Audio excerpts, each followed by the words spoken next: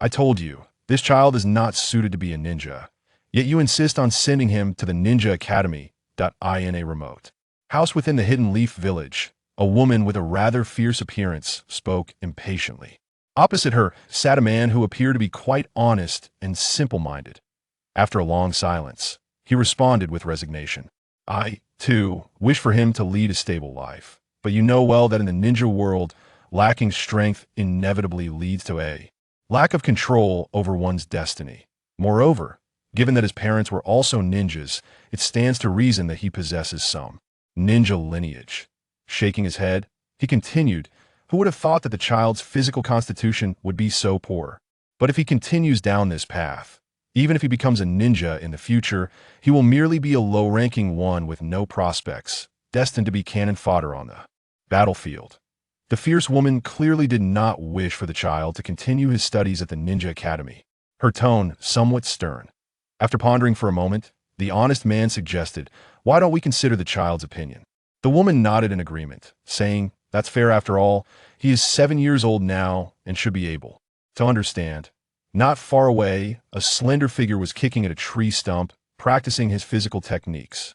He could hear the conversation between his uncle and aunt and understood that although his aunt appeared somewhat fierce, she was indeed a good person.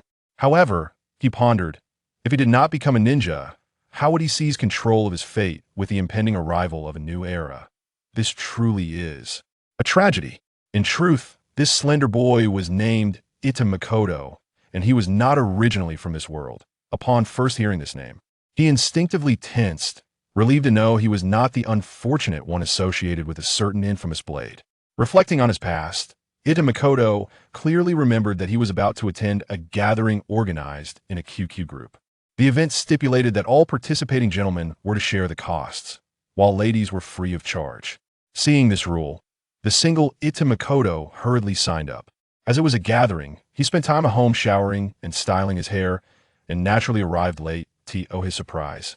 Upon entering the private room of the restaurant, he was met with cheers from everyone inside. Finally, a boy has arrived. Makoto looked around and realized, to his dismay, that he was the only male at the table full of girls. Just as he mourned for his wallet, darkness enveloped him, and he fainted. When he regained consciousness, he found himself in the world of Naruto. Initially, Makoto felt a surge of excitement. After all, it was the world of Naruto, his favorite anime from his previous life. He was thrilled at the prospect of seeing the invincible Naruto, the cool and brooding Sasuke, and a laid-back Shikamaru in person. Additionally, this world was filled with extraordinary powers, dazzling and destructive ninjutsu, unpredictable and elusive genjutsu, and straightforward yet powerful taijutsu. At that moment, he envisioned himself utilizing the knowledge he had acquired to ascend to the pinnacle of life, perhaps even becoming a savior of the world. The thought alone made Makoto feel a hint of exhilaration. However, Makoto soon came to confront an undeniable reality. This body was nothing short of a worthless vessel. As his uncle and aunt had remarked, the innate talents of this body were woefully subpar. With great effort, he might barely ascend to the rank of a lowly genin, and even with the enhancement of physical techniques, he would scarcely qualify as a mediocre chunin. In a time of peace, being a genin and undertaking low-risk drank missions in Kanehagakure may not yield fortune, but at least it would suffice to sustain oneself. Yet, in the current context, was there truly any peace in the world of Hokage? Even during the era of Boruto, the looming threat of annihilation persisted. Moreover, it was crucial to note that the present timeline coincided with the first year of Naruto and his peers' enrollment, with Makoto being a classmate of theirs. The plot's onset was approximately 5 years away, while the beginning of the Shippuden arc loomed a mere 9 years ahead. That if he had not attained Jounin-level prowess by the time of the Fourth Great Ninja War, he would undoubtedly become mere cannon fodder. I refuse to be mere fodder, but why must this body possess such abysmal talent? Makoto's parents had perished a few years prior during the Nine Tails invasion. They were elite chunin, and had fate been kinder, they would have likely ascended to the rank of special jounin. Logically, if one's parents were ninjas, their offspring should not be devoid of talent. Yet, Makoto's abilities were so dismal that he himself could scarcely bear to witness them. Had he not embarked on a conscious journey of physical training at a tender age, he might have found even entering the ninja academy an insurmountable challenge. Makoto, take a break. Your uncle and aunt have something to discuss with you. His uncle called out from a short distance away. Halting his training, Makoto anticipated their impending words. Nevertheless, regardless of the arduous path of a ninja, he would persist. He had lived a life of obscurity previously, and in this lifetime, he was determined to forge a different path. Approaching them, his uncle began, Makoto, you see, and no need to elaborate. Uncle, Makoto interjected, continuing with conviction, I am truly grateful for the care you and aunt have provided during this time. I understand what you wish to convey, but I must assert that I will never abandon the path of a ninja. I am now 7 years old, and with the village's compensation and my parents' savings, I believe I can take care of myself. Makoto bowed deeply before them, reiterating, once again, I sincerely thank you both for your support. Without waiting for their response, he promptly departed, making his way to his residence. Interestingly enough, his home was situated not far from the Uchiha compound, merely a street apart, making him a neighbor. To Sasuke, speaking of Sasuke, during his year at the Ninja Academy, he had fostered solid relationships with these future protagonists, particularly with Naruto, who regarded Makoto as a brother bound by life and death. As for the other notable individuals, aside from his strong bond with Sasuke, he had also cultivated a sense of familiarity with the rest. He had already contemplated that if he could not become a formidable ninja in the future, he would cling to the thighs of these powerful individuals. It was certainly preferable to living a mundane life as an ordinary citizen, drifting aimlessly through existence. Upon returning home, he prepared a modest dinner for himself, and then engaged in some further training before getting ready to shower and retire for the night. After all, being still in his youth, he could not undertake overly strenuous exercises. However, as he lay in bed, closing his eyes in preparation for slumber, a voice suddenly resonated within his mind. Energy levels are sufficient. The main god system is activated. Makoto was taken aback, quickly rising to his feet and scanning his surroundings, wondering if he had encountered a ghost. After a considerable time, he managed to calm his racing heart and tentatively spoke, System? At that moment, the voice he had just heard echoed in his mind. The main god system has been activated. Do you have any questions, host? Questions? This was a colossal matter. How had this entity manifested in his consciousness, and what purpose did it serve? Could this be his golden finger? Main god system, can you assist me in becoming stronger? For the main god system, this was a trivial request. Yes. Makoto clenched his hands tightly, overwhelmed with excitement. If he understood correctly, this was indeed his golden finger, capable of propelling him to greater strength. The mere thought of gaining power and no longer fearing a fate of becoming cannon fodder in a few years filled him with inexplicable exhilaration. How can I become stronger? It is quite simple. As long as you possess sufficient source points, you can enhance your strength. Source points? Makoto was utterly bewildered, having no idea what source points truly were. Source refers to the essence of a world. As long as you possess it, becoming stronger is a straightforward endeavor. While the system deemed it simple, Makoto was left in a quandary. I am not well educated. Do not deceive me. If I had such a lofty thing as the essence, would I still need to worry about becoming stronger? The essence of a world was an abstract concept. He understood that it was certainly not something a mere individual without even the strength of a lowly ninja could acquire. Similarly, if he were capable of obtaining the essence, he would undoubtedly be among the world's elite, individuals who would not fret over how to grow stronger. Moreover, are you truly certain I possess the capability to annihilate worlds? I believe you have misunderstood, host. Obtaining the essence does not solely involve world destruction. Oh, Makoto responded with a hint of surprise, then enlighten me. What other methods exist to acquire the essence? The formation of a world is inextricably linked to the essence. Correspondingly, everything born within that world contains some essence. The distinction lies in the quantity contained. Some possess more, while others possess less. By acquiring these elements and submitting them to the system, you will gain the essence, also known as source points. In addition to submitting items to the system, you can also alter the world's narrative. Generally, worlds imbued with extraordinary power will give rise to their own world consciousness, akin to a celestial order. In a mysterious manner, they arrange events or occurrences beneficial to their existence. As long as the host alters these events, that is, the narrative. The world consciousness will utilize the essence to amend these events, ensuring a return to the original trajectory. Consequently, the system will acquire some essence that leaks during the correction period. The more events you alter, the greater the narrative shift, and thus the more source points you will accumulate. However, altering the narrative is not without its limitations. In some instances, the world consciousness may be unable to rectify certain changes. Unable to rectify? Indeed, unable to rectify. For instance, if the host were to eliminate the third Hokage, the world's consciousness could not rectify this matter. It is improbable to simply appoint someone at random as Hokage, should Tsunade ascend to the position prematurely. A series of subsequent events would inevitably be disrupted. Makoto nodded, acknowledging the system's assertion that the intricacies of a storyline are interconnected, wherein even minor oversights can lead to divergent outcomes. Naturally, there are trivial matters that Makoto could disrupt without consequence, as rectifying such issues is relatively straightforward. But what if the narrative were to collapse? It would not pose a significant problem. However, altering the plot to acquire source points would become exceedingly challenging. Makoto's intellect was quite average, and upon the system's explanation, he grasped the implication. To modify the narrative for source points, it would be prudent to remain within certain limits, the specifics of which would depend on his actions. By the way, system, will I receive source points for submitting all items in this world?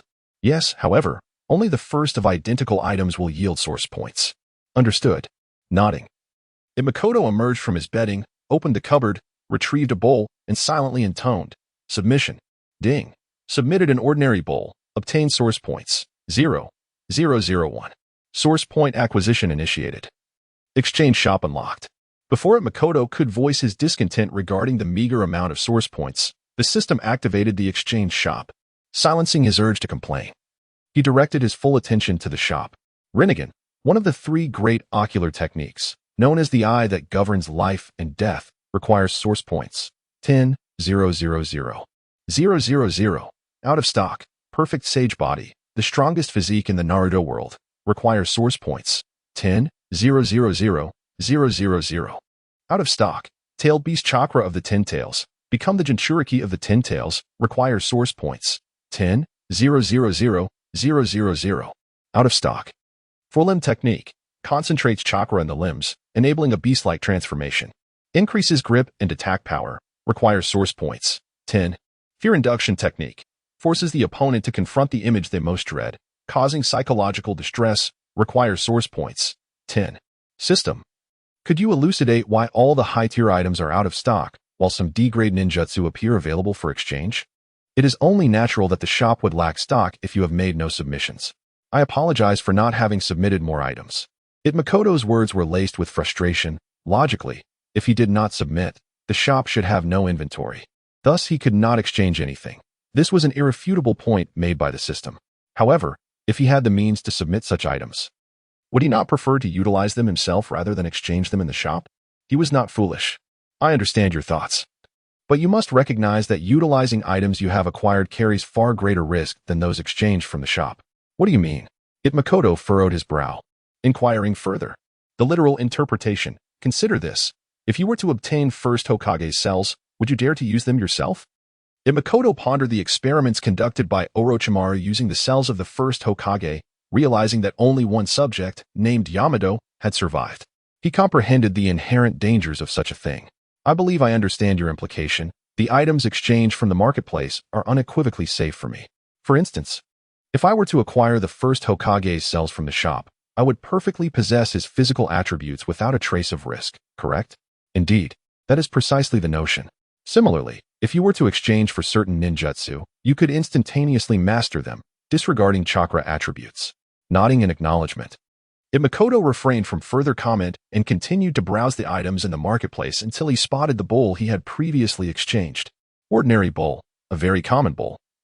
Requires source points. 0.002. Damn, this system is quite ruthless. The buying and selling ratios are indeed doubled.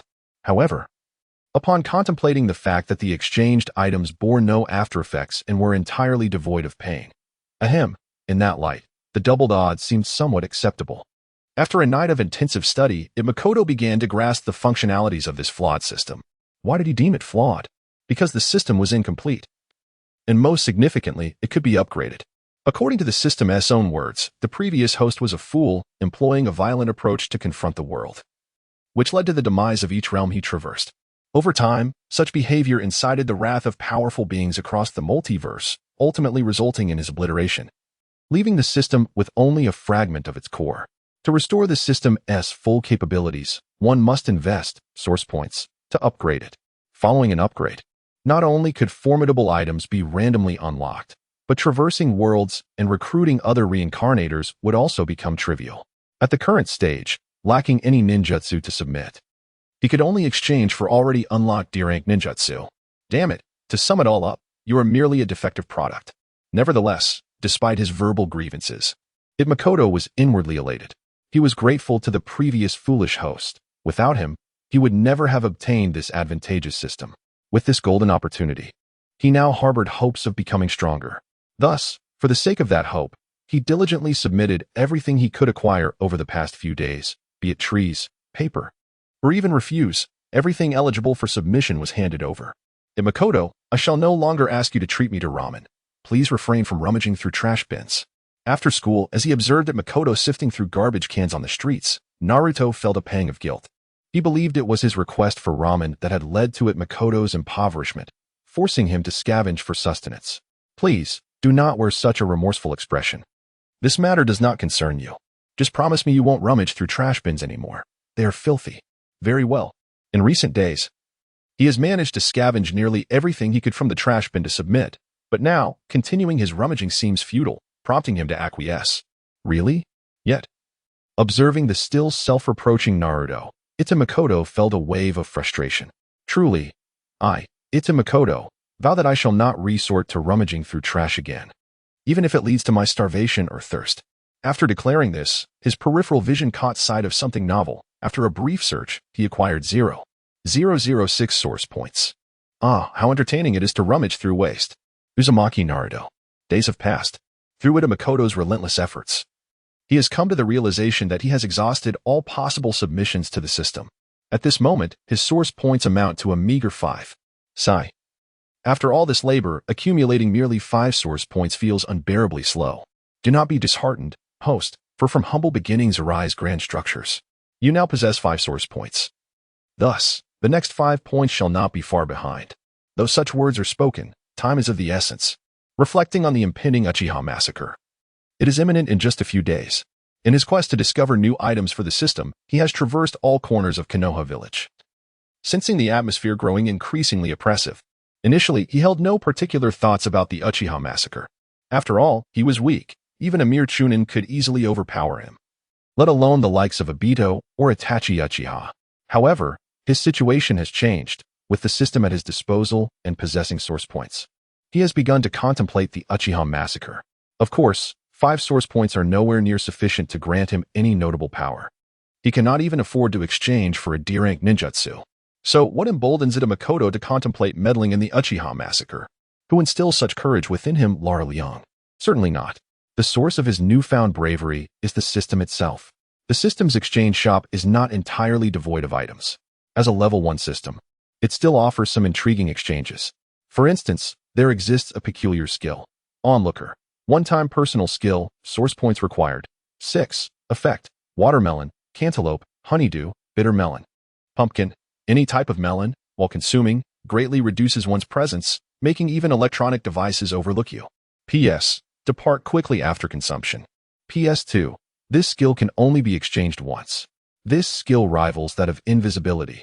As long as he continuously consumes melons without interruption, others will remain oblivious to his presence. With this skill, Makoto would dare to venture into Uchiha territory to pluck eyes. Alas, he still lacks 1 point to reach the required 6. A point he has racked his brain for but could not procure. Foolish host, have you forgotten that you can still perform the shadow clone technique? Ah, indeed. A spark ignited in Makoto's mind. Riding a donkey to find a donkey, he has indeed become ensnared in his own ignorance. Without further ado, he promptly surrendered the body replacement technique, acquiring 5 source points. Consequently, he now possesses 5 source points, and after exchanging them for the bystander skill, he is left with a mere 5 source points. The adage fortune favors the bold while the timid starve rings true, and whether he can succeed hinges upon this pivotal moment. Makoto is reluctant to embrace risk. However, the circumstances of this world compel him to venture forth. Following the conventional farming strategy, it is uncertain how long it would take for him to earn enough to exchange for his first D-rank ninjutsu. With parents who were common ninjas, he inherited little of value, and the only ninjutsu available for his learning is the body replacement technique. To access and learn other ninjutsu, he must wait until graduating from ninja school. He may either exchange through merit, purchase with currency, or seek a powerful ninja as a mentor. These are the only legitimate avenues available for acquiring ninjutsu.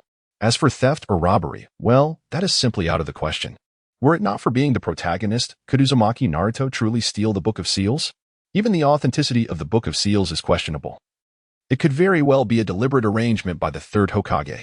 Thus, to avoid becoming cannon fodder and to ensure that the forthcoming years are not squandered, Makoto has no choice but to take risks. Let it be known, as long as he obtains 2 sets of 3-tomo Sharingan, he shall be content. After acquiring the Sharingan, he plans to purchase a pair of sunglasses, enabling him to replicate others' ninjutsu and subsequently submit it to the system. However, he must remain vigilant over the next few days. The more source points, the better, as he is exceedingly eager to obtain that skill. Not below me, a personal one-time skill requiring 100 source points. Effect. Upon stating, this person is not below me, both parties will be forcibly balanced, equalizing their strengths. This extraordinary technique, derived from the legendary Nya, is nothing short of miraculous. If he encounters formidable foes in the future, at the very least, he can endure until his allies arrive. Or perhaps exhaust the opponent. Regardless, Makoto harbors an intense desire for this skill. Currently, within the system's marketplace, these are the only 2 exceptional skills available. However, he believes that as the system upgrades, more such skills will emerge. Yet, upgrading the system is a matter for another day, as he presently lacks the abundance of source points to squander. Upon awakening, a new day dawns. As he sets out for school in the morning, Makoto increasingly senses the oppressive atmosphere enveloping the village. He understands that the night of the massacre is imminent, likely within a day or 2. During class, he observes Sasuke, noting that he remains unchanged. Yet, this is to be expected. His ability to perceive the village's stifling ambience is largely attributed to his adult soul, coupled with his foreknowledge of impending events. Sasuke, still a mere child, would be incapable of such perception. If he could, the higher-ups of Konohagakure might as well commit seppuku. During the lunch break, Makoto, along with Sasuke and Naruto, enjoys their bento atop the school building. Suddenly, Makoto spoke up. Sasuke, it has been a while since we walked home together. Shall we go back together after school? Sasuke naturally replied, Sure, I'd like to go home with you. Upon hearing that Makoto and Sasuke would be heading home together, Naruto couldn't help but wish to join them. You fool, my journey home with Sasuke is merely coincidental. Your home is not on the way, so why are you causing a fuss? No, I want to go with you. With a swift motion, Makoto delivered a light punch to Naruto's head, insisting, Fool, if I say no, then it's no. Oh, understood. Yet, internally, Naruto seethed. Damn it. Why is it that you two can walk home together while I cannot, despite being friends? Of course, Naruto was merely venting. He would never provoke Makoto or Sasuke, as he cherished their friendship deeply. His only regret was the distance of his home from theirs. If only it were on the way, the 3 of them could walk home together every day. With Sasuke as clear affirmation, Makoto felt reassured. When school ended in the afternoon, Naruto left immediately, likely heading to the river to catch fish again. Meanwhile, Makoto asked Sasuke to wait for him at the school, claiming he needed to use the restroom. Sasuke, trusting him, obediently waited at the school gate. In truth, Makoto bypassed Sasuke and made his way to the nearby vegetable market, where he purchased over 20 large cucumbers before returning to school. Hey, why does your backpack seem so much bigger after your trip to the restroom? Sasuke inquired. Oh, it's nothing, just added some things in. Now, let us stop with the nonsense and head home. After hearing about the restroom, Sasuke began to piece things together and subtly distanced himself from Makoto, regarding his backpack with disdain. Makoto, puzzled by Sasuke's expression and his scrutiny of the backpack, snapped, You idiot. It's not what you think. If it were, would you smell anything foul? As soon as he finished speaking, Sasuke cautiously approached the backpack and sniffed it. Confirming that there was indeed no unpleasant odor, he sighed in relief and resumed walking home shoulder to shoulder with Makoto, as if nothing had happened.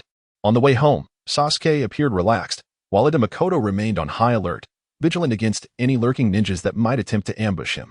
Holding a cucumber in his left hand and chewing on a small piece, he was prepared to activate his bystander skill at the first sign of trouble. No skill could rival the value of his own life. At that moment, he resembled a gambler clutching his last chips, engaged in a high-stakes game. If he won and surrendered enough Sharingan, he would be set on a path to success. If he lost and activated his skill without gaining anything in return, he would still have a chance to recover, albeit at a much slower pace. If he loses, he will have nothing left and will be utterly doomed.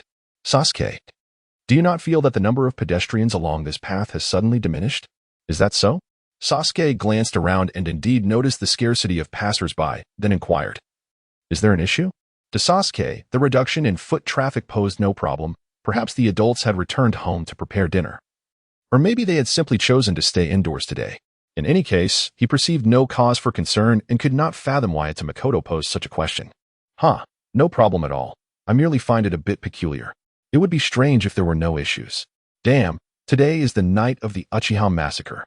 Fortunately, I am astute enough to have prepared in advance. Makoto recalled that on the night of the Uchiha massacre, Uchiha Itachi stood atop a utility pole, waiting for Sasuke's return. Consequently, most of Makoto's attention was fixated on the distant pole, ready to activate his skills at the slightest hint of trouble. How strange. Why are there no pedestrians on this stretch of road?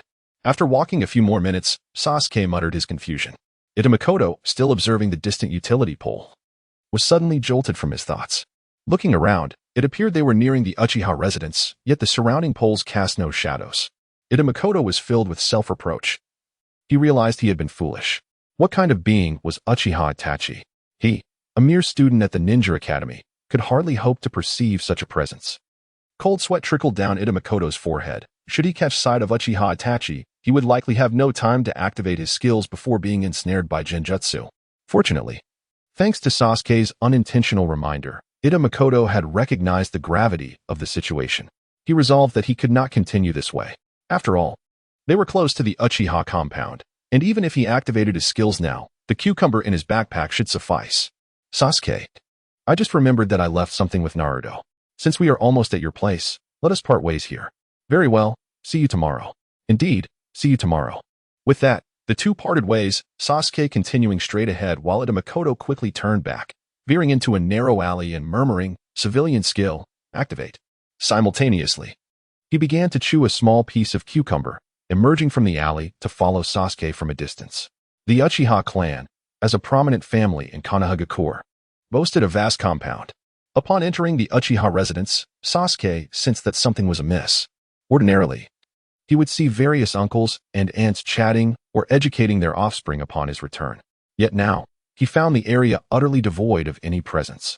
Suddenly, Sasuke felt an unsettling sensation, as though someone were watching him from above. He quickly looked up, only to see an ordinary utility pole. Increasingly uneasy, Sasuke began to run, eager to return to his home, the one filled with his parents and brother. As Makoto munched on cucumbers while following Sasuke, he observed something quite clearly. Just moments ago, not far ahead, there was indeed a shadow perched on a telephone pole. The instant Sasuke looked up, the figure vanished, and simultaneously, Sasuke collapsed limply to the ground. There could be no doubt that shadow was none other than Uchiha Itachi. Sasuke's fall was easily explained. As he raised his gaze, he had already succumbed to an illusion. The frantic return home to discover his parents' tragic demise and the revelation of his brother's true nature were all orchestrated by this genjutsu. It appears the massacre has commenced. He mused, pondering whether he could acquire Fugaku's Mangekyu Sharingan. Observing Sasuke lying unattended on the ground, Makoto couldn't help but marvel at Uchiha Itachi's audacity. Seemingly unperturbed by the possibility of a passerby discovering Sasuke's vulnerable state, should the host seize this opportunity to eliminate Uchiha Sasuke? If successful, the host would undoubtedly gain a substantial amount of source points. However, such an act would likely shatter the narrative, making it exceedingly difficult to obtain source points in the future.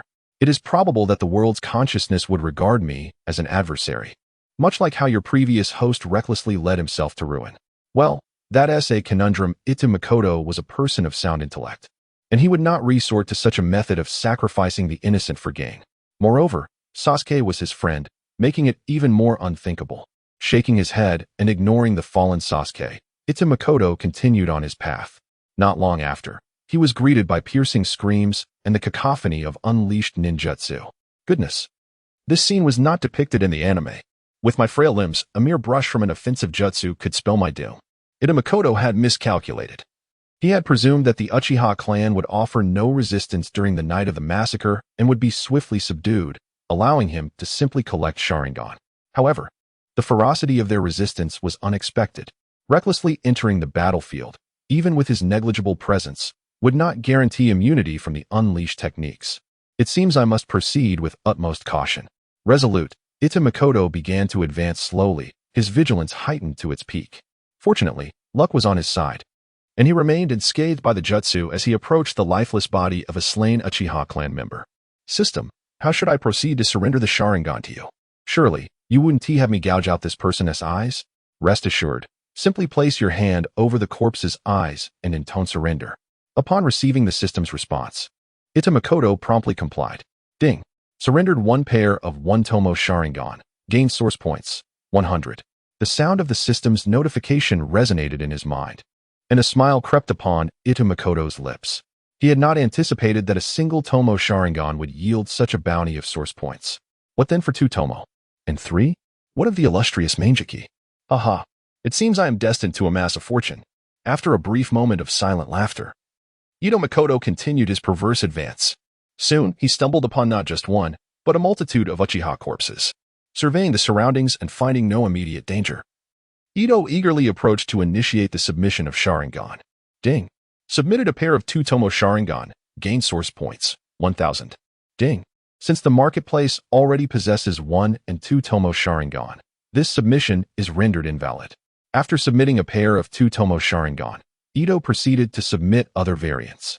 However, the system notified him that the marketplace already contained those eyes, thus they were no longer required. It was only then that recalled the rule. He would only gain source points upon his initial submission of identical materials. Subsequent submissions yielded no rewards whatsoever. What a frustratingly unfair setup. How could I forget that? So, does that mean I can only gain source points by submitting 3 Tomo and Mangekyu Sharingan now? Indeed. Host. Sighing, felt disheartened by the plethora of Sharingan he had collected, yet receiving no source points in return. However, the thought of the 3 Tomo and Mangekyu Sharingan waiting for him rekindled his spirits, preparing to set off once more. An idea struck him as he gazed at the corpses on the ground. After a moment of contemplation, he began submitting the Sharingan once more. Host. Even if you submit numerous 1 and 2 Tomo Sharingan, you will not gain even a fraction of source points. I am aware. Then what is your intention now? If I cannot possess it, neither shall others. According to the portrayal in the anime, the Sharingan produced during the Uchiha massacre was divided. Part was taken by Obito, while another portion fell into Danzo's hands. Held a deep disdain for Danzo, considering him deceitful, treacherous, and the mastermind behind many of the misdeeds in Naruto, truly the bane of Konoha. Had no qualms about complicating Danzo's affairs. As he wandered, had amassed a considerable collection of Sharingan. He had already submitted the 3 Tomo Sharingan and was now only in pursuit of the Mangekyu. To his knowledge, only 3.5 individuals possessed the Mangekyu Sharingan: Itachi Uchiha, Obito Uchiha, and Fugaku Uchiha. The half-individual was Kakashi Hitaki. Obito's right eye had transformed into a Mangekyu, yet it seemed unreasonable that Kakashi's left eye, identical in origin, had not undergone the same evolution. The sole reason for this anomaly was that Kakashi himself remained oblivious to the fact that his own Sharingan had already ascended to the Mangekyu level. Among these individuals, only Fugaku's Mangekyu presented an opportunity for to obtain. As a friend of Sasuke, had visited his home once or twice. Contemplating the possibility of scaling the wall if the door were shut, he was relieved to find that Sasuke's door was ajar, allowing him easy access inside. Ignoring the corpse in the front yard, he had arrived here, and his cucumber supply was nearly depleted. He needed to hasten his pace. Resolute, he made his way to the backyard. Upon reaching Fugaku's bedroom, he encountered a dilemma. What the devil? The door is closed. How am I supposed to get in? Should he attempt to open the door? What if Itachi was still inside? His current state was one of almost non-existent presence, which, while not entirely zero, posed a significant risk. If he were to swing the door open and Itachi had not departed, he would undoubtedly be discovered, as the noise of the door was too conspicuous. If he refrained from opening it, how could he gain entry? Breaking a window? That too would create too much commotion. He could not fathom how to utilize the Mangekyu Sharingan in such circumstances. His anxiety was palpable, akin to an ant on a hot pan, anxiously scurrying about. Just as he was consumed by worry, the door creaked open on its own, revealing none other than Uchiha Itachi. Faced directly with Itachi, Ito Makoto nearly met his demise from fright. Fortunately, Itachi appeared oblivious to his presence and walked past without a second glance. Phew. Teetering on the brink of death is truly exhilarating. With Itachi gone and the bedroom now vacant, Ito Makoto quickly entered and submitted Fugaka's eyes. Ding. A pair of Mangekyu Sharingan submitted. Reward points obtained. 100,000. Yes, what a windfall. Just as my cucumber supply is running low, I must make my exit swiftly. Upon returning home, Ito Makoto was beaming with excitement. Once he confirmed his safety, he promptly inquired of the system. System, how many source points do I currently possess? Host currently possesses 111, 601. 5 source points. Huh? Wasn't it 111, 101? 5? How did I gain an additional 500 points? The surplus of 500 source points arose from the host's submission of a significant number of Sharingan, resulting in Danzo's failure to collect enough eyes during this incident. Without Sharingan, Orochimaru would not engage in trade with Danzo, hence the extra 500 points were a consequence of the host altering a minor plotline. How delightful. I hadn't anticipated such a stroke of luck. Ito Makoto had submitted the Sharingan without much thought, driven by the mindset that if he could not acquire them, neither would that old coot Danzo. He was pleasantly surprised by the unexpected boon. System, I wish to redeem now. With over 110,000 source points, Ito Makoto could hardly contain his eagerness to exchange. First, he redeemed the technique, not below me. Redemption successful, source points consumed, 100. Next, he sought to redeem the 3-tomo Sharingan. Redemption successful, source points consumed, 50,000. Then, wait, why did it cost 50,000? Shouldn't the buy and sell odds be double? What does the sudden fivefold mean? Ito Makoto was taken aback. He initially believed he would only need 20,000 source points to obtain the 3-tomo Sharingan, yet it turned out to be 50,000. Host, did you not notice the line of text at the bottom of the shop? Text? After a systematic reminder, Ito Makoto glanced towards the bottom of the shopping mall interface, where he encountered a line of text. The final interpretation right belongs to the system. Filled with indignation, Ito realized the consequences were hardly severe. What was the point of being angry at the system? At present, he found himself utterly powerless against it. I'm not angry. Anger is detrimental to my health. After all, I still possess over 60,000 source points. I shall not be perturbed. As he endeavored to calm his emotions, the system interjected with a provocative inquiry. Would the host like to exchange for the 3-tomo Sharingan? Faced with this, Ito could only grit his teeth and proceed with the exchange. Confirming the transaction, he felt no distinct sensation akin to acquiring special skills. After all, the eyes are organs of the body, and any alteration would inevitably induce some physical discomfort. Thus, upon confirming the exchange for the Sharingan, a piercing pain surged through his eyes. Oh, my eyes. My enchanting, deadly eyes. Ito howled in agony. Fortunately, the soundproofing of the room was quite effective. Otherwise, his neighbors would undoubtedly come to discuss the intricacies of life and ponder why flowers bloom so vividly. Thankfully, the pain was transient, dissipating shortly thereafter. Just as he was about to open his eyes and scrutinize his reflection in a mirror, the system spoke again. It would be prudent for the host not to open his eyes just yet. Why? Activating the Sharingan requires chakra, and as the host lacks Uchiha lineage, he cannot freely toggle the Sharingan on and off. With the current level of chakra, activating the 3-tomo Sharingan would likely lead to failure in less than a second. As the system finished speaking, Ito quickly grasped the situation. Reflecting on Kakashi, who also lacked Uchiha blood, he understood that he could only reveal his Sharingan during battle by pulling back his forehead protector. Does this mean I will be blind from now on? How could you, a so-called supreme system, fail to mention such a critical detail earlier? You didn't ask me, the system replied meekly. Really? Faced with Ito's rising fury, the system hesitantly added, there are indeed remedial measures. You could simply exchange for Uchiha lineage. Lineage? I don't recall submitting such a thing. Is it something you inherently possess? Did you forget? The Sharingan you submitted contained Uchiha DNA, which, through the system's optimization, has generated Uchiha lineage. What is so astonishing about that? And what about the source points for submitting that lineage? I haven't seen any compensation from you. Come on, that was DNA. Extracting lineage from DNA doesn't come without cost. You should consider yourself fortunate that I didn't deduct points from you, and yet you still dare to ask? Ito was uncertain whether the system's claims held merit, but he realized the situation was beyond his control. Reluctantly, he conceded, "Fine, please exchange for Uchiha lineage." Well then, the Uchiha bloodline consists of primary, intermediate, advanced, ultimate, and supreme levels. Which one should the host exchange for? It is needless to say that these bloodline tiers surely correspond to the progression from one Tomo to the eternal Mangekyu Sharingan. Very well, I shall choose the advanced bloodline. The exchange for the Uchiha advanced bloodline is successful, consuming 50,000 source points. The system confirms the exchange, and at last, Makoto can freely activate the Sharingan. However, considering his chakra reserves, he wisely refrains from doing so. In this exchange, Makoto feels it has been quite worthwhile. The Uchiha bloodline is not merely the key to unlocking the Sharingan. More importantly, it has transformed Makoto's innate abilities. Prior to the bloodline exchange, during the Shippuden arc, Makoto could attain the rank of CH Nin through taijutsu alone. Now, however, even without relying on taijutsu, his comprehensive abilities would allow him to be a veritable J-Nin. Of course, he must also strive diligently in his training and cannot afford to be lethargic. Having expended slightly over 100,000 source points, Makoto now possesses the 3 Tomo Sharingan. With the Uchiha bloodline and formidable skills at his disposal, what he currently lacks are chakra and ninjutsu.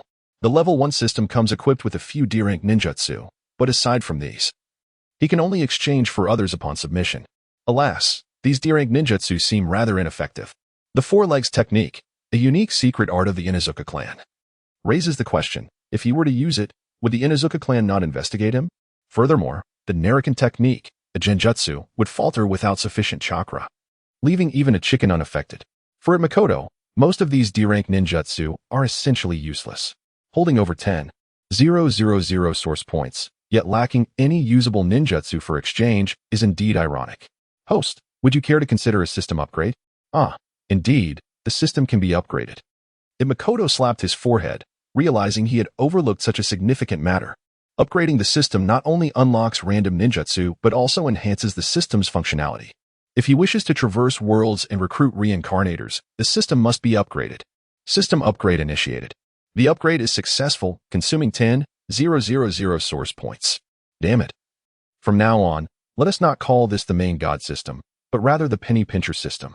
With the once substantial sum of 110,000 source points now dwindled to a mere few hundred, Makoto finds himself in a state of bemused despair. How does the upgraded system feel? It feels rather pleasant. Well, that's good to hear. Let us not waste time. Tell me what new features you have gained after the upgrade. The system did not respond verbally, but instead presented before Ito Makoto a series of newly added functions, clearly highlighted in red circles. Can I now exchange for some C-rank ninjutsu? It was evident that these additional C-rank ninjutsu, which could be directly exchanged without submission, were indeed the fruits of the system's upgrade. Ito Makoto held no particular expectations for C-rank ninjutsu. After a brief glance, he moved on to what truly intrigued him, special skills. He reminisced about how, without the onlooker special skill, he would not have been able to expedite the system upgrade so swiftly. With a mere thought, he accessed the special skills shop. 2 new special skills have appeared. Splendid, he mused. By the way, system, does it mean that every upgrade results in the addition of 2 special skills? When the system was at level 1, only 2 special skills were available. Now, after the upgrade, it seemed reasonable to assume that the number of new special skills introduced would consistently be 2. Indeed, the system confirmed with a nod, prompting Ito Makoto to scrutinize the 2 newly available special skills. Burning Eyes, permanent personal skill, requires 200 source points. Effect: any entity defined as an eye will experience an ongoing illusion of burning pain under the influence of the skill. The duration of the skill depends on the comparative strength of both parties. P.S. My eyes, why must you harm my eyes? PS2, skill cooldown time is 1 week. This skill, despite its seemingly underwhelming name, was undoubtedly formidable. Imagine 2 evenly matched opponents in combat, and suddenly one of them experiences searing pain in their eyes. They may not necessarily close their eyes, but a momentary distraction is inevitable, leading to an opening. And we all know what follows. Ito Makoto was quite pleased with this skill. The source points required for the exchange were minimal. However, the 1-week cooldown period indicated that it could only be utilized during critical moments. Having found satisfaction with the first skill, he turned his attention to the second. Cuteness Overload, permanent personal skill, requires 300 source points. Effect: when the caster is perceived as ambiguous, they can successfully blend in. P.S. Be cautious to align with your own image, otherwise, it may yield random adverse effects. PS2. Frequent use on the same individual may result in a chance of failure. PS3. Skill cooldown time is 1 day. After reviewing the description of this skill, Ito Makoto gently touched his cheek and mused to himself, "At my age and with my looks, surely I will not incur any adverse effects." Indeed, this skill primarily catered to children. After all, as an adult man with a penchant for foot-picking, it is improbable that any attire could bestow him with a sense of cuteness. This skill, despite its brief cooldown period, appears to be usable only during specific events, rather than frequently. With satisfaction, Ito Makoto promptly exchanged for these two unique skills. Alas, the number of source points has dwindled to a mere 1. 5, reminiscent of a regression to a previous state. Shaking his head, he mused that old opportunities must fade for new ones to emerge. As long as he endeavored to create chaos, would he truly lack source points? System. What is the nature of that function? I recall there was no shop feature previously. Indeed, this was added following the system upgrade. With each skill level increase, a new function will emerge. I see.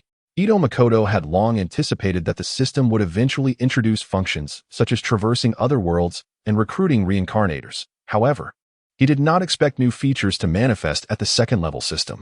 Let me explore what this new feature entails. The function panel opened, revealing but a single entry. Enhancement. Unique system function. Effect. By consuming some source points, one can enhance certain ninjutsu skills. The higher the ninjutsu level, the greater the source points required. It is worth noting that enhanced ninjutsu skills may potentially become stronger or weaker. The introduction of ninjutsu enhancement signifies that Ito Makoto's plan could proceed smoothly.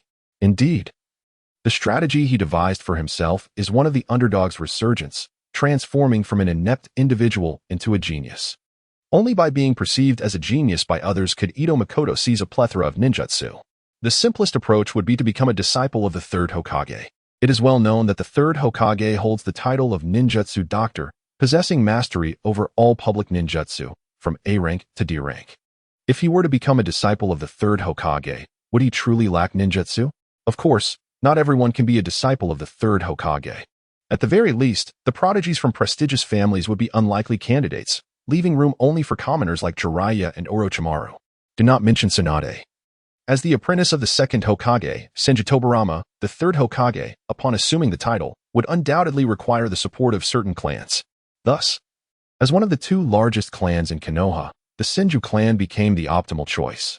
Consequently, taking Tsunade as a disciple was not merely a desire of the third Hokage, but rather a necessity, as their paths did not align. Tsunade's primary expertise lies in medical ninjutsu. In contrast, Orochimaru and Jiraiya exhibit a comprehensive development of ninjutsu, taijutsu, and genjutsu. Had it not been for Orochimaru's later acquisition of the reanimation technique, his resistance to genjutsu would not have been so feeble. As for Jiraiya, although others label him as inept, can one truly consider him so? Can an inept individual comprehend sage mode? Even the prodigy Orochimaru failed to achieve this. Could a mere incompetent possibly do so? Thus, it is not that Jiraiya is inept, but rather that others have yet to recognize his latent genius. Like Shaoli, can you say he is a good-for-nothing? A diligent genius is still a genius. From what has been said, it is evident the conditions for the third Hokage to take on disciples are, first, a person of impeccable lineage, second, a unique genius. Ito Makoto can certainly be considered a commoner, as his father lost his life for the sake of the village, thus ensuring his background is untainted. The only aspect that poses a challenge for him is the requirement of being a unique genius. Ito Makoto believes that if he follows the proper steps and accumulates enough foundational skills, he will undoubtedly be perceived as a genius by others. However, being unique presents a bit of a dilemma. Fortunately, the emergence of the improvement function will render him truly distinct. But, system, shouldn't improvement lead to enhancement? Why does it seem to deteriorate instead? This is relative.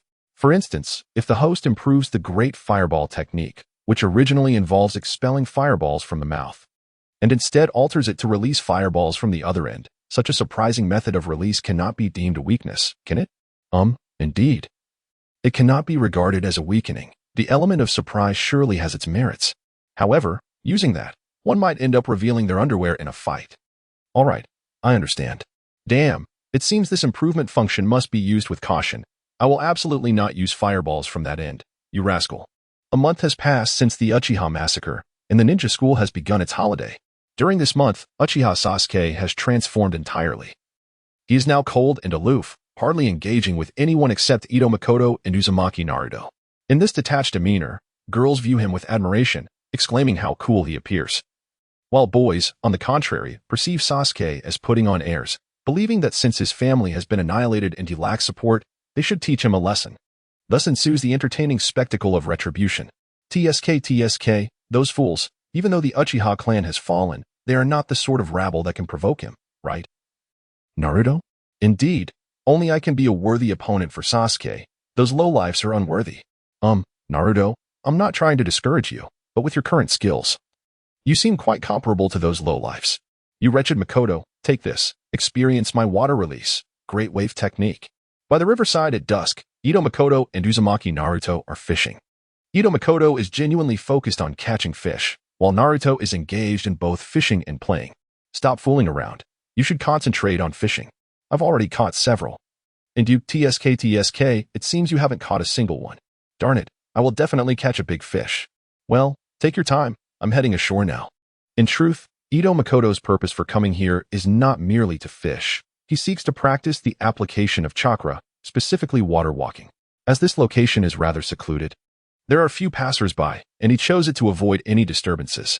To his surprise, after only a few days of training here, the remarkably perceptive Naruto had also discovered this place. Thus, whenever Naruto was around, he refrained from wading in the water to avoid being pestered by Naruto seeking instruction. In fact, Ito Makoto had indeed imparted some essential techniques for water walking to Naruto. However, Naruto's control over chakra was lamentably crude, resulting in repeated failures. Each time he made contact with the water, he would promptly sink, leading to Naruto's incessant complaints that Ito was withholding secrets. What could Ito do? He felt a sense of despair, for he could not disclose to Naruto that the presence of the Nine Tails within him was the cause of his poor chakra control. Should he utter such a truth, he would undoubtedly find himself summoned to the Konoha interrogation department, fully aware that there were numerous Anbu operatives discreetly safeguarding and surveilling Naruto. Therefore, to avoid Naruto's relentless chatter, he chose to forego water training in his presence, as he had already mastered the skill quite well. One must admit, the advanced Uchiha bloodline proved advantageous. Not only was the volume of chakra he could harness exponentially greater than before, but his control over it also felt as natural as swimming in water. Ah, Makoto, do you see that figure? Is it Sasuke? Naruto, who had just reached the riverbank, pointed into the distance while still engaged in fishing. It squinted and confirmed that it indeed was Sasuke. Yes, it is Sasuke. Shall we go greet him? Upon hearing this, Naruto grimaced and replied, forget it. With his arrogant demeanor, I have no intention of saying hello. Then I shall go. Go ahead, go ahead. For the sake of tonight's dinner, I must continue fishing. Despite his words, it was evident from Naruto's expression that his attention was not entirely focused on fishing. As he frequently glanced towards Ito and Sasuke, Sasuke moved with remarkable speed, and by the time Ito stepped away from the riverbank and onto the path, Sasuke was already drawing near. Hey, Sasuke, are you here to join us in fishing? Upon hearing this, Sasuke first looked at Naruto, who was still busy fishing. Before addressing Ito, I have some questions to ask you. Come with me. Ito was taken aback but quickly responded, no problem, I'll inform Naruto. After turning, he called out to Naruto, Naruto, I'm going with Sasuke to another location. We'll be back shortly. All right, you two go ahead, Naruto replied loudly. Let us go. Sasuke nodded and silently led the way. After walking a short distance and turning a corner, the two arrived at an abandoned dwelling. At this point, Sasuke said, Makoto, answer me honestly, why did you leave so suddenly that day? That day? The night of the Uchiha massacre? Ito furrowed his brow at the question. He had indeed recognized that his abrupt departure was a significant flaw. Yet, as so much time had passed, he had assumed Sasuke had forgotten. Little did he realize that Sasuke had not let it slip from his mind.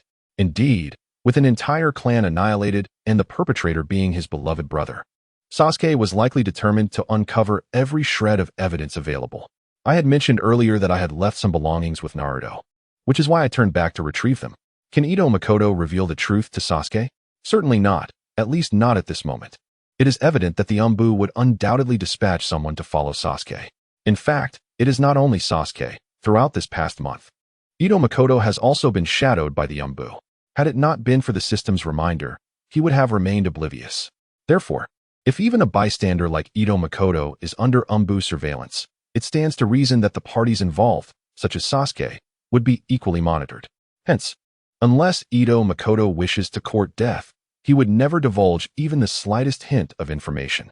Aki, I consider you my closest friend. If you know anything, you must share it with me. Sasuke still harbors doubts about Ito Makoto, believing he possesses some knowledge, yet Ito Makoto feigns ignorance, making it difficult for Sasuke to press him. Moreover, at this juncture, Ito Makoto believes it is prudent for Sasuke to remain uninformed. What difference would it make if he did know? Given Sasuke's current strength, he can only bully those who have yet to graduate. Should he encounter a legitimate Genin, he would likely be overwhelmed. If he cannot contend with a mere Genin, how could he possibly confront Itachi Uchiha or Danzo? Given Sasuke's temperament, were he to uncover any truths, there is a possibility he might indeed confront Danzo. In the silence, Ito Makoto mused and offered a gentle reminder. We are still young. At this time, we should focus on enhancing our abilities. Strength? Sasuke clenched his fists, a look of dissatisfaction etched on his face. Precisely, it is strength. If you possessed formidable power, would your clan still be in such disarray? With great strength, you could investigate matters independently rather than seeking answers from me. Thus, our paramount objective now is to cultivate our abilities. You are correct. It is strength that allows one to seize control of their destiny. Sasuke departed abruptly. Whether it was beneficial or detrimental for him to concentrate on improving his strength, Ito Makoto was uncertain. However, recalling that in the original narrative, Sasuke graduated at the top of his class, he surmised that even without his prodding, Sasuke would strive diligently. Perhaps, shaking his head to cast aside these troubling thoughts, he returned to the riverbank to urge Naruto to continue fishing. Later that evening, in the Hokage's office, the third Hokage, who had spent the day reviewing documents, had yet to return home. At this moment, he was awaiting something. Report. Come in. The door swung open, revealing a masked member of the Anbu. Are there any unusual developments today? None. The target continues to behave as usual, remaining with Ito Makoto. The third Hokage pondered before inquiring, and what of Sasuke? Sasuke has also been unremarkable. Aside from his brief encounter with Ito Makoto, he has remained at home. Did they converse? What did Sasuke inquire about regarding Ito Makoto's sudden departure that fateful night? How did he respond? It was said by Ito Makoto that he had left something at Naruto's place and was merely returning to retrieve it. However, according to his colleagues, Ito Makoto had not visited Naruto on that day at all. The third Hokage narrowed his eyes and murmured, could it be that Ito Makoto has some issues? Go fetch Ito Makoto's records. I wish to review them once more. Understood. The Anbu turned and departed, presumably to retrieve the documents. Meanwhile, the third Hokage sat alone in his office chair, pipe clenched between his teeth, lost in contemplation. A month passed. Finally, the Ninja Academy commenced, and Ito Makoto successfully advanced to the second year. After a period of intense training, he had finally acquired the ability to utilize the Sharingan to replicate ninjutsu. Of course, the activation of the Sharingan lasted only a fleeting few seconds, yet that brief moment was sufficient for him to copy a relatively uncomplicated technique. At this juncture, Sasuke should have mastered the Great Fireball technique, and he planned to seize an opportunity to replicate it after classes that evening. The Great Fireball technique is renowned in the world of Naruto as a benevolent jutsu. It appeared at the very onset of the series and, astonishingly, throughout the entire narrative. It failed to claim a single life, thus earning its designation as a kind-hearted technique. However, this is merely a whimsical notion, classified as a C-rank technique. One should not underestimate its potency. Its destructive capability rivals that of some weaker B-rank jutsu, making it one of the most lethal techniques within the C-rank category. Coincidentally, after the system upgrade, the Great Fireball technique was not among the newly unlocked C-rank techniques. Should he manage to replicate and submit it, Ito Makoto would accrue a significant amount of source points. Over the course of 2 months, aside from submitting Naruto's DNA to unlock the Whirlpool physique, he had not submitted anything else. During this interval, all his source points were accumulated from trivial matters. For instance, he had informed Naruto in advance that walking on water could enhance chakra control, and noted that Sasuke's relationship with Naruto was not as antagonistic as depicted in the original work, among other minor occurrences. These trivial events yielded scant source points. Insignificant incidents offered mere fractions of a point, while comparatively important ones only netted him a few points. Nonetheless, as these small gains accumulated, he now possessed a total of 15 points, sufficient to exchange for a single D-rank technique. However, the D-rank techniques unlocked by the system appeared to lack practicality. Upon further examination of the available D-rank jutsu, the most useful options were the four-legged technique and the nail-seeing technique, one being a taijutsu and the other a jinjutsu. Ultimately, Itamokoto chose to exchange for the four-legged technique. Four-legged technique concentrates chakra in the limbs, transforming the user into a beast-like form. Increases grip and attack power. Requires source points. 10. He found this taijutsu quite practical. While the increased grip was noteworthy, the enhancement of attack power was undeniably substantial. However, employing this technique posed two challenges that needed to be addressed. Firstly, this technique is a unique physical art of the Inuzuka clan. Secondly, Ito Makoto wishes to avoid moving on all fours like a beast. How shall these two issues be resolved? Naturally, it requires the enhancement features of the system. I wish to improve this four-legged technique. How many source points are needed? To enhance a D-rank ninjutsu, 5 source points are required. Ito Makoto felt a wave of frustration. Surely, you calculated this, knowing I have precisely 5 source points. The final interpretation rights belong to this system. Well, you certainly are cunning. Fortunately, the source points were just sufficient. Otherwise, he would have to wait a while to make improvements. Upon confirming the enhancement, a surge of information rushed into his mind. Four-legged technique. Enhanced concentrates chakra in the limbs, accelerating foot movement, and augmenting hand attacks. P.S. The host may rename it. Truly, the system's enhancement function is remarkable. After the enhancement, there is no need to move like a beast during combat. Instead, it reverts to a human mode of action. The strengthening of both hands and feet is perfectly balanced. As for the diminished grip, it is utterly negligible. Post-enhancement, the combat form and augmentation have changed. Calling it the four-legged technique seems somewhat inappropriate. Let us rename it to limb enhancement. Understood, host. Today marks the first day of school. As it is the second year, there will be a practical assessment in class, which serves as the student's first experience with such an evaluation. Hey, Makoto over here. Upon entering the classroom, Ito Makoto heard the vibrant voice of Naruto. Haha, you all arrived quite early. He smiled at Naruto, then passed by his seat to settle between Sasuke and Naruto. Have you heard? There will be a practical assessment shortly. I believe everyone in the class is aware. Of course, it is clearly posted on the board at the school entrance, stating that all students from grades 2 and above, except for first years, will participate in the assessment. Being in the elite class of the second year, they were the first to undergo the evaluation. Hee. This time I will definitely defeat both you and Sasuke. Do you really believe you can surpass me? Perhaps due to Naruto's exuberant tone. His words drew the attention of the other classmates, plunging the classroom into an immediate silence tinged with awkwardness. Ultimately, it was a member of the Hyuga clan who broke the tension, but his words left Ito Makoto feeling quite displeased. You underachiever. If you wish to defeat Ito Makoto, you might stand a chance, but Sasuke Uchiha must be defeated by me. Another person lacking self-awareness. Believing Naruto has a chance against him? To be honest, if Naruto does not utilize the 9 tails within him, even 10 Narutos would pose no threat. Did he truly think that 3 to 4 years of training was in vain? Moreover, he now possesses a martial art that enhances his limbs. Naruto had intended to confront him, but was gently restrained by Ito Makoto, who signaled for him to remain calm. A glance at the silent Sasuke prompted Naruto to suppress his irritation. Observing this, the member of the Hyuga clan mistakenly believed that Naruto was intimidated, his expression radiating pride. Pray tell, what is there to boast about in having frightened a straggler? Ito Makoto found it hard to watch. Had the Hyuga family fallen to such a lowly state? Before long, the classroom returned to its usual clamor. Shortly after, a Chunin teacher entered, uttering a few cliché phrases before ushering all the students outside to the playground. There, the teacher began to read from a prearranged list. One-on-one matches commenced. As the students were merely in their second year, the school provided wooden shuriken and other common ninja tools, which were not particularly sharp. Although the ninja world is harsh, this is, after all, a ninja school. Efforts were made to avoid unnecessary casualties. In the first match, Nara Shikamaru faced off against supporting character A.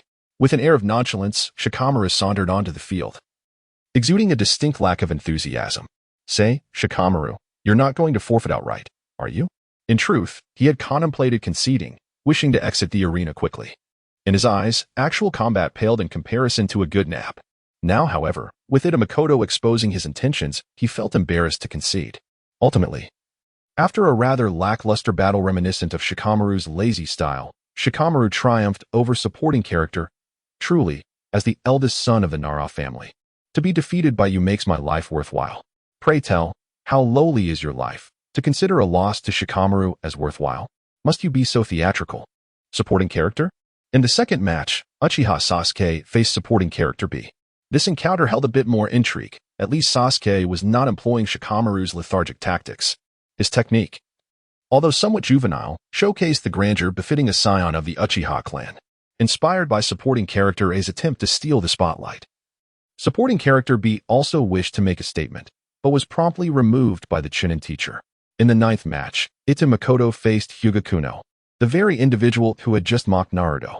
Makoto, help me teach him a lesson, Naruto urged urgently upon hearing the names of the contestants. No problem, Ito Makoto replied, equally displeased with the other. Though this class was deemed elite, what right did a mere supporting character, who never appeared in the original narrative, have to mock others simply because he belonged to the Hyuga clan? After a brief inspection of the school-issued ninja tools, Ito Makoto found no issues and proceeded to the arena. Are both parties ready? The Chunin teacher, acting as referee, inquired as the two competitors reached the center of the field. Ready. I'm good to go. Very well. The middle-ranking ninja instructor raised his right hand and then waved it downward. The duel commenced. At the instant the instructor's voice faded, Ito Makoto swiftly flipped his hands, producing two shuriken, which he hurled at Hinata Kono. Whoosh. Faced with the incoming shuriken, Hinata Kono maintained a semblance of composure, deftly blocking both projectiles with the kunai in his grasp. How despicable, to launch a surprise attack. Having thwarted the shuriken, Hinata Kono appeared quite pleased. Despicable, you say? I only struck after hearing the instructor declare the start. Otherwise, do you think? Before he could finish his retort, Ito Makoto unleashed two more shuriken. You bastard. This time, Hinata Kono, momentarily distracted by Ito Makoto's words, lost his earlier calm and instead dodged to the right in a somewhat flustered manner. However, seeing that he had seized the initiative, Ito Makoto charged forward, ready to engage in close combat. Having lost the advantage, Hinata Kono found himself unable to counter as Ito Makoto advanced, leaving him with no choice but to block and evade. It must be said that due to his early training, Ito Makoto possessed unparalleled physical prowess among his peers. His strength and speed were formidable. Most contemporaries would find themselves overwhelmed within mere moments of sparring with him. Yet, Hinata Kono was no ordinary opponent. He hailed from the esteemed Hyuga clan of Konohagakure. Foolish. To challenge me in physical combat. Were you to rely on ranged attacks like shuriken, perhaps I would struggle. Yet, you choose to engage me in close quarters. A path to your own demise. Spare me your bravado and focus on defense, lest my fist find its mark. After the initial chaos, Hinata Kono gradually began to regain some ground. Despite their fierce exchange, both were merely practicing, albeit with greater speed and force than the less skilled challengers before them. After more than a minute of relentless assault, Ito Makoto felt his stamina waning. Bang! Once again, a powerful strike failed to breach Hinata Kono's defenses, prompting Ito Makoto to retreat and take a moment to recover his energy. Gasping for breath, he quipped, "Are you a turtle? How can you endure so much?" Drawing in a breath, Ito Makoto continued his taunt. "Your strength has exceeded my expectations. I concede, you surpassed the others by a wide margin. However, defeating me is an impossibility." Hinata Kono, too, felt the strain. After enduring such a prolonged onslaught, the pressure of defense was far more taxing than that of attack. Do show me what tricks you have up your sleeve. Ito Makoto was skeptical of any lethal techniques Hinata Kono might possess at this age. Even Niji Hyuga had yet to master the gentle fist technique. Without it, what was there to fear from Hinata Kono? Wait, had he overlooked something? You shall see. With that, Hinata Kono closed his eyes, and 2 seconds later, he suddenly opened them wide. Byakugan, activate. The Byakugan, a bloodline limit possessed by the Hyuga clan, grants its wielder nearly a complete 360-degree field of vision, enabling them to perceive the flow of chakra in their surroundings. This ocular ability encompasses long-range sight and insight, allowing the user to discern the opponent's chakra pathways and acupoints. With the amplification of chakra, the Byakugan can observe events occurring over a kilometer away, surpassing even the Sharingan in perceptive acuity. Inevitably, trouble loomed. Ito Makoto never anticipated that Hyuga Konoha would awaken the Byakugan. Though the difficulty of awakening the Byakugan is significantly lower than that of the Sharingan, most clan members unlock their eyes around the age of 10. However, Konoha achieved this feat at merely 7 or 8 years old, a true prodigy. Yet, why was this character absent in the original narrative? Had he perhaps met an untimely demise? Shaking his head, Ito Makoto dismissed such distractions. With the awakening of the Byakugan, he realized that even he might falter in a confrontation. Victory was imperative not only for his plans but also for the duel itself. Thus, he resolved to commence the second round. With that, Hyuga Konoha charged at Ito Makoto. There were no elaborate maneuvers, it was a straightforward clash. Thanks to his heightened perception, Konoha could clearly anticipate all of Ito's movements. As he faced Konoha's relentless assault, Ito found himself struggling more than he had against Sasuke. Fortunately, while Konoha could see Ito's actions, his physical capabilities lagged behind. He was always a step behind. Despite knowing where Ito would defend, one was an aggressive attacker, the other a frantic defender, resulting in an impasse. Offense generally holds the advantage over defense. And if this stalemate persisted, Ito feared he would ultimately lose. Realizing this, he decided to risk taking a hit in order to create an opening. Thus, Ito adopted a strategy of mutual destruction. You aim for my right side? Very well, then I shall strike your left cheek. The impact resounded. And though Ito landed a blow, Konoha skillfully evaded the strike. Seizing the opportunity, Ito quickly distanced himself. Yield, for with the Byakugan, you cannot triumph, Konoha proclaimed. Humph. Ito retorted, ignoring him as he overlapped his thumbs, forming a seal with his left thumb atop the right. Indeed, he was preparing to employ the technique of four limbs enhancement. Initially, he had intended to reserve this ability for midterms or finals against stronger opponents. But Konoha's prowess compelled him to act. With the Byakugan awakened, Konoha might even pose a challenge for Sasuke. What is Ito Makoto doing? Could he be preparing some form of ninjutsu? Do not jest. How could Ito Makoto possibly possess ninjutsu? His family is certainly not from the prestigious clan of Konoha. However, one must wonder what he intends to achieve by forming those hand seals. On the sidelines, his classmates were utterly bewildered by Ito Makoto's actions. Hinata Koya, you have forced my hand. Behold my ultimate technique, the four-limb strengthening technique. It is not that Ito Makoto is merely indulging in adolescent fantasies. Rather, he believes that since he is about to utilize this technique, it is better to openly declare his intentions than to leave everyone in confusion. Playing the fool with his hand seals. Come, let us determine the victor. At this moment, Hinata Koya was nearing his limit. The chakra consumption of the Byakugan is less than that of the Sharingan, yet he is still merely a student yet to graduate. His chakra reserves are undoubtedly insufficient. Should Ito Makoto continue to prolong this encounter, Koya would find his Byakugan deactivated due to a lack of chakra. As it stands, Ito Makoto appeared eager to conclude the match.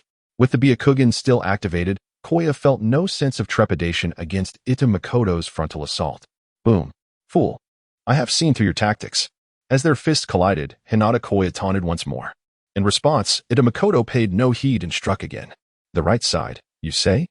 I told you, I have already seen through. What? Koya's pupils dilated as Ito Makoto, who had been within his line of sight, abruptly vanished. By the time he registered this, his right shoulder had already been struck. The impact sent him careening to the left. At that moment, the Jounin instructor overseeing the match could not suppress his astonishment at Ito Makoto's speed. The instantaneous burst of speed was no less than that of some low-ranking shinobi. Unperturbed by the instructor's thoughts, Ito Makoto, having employed the four-limb strengthening technique, found that his hand strikes and footwork could rival that of skilled lower-ranked shinobi.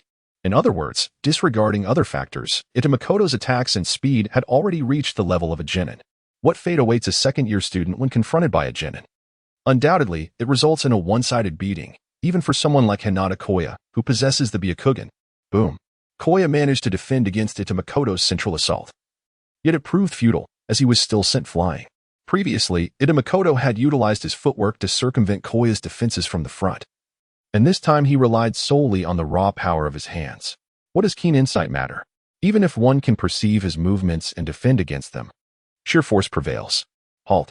Just as Ito Makoto was reveling in his unilateral assault on Hinata Koya, the Jounin instructor could no longer bear to witness such a brutal beating and intervened to put an end to this horrific display.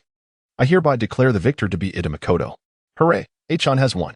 After the instructor announced Ito Makoto's victory, he calmly exited the arena. Naruto hurried over to congratulate Ito Makoto, while Sasuke merely stood by with a slight smile at the corner of his mouth. Having reduced members of the Hyuga clan to such a state, I suspect you might encounter some complications. During the intermission between the announcement of the next matchups, the Chunin instructor approached Makoto and whispered, "Thank you for your concern, teacher. I believe I can manage." After casting a deep glance at Makoto, the Chunin instructor departed to announce the next competitors. In this recent entrance examination, Makoto undoubtedly became the focal point of discussion among his classmates. Neither the dashing Uchiha Sasuke, nor the Byakugan-activated Hokage, nor the quirky Uzumaki Naruto could overshadow Makoto's brilliance. Many were astonished by the sheer strength of Makoto's limb enhancement technique, which had enabled him to best the Byakugan-wielding Hokage in such a manner. Makoto felt quite satisfied with his classmates' chatter. This was precisely the effect he desired. As it marked his debut as a genius, it was imperative to make a grand impression. After school, as he walked home, Makoto looked at Naruto, whose face resembled that of a pig, and felt a sense of exasperation. "Naruto, why are you following me when you clearly don't share my route home?" "Ah, Makoto, if you teach me that enhancement technique, I won't follow you anymore." Clearly, Naruto had suffered a defeat in the practical exam, and not only had he lost, but his already less than handsome face had been pummeled into a pig's visage. "I've told you, this technique requires exceptional chakra control. If you can't even walk on water properly, there is no way you can master it with your current chakra control. You haven't taught me yet, so how can you say I can't learn?" Makoto pinched the bridge of his nose and gazed at the sky at a 45-degree angle. In order to dissuade Naruto and expedite his own journey home, he resolved to cut through the complexities swiftly. "You really want to learn, right?" "Yes, I absolutely want to learn." "Very well then." Makoto led Naruto to a secluded spot where they would be undisturbed, perfect for some private instruction. "All right, there's no one here. If you wish to learn, pay close attention to what I am about to say." "Yes." Naruto appeared enthusiastic, while Makoto felt a lack of motivation. "Now, the principle of this technique is as follows. You must gather chakra in your limbs, distributing every ounce with precision, then XXO, and then OXX. Finally, the hand seal is the Taurus seal. Did you get that down?" "Yes, I noted it." "Thank you, Makoto." "Really? You actually remembered it," Makoto mused, somewhat skeptical of Naruto's sudden improvement in memory. "Just remember, if you wish to practice, it's best to do so in front of Konoha Hospital or the Hokage's office." "Why? You fool." Makoto gave Naruto a light smack on the head. "With your chakra control, practicing elsewhere will likely lead to chakra conflicts. If you're not in one of those two locations, no one will come to your aid." Makoto's words held a grain of truth. In the hospital, amidst the wooden training grounds, regardless of how the staff may despise Naruto, they would never allow anyone to perish within their walls.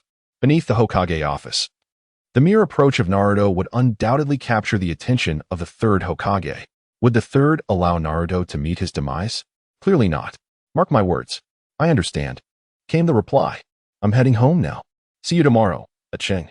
"See you tomorrow." At the residence of the third Hokage, Sarutobi Hiruzen perused the intelligence recently delivered by the Anbu regarding Makoto at the Ninja Academy. "A technique for enhancing limbs, is it? How intriguing," he mused. "Come in." Swish. "What are your orders, Hokage-sama?" "Inform the Hyuga clan that I have matters concerning young Makoto well in hand. They should behave themselves." "Understood." As days turned into weeks, Naruto indeed failed to master the four limbs enhancement technique. Fortunately, he heeded Makoto's counsel and practiced at the entrance of the Konoha Hospital. When he collapsed, his chakra swirling chaotically within him, akin to a seizure, not a soul came to his aid. Ultimately, it was an elderly medical ninja who took Naruto into the hospital for treatment. Should Naruto have perished, it would not be long before Makoto became a target of universal enmity. Throughout this period, Makoto remained vigilant, suspecting that the Hyuga clan would seek retribution for having bested one of their talented offspring, leaving him in a pitiful state. Given the narrative tendencies he recognized from his previous life, he anticipated trouble would come his way. Yet, nearly a month had passed without a single Hyuga confronting him. In light of their silence, he resolved it was time to instigate some activity of his own. With no alternative, he realized that, aside from his unique abilities, he possessed only the four limbs enhancement technique. For one who aspired to be a genius, this solitary technique was insufficient. The question arose, how to stir the pot? The plot had yet to reach its critical juncture. Moreover, being young and lacking influence, he hardly appeared capable of orchestrating significant events. Contemplating further, he understood that if he could not engage with the plot, he would need to acquire more ninjutsu. Since acquiring the Sharingan, he had yet to replicate a single technique. Currently, He could maintain full use of his 3-tomo Sharingan for approximately 5 to 6 seconds, a duration ample enough for the purpose of copying ninjutsu. Now, whom among his acquaintances possessed ninjutsu? Naruto? He lacked even the basic summoning technique, let alone the Rasengan. Sasuke? It was uncertain if he had mastered the great fireball technique. Shino? The insects appeared to be of no use to him, and the Sharingan could not replicate them. Hinata? What could he copy? The Byakugan? Kiba? Let us not even consider whether he currently wielded the four limbs technique. Even if he did, copying it would yield little benefit. As for the Inuzuka trio, due to the secretive nature of their techniques, it remained unclear if they possessed them, and even if they did, there was no guarantee they would demonstrate them to Makoto. Is it true that the only hope now rests with Sasuke? Sasuke, may I inquire about something? What is it? As they walked home after school, Itachi quietly asked Sasuke, "Have you mastered the great fireball technique?" Upon hearing this, Sasuke furrowed his brow. He did not question how Itachi knew, but merely replied, "I just learned it not long ago." Really? Itachi exclaimed with delight, thinking that his Sharingan would finally have a practical application. Could you demonstrate it for me? Currently, my chakra is insufficient, and the fireball I can produce lacks lethality. No matter, as long as you can unleash it, that suffices. Very well, follow me. Sasuke led Itachi to the lake within the Uchiha compound. This place was not far from Sasuke's home. In fact, stepping out from his back door, one would arrive in mere moments. It seemed that Uchiha Itachi had also learned the great fireball technique here. Hold on, let me put on my sunglasses to avoid being blinded by the light. Noticing Sasuke silently forming hand seals, Itachi hurriedly stopped him and donned his sunglasses that he had prepared for a long time. Having grown accustomed to Itachi's peculiar behaviors, Sasuke thought that wearing sunglasses was quite normal compared to his habit of scavenging for trash. Are you ready now? Sasuke asked, observing Itachi with his sunglasses on. Ready. Itachi affirmed, giving Sasuke a thumbs up. With 6 hand seals, Sasuke took nearly 3 seconds to perform the technique, indicating that he had only recently mastered this ninjutsu. After completing the hand signs, Sasuke took a deep breath and forcefully exhaled. What emerged was not mere air or saliva, but a fireball approximately 1 meter in diameter. It was no wonder Sasuke claimed that his current technique lacked lethality in the original story during the bell-snatching test. The fireball Sasuke unleashed had a diameter of at least 3 meters, and later on, when Uchiha Itachi used it, the diameter never fell below 5 meters. In comparison, the current fireball was merely a slightly larger flame, indeed limited in its destructive power. However, regardless of its lethality, I've copied the technique. Wearing his sunglasses, Sasuke remained oblivious to the fact that Itachi had already copied the number of times he used the great fireball technique, converting it into 100 source points. Cool, Sasuke. Does that mean the more chakra you have, the larger the fireball you can produce? Yes, that's incredible. I can't wait for the day you unleash a fireball several hundred meters wide. Sasuke smirked, abandoning the thought of splattering Itachi with saliva, and replied indifferently. Do you have any other matters to attend to? No, I'll take my leave then. See you tomorrow. See you tomorrow. Theoretically, as long as he has copied a jutsu, he should be able to utilize it without needing to exchange it again in the system. In reality, however, the jutsu obtained from the system disregards one's chakra attributes, while the jutsu he has copied must take his own chakra nature into account. Ito Makoto has yet to determine his chakra nature, so even if he were to master the great fireball technique, he would not be able to employ it. It begs the question, what if his chakra is of the water attribute? Would he then spew forth fireballs or mere saliva? This is a minor concern. The real issue lies in the potential chaos caused by differing attributes, which could lead to disastrous outcomes. Sasuke had previously persuaded him, and soon he would attempt to sway other peers. Unfortunately, the others were not as easily convinced as Sasuke. After some contemplation, he accessed the shop in exchange for a D-rank Genjutsu, Narokujutsu, subsequently expending 5 source points for an enhancement. Narokujutsu, enhanced. The user can determine the content of the Genjutsu, inflicting psychological trauma on the opponent. Note, the content must not exceed D-rank limitations. Initially, Narokujutsu merely forced opponents to confront their deepest fears, but with the enhancement, he can now define the Genjutsu's content, providing significant flexibility. However, the stipulation of not exceeding D-rank limitations presents a considerable obstacle, similar to the mission ranks among ninjas. D-rank tasks are generally devoid of danger. As for D-rank Genjutsu, the simplest rule dictates that contact with the opponent is prohibited. D-rank Genjutsu, being the most elementary level, cannot touch the opponent. Should it do so, even the lowest-ranked genin would immediately discern it as an illusion and dispel it. This represents the unfortunate predicament of D-rank genjutsu. Alas, this is an inherent flaw of the genjutsu's rank, and even system enhancements cannot significantly alter it. Nevertheless, the ability to customize the genjutsu content? While it may not inflict harm on high-ranking ninjas, causing a bit of discomfort could certainly be achievable. How about a mermaid from the sewers? Slowly tormenting in a vomit chamber. Interested? In an instant, Ito Makoto's imagination soared. Time flowed like a river, and 3 years have swiftly passed. Now, Ito Makoto is a 5th grader. During these 3 years, he leveraged his financial resources to invite a Kimichi G-guh for barbecue multiple times. Finally persuading him to demonstrate Big no Jutsu, he nagged Nara Shikamaru, exploiting his aversion to trouble until Shikamaru performed Kage no Jutsu. Using Sasuke's charm, he successfully copied Ino's Shinranshin no Jutsu. Most importantly, he uncovered the truth behind Hyuga Hayashi's death and successfully copied Hyuga Niji's Bagwazangsan Shire Zhang. These secret techniques could only be copied through his Sharingan, allowing him to understand their principles, which he then submitted to the system. However, he himself could not utilize them directly. Want to use them? Certainly, but one must exchange them in the system. Ito Makoto simply does not possess sufficient source points. Hence he refrained from exchanging. At present, he possesses merely 233 chakra points. As for the remaining points, he has already exchanged them for various jutsu. For relying solely on the enhanced limbs technique would not suffice to earn him the title of a true genius.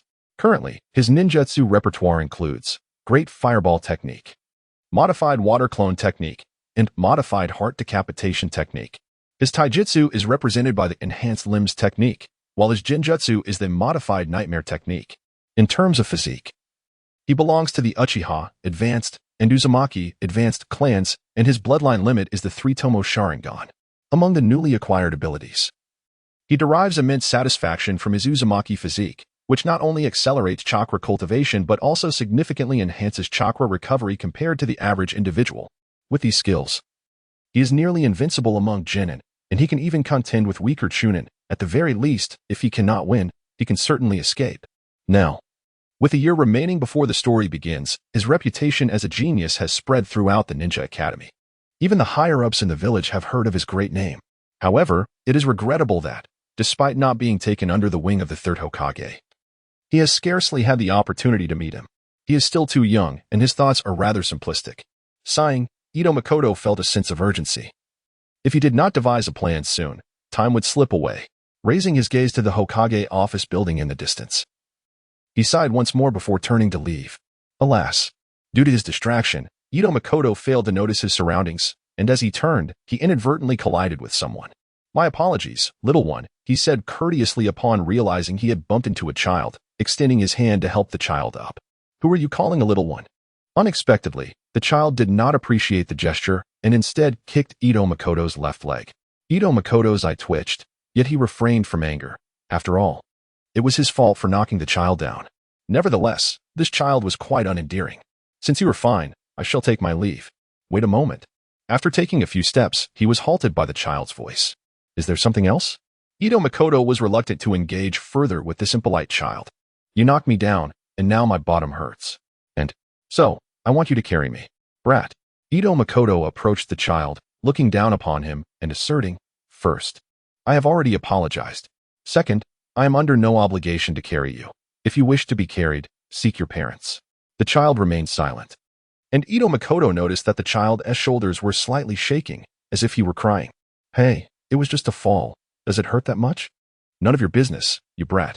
Well, it seemed he could no longer ignore the situation, as a crowd of onlookers had gathered, whispering and pointing at him, as if accusing him of bullying a child. Ito Makoto felt utterly exasperated. He was merely 11 years old himself, just a child. And was it truly fair for them to speak of him in such a manner? However, he could not simply abandon a weeping child. So he turned his back to the little one, crouched down, and said, "I am truly frightened of you. Come here." "I don't want to." "Goodness. This child is quite obstinate." "You little rascal, hurry up. I have matters to attend to." The child sniffled twice, but obediently clambered onto Ito Masaru's back. "Are you heading home?" "No, I'm going to see my grandfather." "Where is your grandfather?" "I will take you there." "This way." As they walked along the path indicated by the child, Ito Masaru increasingly sensed something amiss. Hey, are you sure this is the right way? Yes. When Ito Masaru arrived at the end of the path, he finally understood what was wrong. This was the Hokage's office building. Could it be? Hey, little one, what is your name? I am not a little one. My name is Sarutobi Konohamaru. Indeed, Sarutobi Konohamaru, the grandson of the third Hokage and the nephew of Asuma Sarutobi. No wonder he cried when Ito Masaru spoke of his parents. Upon reaching the entrance, Ito Masaru set Konohamaru down and said, "All right, you have arrived at your destination. You may enter on your own." "Thank you, big brother." Oh. The young Konohamaru was rather endearing. Watching him enter the Hokage office, Ito Masaru prepared to leave, eager to enjoy his rare day off and unwind. Wait. Just as he had taken a few steps, a masked ninja appeared before him. "The Hokage requests your presence." Ito Masaru, bewildered, could not comprehend why the third Hokage wished to see him. Could it be that the Hokage believed he had bullied Konohamaru, having witnessed the child's tears? Surely not. With a puzzled expression, Ito Masaru entered the building. The decor was unremarkable, quite ordinary, and the Anbu ninja escorted him directly upstairs, leading him to the door of the Hokage's office. Knock, knock, knock. Please enter. Reporting, Ito Masaru has arrived. Thank you for your hard work. You may leave now. Yes. This marked Ito Masaru's first visit to the Hokage's office. He glanced around but did not see Konohamaru.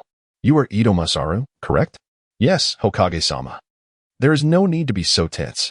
Yet, how could Ito Masaru not feel nervous? The meeting place was not the Ninja Academy but the Hokage's office. A significant distinction that altered the dynamics of their conversation.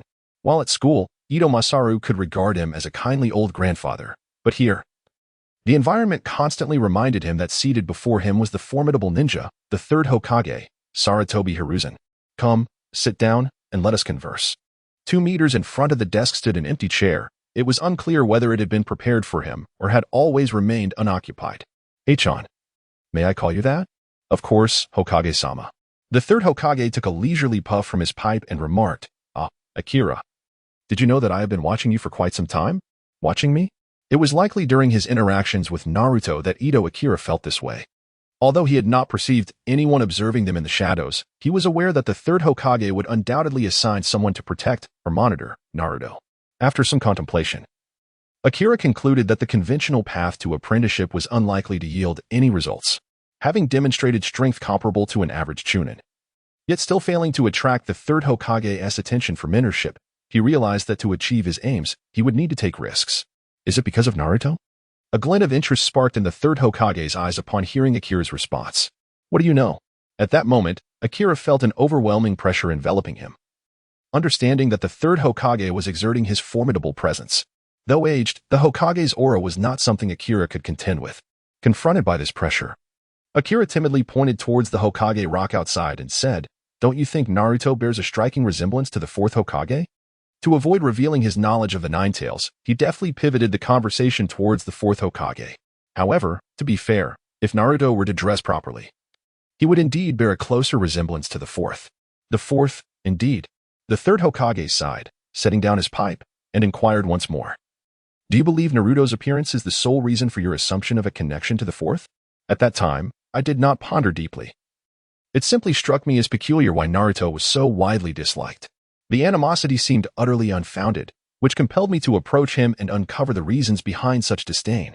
However, upon getting to know him, I found Naruto to be a genuinely kind person. Although he occasionally engaged in mischief, it was merely to attract attention. With such a disposition, why would he evoke such widespread dislike? This led me to wonder if there was something more beneath the surface. By chance, I discovered that Naruto had covert protection from the Anbu. This revelation was startling. Why would someone so despised have Anbu protection? What merit could he possess to warrant such guardianship? Hence, I surmised that he must be the son of a significant figure, perhaps shunned by the villagers due to certain circumstances. As far as I know, only the fourth Hokage in our village had golden hair, which emboldened my speculation. Indeed, your speculation is quite audacious. After uttering these words, the third Hokage fell into deep reflection. Meanwhile, Ito Akira felt as though he were sitting on pins and needles. He understood that he had to gamble this time. Should he succeed, he would become the third Hokage's disciple, but if he failed, he might only face exile from the village. After all, based on what he had revealed, there was little that warranted special attention. Regarding Naruto, although his assertions might have been somewhat far-fetched, that could still hold a semblance of truth. Stepping back. Even if the third Hokage remains skeptical, he possesses unique abilities that could shed light on this matter. Aside from Naruto's situation, it seems there is little else that could capture the attention of the higher-ups in Konoha, or the third Hokage himself, for that matter. However, there is indeed another significant occurrence. On the night of the Uchiha massacre, he left Sasuke not far from the Uchiha compound. This particular detail has left even Sasuke bewildered, let alone the third Hokage. It is implausible that the third Hokage was entirely oblivious to the events of that day. Glancing at the contemplative third Hokage, Itamekoto felt it best to initiate the conversation. "Excuse me, Hokage-sama," he began. What is it?" The Hokage replied. "By the way, do you believe in prophecies?" "Prophecies?" The third Hokage furrowed his brow, remaining non-committal. "Indeed, prophecies. Occasionally, I receive fragments of events yet to unfold." "Oh, please, continue." The third Hokage still wore a frown, yet his interest was piqued. "I recall the first time I received a glimpse of the future. It was when I was walking home from school with Sasuke, heading towards his house. Suddenly, I inexplicably saw visions in my mind, bodies, countless bodies, each adorned with the Uchiha clan's emblem, coupled with the eerie emptiness surrounding us at that time. Especially as we approached the Uchiha compound, where not a single soul could be seen, I instinctively wanted to urge Sasuke to come with me instead of returning home. However, as I attempted to call out to him, I sensed a chilling danger, a suffocating aura of death that silenced my voice. Thus, I concocted a flimsy excuse and returned home alone." Having spoken, Itamekoto glanced at the third Hokage, aware that his narrative contained several inconsistencies that could be scrutinized. Yet, there was no time for the third Hokage to ponder deeply. As Itamekoto continued, "The second instance occurred during my second year of school, when I witnessed a colossal tanuki made of sand wreaking havoc, toppling buildings in its path. Even," he hesitated, cautiously observing the third Hokage. "Even what?" "Even the Hokage Tower was trampled by that great tanuki." "What?" The third Hokage was taken aback. He understood that the so-called sand-formed tanuki was, in fact, Shikaku, the One-Tail. When the first Hokage had distributed the tailed beasts, Shikaku had been entrusted to Tsunagakure. As Itamekoto recounted the tale, he had initially assumed it was the host of Shikaku who had lost control, causing destruction in the Sand Village. The unexpected twist left him utterly astonished. "Are you certain this incident occurred in Konoha?" "Yes, indeed," Itamekoto affirmed, nodding. "Because besides the Hokage Tower, I also saw Hokage Rock." "Can you ascertain the time of these events?" As they are merely fragmented visions, I cannot pinpoint the exact time." "Do you have any third prophecy?" "No. At present there are only these two." "All right, I understand. You may leave now." At this moment, the third Hokage's heart was far from tranquil. Regardless of the veracity of Itamekoto's claims, they warranted serious consideration. In his heart, the third Hokage was inclined to believe it his first prophecy pertaining to the Uchiha massacre. For at that time, Ito had no conceivable reason to abruptly depart. When Ito first engaged with Naruto, the third Hokage had already begun to take an interest in him. Ito's life was rather monotonous. Aside from attending the ninja academy, he trained at home or frolicked with Naruto and Sasuke. Thus, in terms of intelligence, Ito had little access to formidable figures. Therefore, his sudden departure that day could reasonably be attributed to receiving information from the future. If the first incident was justifiable, then believing that Ito could prophesy the future seemed less far-fetched. Unbeknownst to the third Hokage, while he was deep in thought, Ito had employed a special skill on him. Mixed Pass, personal permanent skill. Effect: when the subject is ambiguous, the caster can successfully pass through unnoticed. Ito was aware that his words were riddled with inconsistencies, yet he had no alternative. After all, he possessed some rather peculiar skills. According to the system, these abilities were intricately linked to the realm of laws. In the power structure of the ninja world, there existed no resistance against lore-related abilities. Thus, the third Hokage's mindset gradually began to lean towards accepting Ito's assertions. "Well then, since you say so, I shall believe you." Ito scoffed at the third Hokage's words. Without Mixed Pass, he would likely have been dispatched to the interrogation department by now. "Hokage-sama, there is something I wish to express." "Speak freely." "I wish to take you as my master." The desire to learn from the third Hokage was a plan Ito had devised several years prior. Yet he had never found the opportunity to execute it until now, which presented a perfect moment. "You wish to take me as your master?" The third Hokage, upon hearing Ito's request, did not outright refuse. Instead, he lifted his pipe, took a puff, and calmly replied, "Explain why I should accept you as my pupil." It's quite simple. I wish to grow stronger. The ninja world is fraught with peril. I am merely a civilian, and my parents were only chunin. They perished while defending Konoha. Based on my unpredictable foresight, I foresee that Konoha will continue to be beset by dangers. I find myself with no viable means to grow stronger. I now desire power, even if I were to die fighting for Konoha in the future. I refuse to fade into obscurity like mere cannon fodder. Itu's words were artfully crafted, highlighting that his parents had died for Konoha. Otherwise, he would still have had parents to guide him. At this moment, he had no relatives who were ninjas, and to attain strength, he had no choice but to seek an alternative path. Clearly, the third Hokage was an excellent choice. The third Hokage, upon hearing this, did not respond immediately but furrowed his brow and remarked, "You should be aware that after graduating from the Ninja Academy, Konoha assigns a Ch-nin or J-nin instructor to specifically guide you. How can you claim there are no avenues for improvement? As for the assigned teachers post-graduation, let us not even mention other classes. Take Kakashi's Team 7, for instance. They were supposed to receive guidance, yet what did they truly learn?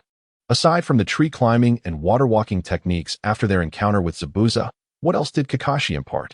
He taught Sasuke the Chidori during the Ch-nin exams. But what of Naruto? As the son of the fourth Hokage and the progeny of Kakashi, who neglected him in his youth, he received no substantial instruction even after Kakashi became his J-nin mentor. Kakashi, renowned as the copy ninja for having mastered thousands of jutsu, surely knew a few C-rank wind techniques, yet he did not find it worthwhile to teach Naruto even one. Moreover, Itamekoto firmly believed that Kakashi was indeed capable of teaching the Rasengan. The principles behind its mastery are relatively straightforward. In this narrative, one protagonist has mastered his Chidori while the other has learned nothing, not to mention the unfortunate Sakura. Were it not for Tsunade recognizing her potential and taking her as a disciple, she would have remained utterly ineffectual. Thus, regarding the guidance provided by post-graduation instructors, Itamekoto held them in disdain. Rather than teachers, they resembled captains of a ninja team, fostering a superior subordinate relationship rather than a true master-disciple bond. Hokage-sama, forgive my ignorance, but I am unaware of any formidable individual who was cultivated by a guiding instructor post-graduation. Could you enlighten me? The third Hokage fell silent, contemplating internally. It seemed, perhaps, that there truly were none. The emergence of Minato Namikaze among commoners was already a miracle, and this miracle stemmed from Jiraiya's selfless mentorship. It appeared that other civilian strong individuals were indeed absent. Having lived over half a century, the third Hokage understood the nuances of human choice. The assignment of Ch-nin or J-nin to instruct Genin was more a hierarchical relationship than one of mentorship. Given this context, why would anyone feel compelled to teach you ninjutsu? Instruction is a matter of goodwill, while withholding it is simply the norm. In this regard, the third Hokage could not impose any obligations. Thus, should he accept Itamekoto? The third Hokage pondered further, while Itamekoto, fearing the opportunity might slip away, added fuel to the fire. Hokage-sama, regardless of whether you take me under your wing, I aspire to grow stronger. And I believe the Ninja Academy can no longer provide me with the knowledge I seek. Therefore, I hereby apply for early graduation. Graduation? The third Hokage was taken aback. It had been quite some time since Konoha had witnessed a request for early graduation amidst years of peace. Are you certain you wish to graduate early? Indeed. Very well. Follow me. I wish to see what credentials you possess to make such a bold claim. The third Hokage did not refuse Itamekoto's request for early graduation, especially considering that many prodigies have graduated ahead of schedule, such as Kakashi and Uchiha Itachi. However, in this era of peace, Ita's desire for early graduation was not a simple matter. He sought to test Itu's capabilities. If he only reached the level of an average genin, graduating in these tranquil times would be impossible. As they exited the Hokage's office, they encountered Konohamaru playing nearby. The lad, now devoid of tears, was chasing after a small ball, laughing joyfully like a simpleton. "Grandpa, big brother, where are you going?" Konohamaru asked. The third Hokage planned to take him to the training grounds behind. "Do you want to come?" "I want to," he exclaimed, tossing aside his ball and rushing to Itu, clinging to his leg. "Big brother, carry me." "Carry you?" "Not a chance," Ita replied, reluctant to indulge Konohamaru's request. Yet, seeing the boy's beaming smile, he sighed and crouched down. "All right, hop on." "Yay." Observing their affectionate exchange, the third Hokage appeared contemplative. Not far into their journey, they arrived at the exclusive training ground for the Hokage. This area, while modest in size, was sufficient for basic training and light sparring. Upon reaching the training ground, Itu instructed Konohamaru to stand aside. He could not very well fight the third Hokage while carrying him. However, if it came to that, one might argue that having Konohamaru on his back would serve as a perfect defense. After all, the third Hokage would hardly unleash his fury upon the boy. Yet, despite this amusing notion, the third Hokage was far from oblivious. He would not grant Itu such an opportunity. Come on, little one. Let me see what qualifications you possess to speak of early graduation. I will show Lord Hokage, Itu asserted, adopting a serious demeanor. All right, let us begin. The third Hokage stood calmly, even in his formal attire, indicating that he perceived no threat from Itu. Make the first move, he invited. Indeed, it posed little danger. At best, he was merely a nin. Even with the Sharingan's 3 tomo, he remained an elite nin, nowhere near the threshold of J-nin. A Kage against a nin, even the weakest Kage, need not exert significant effort. Then I shall not hold back, Lord Hokage. With that, Itu swiftly formed hand seals. Shadow clone technique. In an instant, a multitude of clones emerged, filling 3/4 of the modest training ground. Oh, shadow clones? How intriguing, Sarutobi Hiruzen remarked. His interest peaked as he observed the 100 or so clones, each appearing remarkably real. It is well known that while the shadow clone technique of Konoha produces tangible clones, the secret lies in the shared chakra. The more clones created, the greater the chakra required. Thus, Naruto, with his extraordinary abilities, can produce dozens or even hundreds of clones. A feat unattainable by ordinary ninja due to their limited chakra reserves. This piqued the interest of the third Hokage, who observed the clones that appeared to be corporeal. In reality, the shadow clone technique is merely an enhanced version of the water clone technique. In the original narrative, the water clone could only be executed by 3 ninja. However, through systematic refinement, it can now be performed by a single individual, and the resulting clones appear more lifelike, serving effectively to confuse adversaries. Unfortunately, these seemingly tangible clones possess little utility beyond sheer numbers, serving exclusively to mislead others, lacking any semblance of offensive capability. Unbeknownst to the third Hokage, this provided Ito Makoto with an opportunity, not a chance to win, but a chance to strike the third Hokage. Ito Makoto concealed himself among the multitude of clones, exploiting visual blind spots to seek an opportunity for attack. Although he wore sunglasses, he refrained from activating his Sharingan, as the burden of the 3-tomo Sharingan was still too great for him. He needed to utilize every ounce of chakra judiciously to inflict any damage upon the third Hokage. As Ito Makoto moved, the numerous clones began to shift in unison. Sarutobi Hiruzen remained on high alert, unwilling to suffer an unexpected setback. At that moment, one of Ito Makoto's clones circled behind Sarutobi and launched a kick at his back. Such an attack was insufficient to impact Sarutobi Hiruzen, who swiftly countered with a spinning kick, causing the clone to dissipate immediately. With the vanishing of this clone, the remaining clones began to surge forward, launching a barrage of attacks against Sarutobi Hiruzen. His expression remained unchanged as he struck the first clone. He realized that although it appeared as if there were many clones present, none possessed any real potency. They were mere illusions, easily dispelled with a touch. For these illusions, Sarutobi Hiruzen refrained from utilizing ninjutsu. Instead, he relied on his physical prowess to evade and deliver a punch to each clone. This minimal exertion hardly warranted breaking a sweat for Sarutobi Hiruzen. As the clones continued to disappear, Ito Makoto pinpointed his position. Most of his clones were engaged in attacking Sarutobi Hiruzen's left side, while only a handful remained on the right, serving to disrupt his line of sight. Then, Ito Makoto executed his first offensive ninjutsu with remarkable fluidity. Fire release, great fireball technique.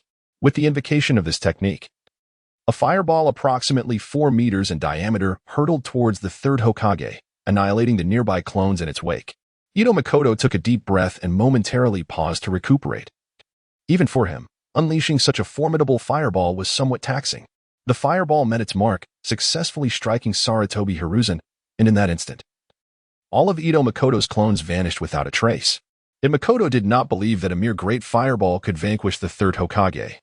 So after a brief pause of 2 seconds, he swiftly leaped away from his original position. As he departed, a sudden fissure appeared in the ground, from which Sarutobi Hiruzen's hand emerged, executing the heart decapitation technique. Having failed to grasp his quarry, Sarutobi Hiruzen surged forth, immediately charging toward Makoto. Undaunted, Makoto activated the 4 limbs enhancement technique, beginning to circle the training ground. It would be foolish to engage in close combat with the third Hokage. However, even with the enhancement, his speed paled in comparison to that of the Hokage, and as he felt the imminent threat of being caught, he reluctantly turned to unleash another great fireball at Sarutobi. This time, the fireball was considerably smaller, measuring just over 2 meters in diameter. As the fireball approached, Sarutobi Hiruzen opted to evade to the right. Makoto anticipated this maneuver, swiftly forming hand seals. Earth release, pulling you down technique. A modified version of the heart decapitation technique. Did not require the caster to burrow underground but instead conjured a pair of arms composed of earth to drag the opponent down. Sarutobi Hiruzen was evidently taken aback. He had not expected Makoto to possess such a technique. He retaliated with a punch against the earthen hands. Although the modified heart decapitation technique was indeed more convenient, the strength of the earthen hands was determined by chakra. Attempting to drag a Hokage-grade opponent underground was nothing short of a fool's errand. Sarutobi Hiruzen remained unscathed. Yet his expression revealed his astonishment at the young one's remarkable capabilities. It was no wonder he dared to apply for early graduation. At that moment, Makoto was panting heavily. Despite merely employing a few ninjutsu techniques, the pressure he faced was immense. Battling a seasoned Kage while being a mere nin was undeniably taxing. To entice the third Hokage into considering him for apprenticeship, he had to exert his utmost strength. Failure would render all efforts futile. So, Hokage-sama, have I passed? Early graduation from the Ninja Academy was possible, but for Sarutobi to take him as a disciple, more was required. In truth, Sarutobi Hiruzen was quite pleased. Despite Makoto's straightforward tactics, had it been another nin, they would have likely fallen prey by now. However, doubts lingered regarding the prospect of taking Makoto as a disciple. It seems I must reveal my trump card, Makoto said, his determination stealing. Oh? What other techniques do you possess? Should they affect me, I might consider taking you as my apprentice. Is Hokage-sama truly a man of his word? Of course. Then, allow me to borrow the Great Illusion technique, which is a variant of the Naraka Path technique. The art of grand illusion. The practitioner possesses the autonomy to dictate the content of the illusion, inflicting psychological distress upon the opponent. In essence, the caster can tailor the hallucinations to suit the circumstances. It is not that Ito Makoto underestimates those within the shinobi world. Having been bombarded with an array of information from his previous life on Earth, he might as well declare, I am not targeting anyone specifically. I merely assert that the individuals in the shinobi realm are lacking. Sarutobi Hiruzen offered no resistance and was effortlessly ensnared by this technique. An illusion? I am eager to witness the nature of this mirage that you deem as your ultimate technique. Within the hallucination, Sarutobi found himself not in the training grounds, but wandering the bustling streets of Konoha. Suddenly, a figure burst forth from the side. Initially, Sarutobi assumed it to be an enemy and instinctively prepared to strike. However, upon discerning the visitor, he was taken aback to find a stunningly beautiful young lady with an alluring figure. With her appearance, other captivating women began to materialize in the alleyway. There were voluptuous types, petite and adorable ones, as well as dominatrix figures, an array of varieties in abundance. All these enchanting women shared a common trait. They were dressed provocatively. Bikinis, school swimsuits, sailor uniforms, everything that could be revealed was displayed, and even what should remain concealed was laid bare. My lord, let us indulge in some delightful escapades, purred one sultry young lady, playfully securing Sarutobi's arm. If it is this esteemed gentleman, then Hanako would be amenable as well. A petite girl shyly suggested. My lord, come, let us revel, proclaimed a striking mature woman, presenting Sarutobi with an enticing charm. My lord, do not be bashful, they urged. My lord, do take the initiative. Ah, my lord. Sarutobi Hiruzen found himself ensnared in a perilous yet alluring situation, his expression one of sheer delight. Notions of Hokage duties and training faded into oblivion. My lord, my chest aches so, one young lady implored, guiding Sarutobi's hand to her ample bosom. He felt an exquisite softness, a comfort that sent his blood racing, causing a torrential flow of nosebleed to erupt uncontrollably. Observing this scene, Ito Makoto chuckled, finding amusement in Sarutobi's lack of resistance when confronted with Naruto's harem technique. On one hand, it illustrated Sarutobi's lack of vigilance towards Naruto. On the other, it revealed his own repressed desires. A crystal ball, ostensibly intended for monitoring the safety of Konoha, had inadvertently become a tool for peeping on others in the bath. Jiraiya had become exceedingly lecherous, with at least 80% of the blame resting upon Sarutobi's shoulders. Indeed, as the saying goes, the upper beam being crooked. The lower beam is also skewed. Those who associate closely with the virtuous will be influenced by them, while those who consort with the wicked will be tainted. Just as the other young ladies prepared to disrobe and engage Sarutobi in a fervent encounter, with a resounding pop, the environment shattered. Sarutobi, momentarily bewildered, remained with a dazed smile. Fortunately, his thick skin allowed him to clear his throat and remark, "Ahem, Makoto, your illusionary technique is truly remarkable." Observing the enigmatic smile of it to Makoto, even Sarutobi Hiruzen, known for his thick skin, couldn't help but feel a twinge of embarrassment. "Are you satisfied, Hokage-sama?" Itu inquired with a teasing grin. "I am relatively satisfied." Though the duration was rather brief, Hiruzen replied, "Damn, this old lecher. I too wish for an extension, but alas, my chakra is insufficient," it lamented, raising his hands in a gesture of resignation. "Well then, the test is concluded. Let us return to the office." "Wait a moment, Hokage-sama. Have I passed?" it asked, feeling a sudden rush of anxiety as he noticed the third Hokage preparing to leave. "No need to call me Hokage-sama from now on. You shall refer to me as Master, understood?" Hiruzen said with a slight smile as he picked up Konohamaru and began to depart. "Yes, Master," Itu exclaimed joyfully. Beside him, Konohamaru was perplexed by the turn of events, yet he felt a genuine happiness seeing Hiruzen smile and Ita's exuberance, even if he was unaware of the reasons behind it. Upon returning to the office, Konohamaru was entrusted to the care of Ebisu, the bespectacled instructor. "Makoto, how should I arrange your training?" Sarutobi Hiruzen pondered, having made the decision to accept Itu on a whim, leaving him uncertain about the next steps. "I shall follow Master S arrangements," Itu replied eagerly. After a moment of contemplation, Hiruzen continued, "Very well. Your foundation is solid. The only areas lacking are your overall chakra capacity and your accumulation of ninjutsu. During this period, you will remain by my side to learn new techniques." Itu was overjoyed, relieved that Hiruzen had offered to teach him new skills, something he had feared might not happen. "I shall comply with Master S instructions," he affirmed. "What about school?" Hiruzen inquired. "No worry, I will handle that," he assured. The following day, the higher-ups of Konoha were abuzz with the news that the third Hokage intended to take Itu as his disciple. Some considered it a natural development, after all.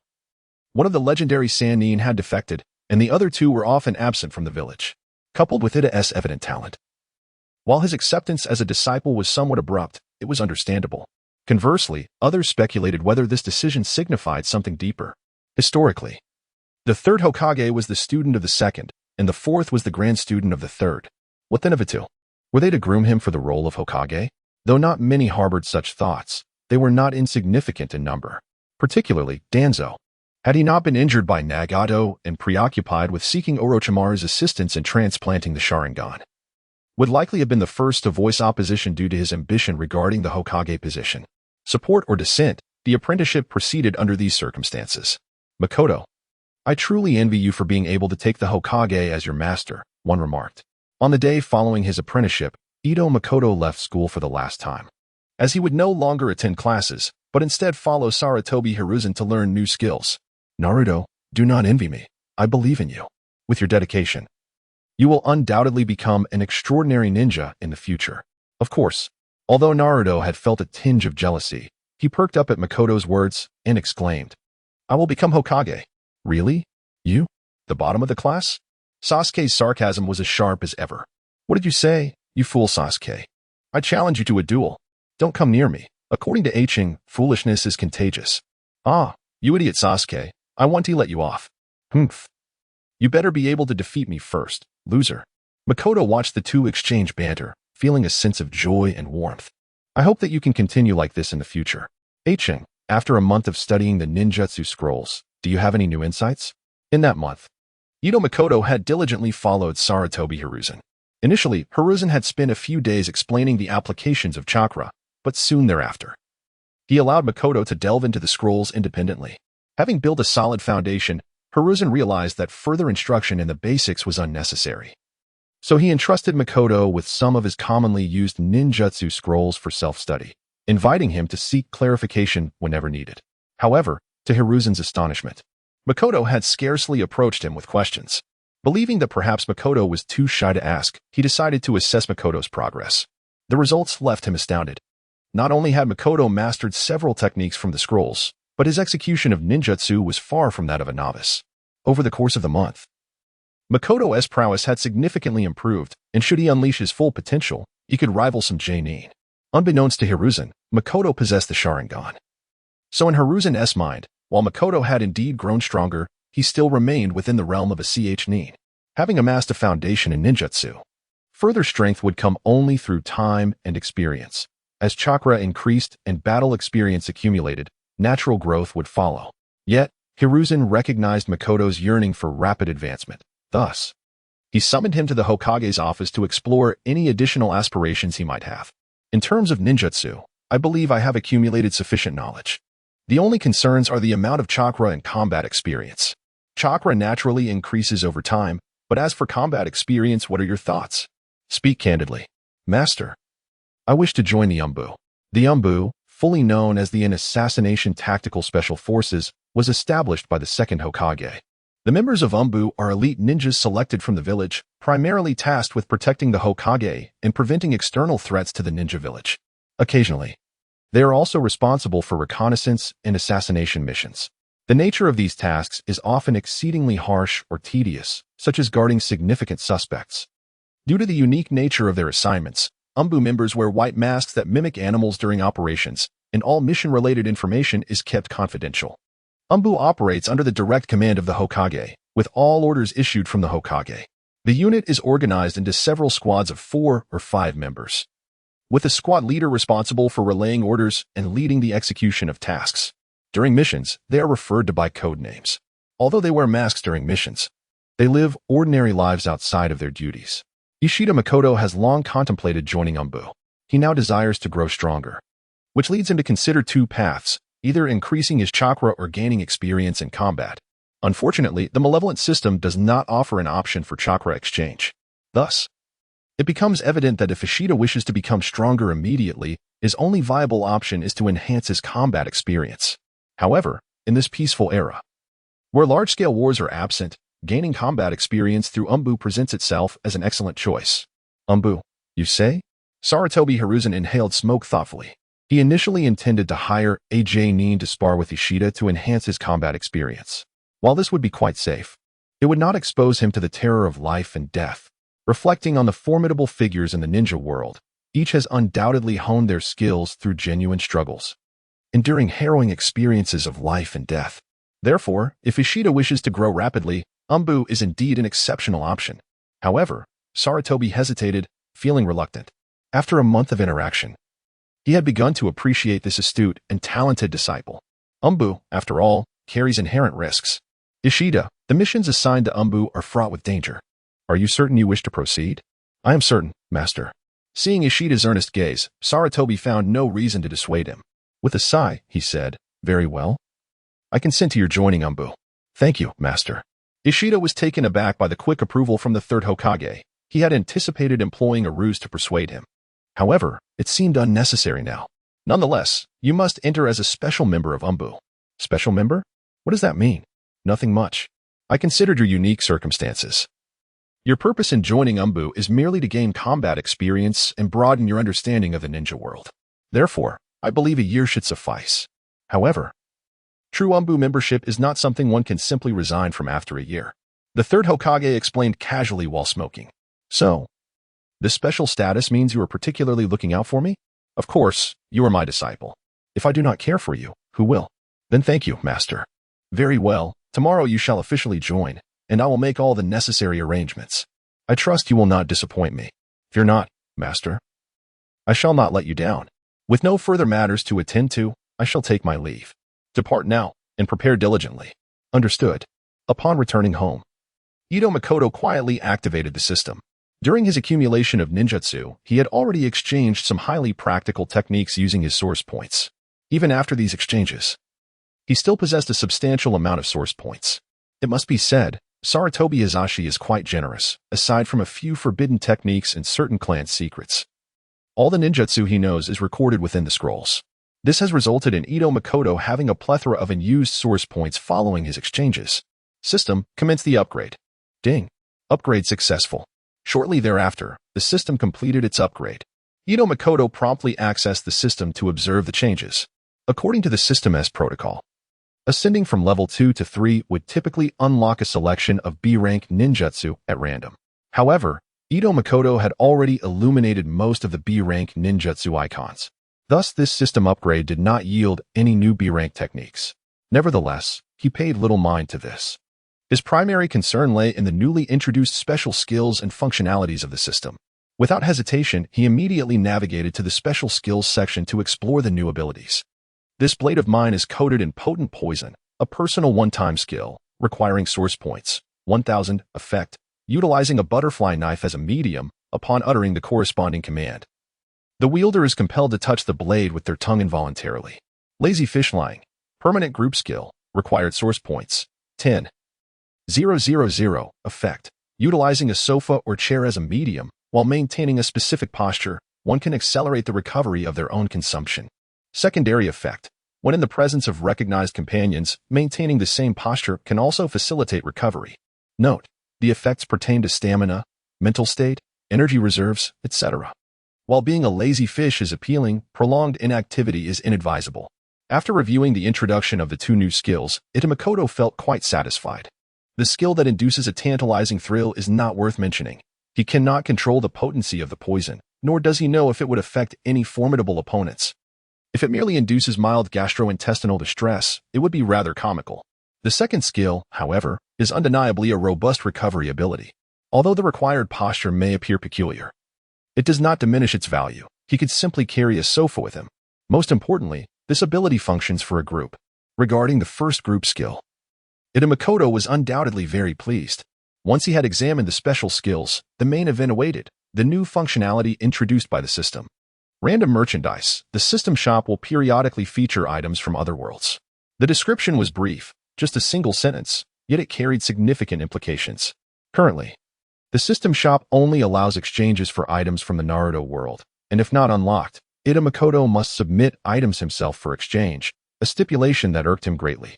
Now, with the introduction of random merchandise, he could potentially exchange for items from other worlds. How delightful! If I were to acquire the bloodline of Mage and Bu, wouldn't I be invincible in the Naruto realm? Do not harbor such daydreams, host. Even if the Bu bloodline appears in the shop, your current source points are insufficient for the exchange. Damn it, are you a supreme god system or a pay-to-win system? Why must everything require source points? Have you not heard the saying? Without investment, how can one grow stronger? Curse it, one day I shall use source points to crush you. After venting his frustration, Ito Makoto began to peruse the available random merchandise. Upon opening the random shop interface, the expansive screen displayed merely two items. Shizuka's panties from the world of Doraemon. The treasured undergarment of the absolute heroine, cherished by Nobita. Exchange price, 1 source point. Hair dye technique, capable of achieving any color, be it granny gray or forgiveness green. Exchange price, 10 source points. System, I believe we need to have a serious discussion. After reviewing the items, Ito Makoto took a deep breath and stated, while I can overlook the fact that only 2 random items appear at a time after all, the special skills follow a similar pattern, and I have no issues with the timing of the merchandise changes. Could you elucidate what these 2 items truly are? Initially calm, Ito Makoto could no longer suppress his rising ire, feeling as though the system had played him for a fool. What has become of the promised lineage of Bu? Alas, the so-called dyeing technique is hardly worth mentioning. While it may be a form of skill, it serves little purpose. Yet, what on earth is the situation with Shizuka's panties? I assure you, I am no lecherous gentleman. Ugh. Host, please remain composed. The emergence of random items, as their name suggests, is indeed arbitrary. Given the vast array of possibilities across countless realms, it is unrealistic to expect every item to be of use to you each time. Thus, it is imperative to approach this situation with a calm perspective. Does this imply that the next random item will likely be yet another useless trinket? Perhaps. That may indeed be the case, for the number of inconsequential items in the universes far exceeds those of value. Darn it, what utility does your pathetic system possess? Other deities can traverse worlds at will and recruit reincarnators effortlessly, unlike you, who requires upgrades. Even at level 3, I am still unable to cross into other worlds. What a worthless system you are. System, I sincerely apologize for being so ineffectual. After venting his frustrations, Ito Makoto gradually regained his composure. Since random items are unreliable, he resolved to exchange for ninjutsu instead. Previously, he had already redeemed skills primarily focused on combat, categorized into ninjutsu, taijutsu, in Genjutsu. Now, with a new stock of source points, he decided to invest in enhancing his constitution. Indeed, he sought to improve his physical attributes. Currently, he possessed Uchiha Constitution Advanced and Vortex Constitution Advanced. The former corresponds to the Sharingan. Without the appropriate constitution, he could not exchange for a higher tier of Sharingan. The latter pertains to chakra. The Vortex Constitution significantly enhances both the speed of chakra cultivation and its storage capacity. Strengthening attacks is merely a method. Enhancing one's constitution is fundamental. Without further ado, after expending a significant amount of source points, Itamakoto successfully completed his exchange. However, he found himself unable to redeem the Mangekyu Sharingan due to a lack of source points. The points acquired from Sarutobi Hiruzen had been entirely squandered. The following morning, awakened by the radiant sunrise, the earth was reborn in splendor, accompanied by the melodious chirping of birds. A new day had commenced. Youth often brings about unexpected encounters. Kakashi, let us engage in our XXXXTH duel, shall we? Kai flashed his dazzling white teeth, speaking in an exaggerated tone to Kakashi.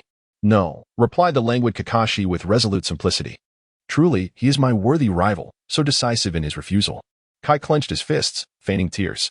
Each morning, ninjas eager to accept missions would gather at the Daily Affairs Management Office in Konoha, located on the first floor of the Hokage's office building, to select their desired tasks. Kakashi, too, had come to accept a mission this time. Alas, he had been so engrossed in reading that he had neglected to attend to his missions. And upon finishing his novel, he realized he was nearly out of money. A seasoned jonin found himself in a peculiar predicament. Having depleted his finances due to his penchant for novels, it must be said that Kakashi, a rival in the fate of Guy, is indeed an eccentric character. The two stood in the grand hall, perusing tasks that suited their capabilities. Kakashi's criterion for selecting missions hinged solely on monetary reward. As for the difficulty level, he possessed the confidence to execute any task flawlessly, provided it was not classified as S rank.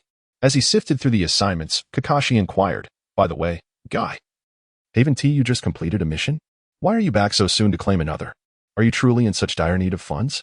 In stark contrast, Guy approached task selection with a different perspective. His foremost consideration was whether the mission would provide an opportunity for personal growth. For someone like him, devoid of any ninjutsu, enhancing his physical prowess was of utmost importance. Even during missions, he remained committed to his training. Foolish Kakashi, I undertake missions to hone my skills. Financial gain is merely a fleeting concern for me.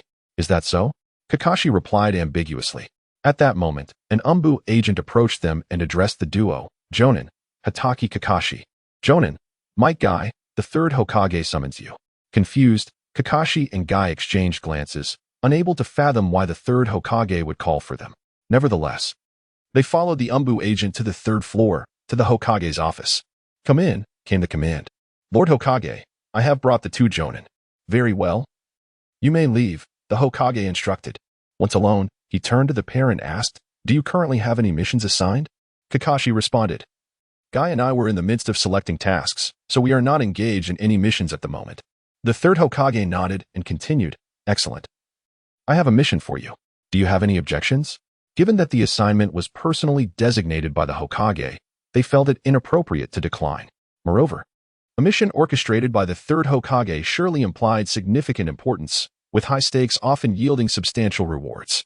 Anticipation swelled within both Guy and Kakashi regarding the nature of the task to be assigned. Come in, the Hokage called out. Not directly revealing the mission but summoning someone from outside.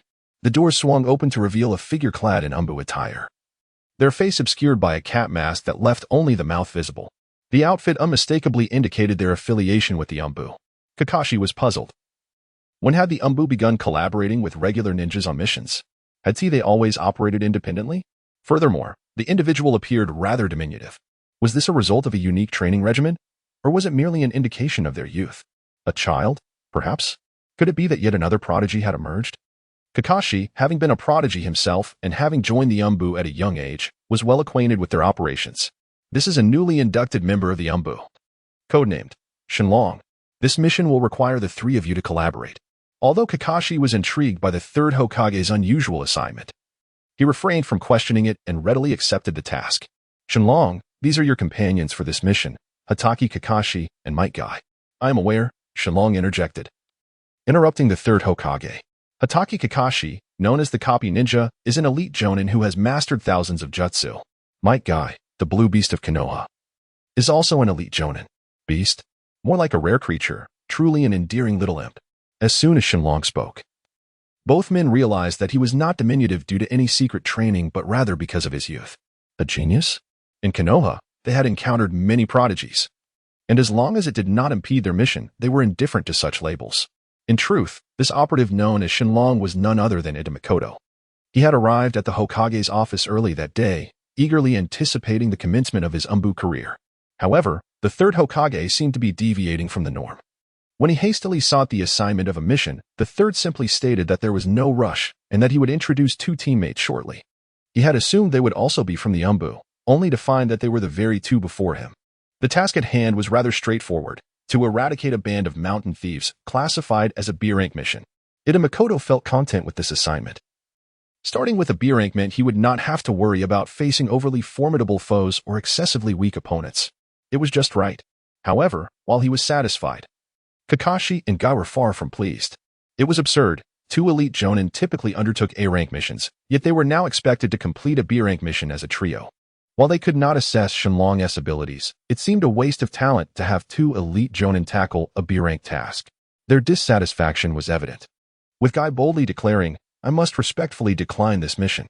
Apologies for refusal did not equate to an inability to decline, as jonin. They held the right to refuse standard missions. Guy's rejection momentarily stunned Ita Makoto, yet upon reflection, he concurred that it was indeed an overestimation of resources to involve 2 elite jonin in a B-rank mission. In truth, he believed he could manage the B-rank task independently. With further enhancements to his skills, he could easily reach the level of a jonin, and with some unique techniques, even become a special jonin without difficulty. Hokage-sama, since my senior Guy is unwilling to accept the mission, I believe it is best not to impose, Ita Makoto suggested. The third Hokage took his advice, choosing not to press Guy. With the Hokage's agreement to his refusal, Guy descended the stairs alone. "And you, Kakashi? Will you also refuse the mission?" "Me?" Kakashi squinted, contemplating more deeply than Guy, who was rather simplistic. It was clear that this mission was essentially to serve as a caretaker for the Anbu operative known as Shenlong. At such a young age, joining the clandestine organization must indicate considerable strength. By measuring against his own capabilities, it seems that this endeavor would be rather effortless. Inviting him along appears to be merely a precaution, a means to ensure greater safety, particularly given the third generation's reservations. Such a task, being both uncomplicated and lucrative, is one he would eagerly welcome. "I have no objections, Lord Hokage."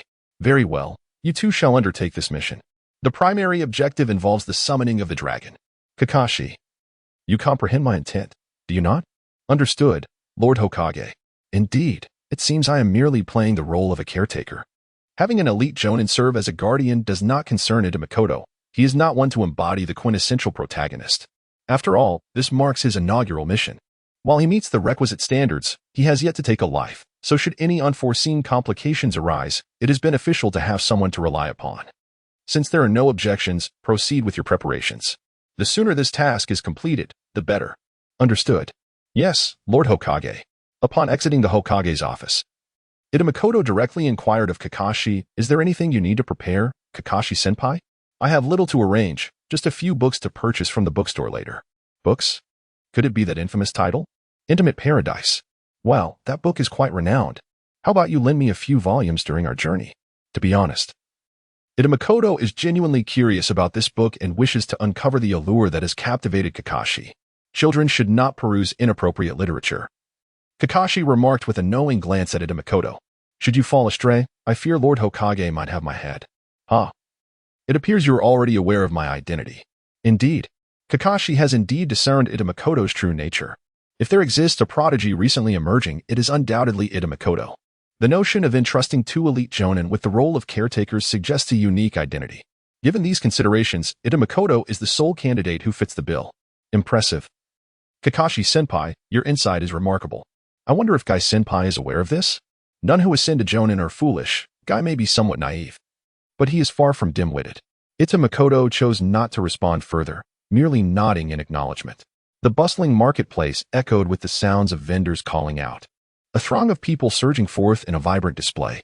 After 2 hours of travel, Ita Makoto and Kakashi arrived at the residence of the mission's client, Ueda Takumi. The Castle Guard of Ueda Castle.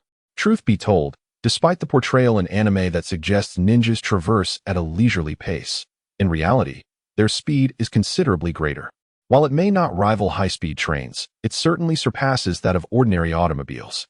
Thus, after 2 hours of journeying, they have distanced themselves significantly from Konoha.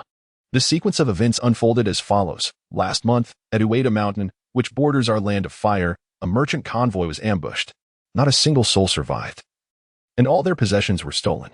In the following days, similar incidents occurred in that location. Fortunately, some managed to escape. Subsequently, I dispatched troops to eradicate the bandits. But to my dismay, the entire force was annihilated. It was under such circumstances that I sought the assistance of the ninjas from Konoha to eliminate these marauders. The city guard is akin to a lord, and this city is his domain. Here, aside from the daimyo of our nation, he wields absolute authority. The recent events within the Ueda territory have severely tarnished his reputation, making it inevitable to request the ninjas' aid. If this matter can be resolved proficiently, it may yet yield a silver lining. Dispatching an army only to see it utterly defeated? Lord Ueda, I fear you may be concealing something from us. At this moment, Makoto, casually stroking his teacup, gazed outside with an air of indifference. A small fellow, pretending to be contemplative over his teacup, is rather amusing to consider. However, Ueda Takugi found no humor in it, responding with a hint of anxiety. No, I assure you. I am not hiding anything from you. In fact, I have only just received news that those bandits are actually disguised ninjas. I cannot ascertain their exact number. In the world of Hokage, tasks are typically categorized into 5 levels. D rank, trivial tasks, such as picking up litter or finding lost pets, posing no danger. C rank, simple tasks, such as acting as a bodyguard or eliminating certain factions, which may encounter bandits lacking ninjas and carry slight risks. B rank, standard tasks, similarly involving bodyguard duties or purging certain factions, but with the presence of ninjas, which presents moderate danger. A rank, tasks concerning national or village interests, such as protecting important individuals or combating ninja forces, with a higher degree of risk. S rank, confidential national matters, such as assassinating key figures or stealing classified documents, which entails significant danger. Here, tasks exceeding S rank are not common and thus are not included. From the aforementioned task classifications, it is clear that Makoto's current assignment involves purging factions with the presence of ninjas. Even if there are few ninjas, their strength is not particularly formidable. Yet, according to Ueda Takugi, these bandits are entirely composed of ninjas, which transcends the B rank classification and enters the realm of A rank tasks. Are you implying that we are to combat a bandit group comprised of ninja forces rather than the ordinary bandits you initially described? Well, yes, that is likely the case. Ueda Takugi, exposed by Makoto, began to sweat profusely, particularly under the unintentional pressure emanating from Kakashi nearby. In truth, I do not intend to conceal this matter. We have only just learned of it and have yet to inform you. Observing the increasingly anxious Ueda Takugi, Makoto smirked slyly and stated, an A-rank task to eliminate a bandit group composed of ninjas. We shall accept this assignment, but you must supplement our compensation accordingly. You have no objections to that, do you? Upon hearing Ito Makoto's words, Ueda Takagi let out a sigh of relief and replied, rest assured. I shall compensate for the reward designated for the A-level mission. Additionally, I will bestow an extra 200,000 ryo to both of you, as a token of appreciation for your efforts. With the remuneration issue addressed, I believe we have no further complications. Everything is entrusted to you too. Leave it to us. You need not worry. However, we shall require some time to gather intelligence for this task. Hence we will be residing here for the next few days. I trust we shall not be a bother to you. It is indeed an honor to have you both stay here, Ueda replied. Very well, we take our leave for now. With that, Ito Makoto stepped outside. Throughout the exchange, Kakashi remained silent, allowing Ito Makoto to take the lead. As a disciple of the Hokage, Kakashi believed it essential for Ito Makoto to grasp certain fundamental principles, irrespective of his training. Thus, he refrained from interjecting. Wishing to challenge Ito Makoto, even if he faltered, Kakashi would be there to support him. However, he found himself pleasantly surprised by Ito Makoto's adept handling of the situation, not merely satisfactory, but remarkably proficient. For a fleeting moment, he perceived Ito Makoto not as a mere youth, but as a mature individual. After exiting the reception room and entering the quarters assigned to them by the lord of the city, the two settled in, and Kakashi initiated a query. How do you intend to tackle this mission? According to the information provided by Ueda Takagi, the capability to annihilate an entire city's military suggests that this band of marauders possesses formidable strength, possibly including elite shinobi. Elite shinobi? Would you like me to intervene? No. Let me attempt it first. If it proves unmanageable, then you may step in. Both understood that while the mission was ostensibly a joint effort, it was primarily intended for Ito Makoto to accomplish independently, with Kakashi acting as a guardian to ensure his safety. However, given the potential presence of elite shinobi, Kakashi harbored uncertainties about Ito Makoto's ability to handle the situation, hence his inquiry regarding the necessity of his involvement. Ito Makoto, naturally, wished to avoid drawing Kakashi into the fray just yet. We have not yet encountered the enemy. How can we ascertain our capability to overcome them? I have no intention of confronting them head-on. Instead, let us employ cunning over brute strength. At present, they are likely unaware of our presence, nor do they comprehend our might. This evening, we shall conduct reconnaissance and see if there exists an opportunity to administer some concoction. Administer a concoction? What do you mean? Indeed, a concoction. Observe this. As he spoke, Ito Makoto produced a small vial from his pack, containing a certain powder. Pointing to the contents, Kakashi inquired, "What is this?" With a mischievous grin, Ito Makoto replied, "This is croton powder." Croton powder? Kakashi exclaimed, his eyes widening in astonishment. Isn't croton powder used for treating gastrointestinal issues and constipation? Think about it, Kakashi-senpai. A mere pinch of this powder can alleviate someone's constipation, facilitating bowel movements. Imagine what an entire vial could accomplish. You intend to? Precisely. I wish to incapacitate that band of marauders, rendering them utterly helpless. Unbeknownst to him, Kakashi was suddenly drenched in a cold sweat. He never anticipated that a medicinal substance could also be utilized as a poison, albeit one with rather peculiar effects. This exemplifies the disparity in knowledge. Using croton seeds to induce diarrhea is common knowledge in martial arts novels, yet in the world of Naruto, no one seemed to consider that croton seeds could serve as a poison. It appears the people of Naruto are indeed quite innocent. However, is one bottle truly sufficient in quantity? Who says I possess only one? With that, Ito Makoto produced a small storage-type scroll, and instantly, 5 vials containing powder appeared on the table. Haha, watch how I eliminate that bunch of scoundrels, Ito Makoto exclaimed with a mischievous grin. Meanwhile, Kakashi felt an inexplicable sense of anticipation. As afternoon approached and the sun began its descent, mealtime drew near. Akitayama and Natsuko, local residents, were grateful for the Lord's kindness, which spared them from excessive taxes. Their lives, though challenging, still held a glimmer of hope. They had saved some money, aspiring to settle in a relatively safe ninja village once they had children. However, just half a month prior, they had been ambushed by a band of mountain thieves. Initially, they believed their fate was sealed, yet fortune smiled upon them as the thieves lacked a cook, thereby making Akitayama and Natsuko their culinary providers. Alas, will this trepidation ever come to an end? Akitayama lamented while preparing a meal. Ashen, hold on. Surely someone will come to rescue us, Natsuko replied optimistically. Did you not hear what they said? They defeated even the Lord's army. Who could possibly save us? Akitayama retorted, though Natsuko, while optimistic, was not naive. The thieves had no reason to fabricate such a lie. What could they possibly have worth deceiving? Their culinary skills certainly did not measure up to those of the illustrious Hikyu Wang. A deep sigh escaped Akitayama as he seemed resigned to his fate. Just then, 2 figures appeared behind them, swiftly covering their mouths. "Shh, do not scream. We are here to rescue you," they whispered. Fear glimmered in Akitayama and Natsuko's eyes as they struggled to comprehend the words, nodding vigorously in response. "Do not scream. Do not speak loudly, understand?" Upon uttering these words, Akitayama noticed the grip on his mouth gradually loosening. It was none other than Ito Makoto and Kakashi.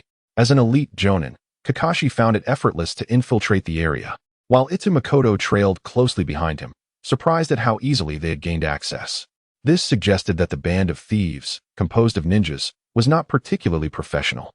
Do not look back. Simply mix this powder into the food. When the thieves sit down to eat, find a place to hide, Kakashi instructed. As he spoke, he placed the bottle containing the powder on the countertop. Remember, you must find a secluded spot to hide. After this, Ito Makoto and Kakashi departed, seeking a solitary place to conceal themselves. Once they had left, Nanako cautiously inquired, "Ashen, what shall we do?" Akitayama, holding a bottle, fell silent for a moment before resolutely responding. We shall proceed as those two suggested earlier. We will add the powder to the food. Our salvation hinges on this moment. Indeed. Akita, Yama, and Nanako continued their culinary preparations, remaining composed despite the arrival of Ito, Makoto, and Kakashi. Though ordinary individuals, they understood that any display of panic would only amplify their vulnerabilities. "Sir, here's today's meal," they announced. The entire encampment housed over 50 individuals, and the two were tasked with the daunting responsibility of catering to such a crowd daily. Despite their exhaustion, they persevered, acutely aware that their predecessor had met a grim fate due to sluggish meal preparations, resulting in delays that had led to their demise at the hands of the bandits. "Today's dishes appear quite appealing," remarked a bandit, masked and observing the two dishes and a soup with evident satisfaction. "Well, you have been here long enough. The chief has granted permission for you to dine with us." The words of the bandit astonished Akita, Yama, and Nanako, who quickly waved their hands in protest. No, we could never dine alongside esteemed individuals.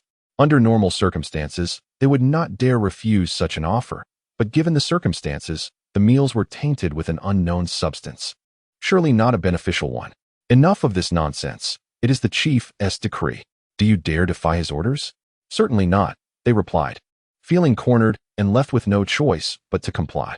Seeing their understanding, the masked bandit nodded and summoned a few others to assist in serving the food. Exiting the kitchen and taking a turn, they arrived at the hall of the encampment, where the remaining members, excluding a dozen on patrol, were gathered for their meal.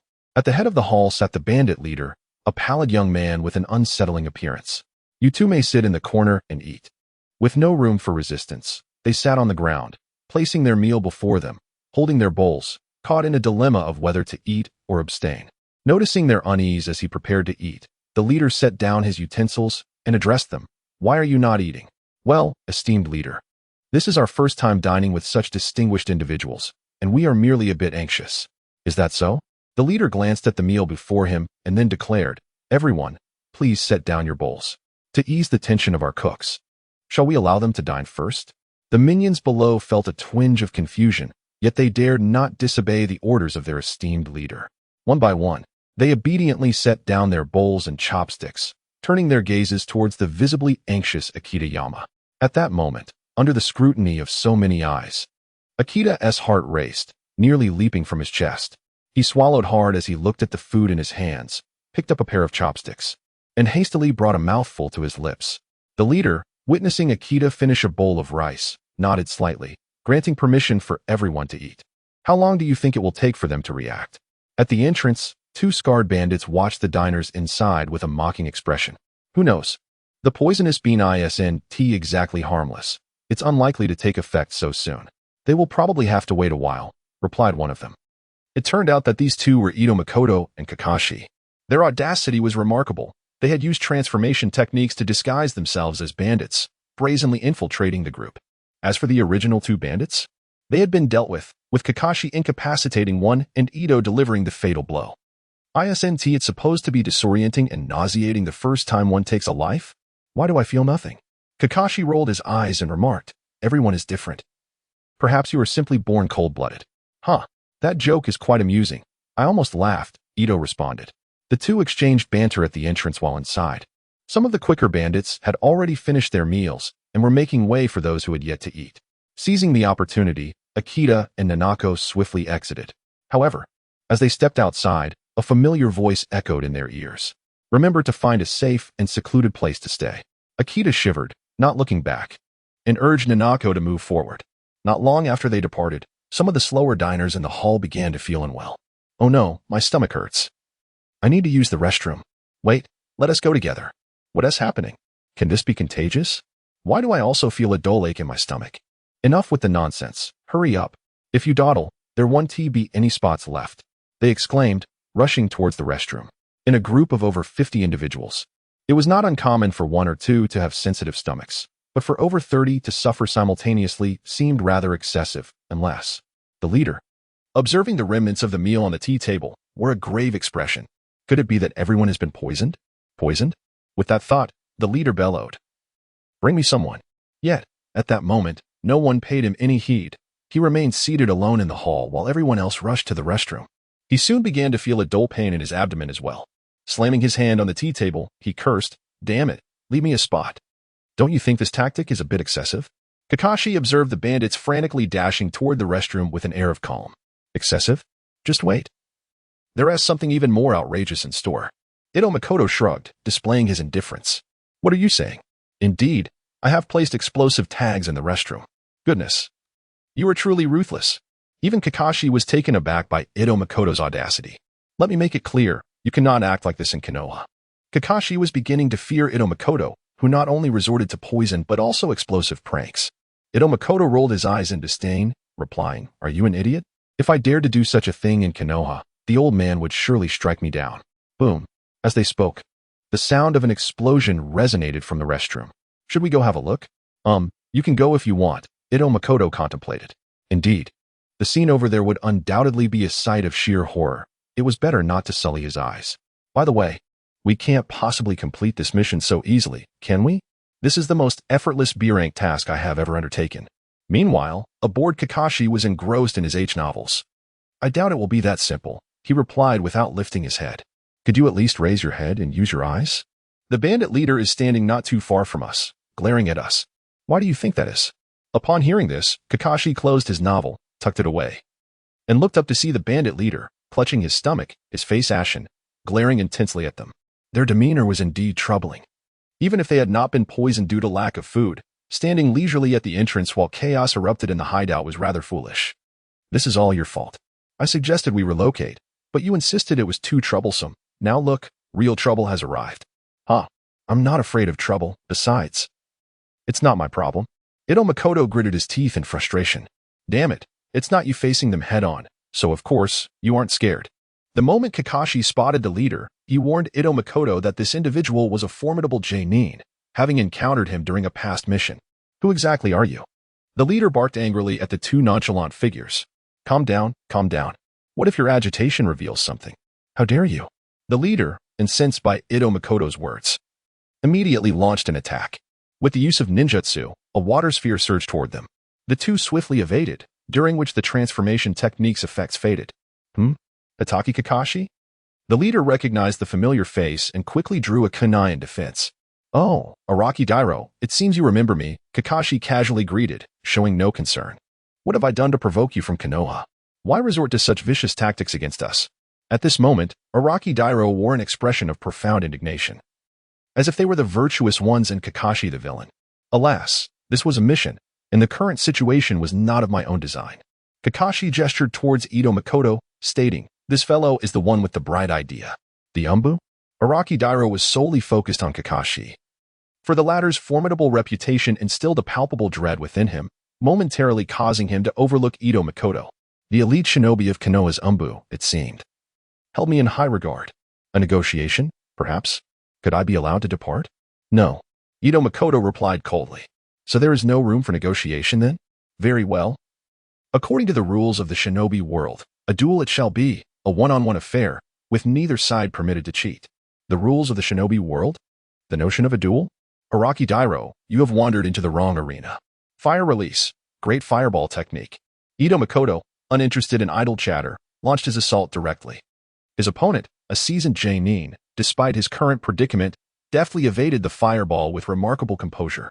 You are truly bullying me. Is this what compels you to force me to unleash my ultimate technique? Ultimate technique? At this remark, Kakashi, who had been preparing to observe, shifted into a state of alertness. An elite J-nin's ultimate move could undoubtedly turn the tide of battle. Cho, Inu, Tatsu, Ni Inu. I shall evade.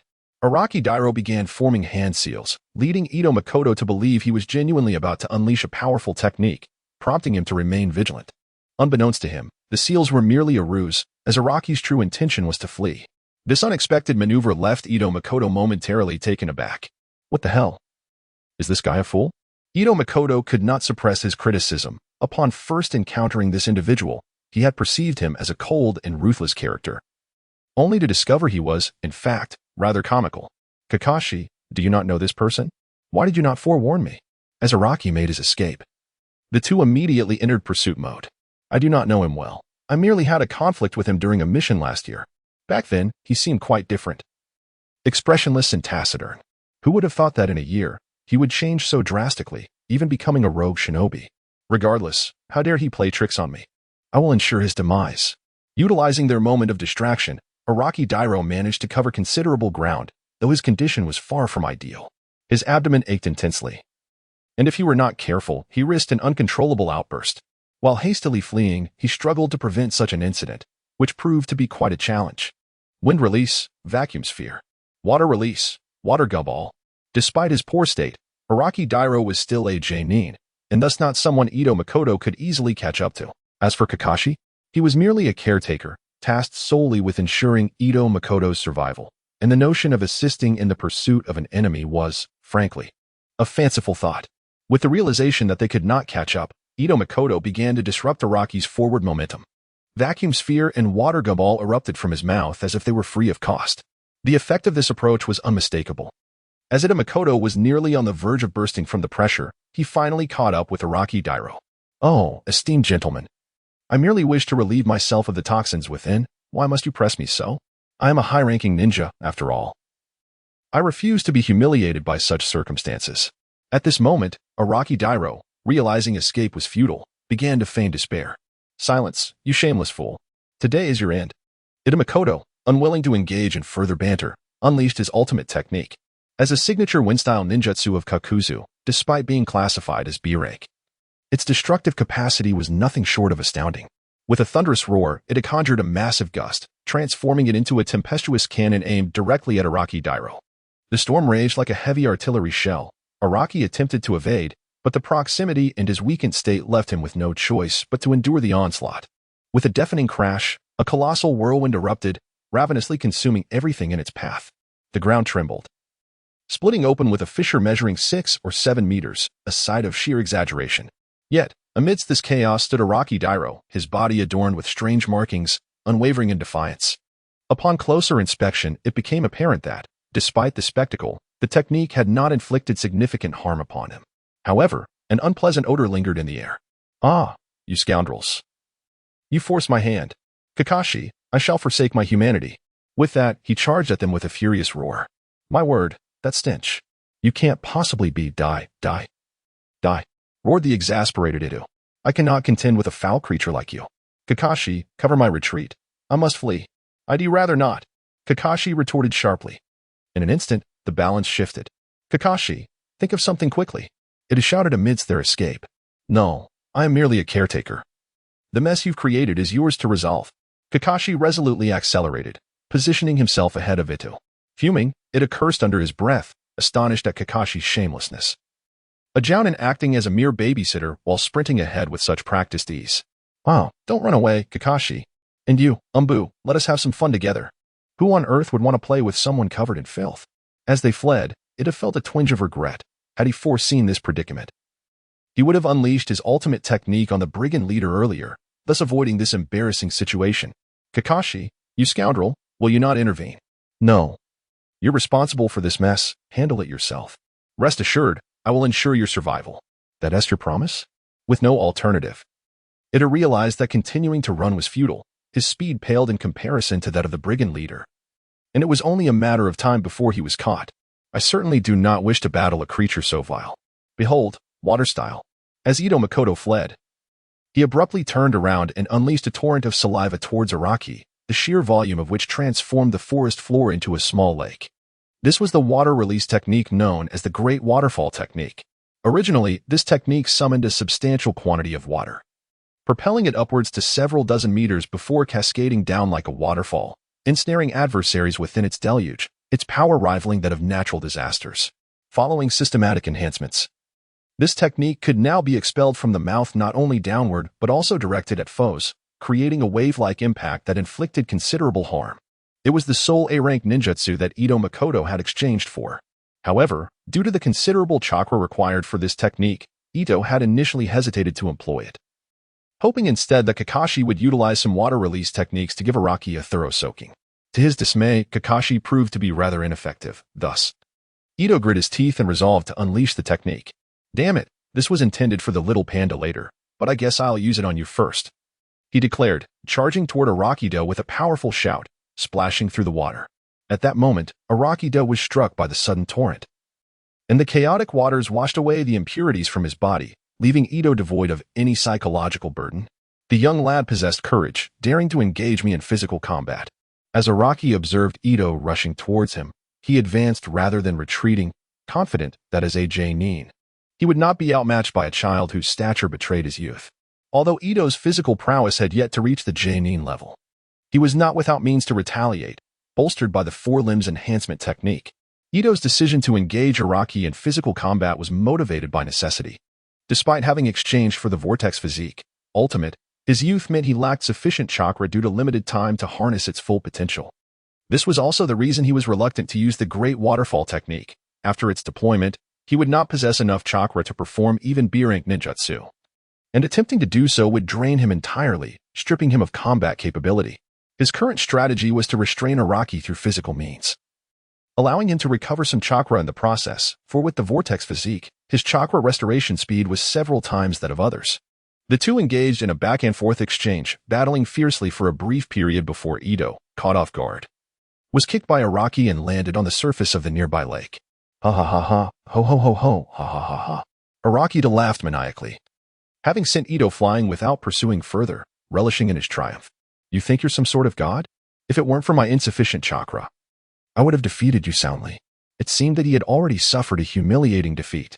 The clash between Ito and Araki did not disturb Kakashi, who lounged atop a tree, leisurely engrossed in the novel he held. One might wonder if he perceived the incongruity of his current state. Do I still need to mention it? Ito mused silently. Kakashi remained oblivious to the peculiar mark adorning Araki's body. Was he truly unaware? It was undoubtedly the cursed seal of Orochimaru. This seal grants immense power to its bearer, yet simultaneously extracts it at an alarming rate, leading to a potent erosion of the user's being. It is indeed a double-edged sword. At this stage, it appeared that Orochimaru's cursed seal was far from perfected, as the mark on Araki Taro was utterly chaotic and devoid of any semblance of elegance. What an unfortunate stroke of luck to encounter such a thing on my very first mission. I wonder if I will cross paths with Orochimaru later. Upon reflection, it seemed that this seal must have been carelessly applied by Orochimaru. Otherwise, Araki, being a jonin, would have been a formidable asset to the Sound Village. Since Orochimaru had not recruited him, it was clear that this individual was merely a test subject. As a test subject, Orochimaru would likely not pay much heed to him. If he were to eliminate Araki and dispose of the body, surely Orochimaru could not trace it back to him. Ah, Kakashi, come forth. That diminutive Anbu. Why have you ceased your advance? My fists, akin to sandbags, are eager for action. Seeing that Ito Makoto did not launch an attack, Araki Taro erupted into maniacal laughter, taunting both Ito and Kakashi. Such mockery was child-esque play for the two seasoned ninjas. Moreover, upon realizing that Araki had likely lost his wits due to the activation of the cursed seal, they decided not to stoop to his level. Nonetheless, a confrontation was inevitable. This period of rest had allowed his chakra to partially replenish, and employing a B-rank ninjutsu would not completely deplete his combat efficacy. However, he needed to contemplate carefully which B-rank technique to utilize next. As Ito pondered his options, Araki Taro's intellect seemed to awaken. Perceiving Ito's inaction, he decided to strike first. Water release, water dragon bullet technique. With swift movements, Araki closed the distance between them in a single breath, unleashing a torrent of water in the form of a dragon that surged relentlessly toward Ito. Ito swiftly evaded, but the path of the water dragon left devastation in its wake, obliterating the surrounding trees. Damn it, this guy can use water release? Kakashi, why didn't you inform me? Well, you never asked. Cursed Kakashi, Ito vowed to settle the score later. Had he known earlier that Araki possessed water release techniques, he would have abstained from employing the Grand Waterfall technique, for in the presence of water, the power of water release jutsu would be significantly enhanced, while conserving chakra as well. Gazing at the small lake beneath him, Ito felt as though he were crafting garments for another. Water Dragon Bullet Technique. Water Dragon Bullet Technique. Water Dragon Bullet Technique. With the cursed seal augmenting Araki's abilities, he unleashed a relentless barrage of water dragons as if chakra were of no consequence. Ito found himself desperately dodging the onslaught, as the situation rapidly turned dire for him. It cannot continue like this. A counterattack is imperative. Upon this realization, I swiftly began to weave hand seals.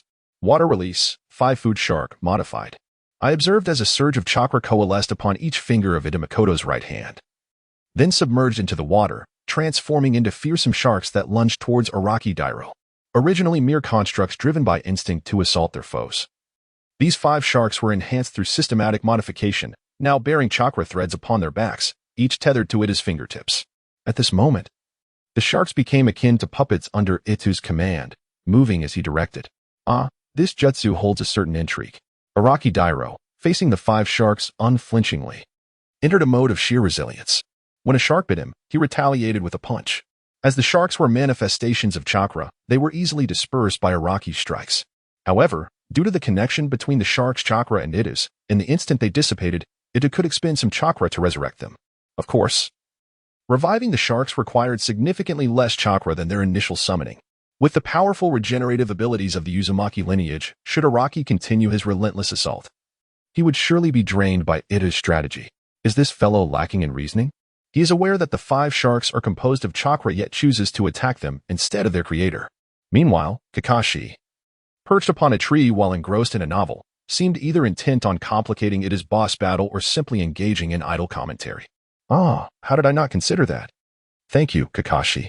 Upon hearing Kakashi's words, Araki endured a couple of bites from the sharks before shaking them off and charging towards Ito. Darn it, Kakashi, you traitor. Upon my return, I shall report you. Just wait. Ito cursed under his breath, hastily maneuvering the sharks for defense while evading Araki's onslaught. Bang! In a moment of carelessness, Ito was struck once more by Araki, sent sprawling as if hit by a truck, retreating several meters.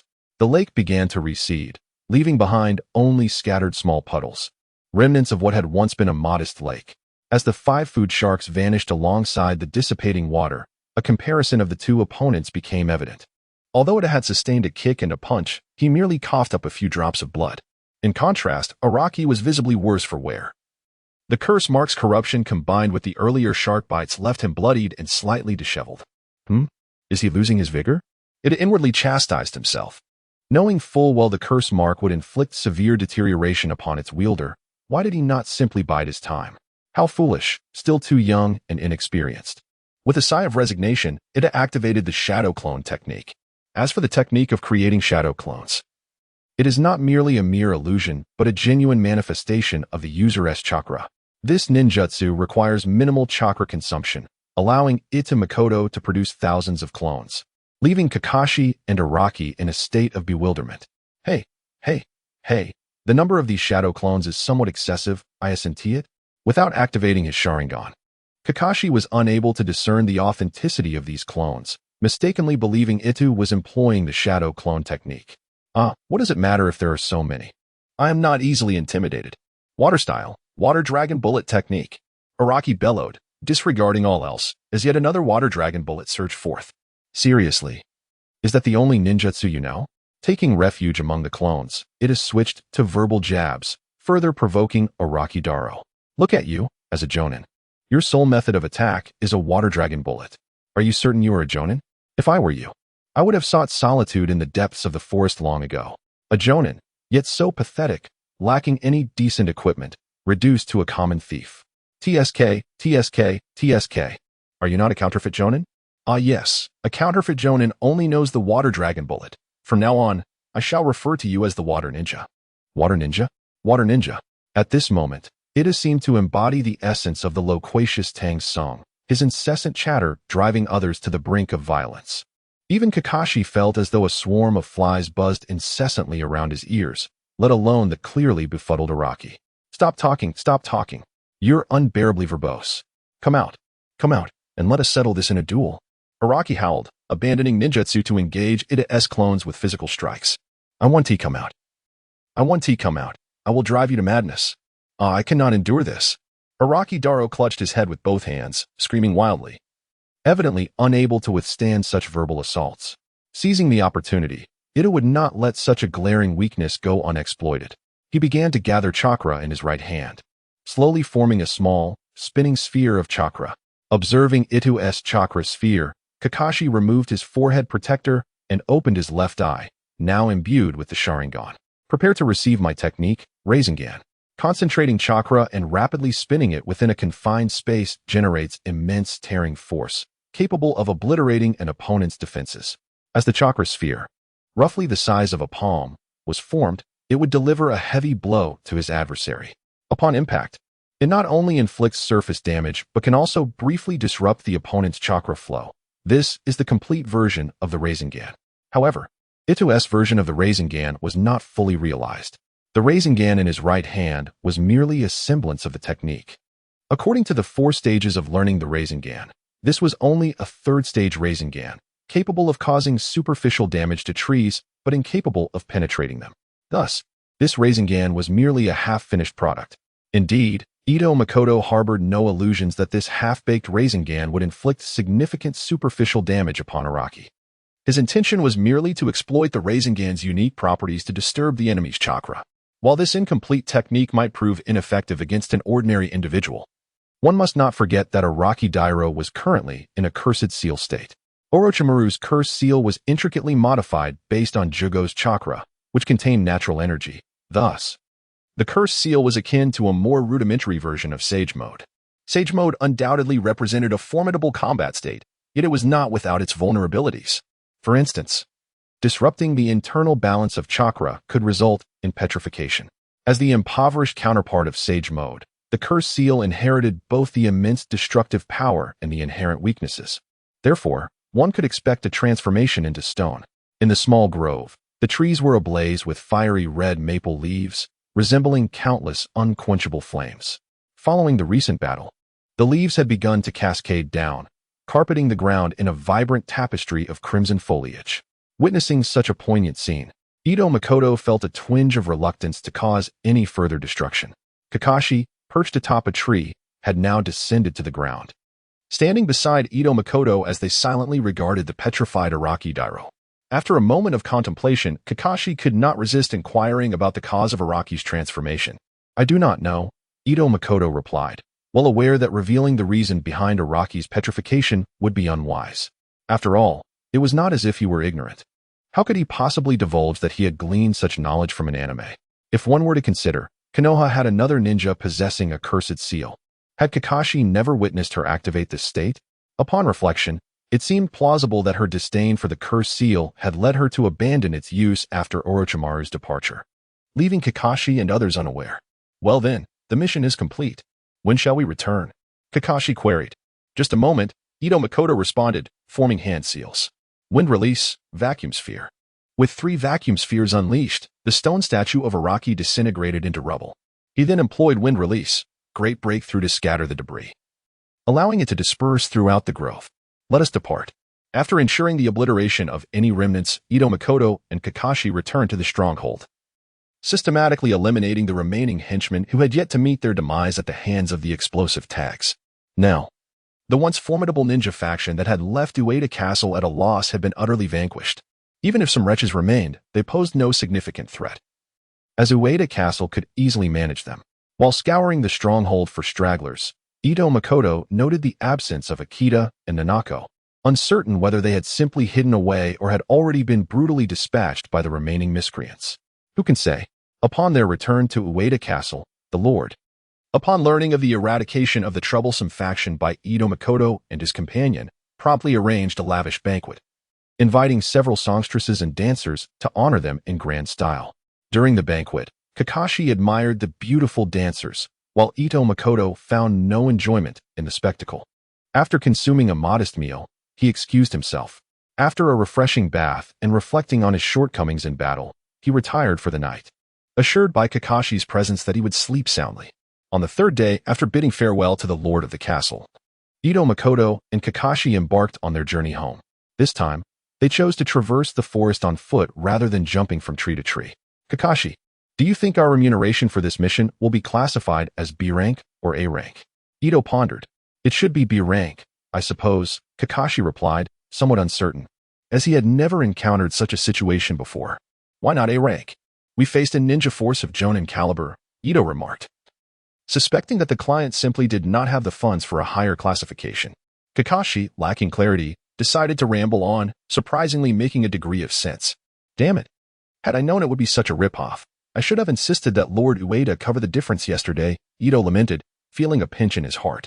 The reward for this B-rank mission was a mere 150,000 Rio, while an A-rank mission could easily yield 500,000 Rio or more. "Ah, my money." During his time at the Ninja Academy, Ito had to forge connections with various peers and learn their jutsu, depleting his savings significantly. It was only in times of financial strain that he truly appreciated the value of wealth. At least he would return with half of the bounty, which would amount to several tens of thousands of ryo, a considerable sum for him now. Yet, the thought of missing out on hundreds of thousands of ryo pierced his heart like a dagger. Just as he contemplated the unforeseen gains from merely observing a specimen, a chilling voice resonated through the air. In the center of the path stood a figure, with a pallid face devoid of color and a pair of yellow serpent-like eyes piercing with a chilling glare. The raspy voice seemed capable of freezing everything in its vicinity. "Long time no see, Kakashi." Orochimaru. Kakashi's pupils dilated as he quickly drew a kunai, entering a defensive stance. "What brings you here?" he inquired cautiously. "I have a specimen of mine in this vicinity, and I simply stopped by to take a look," Orochimaru replied nonchalantly, licking his lips. Damn it, what terrible luck, Ito thought, recognizing that the specimen Orochimaru referred to was none other than Araki Dairo. However, judging by Orochimaru's demeanor, it seemed he was unaware that Araki had already been eliminated by them. Oh, and there's an Anbu nearby as well. It appears that Konoha has produced another new talent, Orochimaru observed. Before Kakashi could respond, Ito interjected, "The tides of time bring forth new talents. Each generation surpasses the last, and the waves of the Yangtze push forth the previous ones. Orochimaru, you have grown old." Instead of reacting with anger, Orochimaru smiled enigmatically. "It seems that my absence from the ninja world has allowed some to forget the terror I once instilled." Having spoken, he elongated his neck and lunged forward to bite. Upon the appearance of Orochimaru, Ito Makoto had been on high alert, yet the sight of Orochimaru's neck stretching took him aback. It was a grotesque spectacle. Ding! Ito Makoto was startled, but Kakashi remained unfazed, fully aware of the nature of Orochimaru. Consequently, when Orochimaru launched an attack on Ito Makoto, Kakashi intervened, wielding a kunai to thwart him. With the assault halted, Orochimaru's neck retracted, returning to a more human-like form. "Kakashi, do you intend to stop me?" Orochimaru inquired, regarding the vigilant Kakashi with a bemused expression, his demeanor unperturbed by Kakashi's interference. "Apologies, but I am a ninja of Konoha, and so are those behind me. I cannot remain passive while you make your move." "Ninja of Konoha, you say?" Orochimaru mused, tilting his head skyward at a 45-degree angle, a hint of melancholy in his tone. "I was once a ninja of Konoha as well." Then, in a bizarre twist, Orochimaru's head spun 360 degrees, adopting an eerie posture as he addressed Ito Makoto. "Little Junior, would you care to join me?" "What? Orochimaru knows me." Ito Makoto was genuinely frightened. He had not anticipated that Orochimaru would be aware of his identity. It must have been Kabuto who provided the information. Gritting his teeth, Ito Makoto contemplated how he would deal with Kabuto upon his return. It was utterly unforgivable that he had been thrust into this confrontation with Orochimaru so soon. Every individual possesses the right to choose. "I am living quite well in Konoha. Why would I wish to come to your side? Konoha is decaying, sooner or later. You shall tread the same path as I." Silence. "I, Ito Makoto, would rather perish here than follow your path." "What merit is there in following Orochimaru's path? To transform oneself into a being neither human nor ghost? The only apparent advantage is immortality, but with the system he currently possesses, is immortality even a concern? Humph. I abhor your kind of hypocrisy and ignorance." Ito Makoto rejected Orochimaru's proposition, which left Orochimaru visibly displeased. With a darkened expression, he reiterated, "I am granting you a second chance to rephrase your words." "Go to hell, Orochimaru." Though uncertain of the exact implications of his words, Ito Makoto's sentiment was clear, and Orochimaru understood that it was far from a compliment. At that moment, Ito Makoto's mind was tumultuous. He was facing the formidable Sannin, the cold-blooded Orochimaru, not the previous inept ninja. In this dire situation, his sole concern was how to stay alive. Even with Kakashi, the situation remains the same. When the battle commences, "I will hold Orochimaru back. You must flee at once," Kakashi stated, turning to Ito Makoto amidst the tense atmosphere. It was evident that Kakashi spoke from the heart. He had activated his Sharingan, prepared for a fight at any moment. Ito Makoto felt genuinely touched, but he remained skeptical that Kakashi could truly contain Orochimaru, unless he activated the Mangekyu Sharingan. "Rest assured, I have a secret technique." "What technique?" "You possess no comprehension of the formidable influence that the name Orochimaru holds within this ninja realm." Indeed, Ito Makoto is fully aware. Observing Kakashi's grave demeanor, akin to a child refusing to listen, Ito Makoto chose to refrain from further commentary. Have you reached a consensus? If so, I shall make my move. Orochimaru exuded an aura of superiority, perceiving his adversaries as mere fodder, even providing them with a forewarning. Wait, Ito Makoto interjected as Orochimaru prepared to strike. Do you have something to say? Orochimaru inquired with keen interest. Well, Orochimaru, allow me to present you with a treasure. With that, Ito Makoto retrieved a small dagger from his ninja tool pouch and tossed it to Orochimaru. Orochimaru, indifferent, casually caught the dagger. At that moment, Ito Makoto shouted, Orochimaru, I call upon you. Wait, that is not the right line. Orochimaru, this dagger is coated in potent poison. With the command uttered, the skill was activated. Kakashi. Run. Ito Makoto urged, prompting an immediate escape. Kakashi, momentarily bewildered, grasped the urgency of the situation. Thankfully, as a skilled ninja, he hesitated not and dashed away at once. Goodness, you run so swiftly. What happened to your promise to protect me? Return my feelings, you scoundrel. The two fled in unison while Orochimaru refrained from pursuit, instead becoming ensnared in a bizarre state. Holding the dagger that Ito Makoto had flung at him, he leaned closer, his expression revealing his reluctance. Why is it that others declare this dagger to be poisonous, yet I am inexplicably drawn to it? Furthermore, why do I feel an overwhelming urge to lick the blade? With an expression of disdain, Orochimaru struggled to withdraw his head, yet the compulsion of the skill prevailed, bringing his face perilously close to the dagger. Just a flick of his tongue would suffice to taste it. And then, he did extend his tongue. I will lick it. Which ninjutsu did you employ? Why isn't Orochimaru pursuing us? Kakashi queried during their flight. Not pursuing? Orochimaru merely postpones his chase.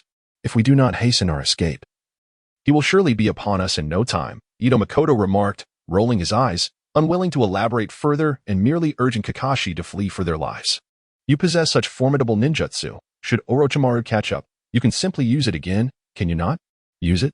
My ninjutsu can only be employed once in a lifetime. Despite appearances, I am gravely injured. If you continue this incessant chatter, I might just perish right here. Do you believe it? By the heavens. I had no inkling that Kakashi had transformed into such a loquacious individual, rambling on endlessly. Kakashi shot Ito Makoto a puzzled glance, noticing that he appeared physically unscathed and was still able to spar verbally. If Ito Makoto were truly on the brink of death, it would be an affront to his intelligence. However, he found some merit in what Itachi said. Such formidable ninjutsu could not possibly be devoid of side effects. Without a moment's hesitation, Kakashi scooped up Itachi and swiftly made his escape, moving faster than before. Speaking of which, could I perhaps change my position? The Princess Carrie feels rather awkward. Kakashi ignored Itachi, for he sensed impending danger and had no time to engage in conversation. Noticing Kakashi's silence, Itachi pouted and began surveying their surroundings. When he glanced toward Kakashi's back, he spotted a creature entirely enveloped in green, rapidly approaching them. Upon closer inspection, Itachi exclaimed, Isn't that Orochimaru? Kakashi, hurry. Orochimaru is closing in. At this, Kakashi's hands trembled, nearly causing him to drop Itachi. So fast? He gasped. Even if you seamlessly transition into a conversation, it doesn't erase the fact that you almost let me fall just now. My apologies, my apologies. It's merely a natural reaction of humans when confronted with dire news. Itachi retorted with a smirk. Do you think I believe you? Just as Itachi was about to respond, Kakashi solemnly declared, Rest assured, I would never abandon a comrade to flee. Absolutely not. Itachi fell silent, for he was well acquainted with Kakashi's history through the anime and harbored no doubt regarding his words. You two are quite nimble, aren't you, little disciple? Pray tell, what kind of ninjutsu are you employing? I, too, fell victim to it, and I find this technique exceedingly intriguing. Itachi inwardly cursed, dismissing the technique as mere poison that only rendered Orochimaru green, utterly ineffective.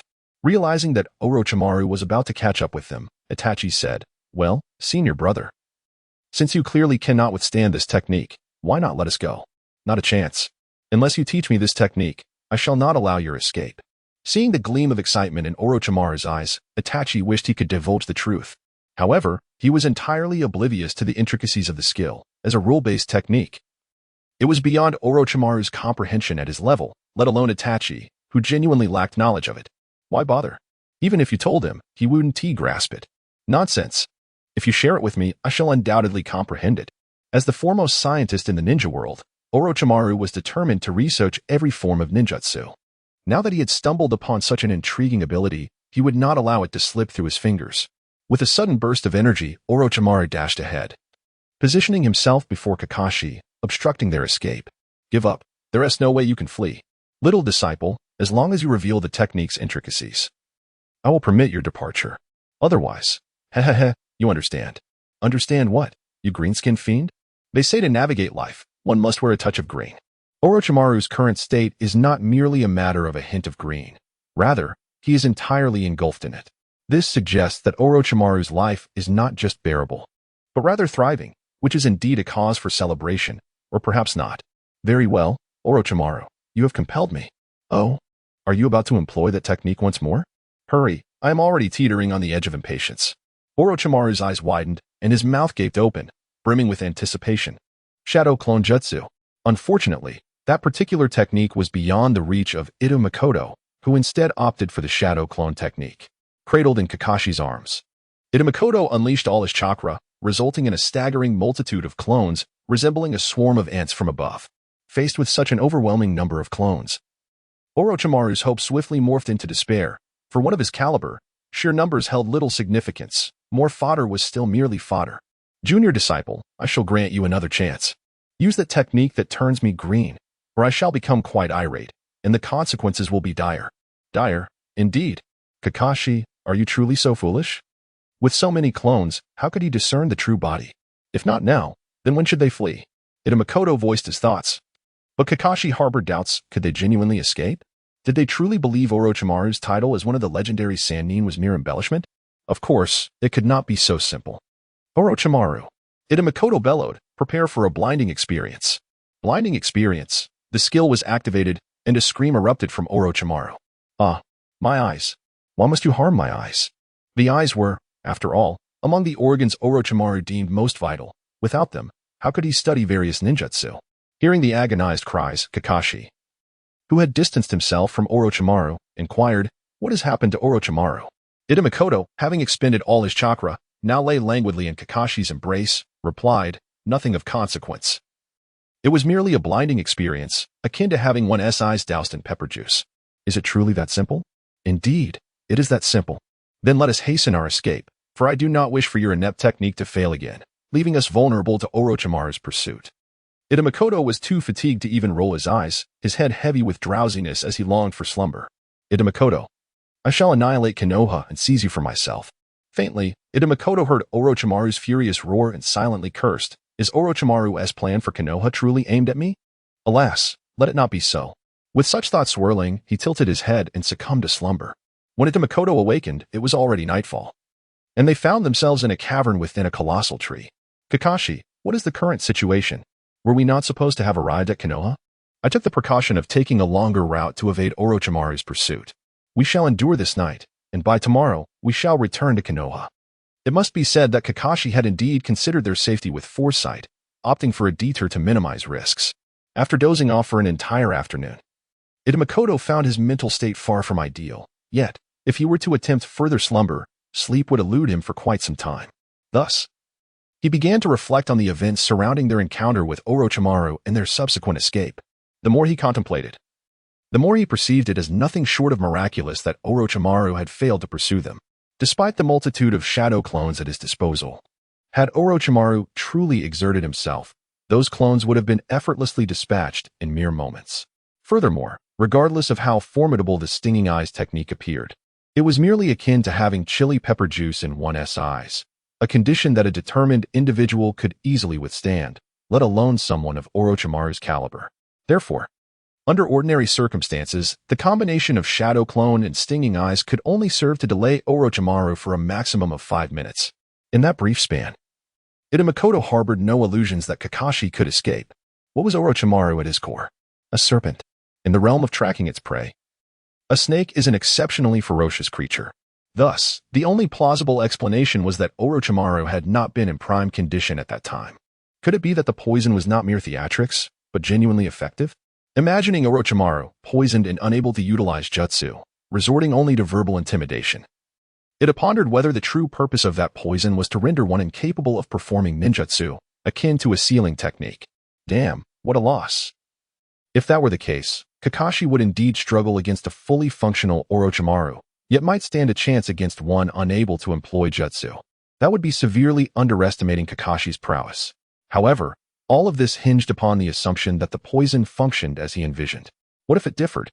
Therefore, Makoto felt a profound sense of relief at having evaded Orochimaru's pursuit. One should not be overly greedy. A tranquil existence is a true blessing. As dawn gradually unfurled its curtains, another resplendent morning emerged, ushering in a refreshing ambience. At this moment, Makoto and Kakashi stood at the entrance of the Hidden Leaf Village, observing the orderly flow of people as if in a dream. Just yesterday, they had been grappling with the relentless pursuit of Orochimaru, bearing immense pressure. Now, having reached the village's threshold, they found themselves in a secure environment, their burdens lifting in tandem. Entering the village, gazing upon the tidy streets, and watching nearby children frolicking, Makoto remarked, "Ah, we are finally back. Who would have thought that a mere mission within the land of fire could prove so perilous? The village truly is a sanctuary. The outside world is fraught with danger." Even someone of Makoto's superior ninja caliber regarded the outside as perilous, let alone the common folk. Consequently, many civilians aspired to amass sufficient funds to reside in the nearby great ninja villages. "Let us proceed to report on the mission's outcome," Kakashi suggested, his demeanor unperturbed. After all, he had encountered numerous missions and perilous situations before, and this was merely another encounter with Orochimaru. The two traversed smoothly to the Hokage's office. Initially, one could simply visit the task reception to undertake a regular mission. However, this particular assignment was directly delegated by the Hokage, necessitating the presence of the two individuals in the Hokage's office to finalize the mission's narrative. After Kakashi had recounted the entirety of the task's proceedings, the third Hokage, deep in thought and puffing on a cigarette, seemed lost in contemplation. "I quipped to my master, are you harboring some secret malice? A B-rank mission typically poses only a moderate level of danger, yet none could have anticipated that the bandits would be a ninja organization, exponentially increasing the peril involved. Fortunately, Kakashi and I were sufficiently formidable to ensure the mission's successful completion, though we were ultimately confronted by a figure as formidable as Orochimaru. Who would have imagined that a mere B-rank task could escalate to the difficulty of an S-rank? It felt like a tremendous deception. Once Kakashi concluded his recounting, he departed, leaving only the third Hokage and me in the office. In public, as a disciple, I bore the responsibility of upholding my master's authority, for he is the Hokage. Yet, in private, our relationship was amicable enough that light-hearted banter was permissible without repercussions. Who would have thought that a B-rank mission would culminate in such chaos? The third Hokage exhaled, continuing, "I must say, you possess remarkable prowess, managing to slay an elite ninja on your own." At this, I raised an eyebrow. It was indeed a rarity for someone of my youth to have vanquished a jonin, especially in this era of peace. In addressing my master, I refrained from concealing the truth. I was merely fortunate. Had that individual not succumbed to my poison, I doubt I would have prevailed in a direct confrontation. Reflecting on that battle, I realized that if Araki had activated his curse seal in a normal state, I would have found it exceedingly challenging to contend with him without employing my special skills. After all, Araki was far from inept. His combat experience far exceeded my own as a true novice. Enough with the modesty. Given your capabilities, I can now confidently entrust you to undertake missions independently throughout this year, the third Hokage remarked, taking another drag from his cigarette. He felt a profound sense of satisfaction regarding my performance during this mission. "But, I must insist," I interjected, "I would prefer not to tackle missions alone. Not only is solitude burdensome, but I am still a novice.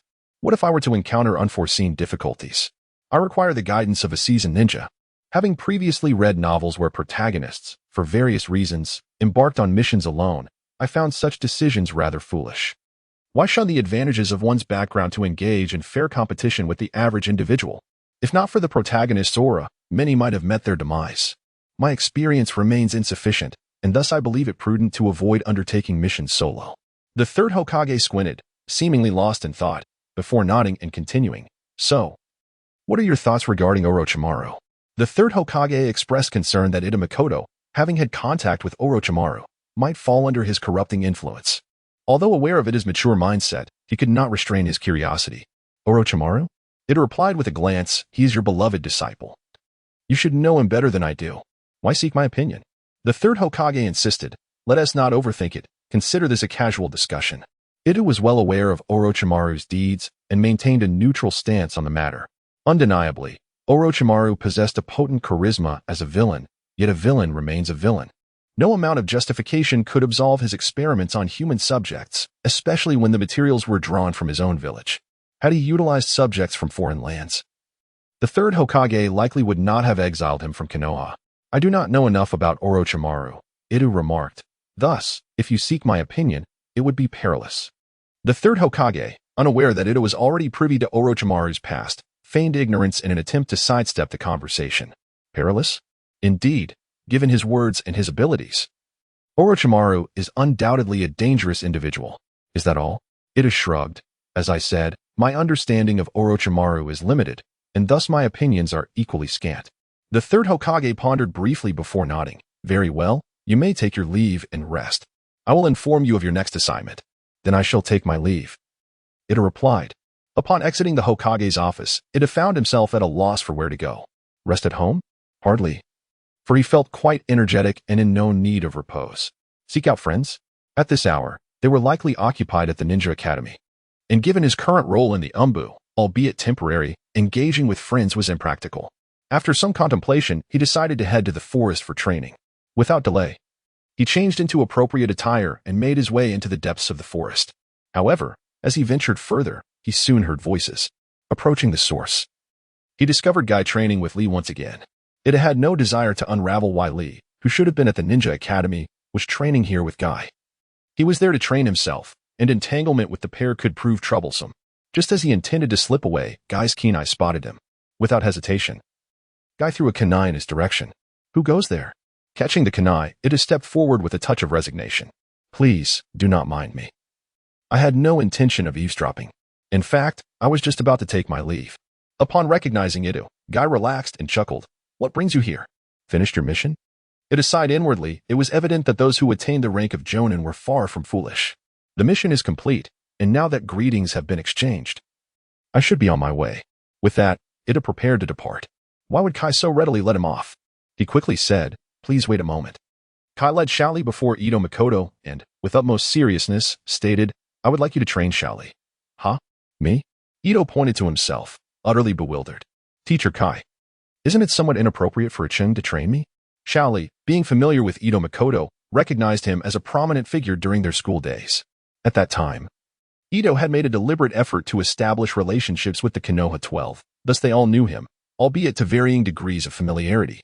Shaoli's rapport with Ito could only be described as mediocre, though he admired Shaoli, the latter, perhaps due to his prodigious talents, did not harbor hostility but rather a slight aversion towards him.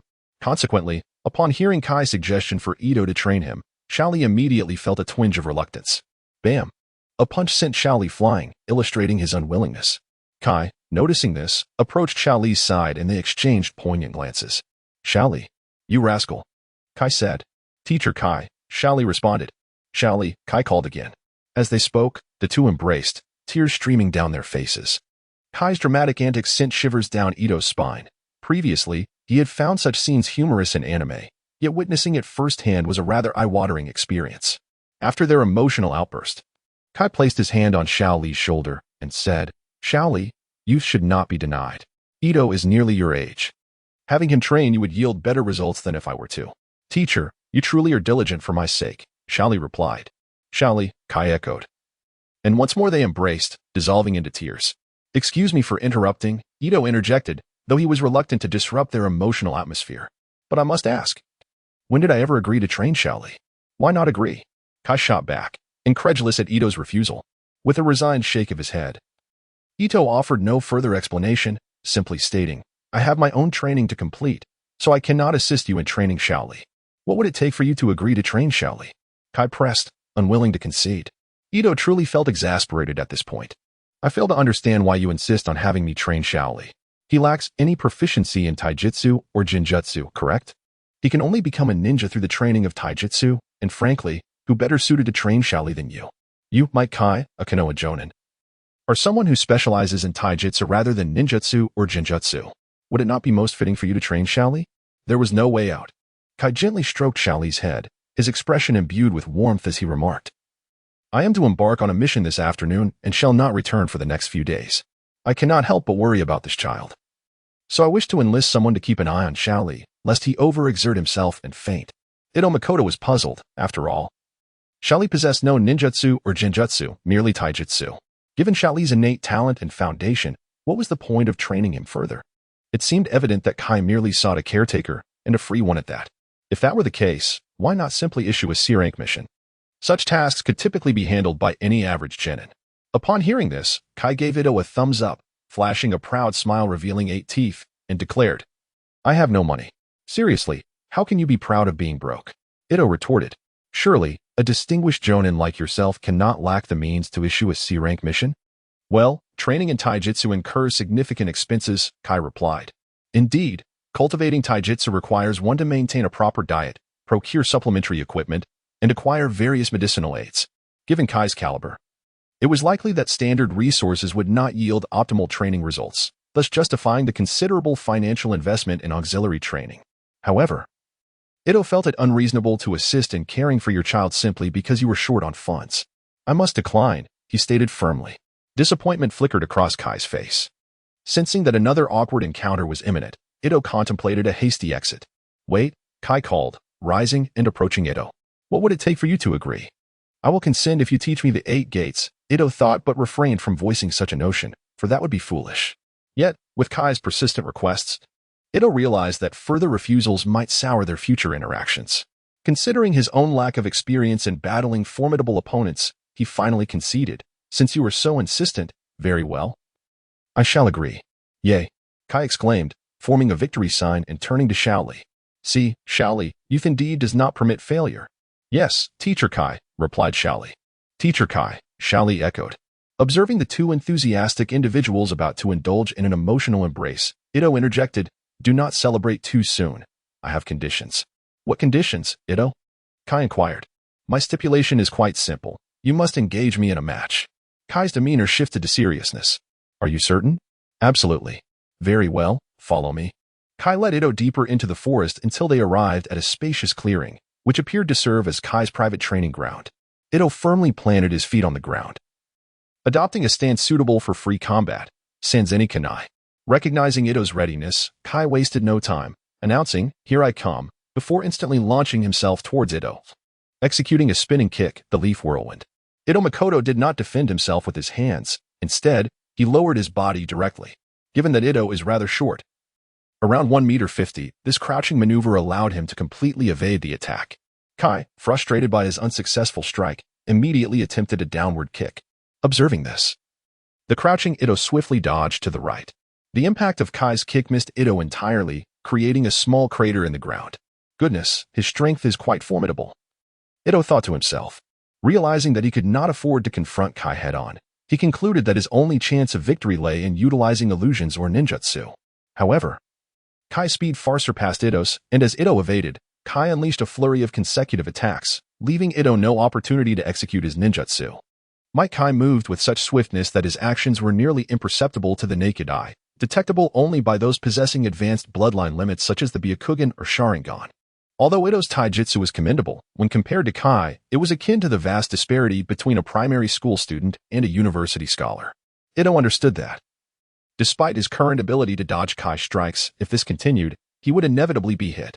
A single blow from Kai would likely spell his doom. Thus, after successfully parrying one of Kai's attacks, Ito utilized the principle of action-reaction to create a slight distance between them. However, this distance was insufficient for him to unleash any threatening offensive ninjutsu, as even standard techniques posed little threat to Kai. What he truly needed was a ninjutsu that would afford him a moment of respite. Consequently, Ito opted for a simple yet effective technique, employing the swift Phantom Clone. Instantly, the training ground was filled with hundreds of Ito Makoto clones, distracting Kai and allowing the real Ito to distance himself from the onslaught. He then invoked an illusion. Great illusion technique. Ito believed that his limited offensive ninjutsu would prove ineffective against Kai, so he decided to rely on illusions instead. Currently, he knew only 2 illusion techniques. One was Rebirth Sanctuary Technique, modified, which induced slumber. However, the stronger the will of the target, the lower the success rate. Undoubtedly, Kai's mental fortitude was exceptionally robust, making this technique unlikely to succeed and potentially exposing Ito's actual position. The other technique was Great Illusion Technique, which represented his sole opportunity for counterattack. Within the confines of this illusion, Kai found himself transported back to his childhood, a time when his father, Mike Day was still alive. In this illusion, Kai trained with his father, slept beside him, and undertook missions together, enveloped in a blissful world. Yet, the essence of illusion remained just that, an illusion. In an instant, he recognized the deception, as D-rank illusions possess the notable flaw that even moderately experienced ninjas can discern them almost immediately. Thus, despite his deep-seated longing, Kai utilized the surge of chakra to dispel the illusion. In reality, Ito Makoto believed that Kai had fallen under an illusion, and he would surely linger within it for a moment. Just that brief interval would allow him to strike at Kai. He was not so arrogant as to presume he could defeat him, but landing a hit would suffice. Confronted with Kai, who was immersed in the delusion, Ito was unable to employ any destructive ninjutsu, as Kai had a mission to undertake later that afternoon. If a friendly spar were to result in Kai being injured, it would be most regrettable. The spiraling sphere, incomplete, possessed minimal destructive power, unable to even shatter a tree. Kai's body was far sturdier than that of mere timber.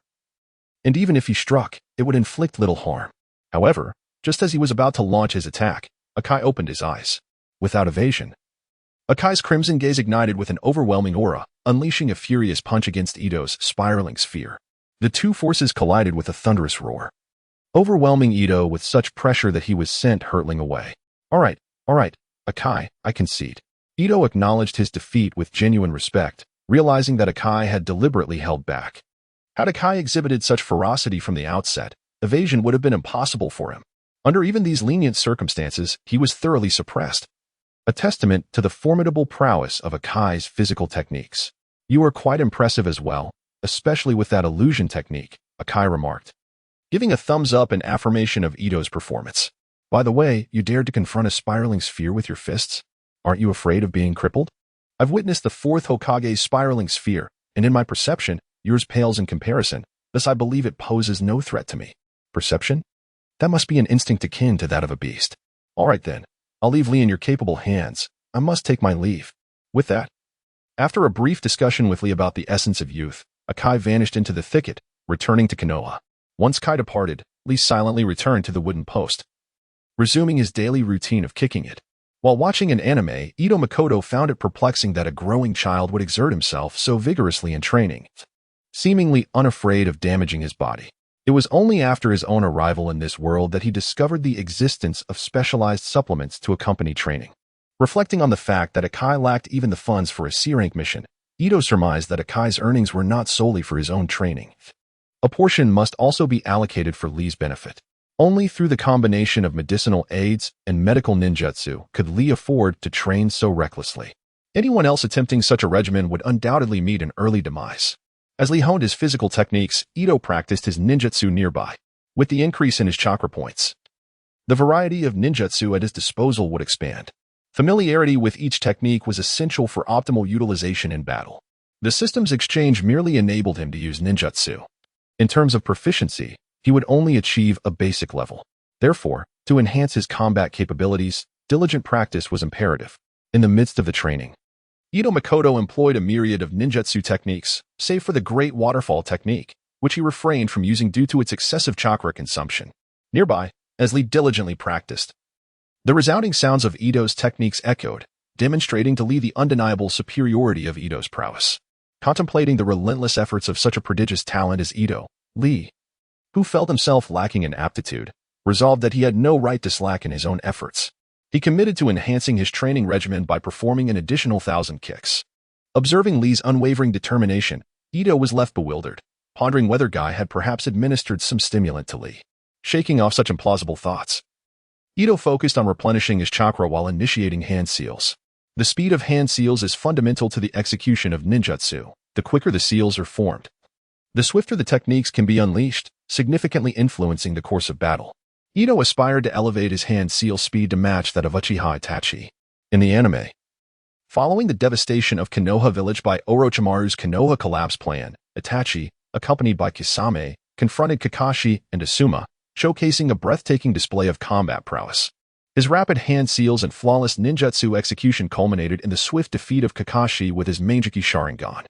Ito often mused that if he could attain a similar speed in forming hand seals, he could become a formidable mobile artillery, especially with his Uzumaki lineage.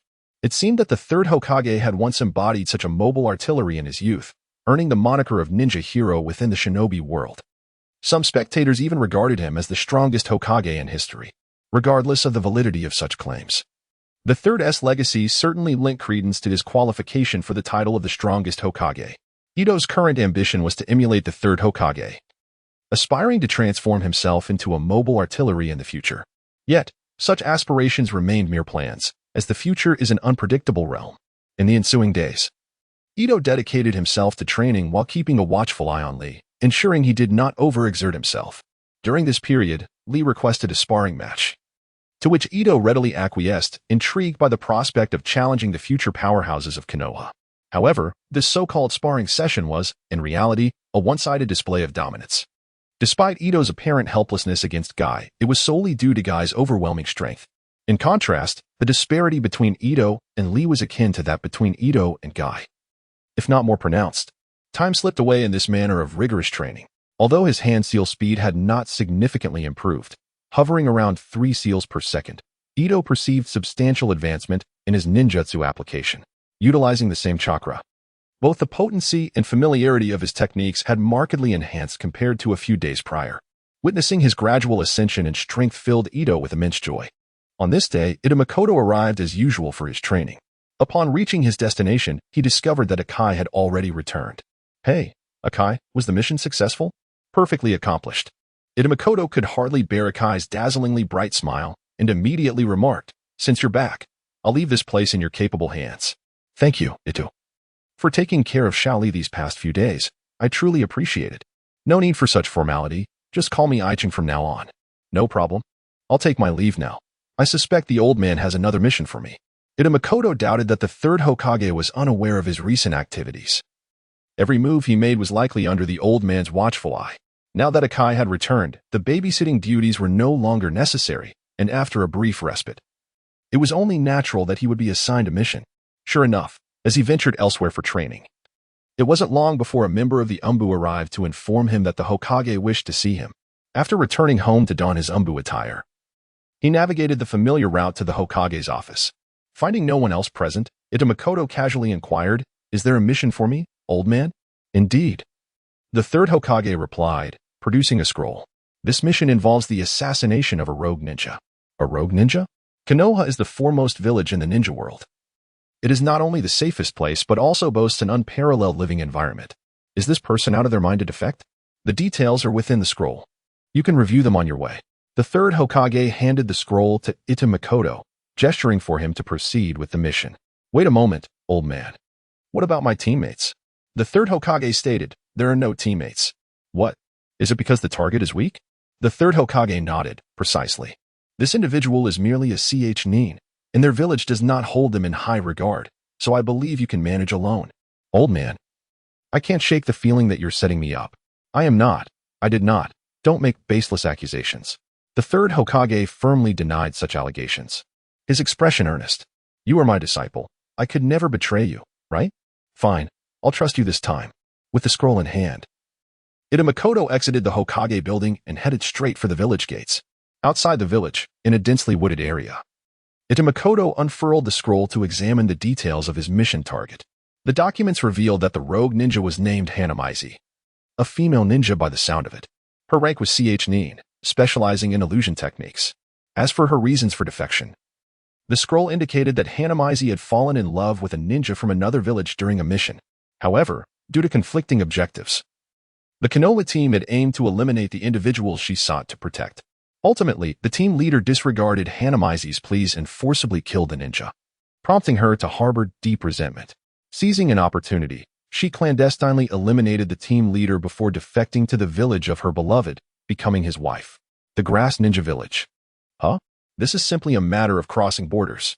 The village of Grass is situated in the land of Grass and has established amicable diplomatic relations with Konoha.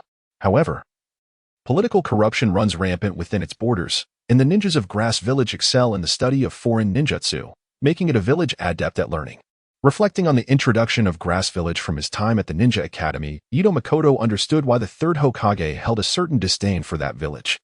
It is laughable that a foolish woman, after defecting, would seek refuge in a village that maintains cordial ties with Konoha, with such a lack of intelligence. One must wonder who would survive in her stead. Ito surmised that Hanamiko was likely a hot potato for Grass Village as well. To harbor her would offend Konoha. Yet to turn her away would be a slight against the widow of a fallen ninja from their own village. Could it be that this mission was indeed commissioned by Grass Village itself? The more he contemplated, the more plausible it seemed. If his own village could not resolve the matter, then it would be prudent to let Konoha handle it, capturing the rogue ninja under the pretext of justified authority. Should Grass Village discover the operation, they would likely choose to overlook it. With no time constraints on the mission, Ito decided to take his time. After all, he had yet to truly explore the world of Hokage. His previous task had concluded rather swiftly, and after encountering Orochimaru, he had not had the opportunity to wander freely. He embarked on a leisurely journey, meandering along the path. Whenever hunger struck, he would forage for something to roast. When fatigue set in, he would find a spot to rest. Passing through several towns, the initial novelty soon gave way to monotony. The current state of the ninja world is marked by low productivity, with many struggling merely to fill their bellies. In such circumstances, people's aspirations tend to revolve around increasing food production to stave off starvation. Consequently, entertainment within the entire ninja realm is exceedingly scarce. Compared to the towns outside, Konoha undoubtedly offers a more favorable environment. It became clear to him that he ought to expedite the completion of his mission, as such leisurely activities were tantamount to squandering time. Resolute in his decision, he replenished his supplies in a town and began to quicken his pace. However, as he exited the town, he realized that someone was tailing him. At this moment, he was not clad in the discreet attire of Konoha's Anbu. He prioritized subtlety and safety. What if he encountered a ninja harboring animosity towards Konoha? Ito was aware that, given his physique, wandering alone in the ninja world would inevitably attract the attention of the less discerning. The only difference was that those who dared to confront the Anbu were usually formidable foes, whereas those who would trouble him in his unassuming garb were likely to be mere ruffians. True formidable warriors would not seek to provoke a child, barring the occasional aberration. Hey kid, I see you've acquired quite a bit of supplies. You surely can't use all of that alone. I'm a good-hearted person, so why don't we help you make use of some of it? Upon leaving the confines of the small town, Ito deliberately slowed his pace, allowing the would-be followers to take the bait. To his surprise, they were rather naive and quickly surrounded him. One of the blonde-haired youths proclaimed, "Rest assured. As long as you hand over your supplies, we five will ensure your safe departure." It was difficult for Itamekoto to comprehend why these individuals were so eager for their demise. Did they not consider that a child wandering alone must possess some form of capital? Upon reflection, it seemed that the common folk in the shinobi world were largely illiterate, which rendered the actions of these five individuals rather reasonable. Alas, the pitfalls of ignorance. Without education, one remains oblivious to certain truths, and when enlightenment does eventually dawn, the cost may very well be their lives. Quit your rambling and hand over the supplies, or we will kill you and search for ourselves. Hand over what? He thought. This motley crew was not worthy of his compliance.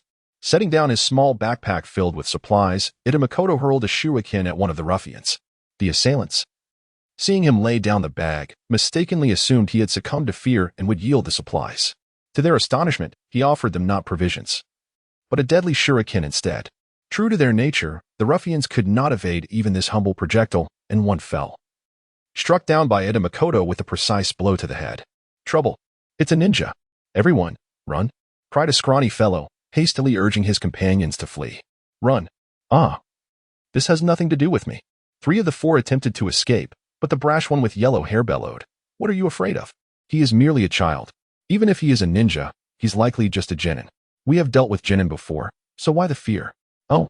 Upon hearing the yellow-haired one's words, Itamekoto regarded them with newfound respect, realizing that they had indeed bested a genin. Boss, stammered the thin man, trembling. The ninja claimed to be a genin, but who can verify such a claim? Silence. If I say he is a genin, then he is. He gestured toward Itamekoto. Continuing, look at him, just a child. He ambushed and killed our comrade, but now that we are on guard, he cannot surprise us again. Are you still afraid of a mere child? Indeed, he is just a child. What is there to fear? We are 4 strong. Before he could finish his thought, Itamekoto, growing impatient, hurled another shuriken, sending him to an eternal rest. At that moment, the remaining 3 sensed the gravity of their predicament and opened their mouths to plead for mercy, but Itamekoto did not grant them the opportunity. Fire release, great fireball technique. A fireball, 5 meters in diameter, surged forth, obliterating his opponents. Humph. Who says the Great Fireball cannot kill? Today, I shall vindicate its lethality. If one were to consider the most underwhelming jutsu in the Naruto series, the Great Fireball technique would certainly rank among them. With immense destructive power and relatively simple learning requirements, it is one of the most well-rounded techniques classified as C rank. Yet, within the anime, it has never claimed a single life, rendering it rather embarrassing. As the flames consumed the last of the ruffians, the Great Fireball had finally proven its worth. Observing the charred remains, Makoto shook his head, having no intention of retrieving his shuriken. He donned his small backpack and continued on his journey, traversing the border between the land of grass and the land of fire. The environment of the land of grass is not as splendid as that of the land of fire. However, it is still considered one of the more favorable regions across the vast continent of Shinobi, significantly better than the predominantly desert-like land of wind and the desolate rocky terrains of the land of earth. Determined to complete his mission promptly, Makoto commenced his swift journey, traversing hundreds of miles, finally approaching the borders of the land of grass. The scenery around him transitioned from dense woods filled with towering trees to lush green meadows. A gentle breeze swept by as a few small birds flitted through the sky. The morning air on the meadow was particularly refreshing, with dew dampening Ita's pant legs. Having grown weary of his rations, Ita decided to hunt for some wild game, kindled a bonfire, and began to barbecue.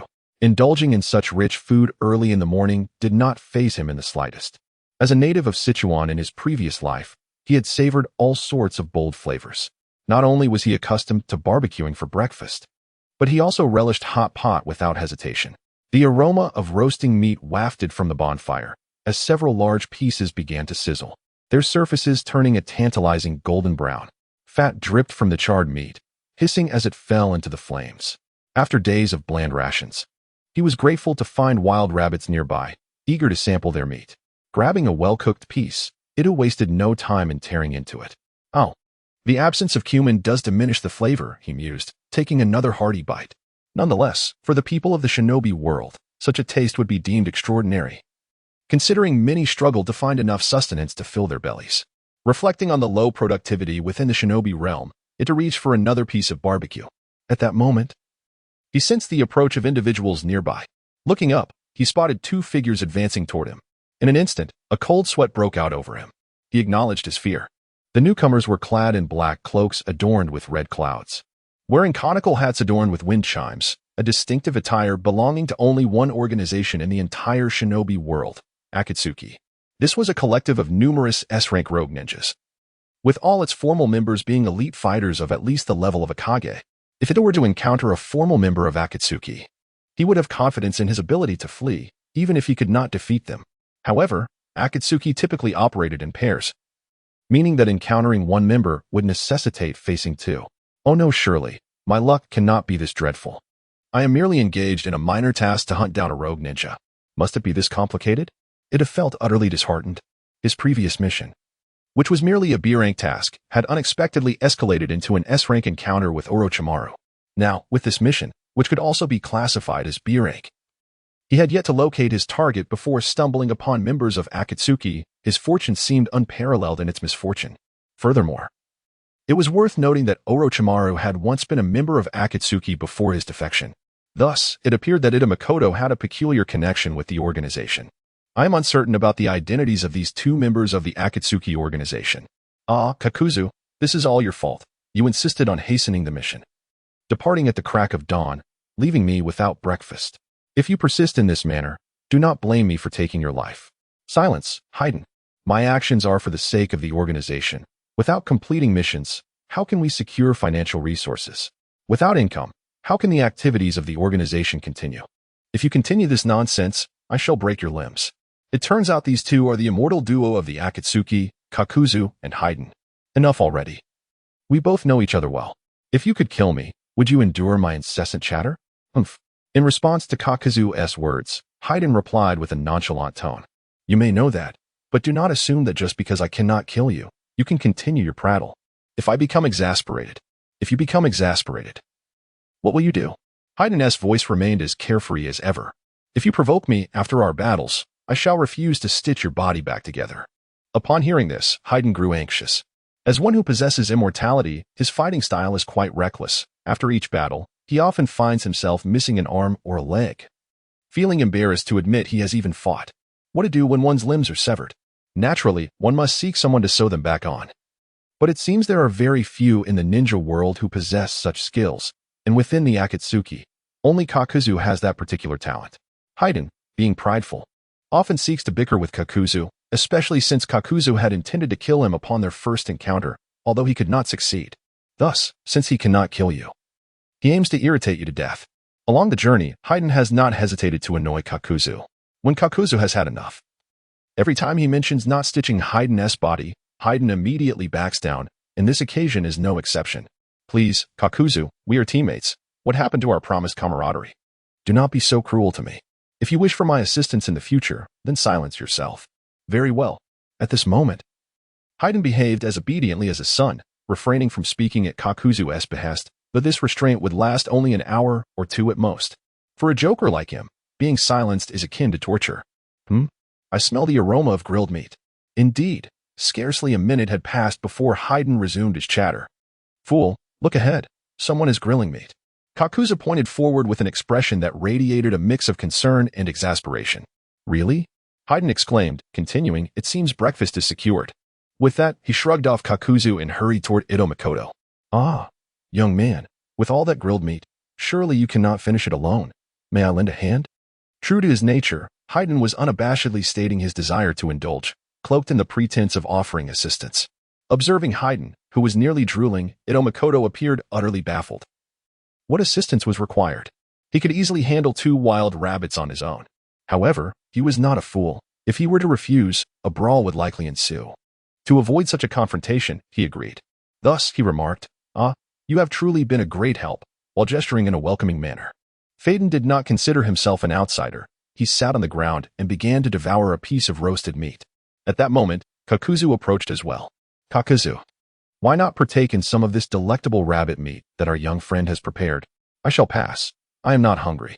Observing Faden's ravenous appetite, Kakuzu opted not to indulge in the roasted meat. Originally an elite ninja from Takigakure, Kakuzu had become a rogue after acquiring the forbidden technique, Earthgrudge Fear. With this technique, he could seize the hearts of others and implant them within himself, with a maximum capacity of 5. As long as these hearts remained intact, he would be immortal, often referred to as one who shares longevity with the heavens. In a sense, Kakuzu had transcended the boundaries of humanity, after all. How could a normal person possess 5 hearts? Thus, as a creature of monstrosity, he generally had no need for sustenance. From his perspective, eating was a waste of time. And wasting time equated to squandering money. Wasting money was tantamount to wasting his life, a notion he utterly abhorred. Moreover, consuming food posed the risk of being poisoned by adversaries. Therefore, he refrained from eating whenever possible. From the standpoint of a monster, Faden was equally a quintessential aberration. Born in Takigakure, he despised peace and thus embraced the cult of the evil god. Following rigorous experimentation within the cult, he attained immortality. Whether his head was severed or his body was destroyed, he would always return to life. Yet, this creature required nourishment to sustain himself. Without it, he would perish from starvation, a rather absurd premise. To be impervious to death yet susceptible to starvation seemed to diminish the prestige of his immortality. Your roasted meat is truly exquisite. Would you consider joining our organization as a chef? Faden, having thoroughly enjoyed the meal, whimsically extended an invitation to Ito Makoto. Ito found this amusing. Typically, individuals joined the Akatsuki either out of ambition or coercion, all possessing a modicum of combat prowess. Yet here was Faden, entirely oblivious to Ito's capabilities, inviting him to join the Akatsuki. What was this? Was it merely because of his culinary skills? Inviting him for such a trivial reason might lead to Faden becoming the subject of ridicule among the Akatsuki members in the future. Be quiet, Faden. The organization is not open to just anyone. Ito Makoto felt conflicted by the invitation. Accepting it would conflict with his future plans. While declining risked inciting Faden's wrath and provoking a skirmish. In a one-on-one confrontation, Ito was not particularly intimidated by Faden. He could always resort to using the shadow clone technique and make a hasty escape. However, beside him stood Kakuzu, whose combat style bore a resemblance to that of the 3rd Hokage, both adept in the use of 5 elemental ninjutsu. Albeit Kakuzu could be considered a diminished version of the 3rd. In the face of Kakuzu's vast array of destructive jutsu, the shadow clone technique seemed rather futile. Thus, the situation was a conundrum of acceptance and refusal. Fortunately, Kakuzu was not as ludicrous as Haiden, promptly voicing his disapproval of Hayden's proposition. Indeed, it was decided.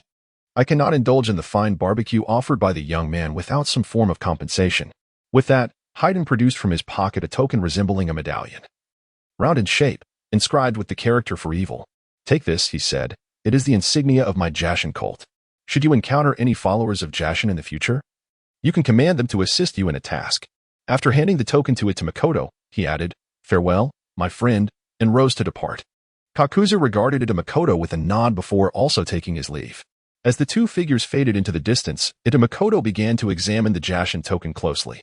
Yet, no matter how he scrutinized it, he could discern no distinctive qualities. It appeared to be an ordinary medallion forged from common iron. Could it be that Hayden was attempting to deceive me? Reflecting on the anime's narrative, Makoto recalled that after achieving immortality, Hayden feared being slaughtered by the cult's adherents. What utility did this token possess then? Shaking his head, Makoto promptly submitted it to the system. To his astonishment, the token granted him an unexpected reward of 100 source points. He resolved to hasten his journey, aiming to rendezvous with his contact before lunch, complete his mission by nightfall, and return to Konoha the following day. With this thought, Makoto began to gather his belongings in preparation for departure. Meanwhile, in the distance, Hayden and Kakuzu strolled leisurely. Having enjoyed the barbecue, Hayden nonchalantly pulled out a kunai to pick his teeth. Kakuzu, not having tasted that barbecue was the greatest misfortune of your life. You have no idea how delectable it was. Alas, the young man did not consent to join our organization. Otherwise, I would have savored more exquisite barbecue during my downtime. Kakuzu, disinclined to engage with Hayden's boisterous demeanor, chose silence, knowing that Hayden's incessant chatter would persist regardless. Thus, he explained, that young man is no ordinary individual. I refuse to consume food offered by such ambiguous characters. Besides, I have no need for sustenance. Kakuzu, your words are nonsense. Anyone capable of traversing the shinobi world alone at such a young age must possess some skill. This, however, does not preclude us from enjoying his barbecue. Are you truly this simple? The taciturn Kakuzu found himself at odds with such a companion. Had he not been virtually immortal, he would have long since silenced Hayden. Humph. Even if that young man's food were poisoned, what of it? I am undying, and your 5 hearts are far from fragile. What is there to fear? Furthermore, the young man has no reason to harm us, does he?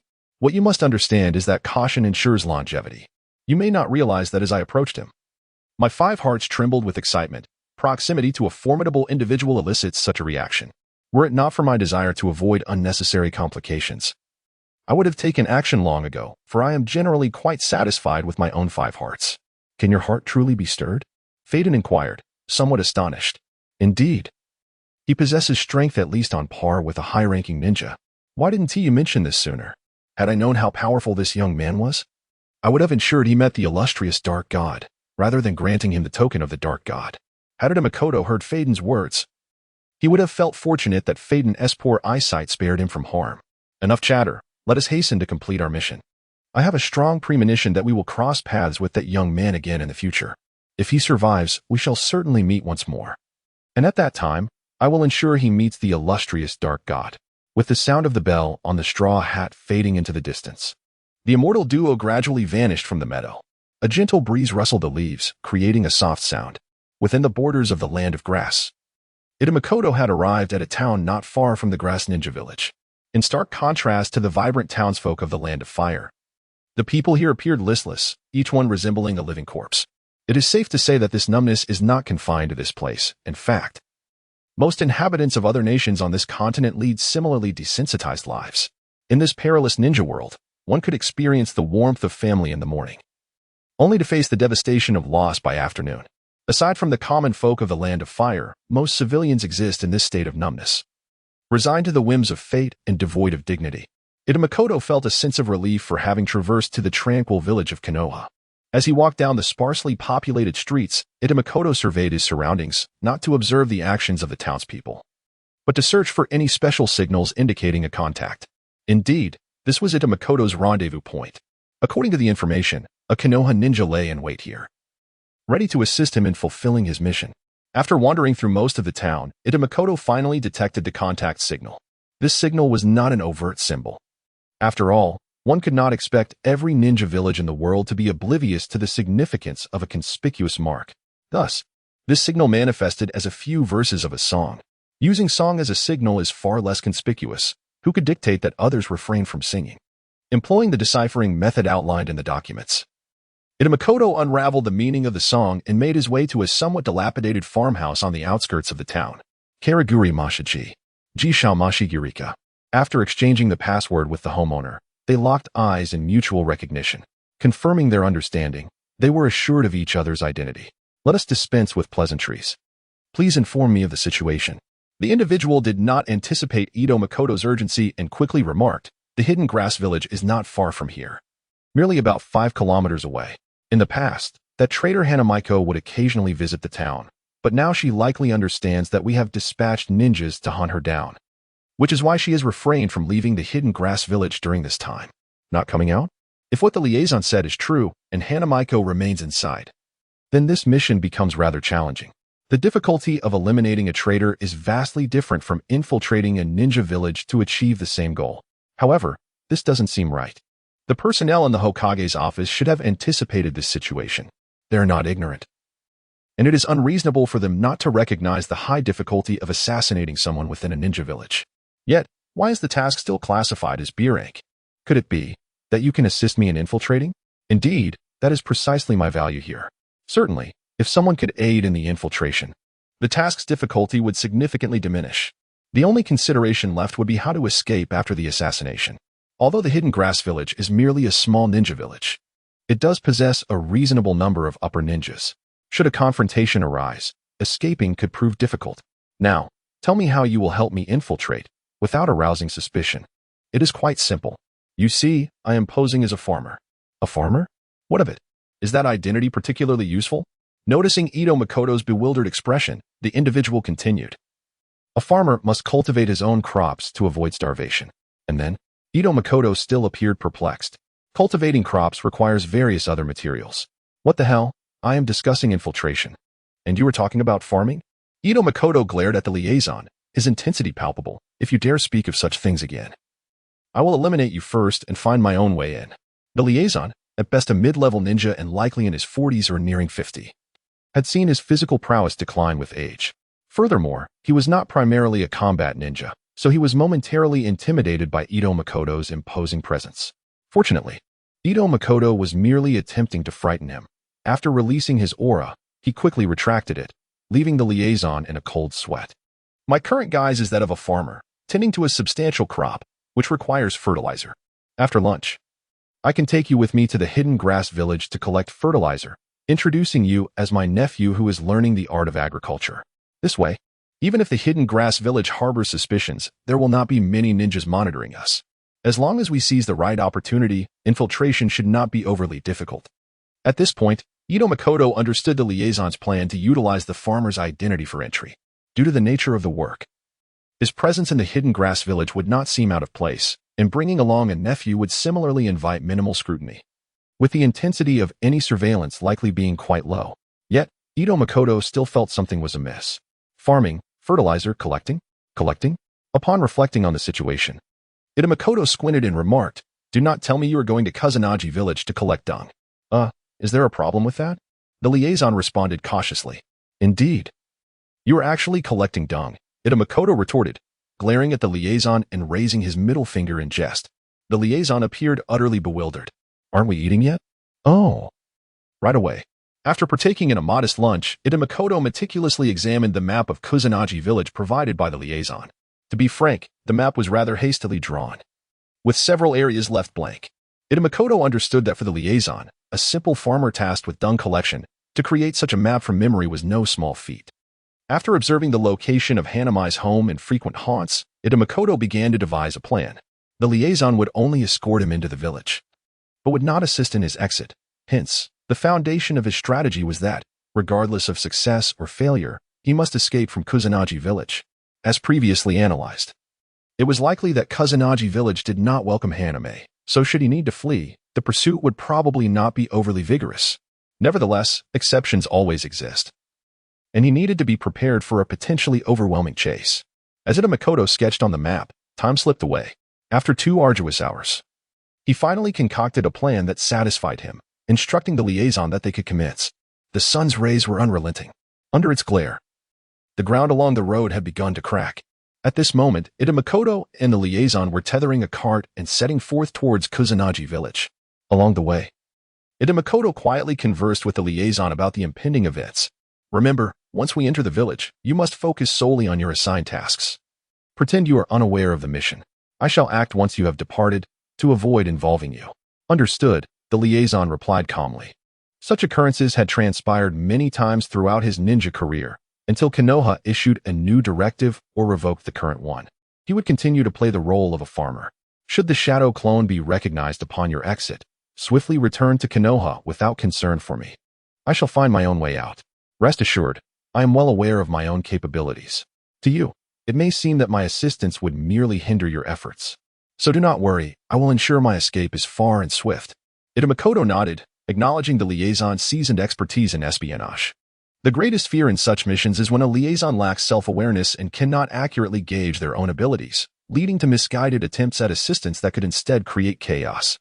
If they possess significant combat prowess, they would not have been dispatched as a mere informant from the village. The 5-kilometer journey was not overly long. And Makoto and the liaison soon arrived at the gates of Kusanagi village. Halt. What is your business? Called out the guard stationed at the entrance. Ninja-sama. I am Morishida from Kusafura town. I have come to the village to collect some materials for fertilization. Speaking thus, Sanxia too produced a document for the on-duty ninja to examine. The ninja, upon inspecting it, recognized the unique insignia of the Grass Ninja Village, thus confirming the document's authenticity. Once the authenticity was established, he pointed at Makoto and inquired, "Who is he?" Sanxia too responded with a sycophantic demeanor, "This is my nephew." Hailing from a farming background. Unfortunately, tragedy struck his family recently, leaving him an orphan. I thought to myself, as I have no children, I would take him in and teach him the art of agriculture. In the event of my demise, he will be equipped to sustain himself and avoid starvation. Is that truly the case? The ninja fixed his gaze on Sanxia too, applying pressure. Sweating profusely, Sanxia too nervously wiped his brow, exclaiming, "I dare not deceive you. Esteemed ninja, I humbly request your continued assistance for the village." With that, he retrieved some silver coins from his pocket and discreetly offered them to the Grass Ninja. The ninja examined the coins in his hand, nodded in satisfaction, and declared, "Very well, you may enter. However, behave yourself once inside. There are places you must not venture into, understood?" "Understood. I am well aware of the rules," Sanxia too assured him. "Good," the Grass Ninja replied. And with a wave of his hand, he allowed Makoto and Sanxia too to pass. Upon entering the Grass Ninja Village, Makoto appeared as a country bumpkin in the city, gazing around with wide eyes.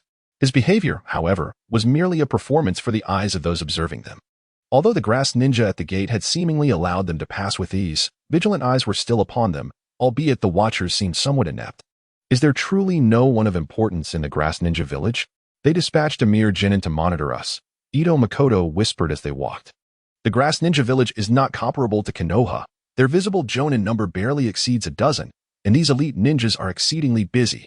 It is known that the rewards for their missions account for 80% of the total income of the Grass Ninja Village, effectively supporting its existence. Thus, it is unreasonable to expect them to guard the gates. As a small village, having Chunin-level ninjas on watch is commendable. Sending genin to surveil us is entirely justified. Makoto shook his head, choosing to remain silent as he discreetly observed his surroundings. The disparity between ninja villages is stark. As one of the 5 great nations, their ninja villages boast vast territories and populous communities. A larger populace signifies more missions, which in turn translates to greater rewards. Furthermore, each year, the feudal lords of these nations allocate funds to their respective ninja villages. The sheer number of inhabitants is the foundation upon which the 5 great nations' ninja villages thrive.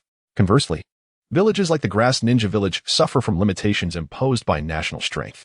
In times of peace, efforts are made to maintain restraint and avoid conflict. However, during periods of turmoil, such small villages struggle to survive in the crevices, utterly defenseless against larger ninja villages. Take for instance the Rain Ninja Village. Hanzo of the Salamander is indeed formidable, renowned as a demigod. The only ninja worthy of being called a deity, apart from him, is the god of shinobi, Senja Hashirama. Even the formidable Hanzo, a Rain ninja, finds himself compelled to concede and pay tribute when confronted by the might of a great ninja village like Konoha. Regardless of his strength, he remains but a solitary figure. In the grand theater of war, individual prowess holds little significance. He lacks the power to sweep through the ninja world and is destined to live in the humiliating shadow of the great villages. Ahem, I digress. Morishita, accompanied by Itamokoto, was engaged in the rather unglamorous task of cleaning out latrines. As they approached the final restroom, Itamokoto employed the shadow clone technique, creating a clone to accompany Morishita while he transformed into another individual through the transformation technique. To be candid, Itamokoto had little desire to exchange for the B-rank shadow clone technique. Unlike the A-rank multi-shadow clone technique, which allows for a far greater number of clones with the same chakra expenditure, the shadow clone technique only permits him, at best, to create 3 clones. In contrast, with the multi-shadow clone technique, he could conservatively produce around 50. If circumstances permitted, Itamokoto would have undoubtedly opted for the A-rank technique instead of the B-rank. However, he had been a source of annoyance to the 3rd Hokage for quite some time, and the old man stubbornly refused to allow him a glimpse of the sealing scroll.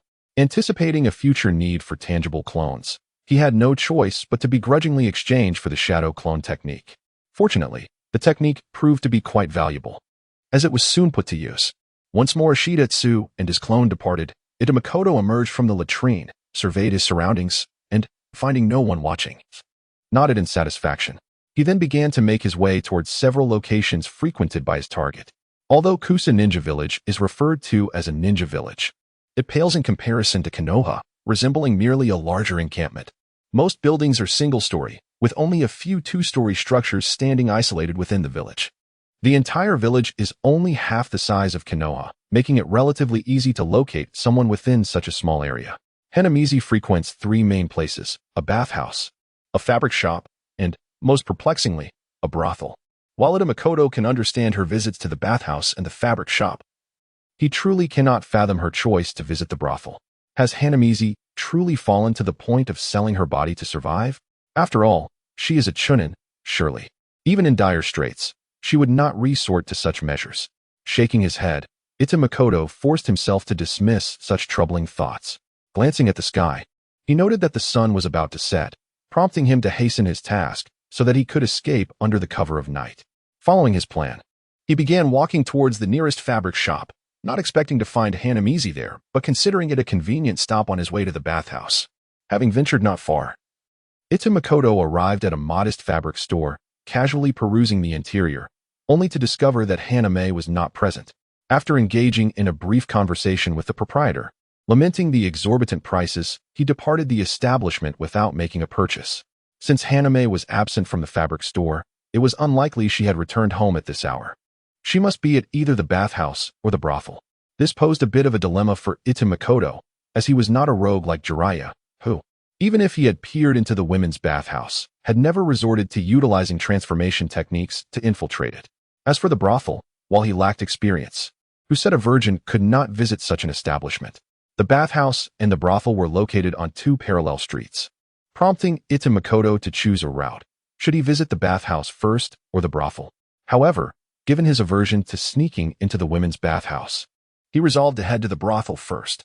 As he traversed the path to the brothel, Itamokoto observed that the street was bustling with activity.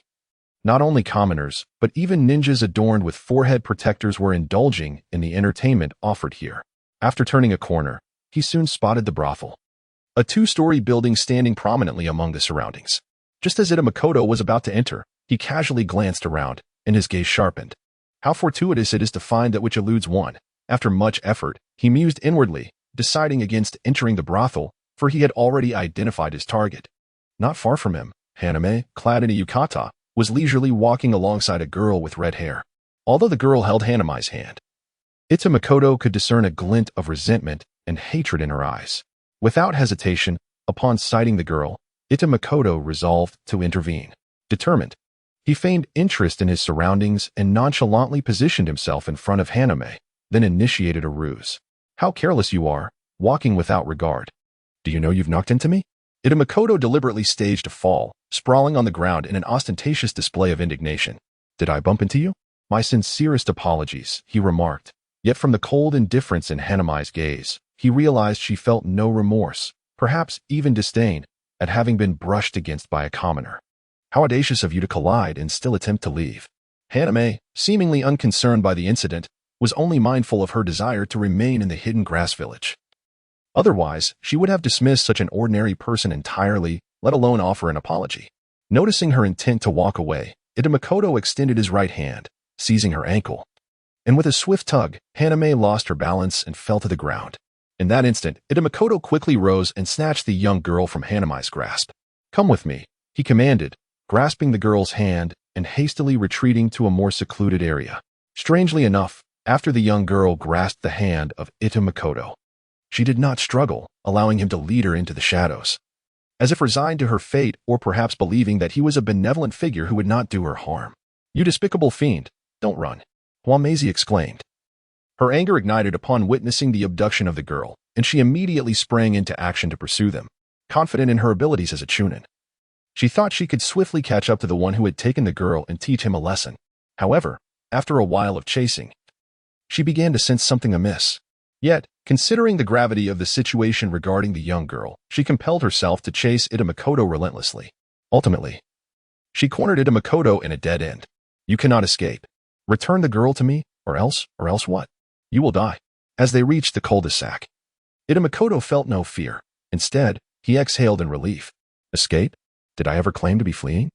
Wamezi sensed danger and hastily began to form hand seals to launch an attack. However, Makoto denied her that opportunity, casting a powerful genjutsu that ensnared her in a hallucinatory realm. In an instant, he advanced swiftly before her, kunai drawn, and slashed at her throat. Still trapped in the illusion, Wamezi jolted awake, but it was too late. The die was cast. With her trachea severed by the kunai, her demise was inevitable. From being trapped in the dead end to Makoto executing her, the entire sequence transpired in mere seconds, leaving Wamezi no chance to retaliate before she fell to his hand. After severing her head and sealing it within a scroll, Makoto turned to the young girl and asked, "Are you frightened?" The young girl gently shook her head in response, saying, "I am not afraid." Yet, Makoto noticed that her teeth were chattering, silently amused. He also sealed away Wamazi's corpse and wiped the blood from the ground until it appeared as if no gruesome scene had unfolded there. Once the scene was tidied, Makoto approached the young girl and said, "So, what do you say? Come with me. It is better than remaining here to meet the same fate as your mother. You would be safer with me." At the mention of her mother, the girl began to tremble, as if haunted by dark memories. "Is it true? Is there truly a safe place?" Absolute safety is unattainable. One can only speak of relative safety. At the very least there, no one would be able to bite you at will. Upon hearing that she would not be subject to random attacks, the young girl promptly nodded, saying, "I agree. I will go with you." A wise choice, Makoto thought, having no suspicion that the girl might deceive him. For her, this place was undoubtedly a nightmare. Having witnessed her mother being bitten to death by a rogue ninja, and sharing the same frail constitution, she knew that if she did not escape, she too would be doomed to a similar fate. "Very well, let us proceed, Keifon." Indeed, the young girl saved by Makoto is none other than Keifon Uzumaki, a former member of the Uzumaki clan. She possesses formidable chakra and exceptional sensory abilities. Due to her unique physiology, should an injured individual bite her skin and absorb her chakra, they will recover both their chakra and injuries. However, utilizing Keifon's unique trait to regain one's chakra and injuries comes with a subtle consequence. As the frequency of bites on Keifon's skin increases, her chakra begins to merge with that of the recuperator. While this does not inherently pose a significant threat, it may disrupt certain genetic factors. Thus, in the original narrative, the daughter of Uchiha Sasuke, Uchiha Sarada, bears little resemblance to either Sasuke or Sakura, but rather resembles Keifon. After all, in the original tale, whenever Sasuke sustained injuries, he would bite Keifon. With his notoriously volatile temperament, it is a wonder he survived, largely thanks to Keifon, the extraordinary healer. As the night enveloped the surroundings, with the dispersal of his shadow clones, Makoto realized that Morishita had safely returned home. Thus, regardless of his actions within the grass village, he likely would not suffer any repercussions. Sensing his surroundings, the village seemed to be as tranquil as ever, oblivious to the demise of Haname.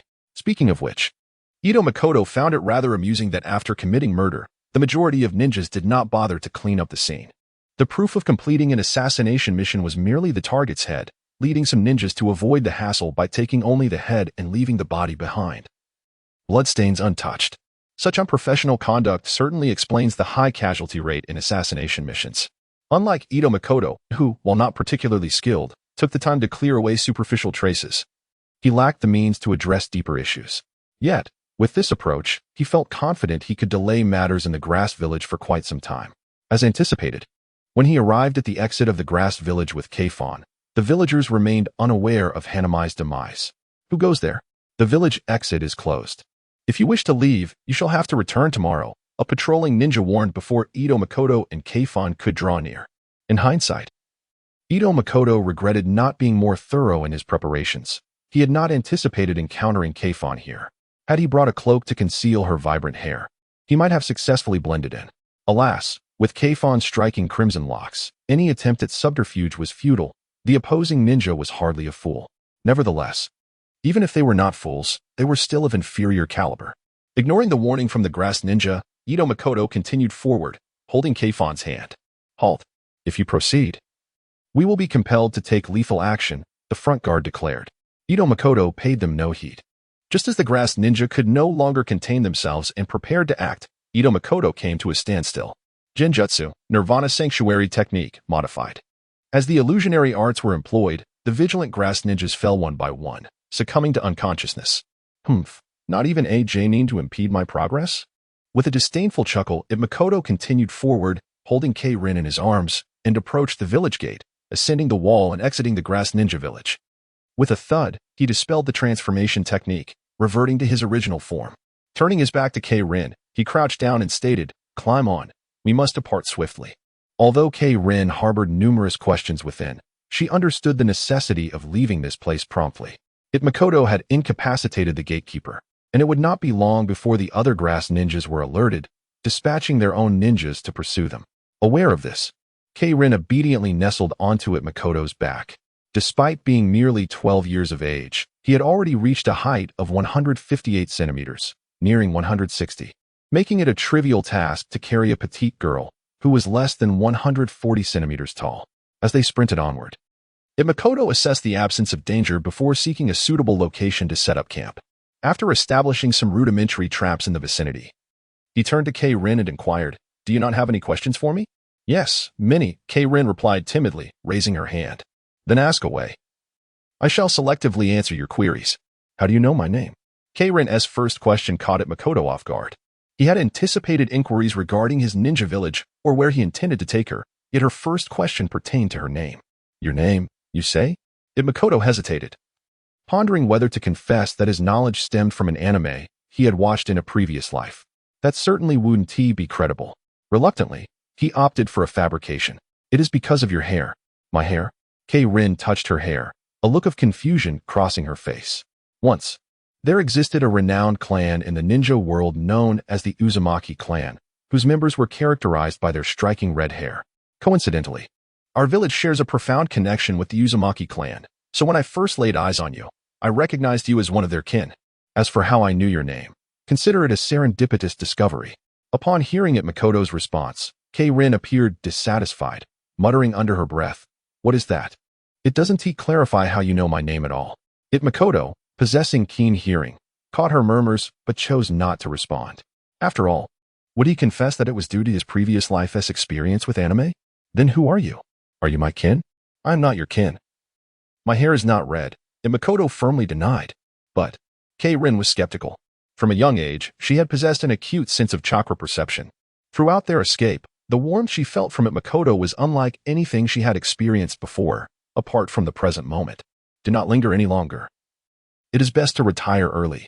In just a few days, we shall arrive at Konoha." "Konoha? Did I not mention that I am, in fact, a ninja of Konoha?" "You did not." After a moment of contemplation, Xianglin realized that Ito Makoto had never declared himself as a ninja of Konoha. He merely stated his intention to escort her to a secure location. "Is this safe place you speak of Konoha?" "Indeed."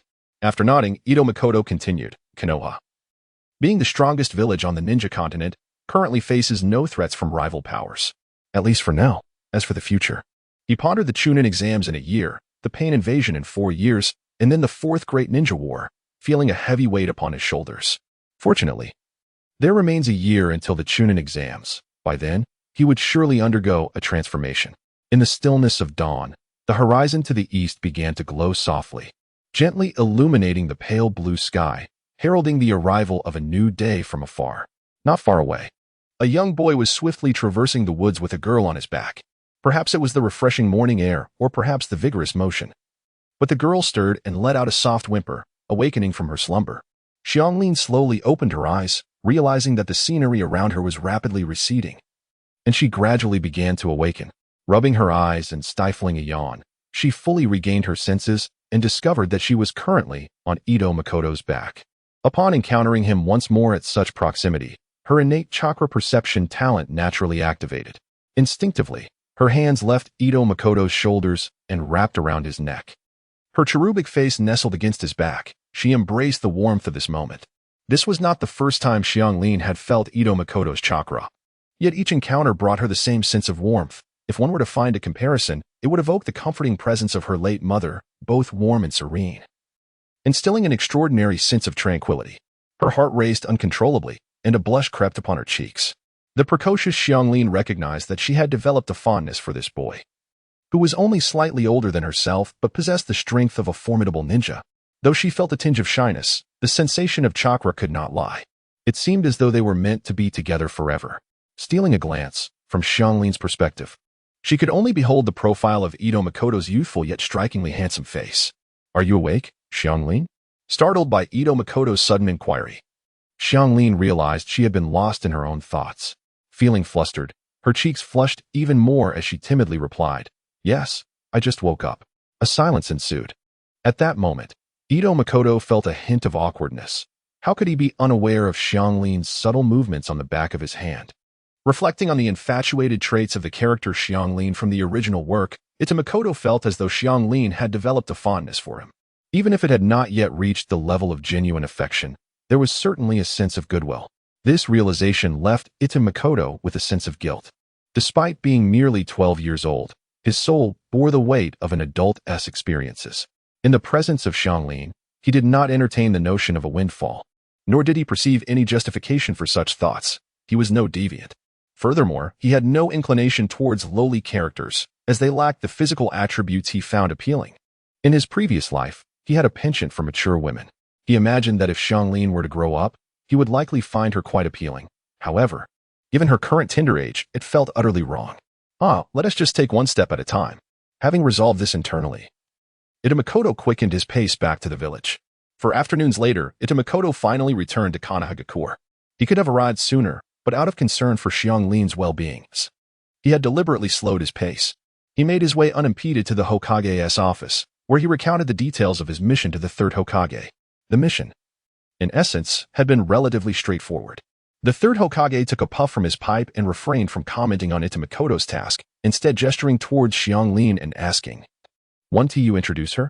Upon noticing the third Hokage pointing at her, Xianglin immediately grew anxious.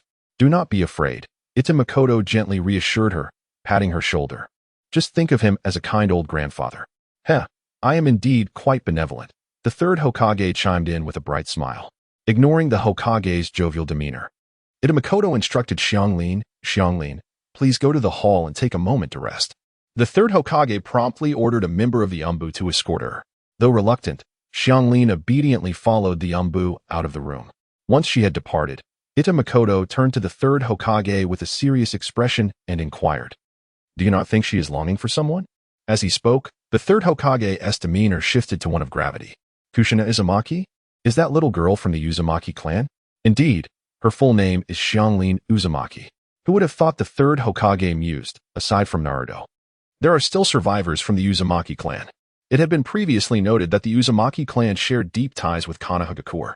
The first Hokage, Hashirama Senju, had wed Mito Uzumaki, the first host of the Nine Tails. Moreover, the aforementioned Kushina Uzumaki was the wife of the fourth Hokage and the mother of Naruto Uzumaki, the protagonist of the Naruto universe, while also serving as a host for the Nine Tails. Besides these two Hokage's wives belonging to the Uzumaki clan, the Senju and Uzumaki clans were also united through marriage. Logically, with the support of Konohagakure, the Uzumaki clan should not have faced extermination. Yet, in reality, they had been annihilated. This matter is exceedingly peculiar. It is believed by Ito Makoto that should one delve deeper, unexpected insider information would undoubtedly surface. However, The Uzumaki clan seems to bear no relation to him, and thus, he sees no necessity to expend considerable effort in uncovering the reasons behind their annihilation.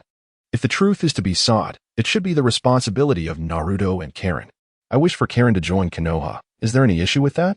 Logically speaking, as Karen belongs to the Uzumaki clan and was brought back by you, there should be no problem. Yet, the third Hokage hesitated. Yet what? I fear she may attract Danzo's attention. Danzo? Itamakoto's gaze sharpened as he declared, should Danzo dare to make a move, I shall sever his claws. Presently, Danzo's wounds should still be unhealed, and considering he must also liaise with Orochimaru regarding the accommodation of the Sharingan, even if Danzo were to cause trouble now. Itamakoto has no fear of him. In his prime, Danzo might have posed a challenge, but in his current weakened state, Itamakoto feels entirely confident. Do not be so agitated, I merely stated this. What if Danzo is not interested in Karen? Huh, do you truly believe that? Among those most familiar with Danzo now, who beyond the third Hokage could there be? Thus, the third Hokage understands precisely what manner of person Danzo is. To assert he would have no interest in Karen, who possesses the Uzumaki bloodline, is something he would undoubtedly disbelieve. Master, let us not concern ourselves with Danzo for the moment. Please simply state your agreement regarding Karen's admission to Konoha. I have no reason to disagree. Very well, I shall go and register Karen immediately, having received the desired answer. Itamakoto wishes to swiftly resolve Karen's residency issue. Wait a moment. Master, is there something else? Turning around, Itamakoto appeared puzzled. Do you have any plans regarding Karen's future arrangements? Karen's treatment in the grass village has been quite poor. Therefore, let her attend the Ninja Academy as a transfer student for a year. Given that Karen's mother was brutally killed in the grass village, it is clear her experiences there have been far from pleasant. Enrolling Karen in the Ninja Academy serves two purposes. Firstly, it allows her to find peers and forge friendships, preventing her from feeling isolated. Secondly, the grass village lacks a proper ninja academy, and her chakra training has largely been due to her mother's instruction. Now, receiving systematic education at school would undoubtedly be beneficial. Just a year? The third Hokage mused, wondering if a year might be too brief. Itamakoto shook his head, asserting that a year is sufficient. Karen possesses a certain foundation, and we must also consider her self-esteem. She is likely to be quite sensitive at present. If she were to enter the academy for several years, would her age not become a source of ridicule among her classmates? We cannot know for certain, but we must strive to prevent such occurrences. Itamakoto's intention in enrolling Karen in the Ninja Academy is to facilitate her making friends. If she were to feel uncomfortable, would that not be counterproductive? A year has nearly passed, and soon, along with Naruto and his peers, they will graduate. The third Hokage remained silent for a while before finally conceding, very well, that shall be the arrangement. Itamakoto nodded, preparing to head to the hall to fetch Kaguya. As he approached the door, ready to open it, the words of the third Hokage resonated behind him. As for Kaguya's accommodation, I will not make any arrangements. She may stay at your home. Upon hearing this, Itamakoto instinctively wanted to object. However, after a moment's reflection, he realized that given the frequency of his missions over the year, leaving the space unoccupied would be wasteful. Having someone at home to tidy up would be quite beneficial. Regarding the issue of rooms, a simple screen could suffice to create a private area. Upon reaching the hall, Itamakoto brought Kaguya back, and the two began their journey home. Kaguya, I intend for you to attend the Ninja Academy for a year. Do you agree? The children in the ninja world are notably precocious, and Kaguya, having experienced so much, was no exception. If she had a better option, Itamakoto would certainly respect her decision. I will follow your guidance. Very well, let us return home now. The school supplies will be delivered this evening. Kaguya nodded silently, and together they ambled towards home. Once home, after a brief respite, Itamakoto prepared to venture out for groceries. Are you going to leave me behind? I am merely going out for groceries. Kaguya's words tugged at Itamakoto's heartstrings. He understood that she was feeling vulnerable at that moment. Her perception of him had shifted since he acquired the Uzumaki lineage. Accompanying him to Konohagakure, Kaguya had remained in a state of vigilance, harboring distrust towards her surroundings. I will go with you. Shouldn't you rest a little longer? Itamakoto suggested, mindful of Kaguya's health, which was not as robust as his own. Despite having spent the last few days riding on his back, such exertion would still deplete her energy. No, I want to go with you. All right. We shall go together then. Kaguya's obstinate response led Itamakoto to acquiesce. They set off together to procure groceries, simultaneously familiarizing themselves with their new environment. For when Ito Makoto embarked on missions, Kaguya would need to manage on her own. The market was not far from Ito Makoto's residence, situated in a well-equipped residential area.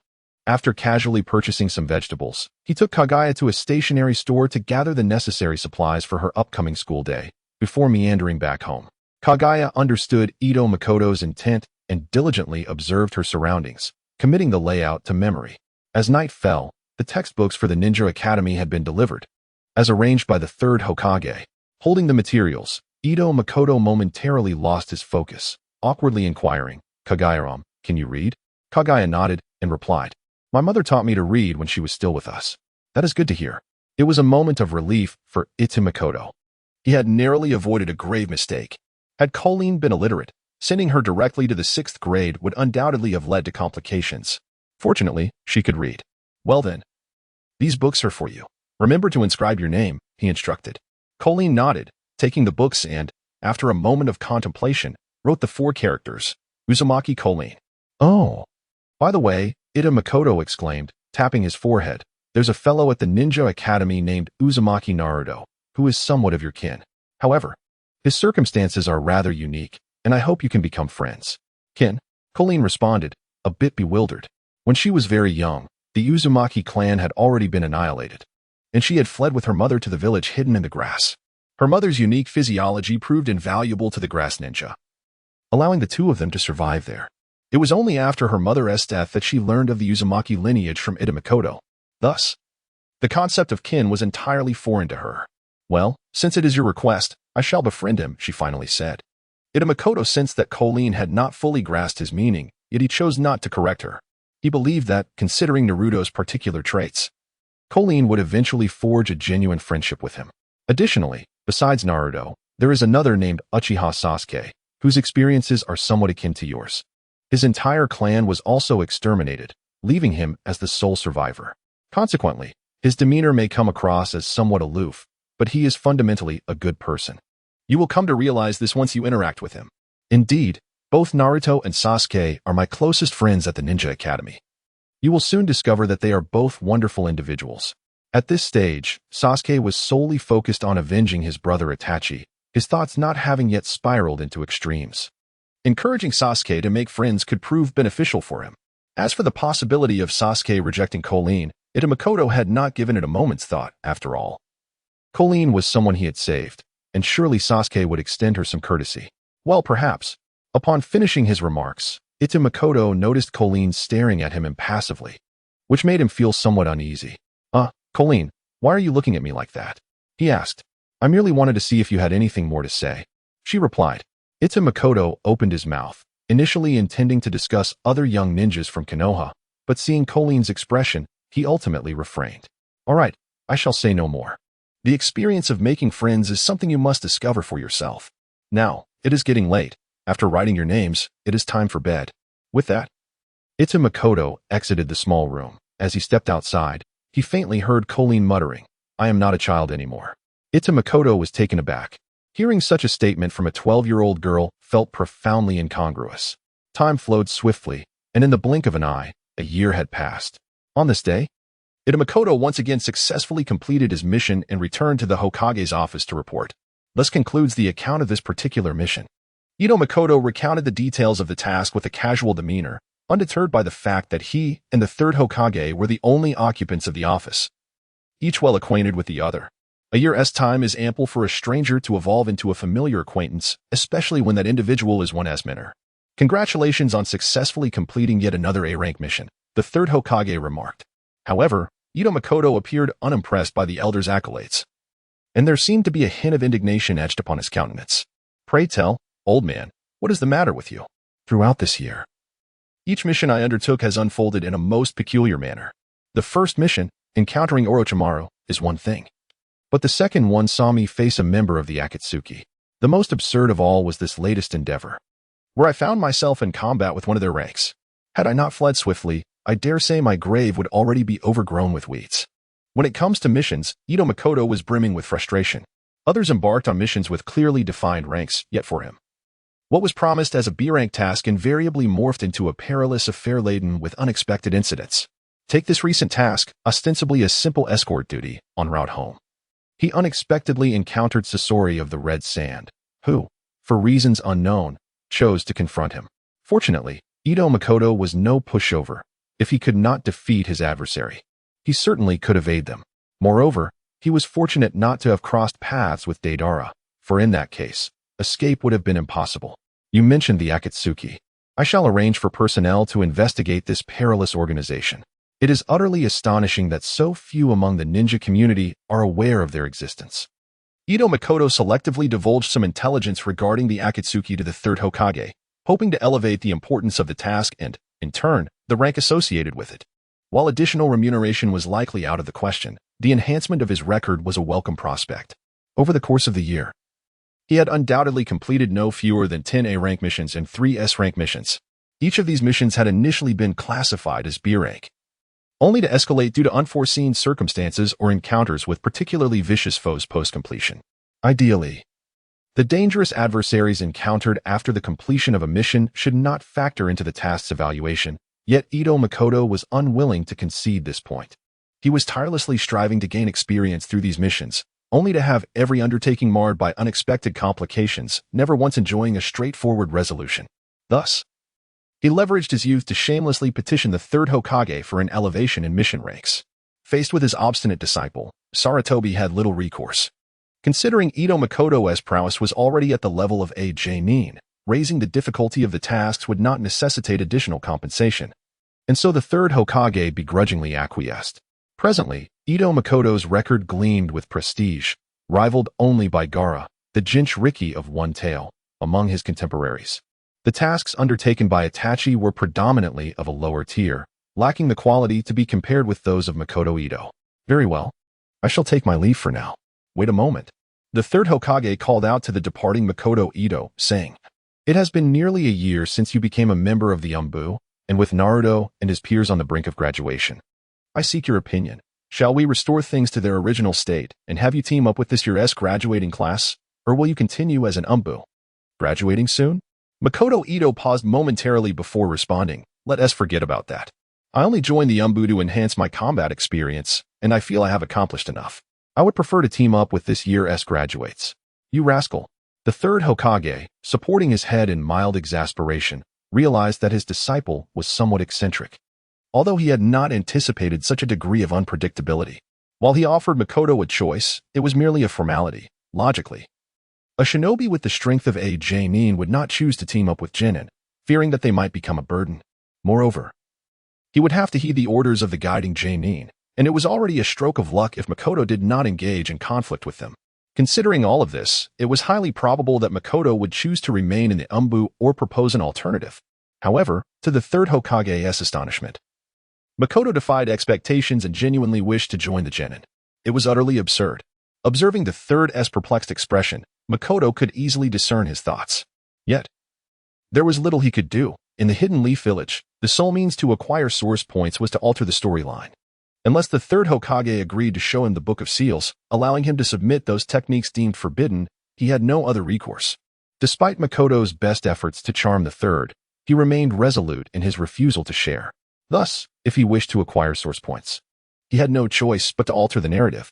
In fact, over the past year of undertaking missions, Makoto had already begun to change the original trajectory of the world, albeit through minor adjustments.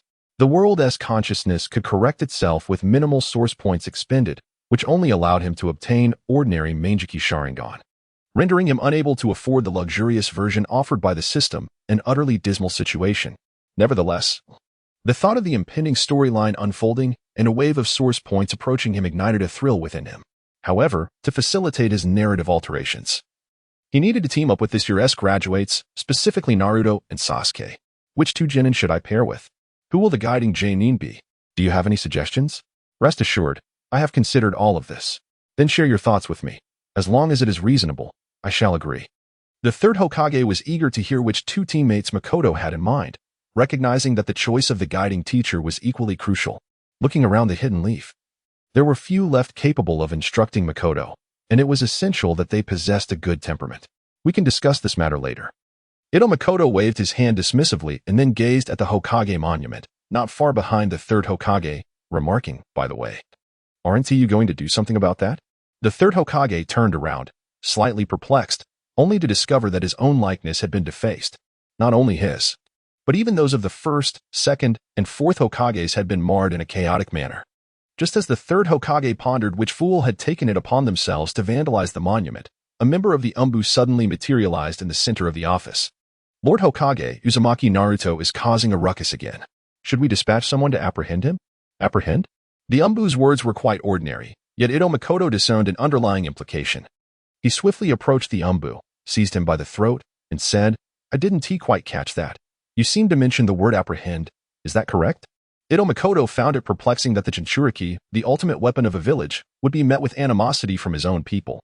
Take the Hidden Cloud village, for instance. Their Jinchuriki, the Two-Tails Ujido and the Eight-Tails Killer Bee, enjoyed excellent relations with the villagers and faced no hostility. Both had befriended their tailed beasts, thereby maximizing their potential as Jinchuriki. Killer Bee, as the brother of the Raikage, was well known, yet Ujido had no such backing. Her harmonious rapport with the villagers suggested that the Hidden Cloud's policies did not discriminate against Jinchuriki. Even in the case of the Hidden Sound village, the Seven-Tails Jinchuriki, Fu, fostered a strong bond with the villagers, having received their care from a young age without facing any prejudice. In contrast, the Hidden Leaf village, renowned for its strength, exhibited disdain and hatred towards its own Jinchuriki, while the higher-ups remained indifferent. This was utterly absurd. Did they not fear that the Jinchuriki might seek retribution against the village upon maturing?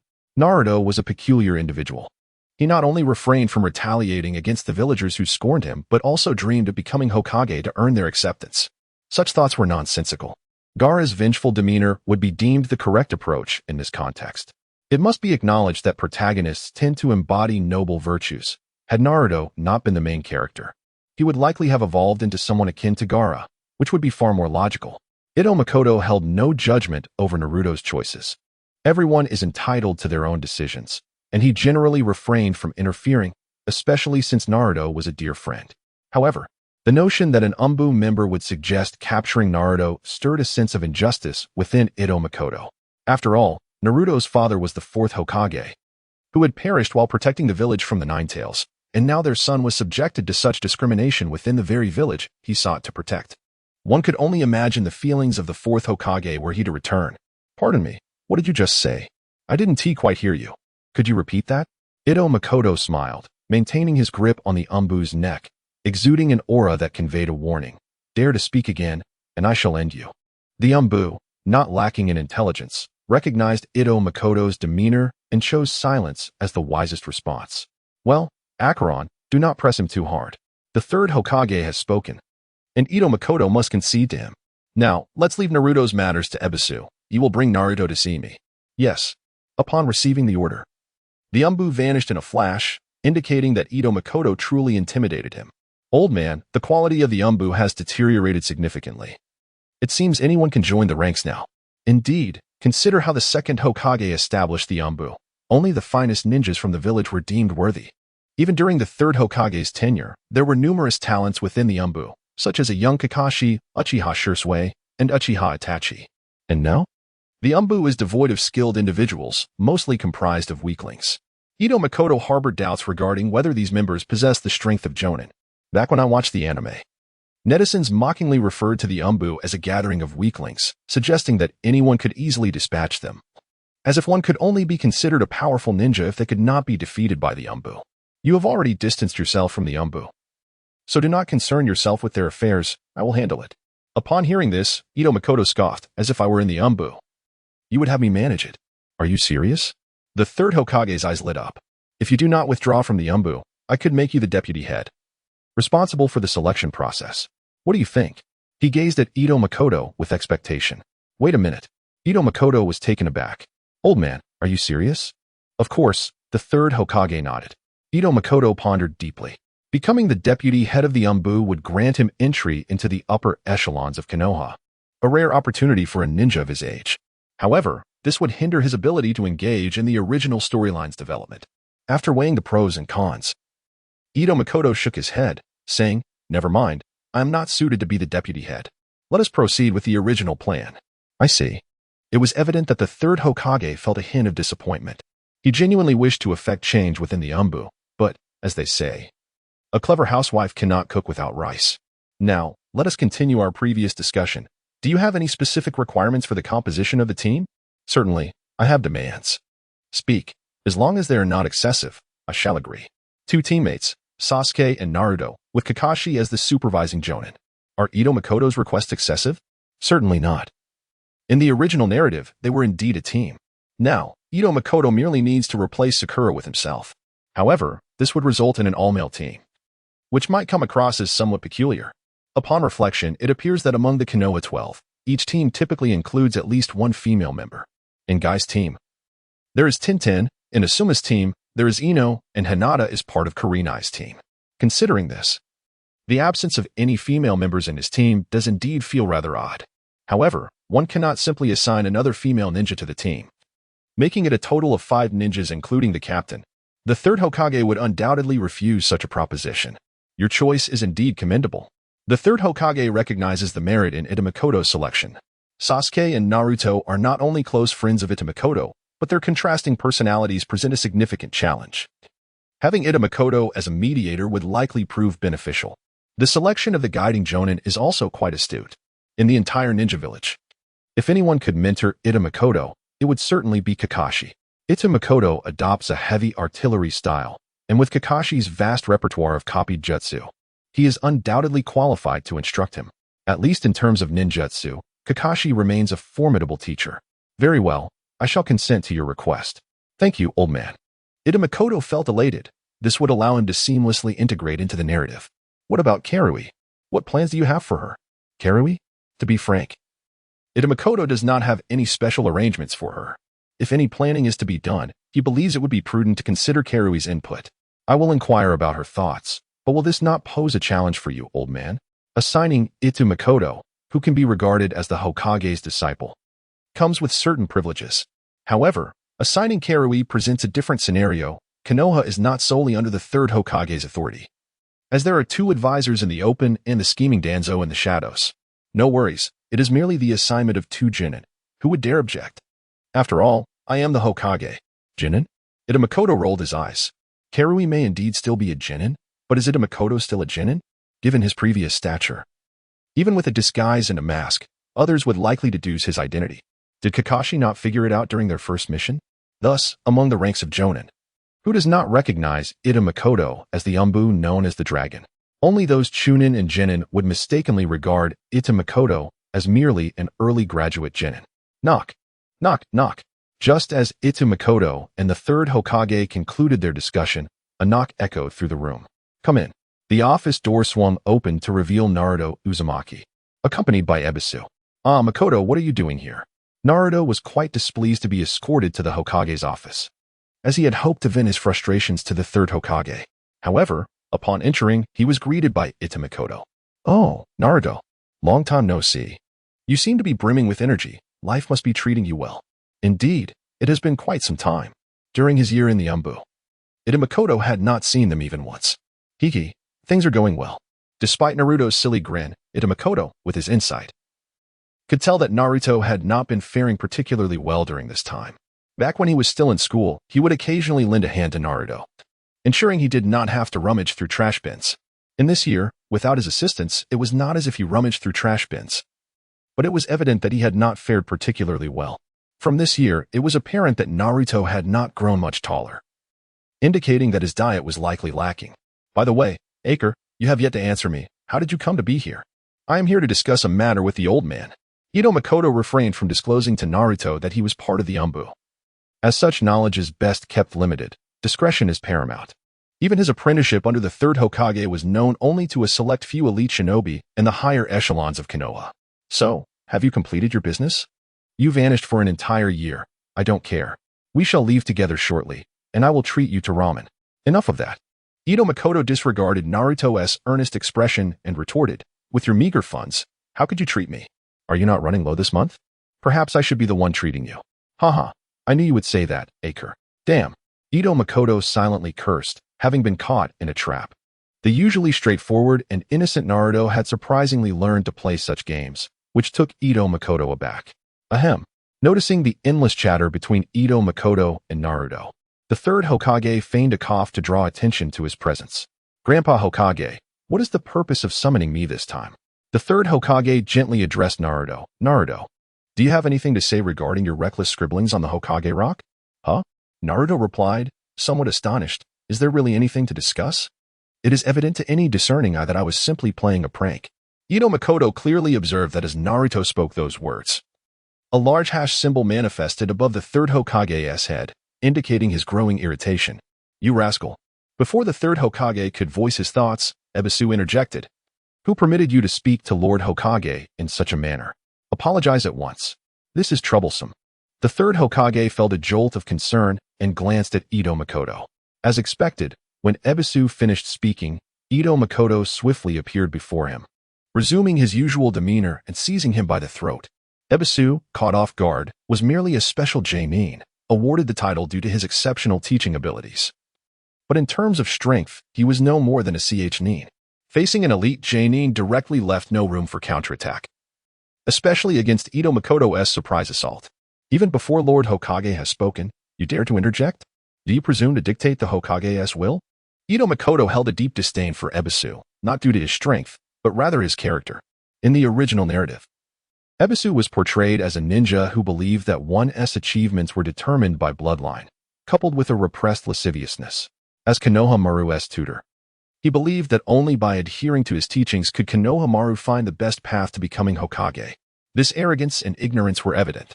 If we were to discuss bloodlines, then Naruto Uzumaki was indeed the strongest. According to public records, he was a member of the Uzumaki clan, the son of the fourth Hokage, with an undeniably prestigious lineage. In secret, he remains the reincarnation of Ashura, the son of the Sage of Six Paths. In this generation, the only one whose lineage can rival Naruto's is Sasuke Uchiha, the reincarnation of Indra, the sage's eldest son. Ebisu, with his throat constricted, turned a deep shade of red. Observing this, Ito Makoto chose not to press him further and promptly released him.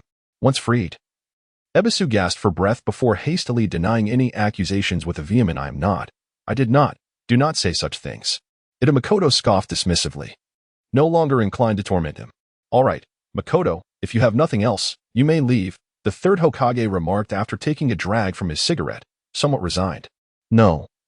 I just said I wanted to treat Naruto to ramen, he replied, though this was merely a fade, beneath the surface.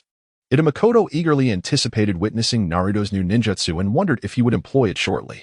Hey, Naruto, Ito Makoto stepped aside, adopting a nonchalant demeanor, prompting the third Hokage to address Naruto. To become a ninja, it requires more than mere pranks. Do you know what it takes to be a ninja? Or how do you envision a ninja should be? Given Ito Makoto's understanding of Naruto, he doubted the latter would contemplate such matters seriously, likely responding with an unreliable answer. Don't underestimate me. Of course, I know. As long as I can successfully use ninjutsu, that makes me a ninja, right? Naruto's expression radiated a desire for praise, causing the third Hokage's eyelids to twitch.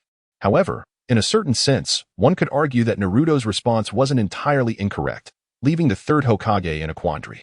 To affirm his answer seemed somewhat dubious, yet to declare it wrong would be unjust.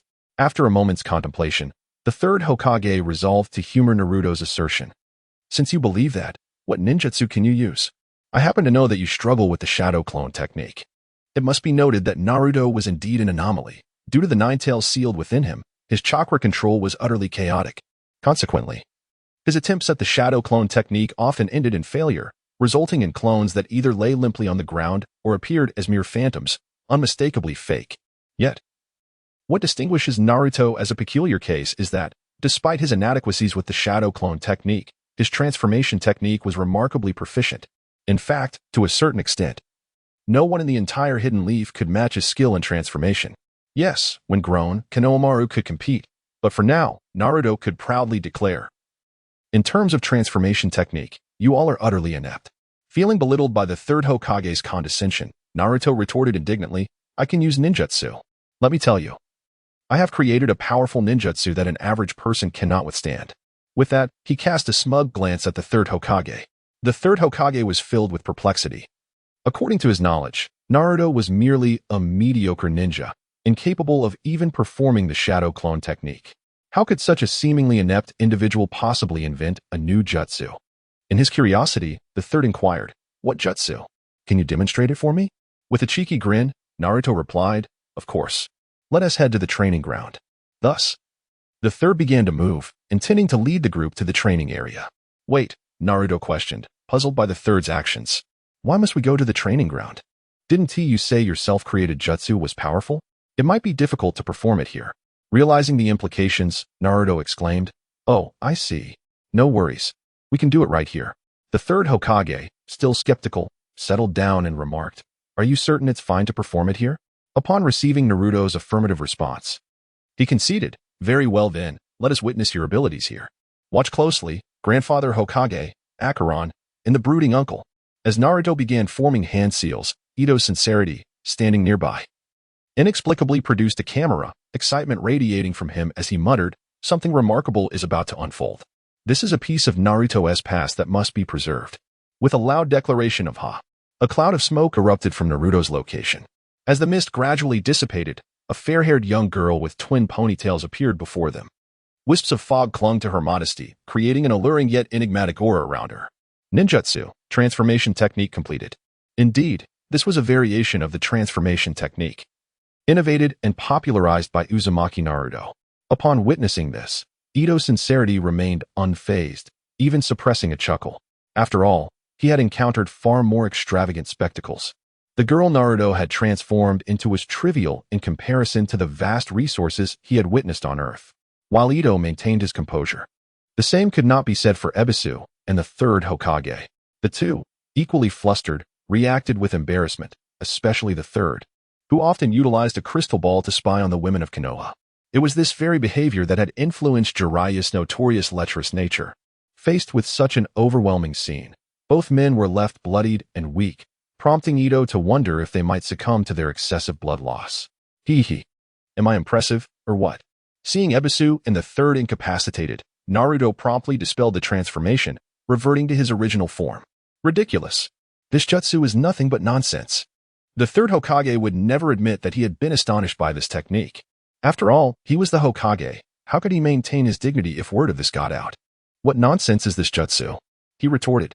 "Look at you two, bleeding profusely. Hee. My jutsu truly packs a punch, doesn't he it?" Naruto did not comprehend the wisdom of knowing when to withdraw.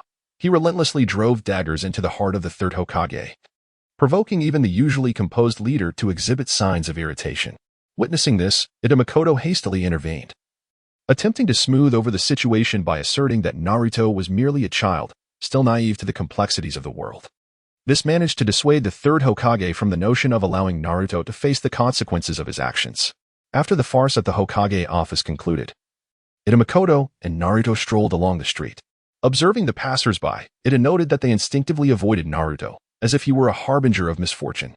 Growing up in such an environment, Ida couldn't help but admire Naruto. Had he been in Naruto's place, he would likely harbor thoughts of annihilating these foolish individuals rather than shielding them. "By the way, Makoto, where have you been this past year?" "Sasuke, and I have missed you dearly. You must be yearning for my ramen," Naruto exclaimed. It understood that Naruto's words were sincere. Yet he had never been comfortable with such emotional expressions, habitually steering the conversation away from sentimentality. "It seems you truly know me well," Ida replied, internally cursing himself for having inadvertently revealed his thoughts, as Naruto appeared unabashedly proud of his understanding. Faced with Naruto's unabashed demeanor, Ida felt momentarily defeated. "All right. I shall treat you to ramen now." "Hooray. I knew you were the best, Makoto," Naruto exclaimed, throwing his arms around Ito and playfully nudging him with his cheek. "Get off me. I'm a straight man, not into that." Amidst their playful banter, they arrived at Ichiraka Ramen, just as they ordered their bowls. Ida noticed that Sholin was also present. "Hey, Sholin, what brings you here?" Sholin turned, her face lighting up upon seeing Ida, but her expression soured upon noticing Naruto, her demeanor shifting to one of annoyance. What is going on with you two?" Every time Ida returned from a mission, he had only a few days of rest, most of which he spent training in the forest, leaving little time to interact with Sholin. Consequently, he was only vaguely aware of her experiences at the Ninja Academy. He had assumed that Naruto, sharing the same Uzumaki lineage, would get along splendidly with Sholin, yet it appeared something had transpired between them, not a pleasant occurrence, it seemed. "Nothing," Sholin retorted, her cheeks puffed in frustration. "Are you two caught in a misunderstanding?" Ito inquired, sensing the tension. Seeing Sholin's demeanor, Ito realized that the misunderstanding was glaringly evident.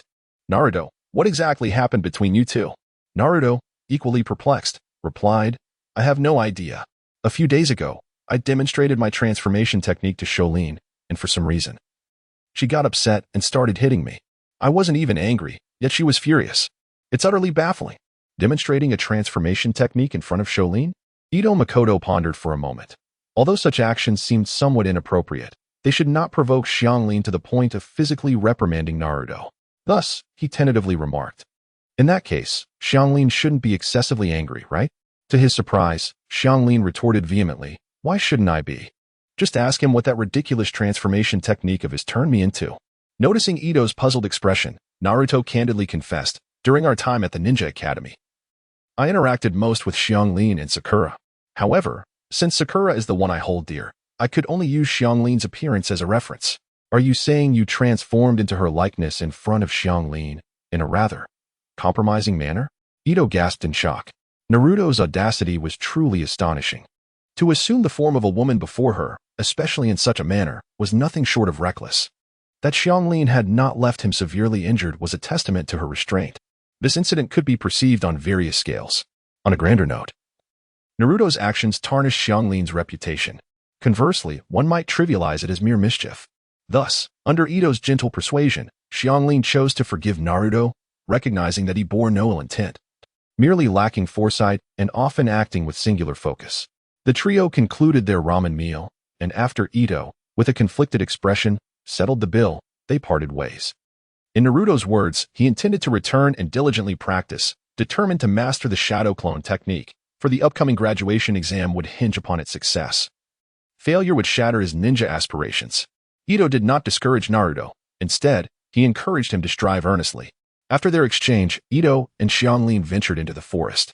In the span of a year, the time Ito had spent with Xianglin had been limited, leaving him uncertain of her true capabilities. Was she a Genin or perhaps a Chunin? The notion of her being below the rank of Genin was not one he entertained. Xianglin was a promising candidate for the ninja profession at their first encounter. Her chakra levels were nearing that of a Genin. With diligent training in physical techniques and mastery of the transformation technique, she would undoubtedly qualify as a Genin. Clearly, Ito had brought Xianglin to the forest to assess her abilities. Xianglin, do you feel confident about tomorrow's exam? He inquired. Xianglin rolled her eyes and replied, of course.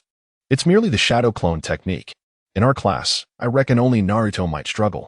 The class to which Naruto and Xianglin belonged was considered an elite group, with each student possessing the potential to become a ninja. This graduation exam was merely a formality. Otherwise, they would not be testing a technique devoid of practical application. Do you have confidence in securing first place? Ito pressed further. Not really, she admitted. Ito was taken aback. Xianglin lacked the confidence to claim the top position.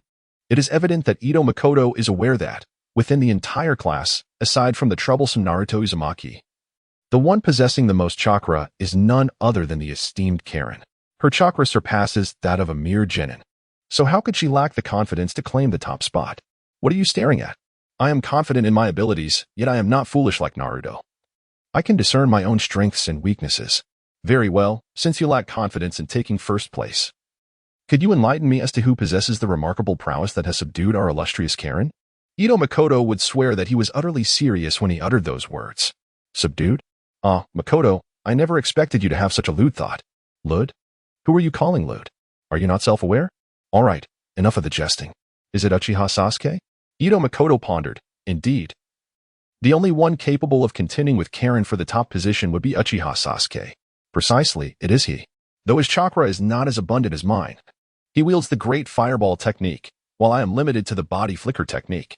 In every practical lesson, I have been unable to best him, which infuriates me. It was clear that Karen was quite incensed. Due to his lineage, Sasuke had access to various fire release techniques, while Karen was not as fortunate, to this day. She could only perform the body flicker technique. Moreover, her proficiency in physical combat was also inferior to Sasuke's. When combined, her only advantage lay in her slightly greater chakra reserve and endurance, which proved utterly inconsequential in the practical assessments for Genin. If only I could master other jutsu, I would surely not be outmatched by that emotionless Sasuke. Emotionless? Ito Makoto's expression shifted slightly upon hearing Karen's assessment. In the original narrative, Karen was quite infatuated with Sasuke. Even when captured by Danzo, she still held admiration for him, despite his uncaring demeanor. However, it appeared that her feelings towards Sasuke had cooled significantly. Ito Makoto could only interpret this as a consequence of his arrival altering certain events, yet these changes did not hinder the progression of the overarching narrative. Thus, the world's consciousness remained uncorrected. Now, enough of this. I shall assess your abilities. Should you perform well, I may consider teaching you some jutsu. Really? Karen inquired with palpable excitement. Of course, Ito Makoto affirmed. Having read the original story, he was aware that Karen possessed water, earth, yin, and yang chakra attributes. He was unable to instruct her in yin and yang techniques, but he was well versed in water and earth jutsu. Taking into account Karen's unique physique, Ito Makoto categorized her as a support member of the team. Thus, regardless of her performance, he would teach her water and earth techniques. He decided to impart one technique from each attribute. Fearing that an excess might overwhelm her, he preferred a gradual approach. Prepare yourself. Here it comes, Karen announced, launching a straight punch aimed directly at Ito Makoto's face, which, if it connected, would likely mar his features. Could it be that Ito Makoto is so careless? He effortlessly leaned back, evading Xianglin's attack, and then gracefully leaped backward, increasing the distance between them. With a hint of pride, he remarked, "You think you can ambush me? You still have a long way to go. Is that so?" As Xianglin transformed into a cloud of smoke in the distance, Ito sensed a menacing gust of wind approaching from behind. TCH, a technique of doppelgangers? One must admit, Xianglin's mastery of this art had reached an extraordinary level. As even Ito failed to notice that the Xianglin with whom he was conversing was merely a clone. The doppelganger technique differs from the shadow clone technique. The latter produces tangible clones capable of engaging in combat and performing jutsu. In contrast, the ordinary doppelganger creates mere illusions that, while indistinguishable from the real thing, lack substance. Thus, if Xianglin were to strike Ito, he would sustain no harm if he chose to remain still. Xianglin had accurately anticipated that he would dodge, which emboldened her to allow her illusionary clone to attack while she lay in wait for the opportune moment. One must commend Xianglin for this tactical success. Ito, as she predicted, evaded the attack and leaped to safety. Had her opponent been a mere genin, he would likely have been defeated. However, Ito was no ordinary genin.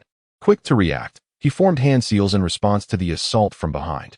As Xianglin's attack connected with him, he transformed into a cloud of smoke, revealing a wooden log in his place. TCH, a substitution technique?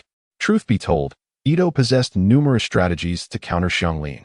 But given her status as a genin and her limited repertoire beyond the three-body technique, employing a more potent jutsu would feel somewhat unfair. Although he was indeed toying with her, he intended to keep it subtle. Therefore, he opted for another variant of the three-body technique, the substitution technique, to evade her strike. Enough with the petty tricks. Let me see the true extent of your taijutsu, he declared as he leaped down from the tree, beckoning her to attack.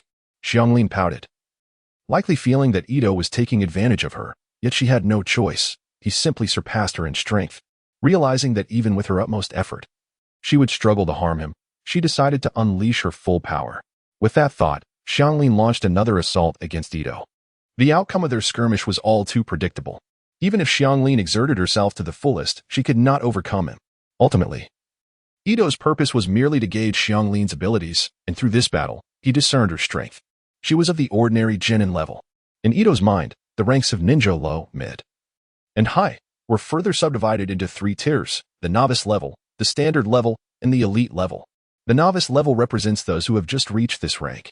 The standard level occupies a middle ground, neither particularly high nor low. The elite level is self-explanatory, representing those who possess the potential to defeat opponents of the next rank above them. For instance, an elite genin has the opportunity to defeat a mediocre or ordinary chunin. Currently, Xianglin has only completed a year at the Ninja Academy, yet she already possesses the strength of an ordinary genin.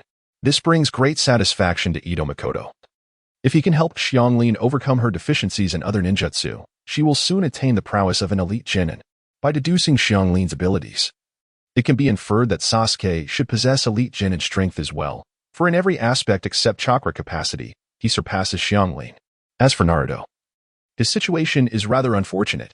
Prior to mastering the shadow clone technique and without activating the Nine Tails, he is merely a subpar genin, capable of defeating only ordinary individuals. I am quite pleased with the results of this assessment. After concluding their sparring, Ito Makoto is thoroughly satisfied with Xianglin's performance. Well, since you were pleased, As per our agreement, you must teach me ninjutsu. Very well. Ito Makoto knows the nature of Xianglin's chakra, yet she remains unaware. Thus testing her chakra is an essential step. From his ninja tool pouch, Ito Makoto retrieves chakra testing paper. This paper is used to determine chakra attributes. Give it a try. Xianglin takes the paper and promptly employs it.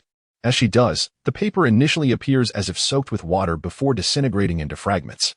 Water and earth, a dual attribute, quite impressive. In reality, Xianglin possesses 4 attributes. However, the yin and yang elements remain undetectable, concealed as hidden attributes.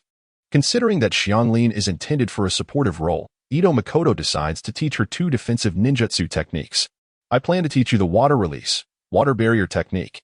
Although this is classified as a B-rank ninjutsu, it can be utilized regardless of chakra quantity, with the variation lying only in the size and strength of the water wall. It is a highly practical defensive technique. For earth release, I will teach you the hardening technique. This technique hardens the body to reduce physical attack damage, and most importantly, it is quite simple to learn and requires minimal chakra, making it extremely cost-effective for your current level. Both techniques are defensive in nature. Mastering these 2, combined with her Uzumaki clan constitution, will significantly enhance her survival rate in future battles. However, Xianglin feels somewhat dissatisfied with the 2 ninjutsu taught by Ito Makoto. She yearns to learn some offensive techniques instead, yet she finds herself with 2 defensive ones. In response to Xianglin's discontent, Ito Makoto asserts that her objections hold no weight. If she does not wish to learn, that is her prerogative. What choice does Xianglin have? She can only grit her teeth and comply. At the very least, the water barrier can counter Sasuke's great fireball technique, she thinks to herself, feeling considerably more at ease with the 2 defensive techniques, her resistance waning. Indeed, the spirit of AQ transcends worlds. Meanwhile, while Ito Makoto is engaged in teaching Xianglin ninjutsu, the 3rd Hokage in the Hokage office is contemplating a series of events. Report, Lord Hokage, the movements of the Chunin Mizuki have been rather suspicious lately. Mizuki, you say? Listening to the report from the Anbu, the 3rd Hokage took a puff from his cigarette and fell into deep contemplation.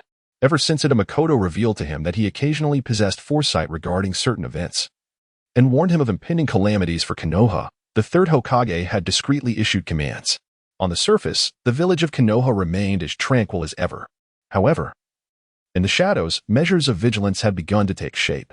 For instance, the scrutiny of individuals entering and exiting the village became increasingly stringent, and the activities of the Anbu commenced with greater frequency.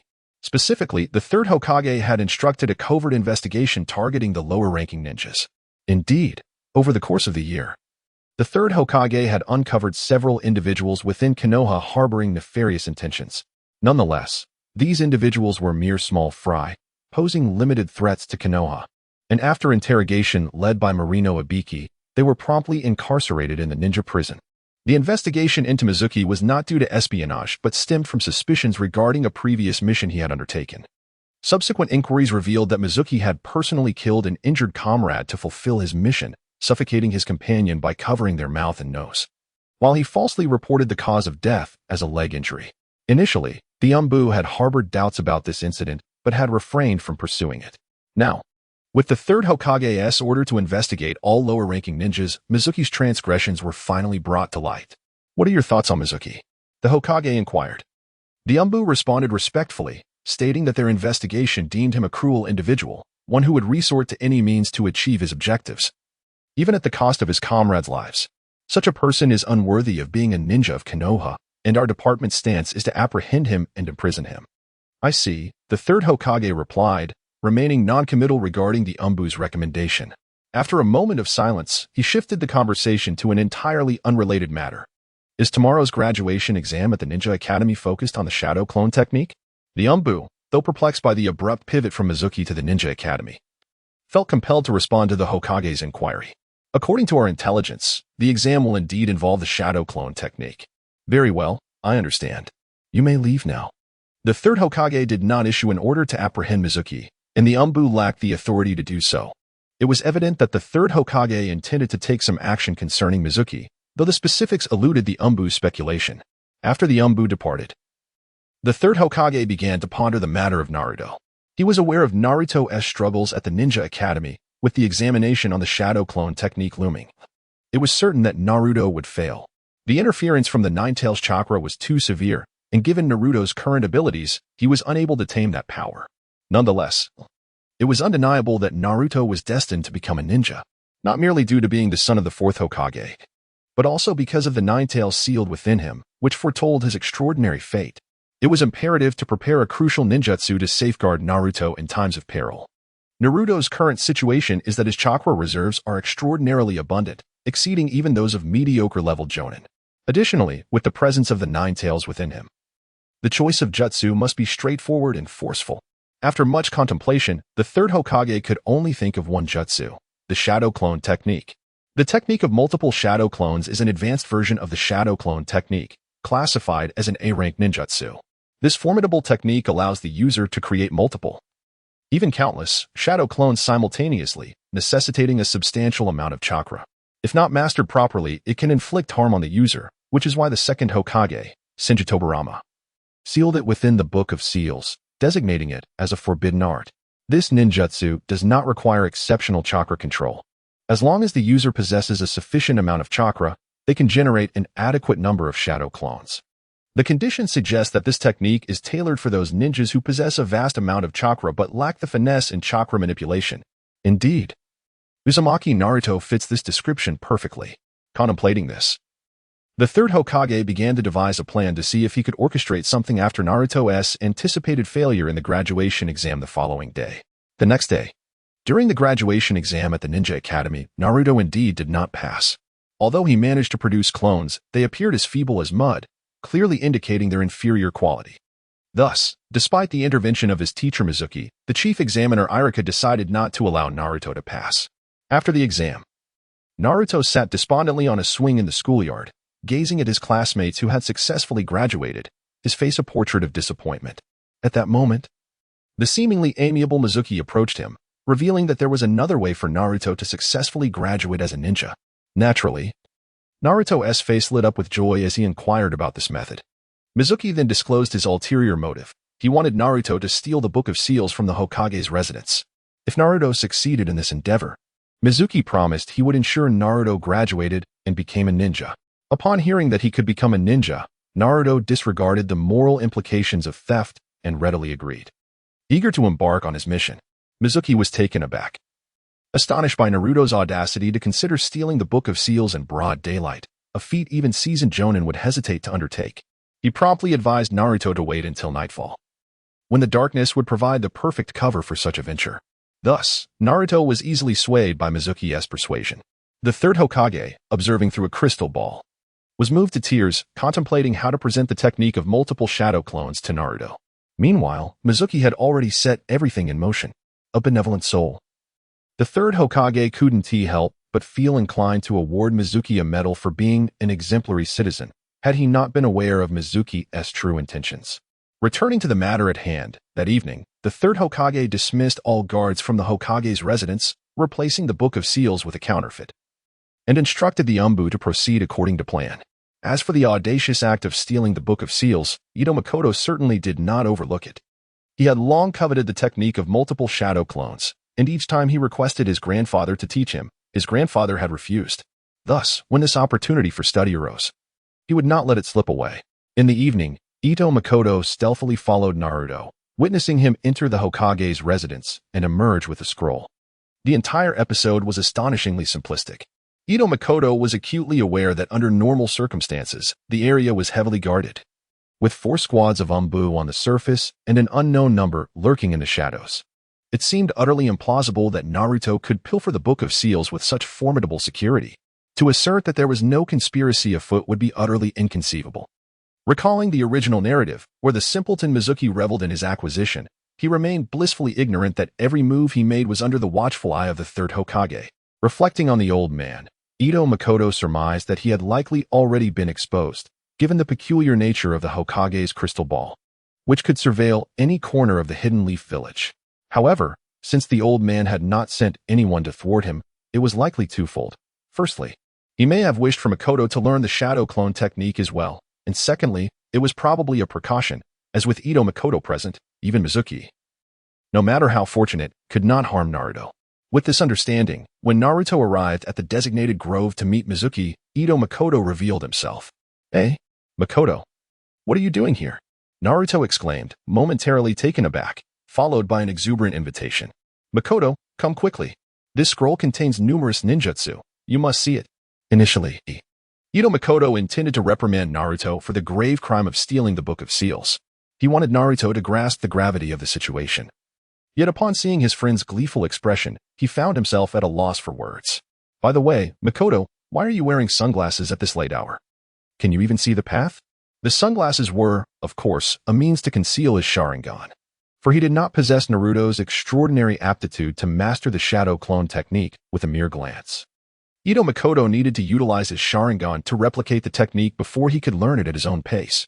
This time, he resolved not to rely on the system for his studies, as the source points required to exchange for an A-rank ninjutsu were excessively high. After submitting the shadow clone technique to the system, he concluded that it would be wiser to conserve his source points for a luxurious enhanced version of the Mangekyu Sharingan. The shadow clone technique could be self-taught. There was no reason Naruto could master it while he could not. Utilizing the Sharingan for replication proved expedient. Before Naruto could finish reading the ninjutsu, Ito Makoto had already completed the copying process and submitted it to the system, earning a substantial amount of source points. However, when he turned his attention to the counterfeit Book of Seals, he discovered that the scroll's reverse side was filled with nonsensical scribbles, devoid of any ninjutsu records. To claim he was not disappointed would be disingenuous. Initially, he had assumed that, given the scroll's substantial thickness, it would contain at least some ninjutsu to justify its heft. Yet, the third Hokage truly was stingy. The scroll was filled with a haphazard assortment of words, leaving Ito Makoto profoundly disillusioned. However, this time he submitted an A-grade ninjutsu, bringing him one step closer to exchanging for the luxurious enhanced version of the Mangekyu Sharingan, which provided him with a slight sense of comfort. Speaking of this Mangekyu, Ito Makoto felt that the system was quite misleading. When exchanging for the ordinary Mangekyu Sharingan, the system does not facilitate the awakening of the three great ocular techniques, namely the unique techniques of each eye and the power of the Susanoo, which requires the use of both eyes. Of course, since Ito Makoto had already exchanged for the Uchiha bloodline, ultimate, if he were to exchange for the ordinary version of the Mangekyu, he could awaken the ocular techniques through his own efforts. However, the time frame for this was uncertain. It could happen instantly or may never occur throughout his life, depending entirely on luck. The so-called luxurious enhanced version of the Mangekyu was different. Upon exchange, it would directly awaken the unique ocular techniques of Ito Makoto's left and right eyes, and naturally, Susanoo would also awaken smoothly. Faced with these two choices, if it were you, how would you decide? One option is a Mangekyu that may never awaken, and the other is one that would awaken immediately upon exchange. Although the required source points are substantial, Ito Makoto believed that it was better to take a decisive step rather than gamble on his luck. He was quite eager to possess unique ocular techniques. Just as Naruto was lamenting that his first ninjutsu was the one he was least skilled at, shadow clone technique, his teacher at school, Arika Umino, approached them. "Naruto, what are you doing? Do you realize the trouble you've caused?" As soon as he finished speaking, Arika was already standing before Naruto, noticing Ito Makoto beside him. "Why are you here as well?" Ito Makoto had no intention of providing an explanation. Arika was merely a lowly CH-9 teacher, and some matters were not suitable for him to know. Arika-sensei, Mizuki-sensei told me that if I handed him the sealing scroll, I could graduate from school and become a ninja." Naruto, unaware of the trouble he had stirred, cheerfully displayed the sealing scroll to Arika. "Mizuki?" Upon hearing Naruto's words, Arika felt a jolt of alarm, instinctively sensing that there was a conspiracy at play. Just then, a swishing sound sliced through the air from behind Arika. Before he could evade, several shurikens struck him in the back. "Naruto, can you hand me that scroll?" The assailant who threw the shuriken was none other than Mizuki. Seeing Mizuki had arrived, Ito Makoto considered making a discreet exit. He had already witnessed the unfolding events in the anime once before. To be honest, Ito Makoto did not wish to interfere in Naruto's affairs. Had he not intervened this time, Naruto would have learned some truths from Arika, such as the fact that a fox resided within him. This event was crucial for the bond between Arika and Naruto. Thus, Ito Makoto decided to remain unobtrusively to the side, waiting for the situation to unfold. Why, you may ask, did he not escape sooner? Nonsense. It is merely to ensure that the situation does not spiral out of control. What if Naruto fails to learn the shadow clone technique because of him? What if Naruto cannot defeat this Mizuki character? Although the likelihood is minimal, Makoto still feels compelled to safeguard Naruto's well-being. Host, do you truly believe this reasoning? After a prolonged absence, the system, upon hearing Makoto's inner thoughts, reactivated and began to express its sarcasm. Whether you believe it or not, I certainly do. The term shameless seems to be directed at you. Makoto rolled his eyes, choosing not to engage with the system, and proceeded to retrieve a camera from his trousers, preparing to capture any potential climactic scenes that might unfold. Admit it, you are merely indulging your twisted sense of humor by lurking in the shadows. Silence system. If you refrain from speaking, no one will mistake you for a mute. However, I have been absent for so long, I fear the readers might miss me. Get lost. In this narrative, I am the protagonist, while you, as a mere supporting character, should not attempt to steal the limelight. Sooner or later, you'll be out of the picture. The title of this novel says it all. While Makoto and the system exchanged banter, Naruto had already commenced a melodramatic scene with Iruka, only to find the overly sentimental setup unbearable, prompting him to abandon Iruka and flee. Mizuki, witnessing Naruto's escape, disregarded the unconscious Iruka and pursued Naruto directly. Ultimately, our Mizuki-sensei was soundly thrashed by the hundreds of shadow clones summoned by Naruto, and was subsequently apprehended by the arriving Anbu ninjas and taken to Konoha prison, thereby alleviating his concerns about his livelihood for the remainder of his life, a truly commendable outcome. The following day, the hidden mastermind, the third Hokage, granted Naruto a special pardon, allowing him to graduate successfully and receive his coveted ninja headband. From this moment forth, he would officially be recognized as a ninja. As Naruto, blissfully Navi, departed with his headband, Makoto entered the Hokage's office. Makoto, you've arrived, the third Hokage remarked, retrieving a piece of paper from his drawer and handing it to Makoto. This is the grouping situation for the newly graduated ninjas. You may take a look. What is this? Makoto received the paper, perplexed, and inquired, what does this mean? Do you believe this grouping is appropriate? What was happening? The third Hokage was asking for his opinion on the groupings? Even though he was a disciple of the Hokage, this seemed to be an undue level of regard. Could it be that the old man is grooming me to become the Hokage? The more he pondered, the more plausible it appeared. Currently, Konoha finds itself in a transitional phase. Among the formidable Jonin, aside from a few clan ninjas, only Kakashi and Guy stood out. However, regarding their qualifications for the Hokage position, they might still fall short in certain respects. The only worthy candidates, those who could serve but are currently underappreciated, are Jiraiya, who is out in the world, and Tsunade, who is wandering about, gambling.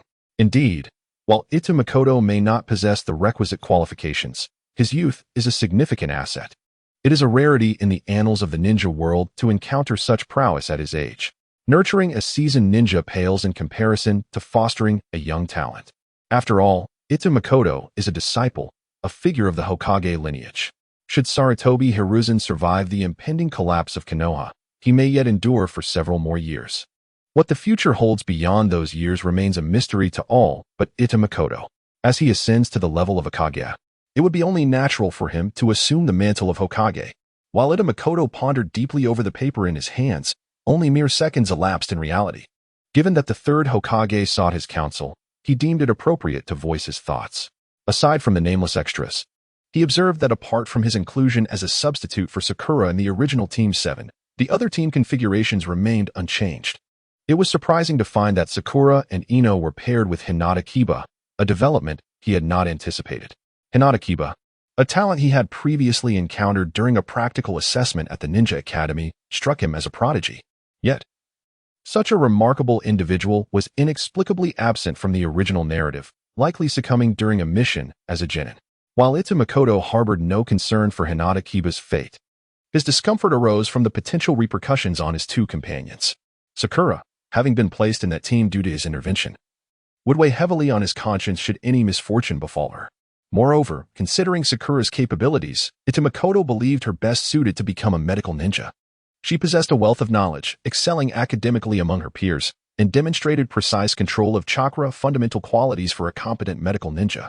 As for Ino, matters were even more straightforward. She was a dear friend whom Makoto had rescued from the grass village, and he had no desire to lead her into peril. Thus, he pointed to the list and stated, I have some reservations regarding the team assignments for Sakura and Ino. The third Hokage nodded and inquired, what are your thoughts? My suggestion is simple. Place Sakura in the ninja hospital to train as a medical ninja and allow Ino to join my team. The third Hokage took a moment of silence before responding. That is a commendable suggestion. I will give it due consideration. Ito Makoto nodded in agreement. Having advocated for Sakura's opportunity, he recognized that the decision ultimately rested with the Hokage. However, given the pressing need for medical ninjas within the ninja world, he was confident that the Hokage would acquiesce. Across the entire ninja world, from retired ninjas to freshly graduated genin, there were approximately 100,000 ninjas in total. Based on the ratio of medical ninjas in Konoha, it is approximately 7 to 1. Other ninja villages lack the same conditions as Konoha, so their ratios are likely even lower. This implies that there are only about 8,000 to 10,000 medical ninjas in the entire ninja world. These medical ninjas must serve all the ninjas across the ninja realm, resulting in a rather high doctor-patient ratio. However, when considering the ordinary populace, the ratio becomes quite alarming. With such a vast population on the ninja continent, coupled with ongoing warfare and the existence of ferocious beasts, the number of injured and ill individuals is substantial, creating an immense demand for medical services. Certainly, there are some civilian doctors, as the cost of medical ninja treatment is quite exorbitant, making it unaffordable for the average citizen.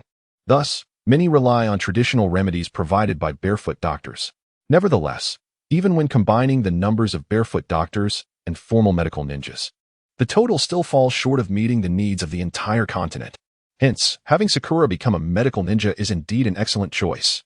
You mentioned integrating Karen into your team, which would bring the total number of team members, including the instructor, to 5. This contradicts Konoha's traditional structure, which has been refined over many years to consist of a single instructor and 3 ninjas. This configuration maximizes the utilization of ninjas and prevents waste of production capacity. Now, with Ito Makoto proposing to add another member to his team, this presents a conundrum for the third Hokage. Is it impossible? Seeing the third's troubled expression, Ito Makoto felt a twinge of disappointment. Yet, the third did not outright reject his proposal. Instead, he suggested, how about this? Karen can join the team, but the number of members will remain unchanged. Unchanged? Yes, unchanged. After taking a puff from his pipe, the third continued, with your strength, you need not be merely a team member. You could be assigned as a leading instructor. However, since you insist on this arrangement, I refuse. Faced with the issue of numbers, we can find a compromise. The third did not keep him in suspense, elaborating, you may act as a free ninja. A free ninja? Precisely, a free ninja. You may join whichever team you choose. If you are with one team for this mission, you can opt for another team next time. The third painted a rosy picture of this arrangement, allowing Ito Makoto to function as a free ninja, unbound by the constraints of a specific team. However, might this not disrupt the cohesion among the ninjas within the team? Ninjas who embark on missions together and engage in combat will gradually develop a deep-seated synergy. Introducing an additional ninja into their ranks could potentially jeopardize the rapport they painstakingly built. I appreciate your consideration of this matter, the third remarked, regarding Ito Makoto with admiration. However, given your capabilities, I trust you will find a solution to this issue. Old man, do you truly have such faith in me? The third's trust placed a considerable burden on Ito Makoto. Regardless of whether it was his speculation about being nurtured as the Hokage or this recent proposal of becoming a free ninja, it underscores one crucial point. The third Hokage holds him in high regard and harbors hopes that he may evolve into a remarkable ninja. Being the object of such expectations is indeed a positive thing. However, these expectations often manifest as a burdensome pressure. Greater expectations inevitably lead to greater stress. Very well, I acquiesced. Ito Makoto understood that he was not the only one bearing this weight. The third Hokage was also enduring considerable pressure. He fully recognized the magnitude of the shock that would reverberate through the higher echelons of the village once the third disclosed this decision, Konoha's very first free ninja since its founding. All right, since you have consented, I shall promptly arrange this matter. The third gestured for Ito Makoto to take his leave. By the way, old man, what are your plans for Hyuga Kiya? Sakura is headed to the hospital, and Karen to Team 7, leaving Kiya as the last remaining one. How will the third arrange for him? Kiya, yes, I recall that he is also quite the prodigy. Do you have any suggestions? Once again, he seeks my counsel. Perhaps the old man is becoming complacent with age. Ito Makoto silently derided, though he maintained a placid demeanor as he replied. How about we let him try his hand in the Anbu? The Anbu? The third fell into contemplation. In light of the second Hokage's doctrine when establishing the Anbu, G-guh would typically be ineligible given his status as a genius. However, at present, his strength was insufficient, merely a genin. Reflecting on the past decade or so, those who had entered the Anbu at a young age were quite extraordinary. Two particularly notable examples are Uchiha Itachi, who graduated from the Ninja Academy at the age of 7, became a Chunin at 10, and joined the Anbu at 11, and Hitaki Kakashi, who graduated at 5, became a Chunin at 6, and achieved Jounin status by 12. In comparison, G-guh truly falls short. Nevertheless, the current Anbu is not what it once was. As evidenced by the events in the anime, particularly Orochimaru's plan to obliterate Konoha, the Anbu of this era is far from ordinary. After spending a year in the Anbu, Ito Makoto may not claim to possess extensive knowledge about it, yet he is aware of certain aspects. Among the 10 or so Anbu members he encountered, only one was a special Jounin, the rest were Chunin. This ratio raises grave concerns about the combat efficacy of Konoha's Anbu. Thus, the decline in the Anbu's quality has afforded opportunities to individuals like Hokage. Although G-guh is a budding genius, his current capabilities are lacking. I will communicate with the head of the Hyuga clan. The head of the Hyuga clan, Hyuga Hayashi? Reflecting on Hyuga Hayashi, Ito Makoto recalled how he had once procured sensitive information from Niji regarding the gentle fist technique, even embellishing it with a touch of personal gain. It remains uncertain whether, upon realizing Niji's genius and revealing the truth behind Hinata's demise, Hayashi will still receive Niji's acceptance of his apology as depicted in the original narrative. Through the incident involving Karen, Ito Makoto has come to understand that the world's consciousness does not rectify every misfortune. The situation concerning Ningxi remains uncertain as to whether it will be rectified. Should it be amended, he shall acquire some source points. If not, he will be treated to an entertaining spectacle. How delightful, indeed, with no losses involved. 2 days later, within the classroom of the graduation class at the Ninja Academy, Naruto, with an expression of exhilaration, brandished his ninja headband, proudly flaunting it to Sasuke. As expected, Sasuke merely retorted with a dismissive idiot before returning to his indifference towards Naruto. The classroom buzzed with clusters of graduates engaged in lively discussions about their respective teams, dreaming of their future lives as ninjas. The most prominent clique belonged to Sasuke and the original Konoha 12. Yet, Sasuke never considered himself the pillar of this group. His aloof demeanor led him to believe that Naruto was its true core due to his foolishness and amiable nature that allowed him to connect with anyone. Hey, Naruto, did you steal that headband? If anyone in their small circle held disdain for Naruto, it was Inuzuka Kiba. As a prodigy of the Inuzuka clan, he was fiercely competitive and enjoyed the spotlight. Witnessing Naruto's exuberance made him somewhat envious, though he would never admit it. This headband is not stolen. It was personally given to me by the Hokage.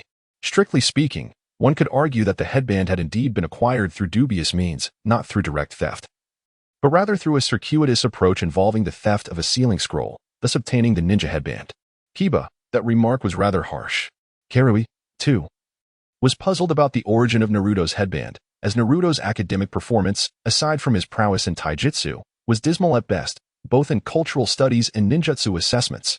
However, despite her confusion, she found herself displeased with Kiba's slander, viewing it as an affront to Naruto, whose aspirations lay firmly in becoming a ninja. Kiba's words were not malicious. He and Naruto were not enemies, merely rivals, with Kiba's thoughtless remarks often landing him in trouble. After Karui's reminder, he recognized that his comment had crossed a line. Yet, true to his nature, he could never bring himself to apologize, merely scoffing in dismissal, and thus the matter was laid to rest. The others, well aware of Kiba's temperament, shrugged it off as trivial, and Naruto, understanding that Kiba's intentions were not malicious, soon shifted the conversation to another topic with laughter and camaraderie. Concealed nearby using transformation jutsu, Itachi observed the scene with a tinge of nostalgia. Having previously attended the Ninja Academy, he noted that the bonds among this group were significantly stronger than those depicted in the original narrative. Despite Naruto's frequent banter with Sasuke, their relationship, apart from Itachi, was the most profound within the small circle. This left Itachi feeling somewhat resigned. His purpose for stealthily entering the classroom was to witness the prince and princess share a kiss. However, given the current dynamics, it seemed unlikely that they would encounter the same plot points as in the original tale. It feels a bit dull. Perhaps I should take my leave. As Ito Makoto was preparing to leave, circumstances began to shift. Sasuke-kun, may I sit beside you?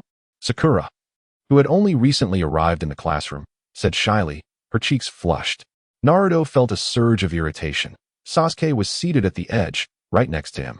Everyone in their small circle was aware that both Sakura and Ino harbored feelings for Sasuke, while Naruto cherished Sakura. Hearing such words from Sakura, the onlookers exchanged glances, anticipating the unfolding drama.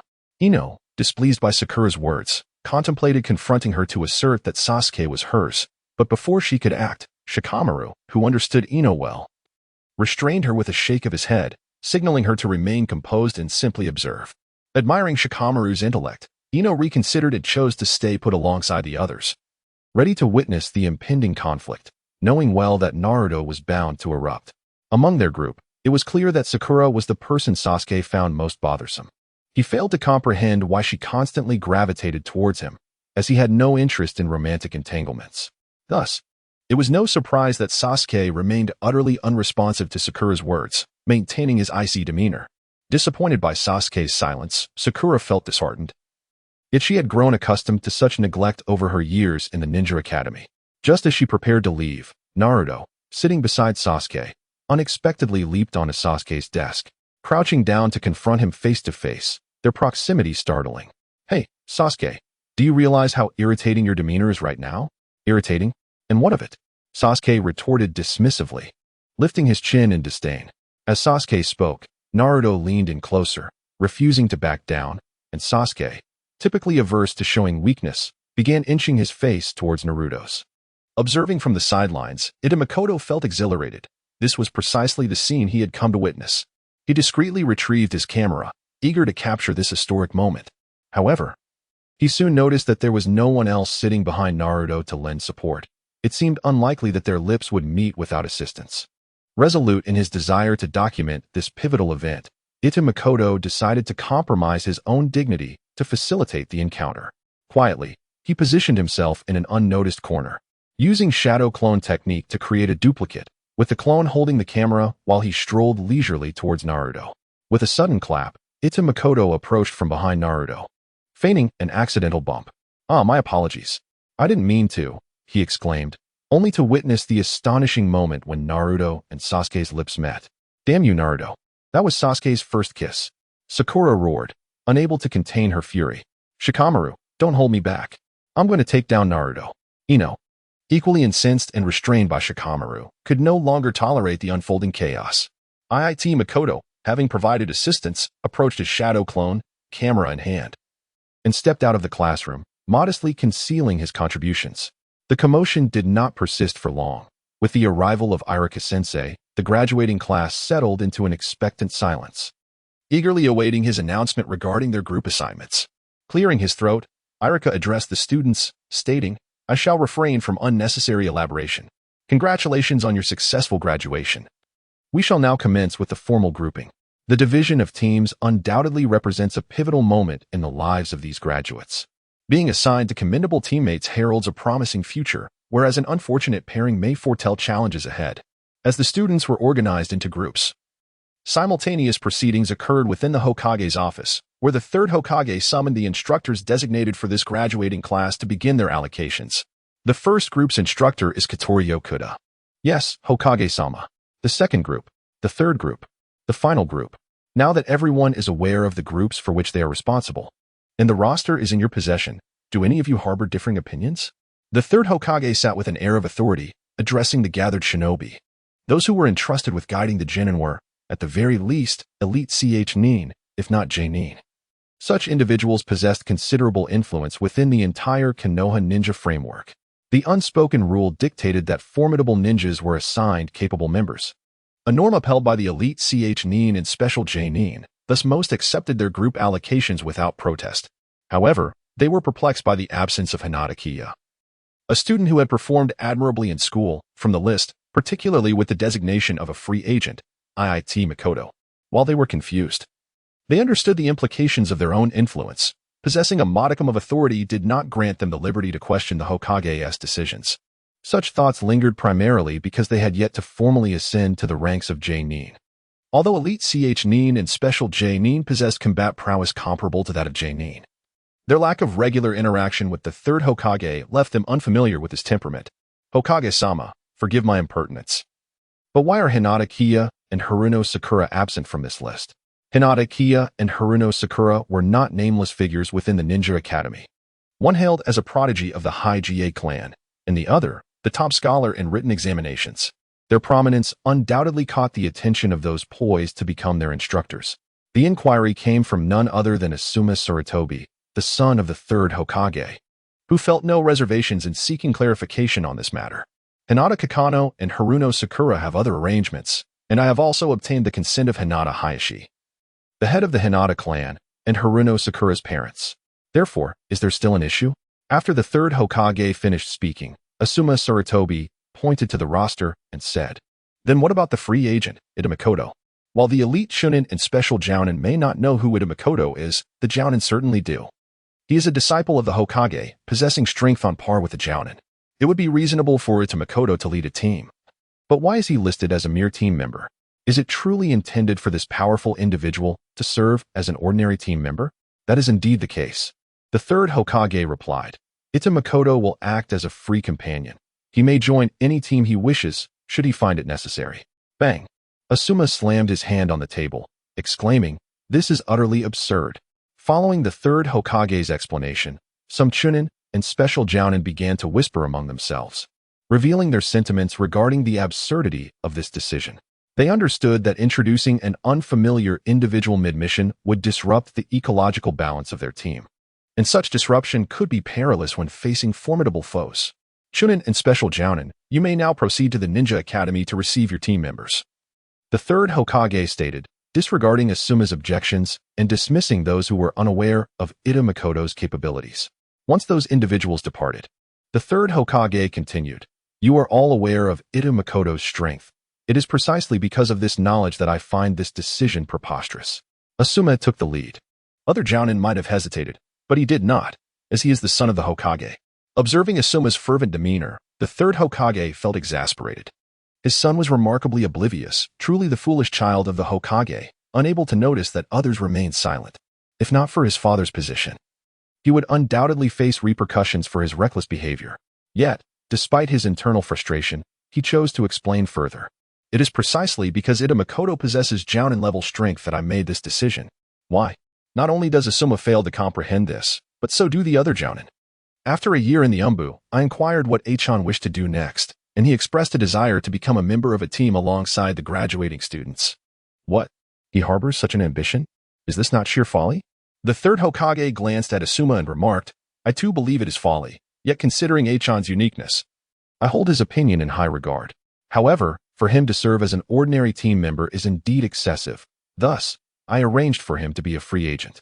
In future missions, you may regard him as an additional support ninja." The assembled ninjas understood that since the Hokage had made this arrangement, it would not be altered. Nevertheless, they remained perplexed. What is this uniqueness? What special qualities does Itamekoto possess? Certainly, this inquiry was posed by Asuma. As for the peculiarities surrounding Aiching, I am unable to divulge any details. The matter is of great significance, and I shall not utter a word without Aiching's consent. The third Hokage refers to the uniqueness of Itachi's foresight, which he had previously dismissed as mere fanciful claims. Initially, the third Hokage could not possibly place any faith in Itachi's fabrications. However, in recent years, as the third Hokage dispatched operatives to gather intelligence, he unearthed some disconcerting information. For instance, the instability of the Jinchuriki among the Sand Ninja and the tumultuous activities orchestrated by Orochimaru. These revelations lend a degree of credence to Itachi's earlier prophecy, prompting the third Hokage to acquiesce to Itachi's somewhat impulsive decisions. As for why this information is withheld from others, the rationale is quite understandable. If Itachi's foresight proves genuine, disclosing it to more individuals would only increase the risks he faces. Such formidable abilities would undoubtedly render Itachi invaluable to Konoha in the future, thus necessitating measures to ensure his safety. Conversely, if Itachi's predictions are unfounded, revealing them would imply that the Hokage has been misled by deceivers. In that case, while others might remain silent, Danzo would undoubtedly seize the opportunity to stir up trouble. Hence, it is prudent for as few individuals as possible to be privy to this matter. In the Konoha Ninja Academy, in the classroom of the graduating class, only a handful of students remain. After a scarred Jonin led away his team, only 3 individuals are left: Sasuke, Naruto, and Karen. "Hey Sasuke, what kind of person do you think our instructor is? It's been ages since they've arrived. Naruto lamented. Observing that others had already been taken away by their respective instructors while they remained, Sasuke, typically composed, found himself slightly irked by the prolonged wait. He mused that he could be honing his jutsu instead of idly passing the time. "Why don't we play a prank?" Naruto suggested, seizing a chalk brush from the podium and placing it precariously above the classroom door. Anyone entering unawares would surely be struck by the descending brush. Foolishness. An instructor of that caliber is at least an elite chunin. They would not fall for such a trivial trick, Karen retorted. Not to belittle Naruto, but to speak the truth. But what if it works? Naruto, unfazed, donned a foolish grin, which left Karen devoid of further retorts. As time dragged on, the trio contemplated whether they should inquire at the Hokage Tower about the whereabouts of their instructor. Just as this thought crossed their minds, they heard footsteps echoing in the corridor outside. "Looks like they're finally here," Naruto exclaimed, excitement brimming in his eyes. Eager not only to discover the identity of their instructor, but also to see if his prank would succeed. The classroom door swung open, instantly drawing the attention of 3 individuals to the chalk brush hanging on the door. They were indifferent to the appearance of their instructor, solely curious as to whether this teacher would evade the chalk brush. With a resounding smack, it became evident that the instructor had indeed failed to dodge the chalk brush. One might scoff. Is such a trivial prank beyond your capabilities? Is this truly our instructor? The carefree Naruto chimed in again. If this instructor were not Kakashi Hatake, the former apprentice of my father, I would certainly expect to be reprimanded for this mockery. It's infuriating. Sasuke did not echo Naruto's sentiments. Yet the look in his eyes betrayed a shared perception that their instructor seemed rather unreliable. Only the perceptive Sharingan understood that this individual was far from mediocre. During their limited interactions, Itamekoto had already informed Sharingan about the profiles of several elite jonin from Konoha, including Kakashi Hatake and Guy Might, complete with photographs. Thus, upon seeing the masked figure with white hair enter, she recognized him as Kakashi, an elite jonin of Konoha. "Well," Kakashi said, brushing off the chalk dust and eyeing the trio before him, his mind swirling with thoughts. One was the son of the 4th Hokage. Another was a member of the Uchiha clan, and the last was a girl rescued by Itamekoto, also of the Uzumaki clan. Each of them had a connection to him, and now he was to be their instructor. He felt a strange sense of nostalgia wash over him. "You 3 give me a rather vexing impression. Anyway, without further ado, follow me." After speaking, Kakashi led the 3 novice ninjas to the rooftop of the teaching building. Once there, they briefly acquainted themselves with each other, and he instructed them to gather at a specified time the following morning. With that, Kakashi prepared to depart. "Oh, wait," he said, standing up as if recalling something important. He turned back to the 3 and advised, "Remember, do not eat anything in the morning. It will make you sick." With that, he vanished in a puff of smoke, leaving the trio behind. Once Kakashi was gone, they engaged in conversation, contemplating potential issues they might face the next day and devising strategies before returning to their respective homes. "Wait, don't you have a mission?" Sharingan asked, surprised to find Itamekoto cooking upon her return home after grocery shopping. "Are you surprised to see me?" Itamekoto replied without turning his head. "Of course," Sharingan said, placing the vegetables and fruits on the table. "Didn't you mention a few days ago that you would be on a mission these days? I woke up today and saw you weren't here. I thought you had already left for your assignment." Itamekoto chose not to disclose that he had withdrawn from the Anbu. "Indeed, I have a mission tomorrow," he replied, eagerly anticipating the expressions of Sharingan and her companions when they encountered him in the training field. Yet, what he looked forward to the most was Kakashi's reaction. It was an unforgettable moment for Itamekoto, as his first mission in the Anbu was alongside Kakashi. To his astonishment, during an encounter with the Poop Man, Kakashi almost abandoned him, a grudge he has harbored ever since. "By the way, today marks your class division. What kind of person is the guiding teacher?"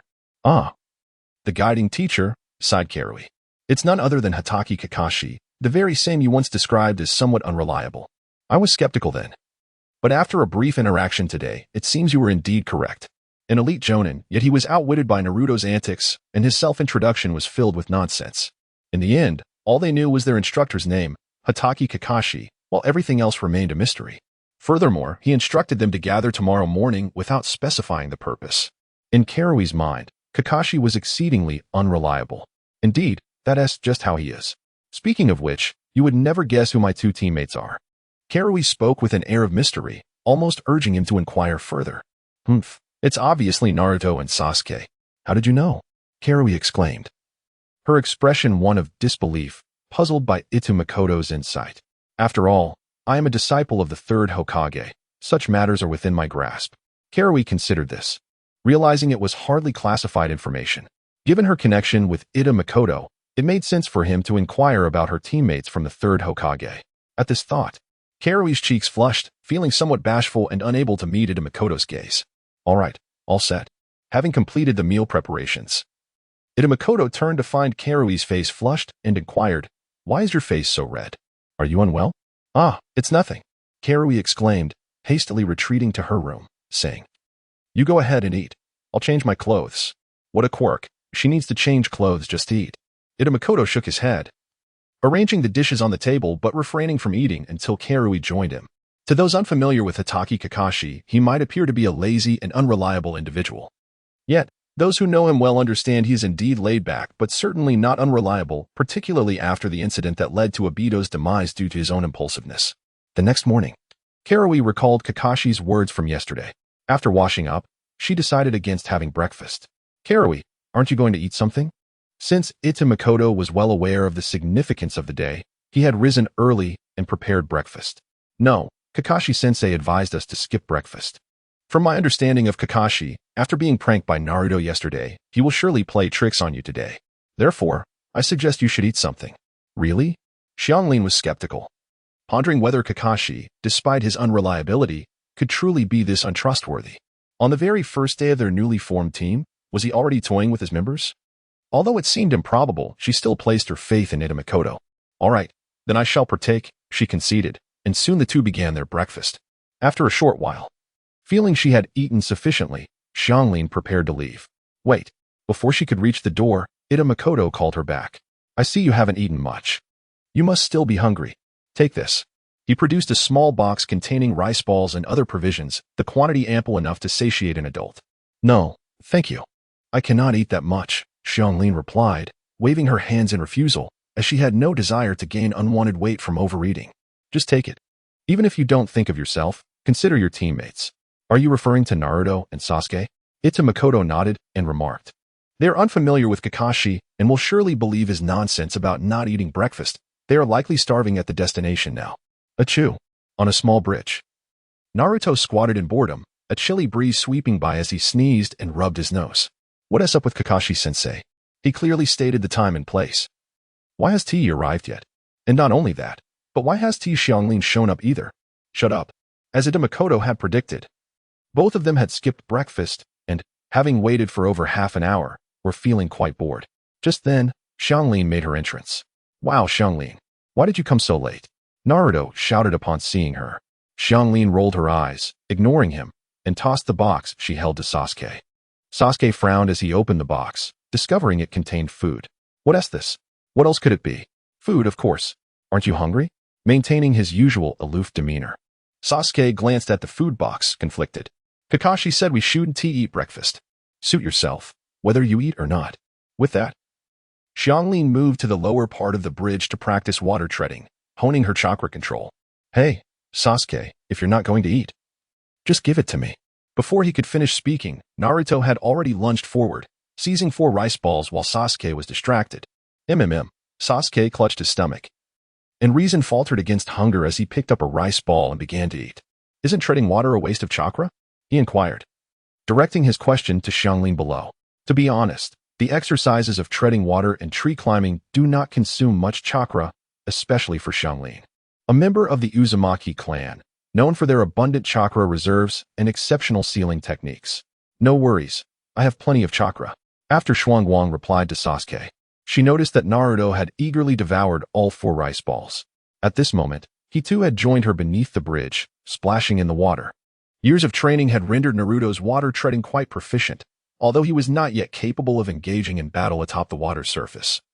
Walking and running upon it posed no challenge for him. "Naruto, aren't you worried about exhausting your chakra?" Upon hearing Sasuke's inquiry, Naruto nonchalantly replied, "It's fine. I have plenty of chakra." Damn. Sasuke felt a surge of frustration. Why was it that this so-called genius possessed less chakra than these two? Not only did they have a surplus of chakra, but it also surpassed the level of a genin. What kind of child enters the ranks of a genin with chakra already at the level of a ch nin? "I truly apologize for my limited chakra. Contemplating his chakra levels, even the typically stoic Sasuke could not suppress the turmoil within. Jealousy renders me ugly. Jealousy drives me mad. This is not good. Not good at all. So what if they possess abundant chakra? I am still the top genin of this cohort. With this thought, Sasuke's expression softened slightly. Noticing Sasuke's twisted expression from her keen perception, Xuanguang, recalling her earlier conversation with Naruto, deduced Sasuke's inner thoughts and sharply remarked, "Stop dwelling on it. Ching is the top genin this year. He graduated early. Shut up. His early graduation means he is no longer one of us. When you see him next, are you going to address him as senpai? Naruto, Naruto." It seemed that at some point, not only did Naruto enjoy bantering with Sasuke, but even Xuanguang had begun to exchange playful jibes with him. Unlike Naruto, who despised Sasuke's penchant for stealing the spotlight, Xuanguang, while not particularly fond of Sasuke's demeanor, found an inexplicable charm in his anger after their exchanges. Just like now, with his face flushed with irritation as he muttered Naruto, he was simply adorable. Wait a moment. Have I awakened some strange attribute? When Ching returns next time, I must inquire about this. During her interactions with Ching, Xuanguang often found herself bewildered by some of his remarks, such as "beauty is justice, eat my great eagle, and shut up, Liang Fifan." Over time, her comprehension evolved from complete ignorance to becoming an experienced veteran, thanks to Ching's influence. An impressive transformation indeed. As time flew by, Xuanguang and Naruto had ceased their splashing half an hour ago, and the trio found themselves squatting atop the bridge. With their synchronized posture, they could easily pose as members of a beggar gang's cleansing sect if a bowl were placed before them. It was nearing noon. Why had Kakashi-sensei not yet arrived? Naruto glanced at the sky and continued, "Thank goodness you brought food for us, Xuanguang. Otherwise, we would surely starve." "Ah, my lovely team." As Naruto lamented, Kakashi made a sudden and dazzling entrance. "Apologies, I lost my way at the crossroads of life, and by the time I regained my senses, it was already this late." "You're lying." Naruto unhesitatingly exposed Kakashi's falsehood. "Indeed, such insincerity and deceit," Ino murmured softly. Although Sasuke remained silent, his gaze directed at Kakashi resembled that of someone observing a fool. Noticing the discontent of the trio, Kakashi nonchalantly remarked, "Well, whether you believe me or not, I certainly do." "Shameless," the three echoed in unison. "TCH, the lessons learned from certain individuals are indeed worthless." A sneeze erupted from Makoto, who was still holed up at home, and after calculating the time, he felt it was time for him to depart. "Ah, it seems I have arrived at just the right moment." Upon reaching the training ground, Makoto saw Kakashi still engaged in idle chatter with Naruto and the others, explaining the purpose of their gathering. In truth, Kakashi's objective in bringing them here was rather straightforward: to assess their abilities and gauge their capacity for teamwork. In Kakashi's perspective, solitary endeavors were unwise. Only through unity could a team flourish. Thus, the aim of this test was to determine their capacity for collaboration and whether they regarded the others as genuine teammates. He had originally planned to let the three novices go hungry for the morning and then, at noon, bind them while presenting only 2 portions of food, observing whether their hunger would compel them to distribute the food to the least performing individual. However, upon spotting the food containers beneath the bridge, he realized that an unforeseen circumstance had arisen. Reflecting on the relationship between Ino and Makoto, he found solace in the fact that this was merely a minor mishap, one that did not significantly conflict with his intended goal. It merely transitioned the trio from a state of hunger to a mild craving, which could be managed with a bit of planning. Who am I? I am the copy ninja, Kakashi Hitaki, renowned as the master of thousands of jutsu. Such a trivial incident is easily handled. Thus, despite the trio's failure to adhere to his breakfast requirement, he feigned ignorance as if nothing had occurred. "No big deal. I've got this." However, who could elucidate why Makoto had arrived at the training ground? Upon seeing Makoto, Kakashi's instinct screamed that trouble was imminent.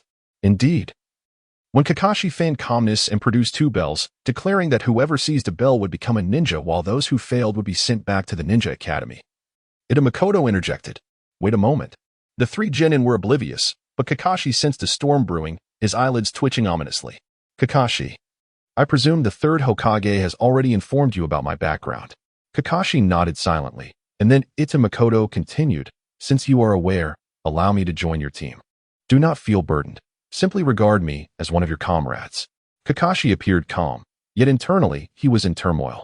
He understood the prowess of Makoto, Should he truly be allowed to join, the upcoming test would surely be compromised. These three were destined to become my core team, and you are not a permanent member. Hence, I shall not permit your participation in this test. Upon hearing this, Ito Makoto realized that Kakashi was resolute in his decision to exclude him. However, being barred from joining did not preclude him from causing a ruckus. If you deny my inclusion, I shall create chaos. Let us see who can outlast the other. Ito. Do not force my hand, Kakashi cautioned. What of it? Are you aware of the psychological turmoil your past actions have inflicted upon me? Whose fault is it for your reckless behavior? That is not a justification for abandoning me. Hey, Sasuke, why does it feel like there's something peculiar about the relationship between these two?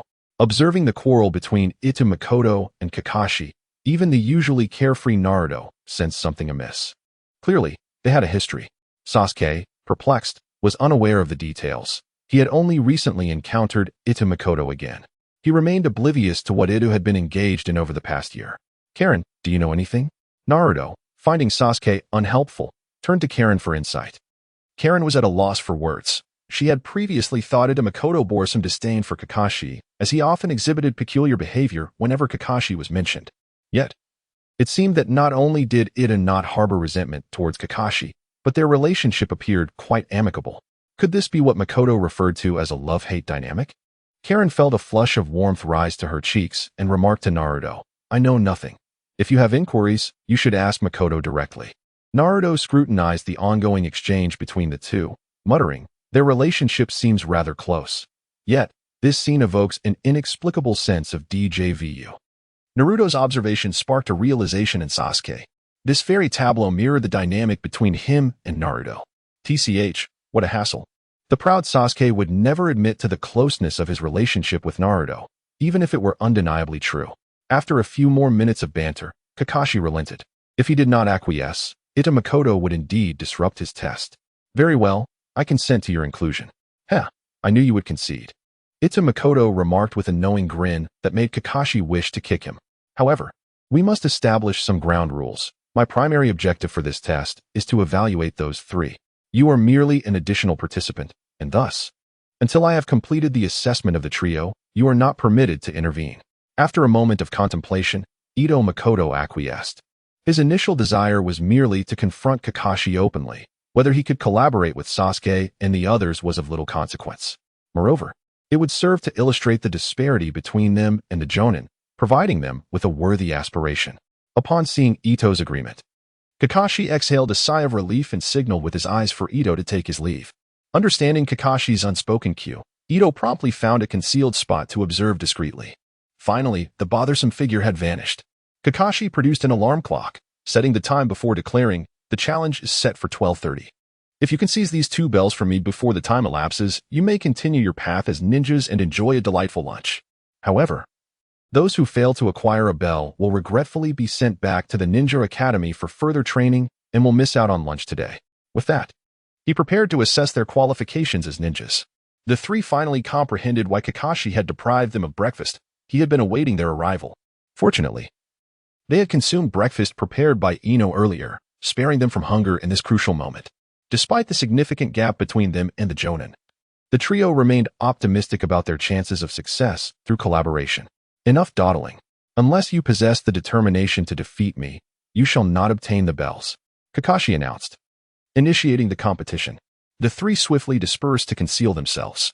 Even Naruto, unlike in the original tale where he boldly confronted Kakashi, chose to hide alongside Sasuke and Ino in a spot he deemed discreet. Kakashi, observing the three novices, felt no pressure.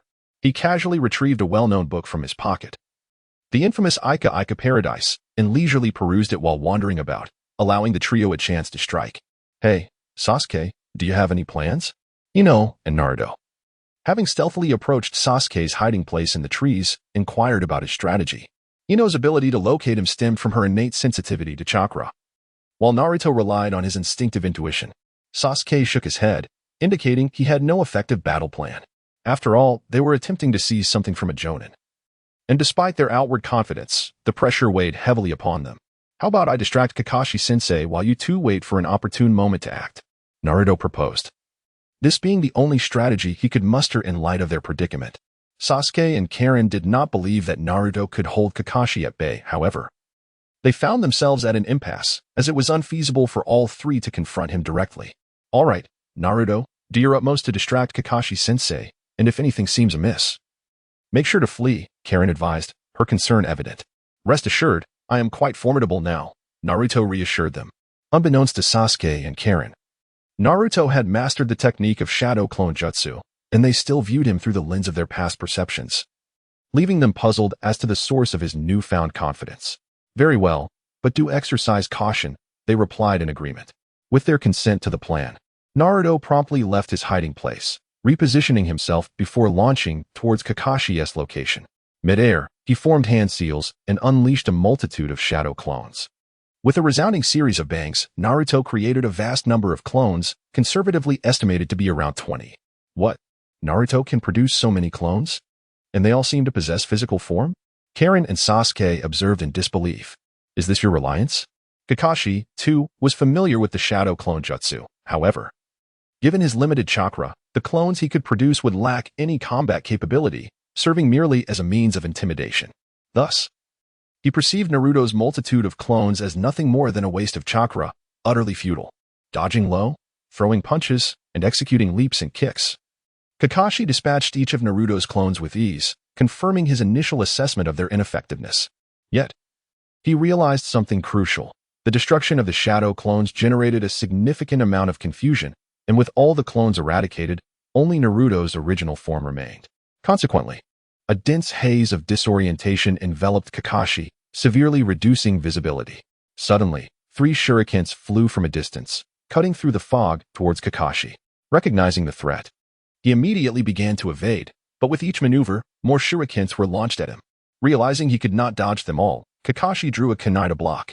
The prowess of a genin was not to be underestimated. None of the shurikens found their mark, either evaded or deflected by his kunai. If it were an average ninja, you might have truly injured them, he mused. This method of attacking through visual obstruction posed a significant danger to inexperienced ninjas. However, it was insufficient against a seasoned genin.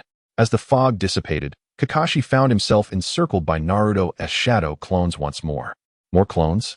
This is becoming quite troublesome, he thought, recognizing the escalating challenge posed by Naruto's relentless strategy. It is not that Kakashi cannot swiftly resolve the situation, rather, he must ensure that Naruto and the others remain unharmed, at the very least avoiding serious injury. Were there no restrictions? A single area of effect jutsu from Kakashi could easily dispatch all of these shadow clones. Kakashi-sensei, I shall defeat you. Come at me if you dare, he replied, maintaining his usual nonchalant demeanor, with one hand gripping the intimate paradise and the other wielding a kunai. Everyone, charge. With Naruto's command, all the shadow clones surged once more toward Kakashi. Adhering to his previous strategy, Kakashi dispatched each shadow clone with apparent ease. Fire style, great fireball technique. After eliminating several clones, suddenly, one behind him unleashed a fire jutsu. Kakashi was caught off guard and instantly struck. Hearing Kakashi's agonized cry, Naruto turned to the nearby shadow clone and inquired, Sasuke, you didn't actually kill Kakashi-sensei, did you? Boom. It turned out the nearby clone was a transformation by Sasuke, attempting to ambush Kakashi while he was distracted. The tactic had succeeded beyond expectation, striking true. However, something felt amiss. Kakashi's chakra had not dissipated, just as Kankuro's words faded. The Kakashi struck by Sasuke's fire jutsu transformed into a wooden stump. A substitution technique? Naruto muttered, begrudgingly. Indeed, it is substitution technique, came Kakashi's voice from behind Naruto, startling him. A ninja should never expose their back to the enemy, fool. Sasuke and Kankuro, taken aback by Kakashi's sudden appearance, were too late to assist Naruto. Leaf body technique ultimate, 1,000 years of pain. Kakashi formed the tiger seal with both hands and forcefully jabbed at Naruto's vital point. Upon impact, Naruto's expression turned comically distressed, sending chills down Sasuke and Kankuro's spines. Alright, one down. After dealing with Naruto, Kakashi stepped back to create some distance. Damn it. Fire style, Phoenix fire technique. Noticing Kakashi retreating, Sasuke disregarded everything else and unleashed several small fireballs with the technique he had recently mastered, directing them at Kakashi. These fireballs were not haphazardly launched. They encircled him from all directions, effectively sealing off Kakashi's escape route.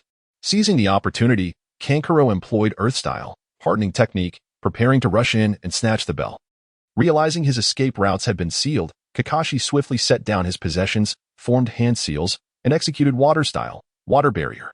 Instantly, a curtain of water appeared before him, deflecting Sasuke's fireballs entirely. Observing Kakashi successfully defend against his assault, Sasuke muttered in resignation, truly deserving of the title of Jonin. His reflexes are astonishing. However, she merely muttered that phrase. It was not yet the time to concede. Xianglin had already mastered the earth escape technique, and after its application, her resilience to impact would be significantly enhanced. Thus, when Kakashi successfully defended against the Phoenix Flower ninjutsu, Xianglin had circumvented the water barrier in front of him and positioned herself at his side. Without hesitation, she delivered a powerful punch aimed directly at Kakashi's head. The reflexes of a Jonin were not to be underestimated. Upon witnessing the impending strike, Kakashi swiftly blocked it with his right hand. Realizing her first attempt had failed, Xianglin resorted to a leg sweep aimed at Kakashi's groin. However, Kakashi was prepared, bringing his legs together to thwart the malicious attack. With her left hand and right leg firmly restrained, Xianglin did not yield. She executed an elbow strike aimed at Kakashi's face. Faced with such a straightforward assault, Kakashi deftly defended himself with both hands. Surrender now. You are already under my control. Announce your defeat to avoid further suffering, he thought. Eager to conclude this test battle to prevent excessive exhaustion, especially with Masaru waiting nearby. Should he overexert himself, he risked receiving a painful beating from Masaru. Kakashi had initially intended to experience the might of the three ninja arts, taijutsu, genjutsu, and ninjutsu. Naruto had already showcased taijutsu, and in facing Naruto's relentless shadow clones, Kakashi had to exert considerable effort to ultimately defeat him. Now, confronted with the combination of Xianglin and Sasuke, he recognized that to swiftly resolve the conflict, he would have to expend some chakra as well. Therefore, coaxing them into surrendering would be most advantageous. Are you truly certain you have me under control, Kakashi-sensei?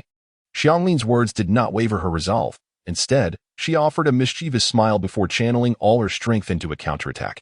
After a flurry of dazzling movements, she successfully reversed her limitations on Kakashi. The posture, however, was somewhat undignified. Were a child to witness it, it might indeed be deemed inappropriate. Sasuke, hurry. I can't hold on much longer. Sasuke, who had been lurking nearby, observed Xianglin successfully restraining Kakashi.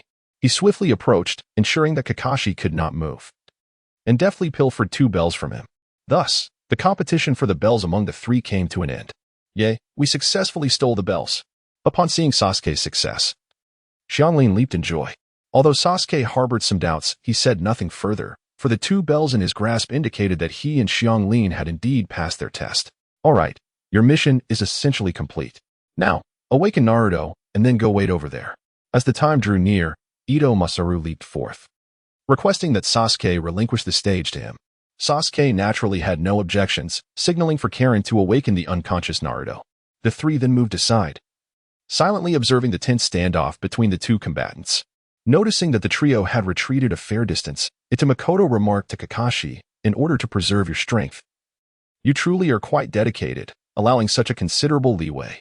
Kakashi replied with a calm demeanor, there is no choice. After all, you were watching so intently. Moreover, that recent test was not solely about assessing their combat prowess. It nodded in understanding. I see. Are you prepared now? As he spoke, it retrieved a pair of sunglasses from his ninja gear and donned them. Observing it wearing sunglasses at this moment, even the composed Kakashi could not suppress a quip. Hey, this is a bit excessive, wearing sunglasses while battling me. Are you looking down on me? Silence. Only by wearing these sunglasses can I achieve my full potential. The purpose of the sunglasses was to conceal his Sharingan, a fact unknown to Kakashi, who mistakenly believed that it was belittling him. Is this where the psychological warfare begins? The battles of ninjas are not merely straightforward exchanges of jutsu. The contest of physical prowess, the clash of illusions, and the psychological struggle are equally significant. You're overthinking it. By the way, are you truly ready? Faced with Kakashi's idle chatter, Ita grew somewhat impatient. He understood that Kakashi's excessive talk was an attempt to seize a moment of respite. When contending with an opponent of equal caliber, any recovery was advantageous. This was not merely a spar. Given Ita's previous display of anger, Kakashi was unsure if he could withstand Ita's assault without regaining optimal condition. Noticing Ita's growing impatience and having sufficiently recovered himself, Kakashi finally spoke. I am ready. Then let us. Before Kakashi could finish his sentence, Ita raised his hand and launched 3 shurikens. Despicable. As the shurikens hurtled towards him, Kakashi silently cursed, swiftly evading the attack. Although he successfully dodged the shurikens, he realized he had lost the initiative and would undoubtedly bear the brunt of Ita's relentless onslaught. Indeed, as Ita hurled his shurikens, he began forming hand seals. By the time Kakashi evaded, Ita's jutsu was already prepared. Fire release, great fireball technique. In the bell retrieval contest, Sasuke had also employed this technique. But the fireball he conjured had a diameter of only about 3 meters, whereas Ita's was approximately 5 meters, rendering the two incomparable. Faced with such a colossal fireball, Kakashi reacted swiftly. After forming hand seals, he slammed his hands to the ground, invoking Earth Release, Earth Flow Wall. Instantly, a wall of earth erupted from the ground, intercepting the roaring fireball. Kakashi truly lives up to his reputation, opting for the earth flow wall rather than the water barrier that would be ineffective against fire. Is he trying to conceal his subsequent moves from me? Unlike the water barrier, which allows visibility between opponents, the earth wall not only defends against the enemy's onslaught but also obscures one's own actions. It must be said that Kakashi's decision was indeed prudent. Had he chosen to employ the water barrier, he would have confronted Makoto's relentless barrage of ninjutsu. However, at present, Ita could not perceive Kakashi behind the earthen wall, rendering any assault futile. Nonetheless, to assume this grants Kakashi the upper hand would be a grave error. Prepare yourself, Kakashi. Water release, hidden mist technique.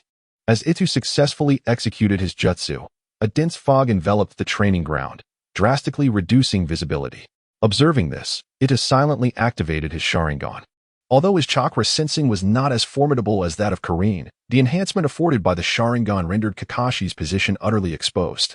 While Kakashi pondered his counterattack from behind the earthen barricade, the emergence of the hidden mist technique obscured visibility to such an extent that locating Ita became a daunting task. In the midst of contemplation, Kakashi raised his forehead protector, revealing his Sharingan. It appeared he was prepared to exert his full strength. Throat, spine, liver, lungs, carotid artery, subclavian artery, kidneys, heart. Can you guess where I shall strike? Ita's sinister voice echoed through the mist, sending chills down Kakashi's spine. Was this the silent killing technique? Indeed. The silent killing technique utilizes the hidden mist to assassinate foes within the shroud of fog. Ita had effectively emulated the tactics of Zabuza Momochi. Unlike Zabuza, who lacked the advantageous conditions Ita possessed, both the Sharingan and the Uzumaki bloodline sensitivity, Ita's implementation of this strategy was vastly more suitable. Hey Ita, do you truly intend to kill me? With his Sharingan activated, Kakashi discerned that no chakra signatures of Ita were apparent in his vicinity. He quickly grasped that this confrontation was far from a mere sparring match. The chakra embedded within the fog had perfectly obscured Kakashi's perceptive abilities. In a typical training session, would one expend such an abundance of chakra to employ the hidden mist technique? Kakashi, give it your all.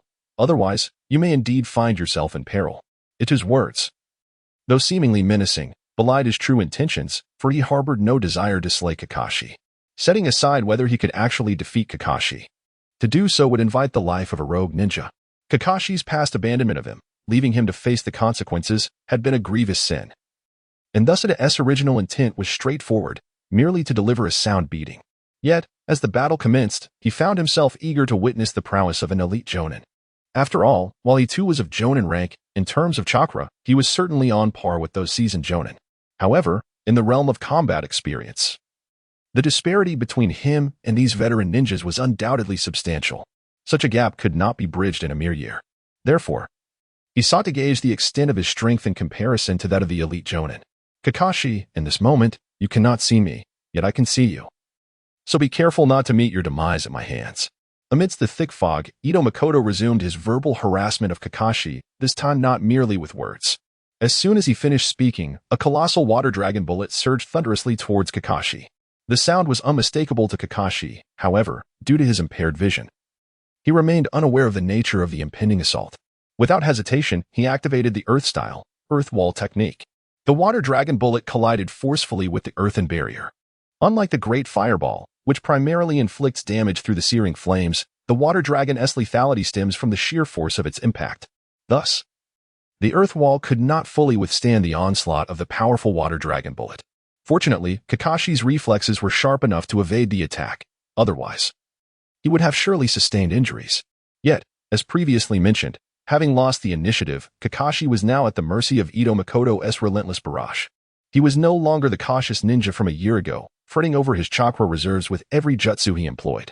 Now, as long as he refrained from recklessly using S-rank or A-rank techniques, his Uzumaki lineage endowed him with remarkable recovery capabilities, allowing him to utilize B and C-rank jutsu without concern, as he would soon replenish his chakra. Moreover, amidst this fog, Ito Makoto shamelessly reclined on a sofa, harnessing the lazy fish-lying technique to recuperate. Water style, iron cannonball. Water style, water bullets. Wind style, vacuum bullets. Ito Makoto created several shadow clones, bombarding Kakashi with ninjutsu, while his original self lounged nearby, resting. When the chakra of the shadow clones diminished, he would simply create more. This strategy was, without a doubt, audacious. Audacious? Who else could play such a game? This is my unique combat style.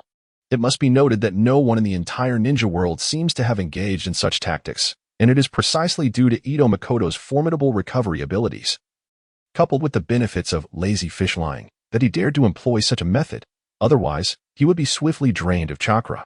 Even now, Ito Makoto was cautious not to squander his chakra recklessly. This tactic of utilizing shadow clones to unleash ninjutsu could only be sustained temporarily, as the chakra expenditure was exorbitant. This was particularly true given that he primarily employed C-rank jutsu against Kakashi. Had he escalated to B or A-rank, he would find himself unable to recover in time before being utterly depleted. Kakashi truly lived up to his reputation. After enduring the onslaught of 2 or 3 dozen ninjutsu, he emerged merely disheveled, without a single injury, which was truly impressive. However, he could not afford to continue in this manner, lest his chakra fail to replenish. With more than half of his chakra reserves depleted, Ito Makoto resolved to adopt a different approach to his assault. After enduring a relentless barrage, Kakashi now appeared somewhat disheveled. The peculiar fighting style, wherein one can perceive their opponent while remaining unseen, left him feeling particularly vexed. Yet, he harbored no thoughts of surrender after all. Such extravagant use of chakra could not possibly be sustained indefinitely. If he could merely endure until Ito's chakra reserves dwindled, he would have the opportunity to counterattack. However, the sheer volume of chakra displayed was rather alarming. Reflecting on this, Kakashi felt a surge of indignation as an elite Genin. He was accustomed to meticulously rationing his chakra for even the simplest techniques. When would he ever possess the luxury to unleash attacks as freely as Ito? It was infuriating and elicited a pang of envy. It seemed the assaults had ceased. As Kakashi, who had been evasively maneuvering, noticed the absence of offensive jutsu, he found himself momentarily at a loss. Nonetheless, the cessation of attacks was a welcome development. It suggested that Ito's chakra was not limitless. Seizing this opportunity, he could locate Ito and administer a well-deserved reprimand. Do not misconstrue Kakashi's intention. His reprimand was merely a figurative expression for delivering a playful smack to Ito's backside. In Kakashi's eyes, Ito was akin to a formidable yet unruly child, and it was imperative that he understand the authority of adulthood. A playful smack was undoubtedly an apt method. Earth style, tracking Fang technique. The technique known as Pursuit of Fangs is a ninjutsu developed by Kakashi, merging summoning and earth techniques. By employing this art, he summons the animals with whom he has made contracts to track enemies underground. Kakashi's summoned beasts are several ninja dogs, whose combat prowess may be lacking, yet their auxiliary abilities are commendable. Coupled with their acute sense of smell, they are an impeccable match for the Pursuit of Fangs.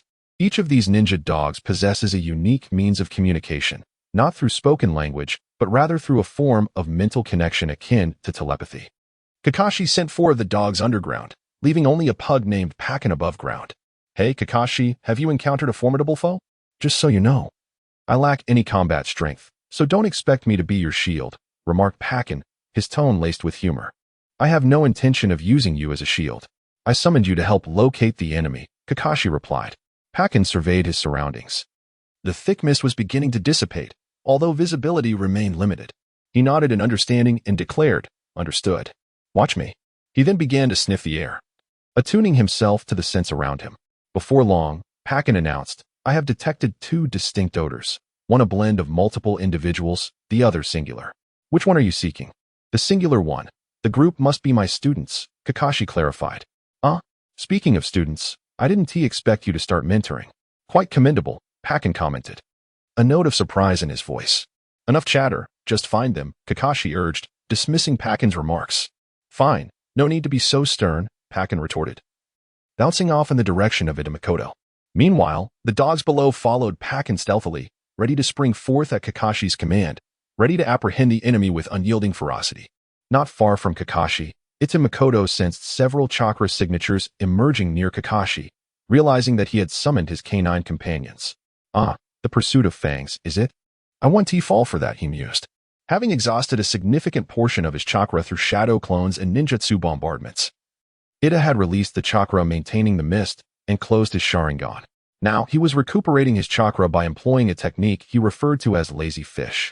Foolish host, you've only lasted 3 minutes. Are you truly capable? Chided the system. A man must not admit defeat. Though I may appear weary, I assure you. Kakashi is in an even worse state, Ito retorted.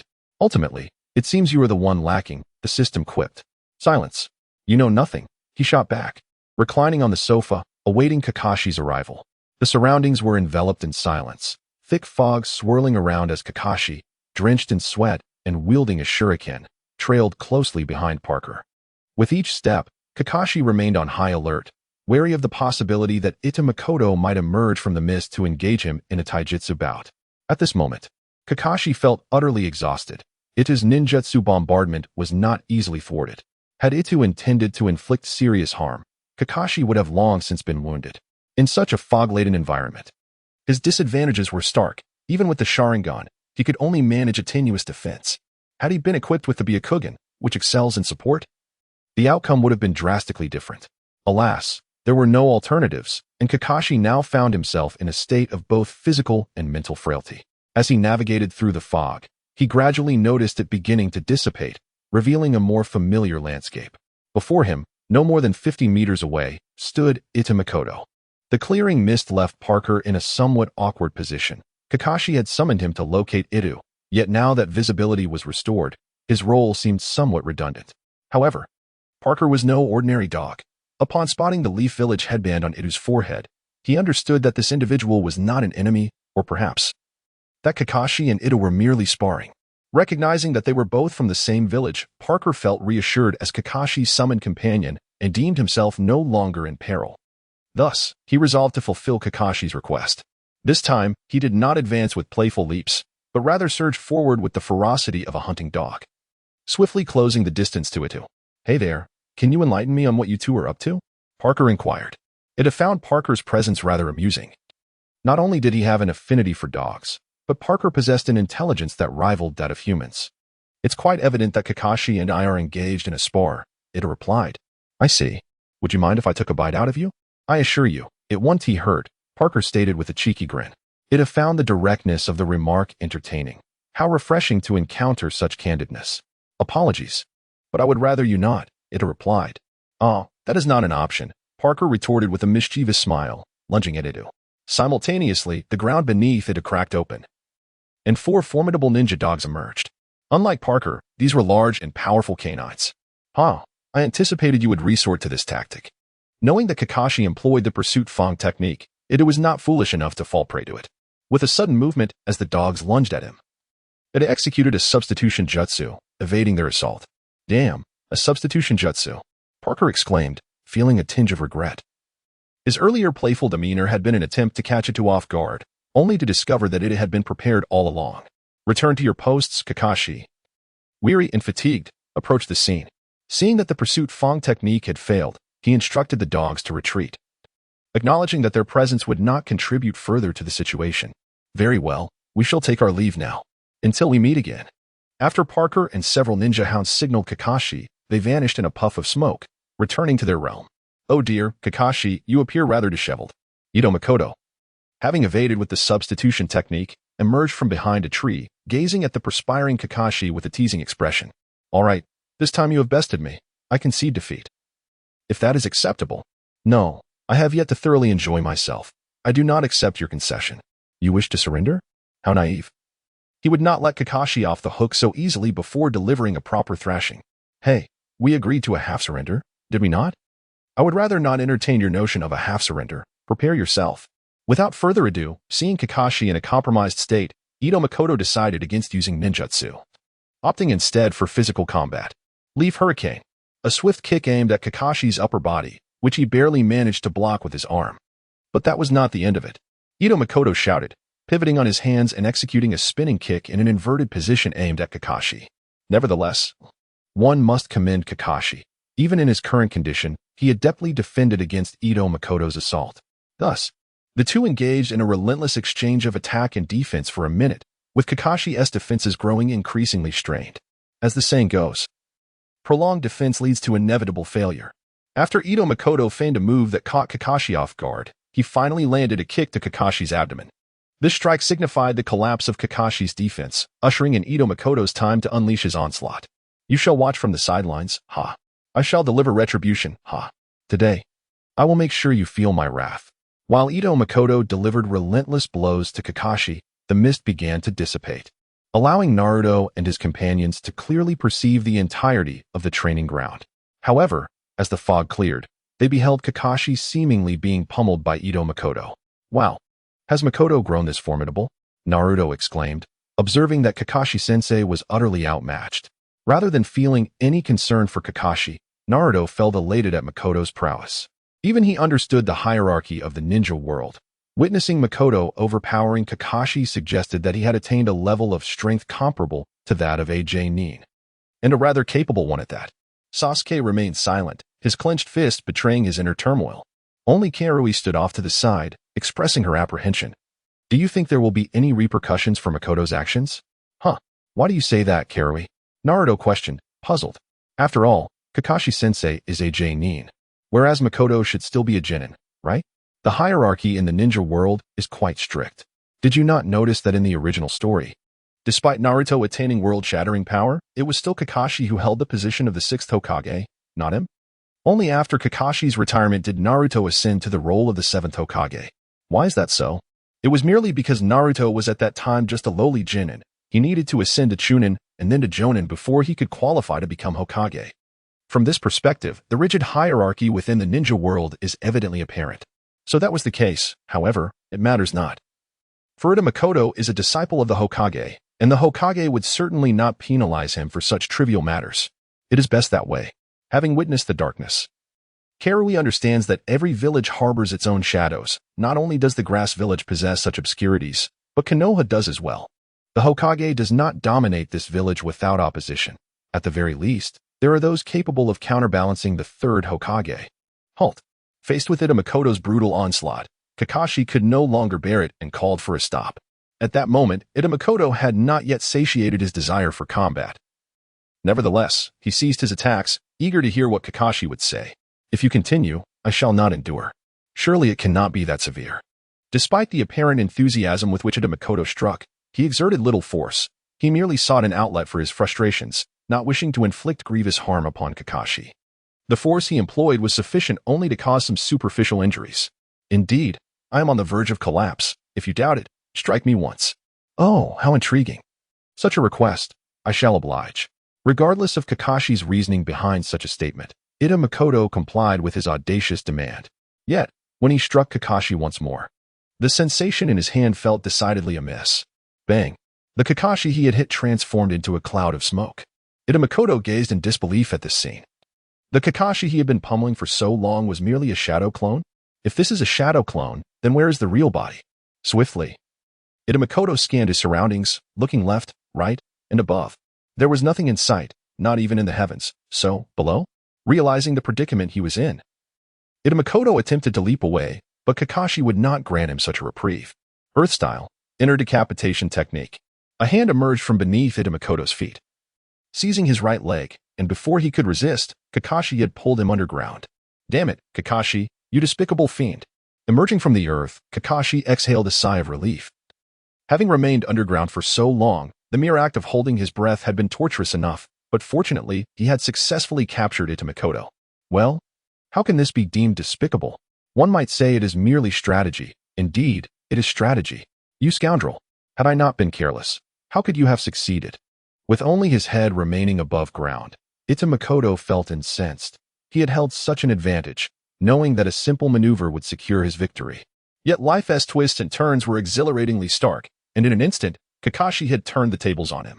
In the face of Ito Makoto's discontent, Kakashi remained unperturbed and calmly inquired, "Then why were you careless?" At this, Ito Makoto fell silent, understanding that no matter how much he protested, he had indeed lost this sparring match. Had he maintained vigilance from the outset, he would not have been deceived by Kakashi's shadow clone. Had he rendered Kakashi unconscious at the very outset, rather than indulging in a bout of fisticuffs to vent his frustrations, he would not have found himself ensnared in the earth. Overall, throughout this skirmish, he maintained a rather frivolous demeanor, believing his chakra to be ample and crafting a battlefield to his liking, thus assuming he could engage as he pleased. It must be acknowledged that during this period of having acquired the system, he had grown somewhat arrogant. It appears you have come to realize that victory in battle does not solely hinge on one's prowess. While instances of a lower-ranked ninja defeating a higher-ranked one are rare, they are not entirely absent. This serves as a lesson well learned. Clearly, Kakashi imparted a crucial lesson to Ito Makoto, should he approach combat with a playful mindset. Even if Kakashi were to falter this time, he would inevitably find himself in dire straits in the future. This was merely a sparring match.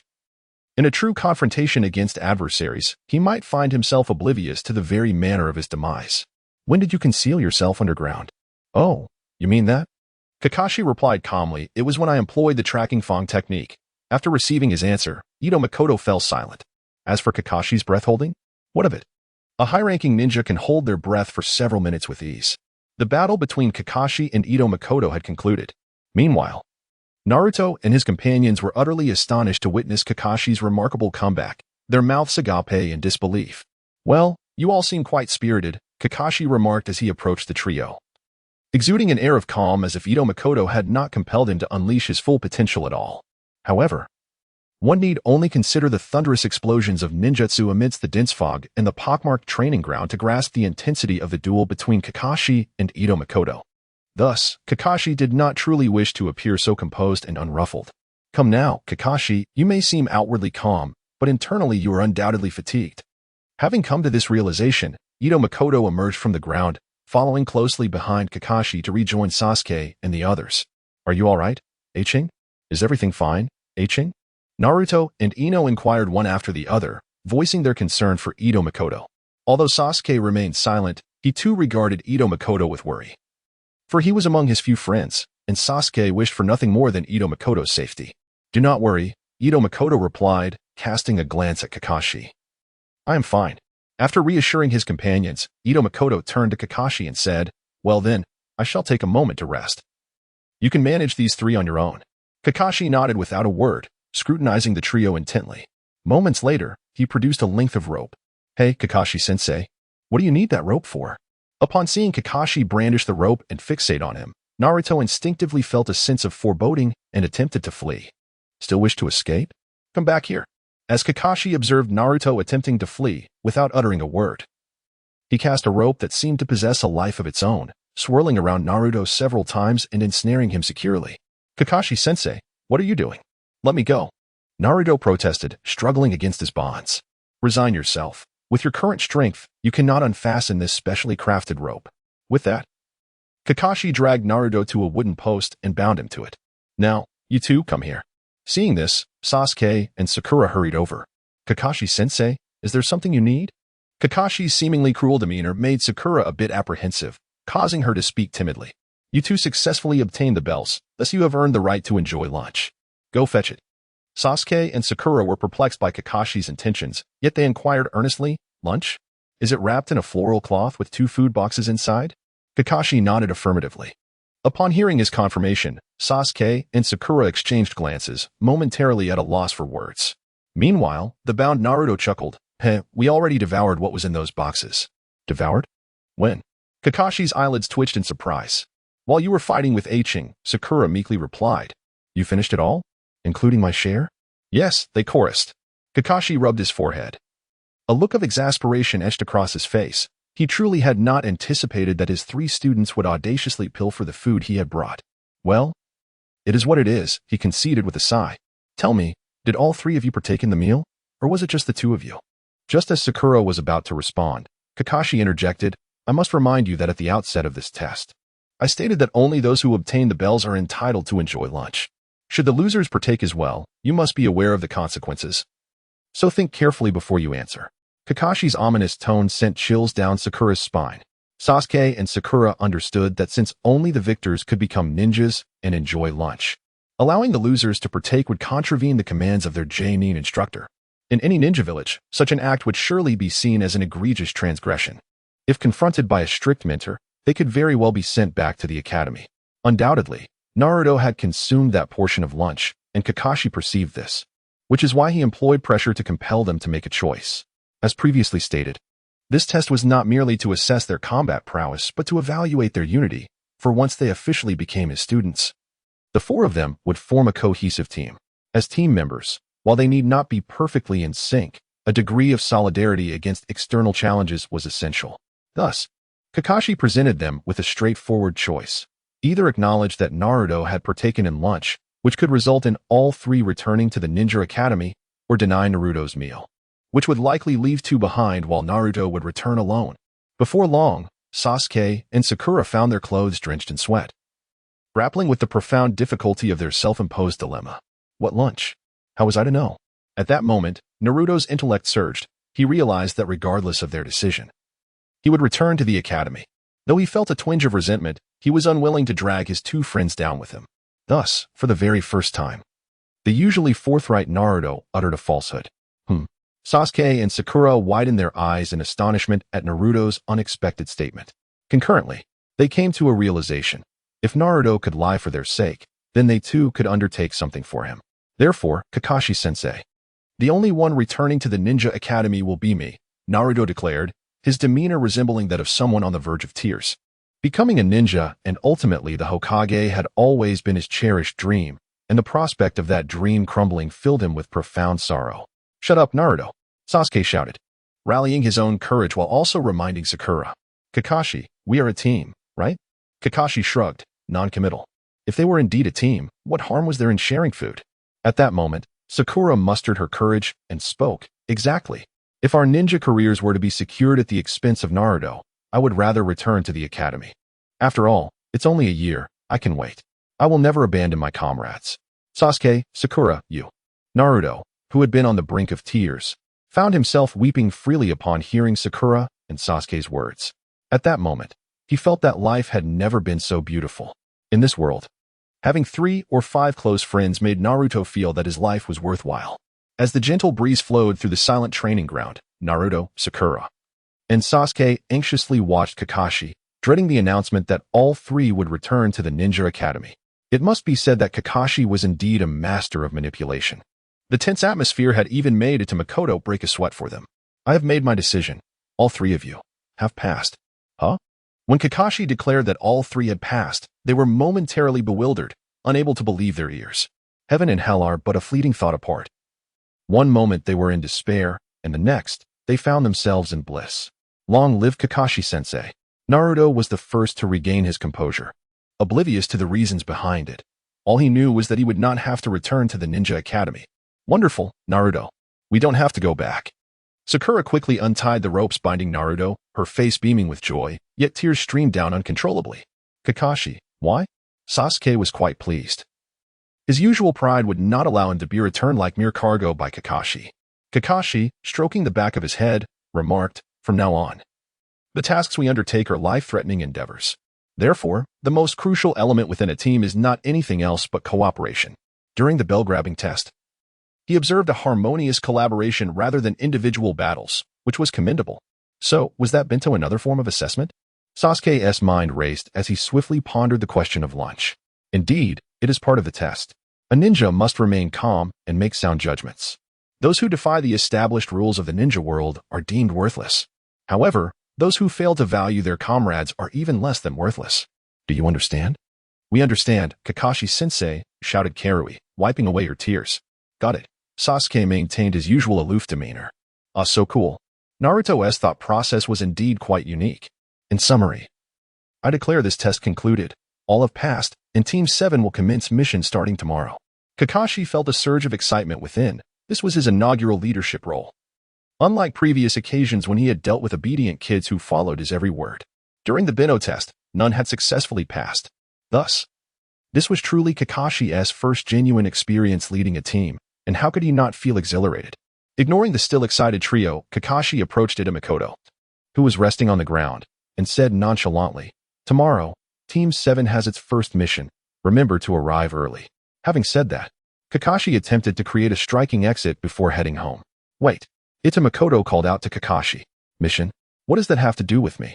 He chuckled, fully aware of the mundane tasks they would be assigned, which would likely involve finding items, babysitting, or assisting with farming, tedious chores indeed.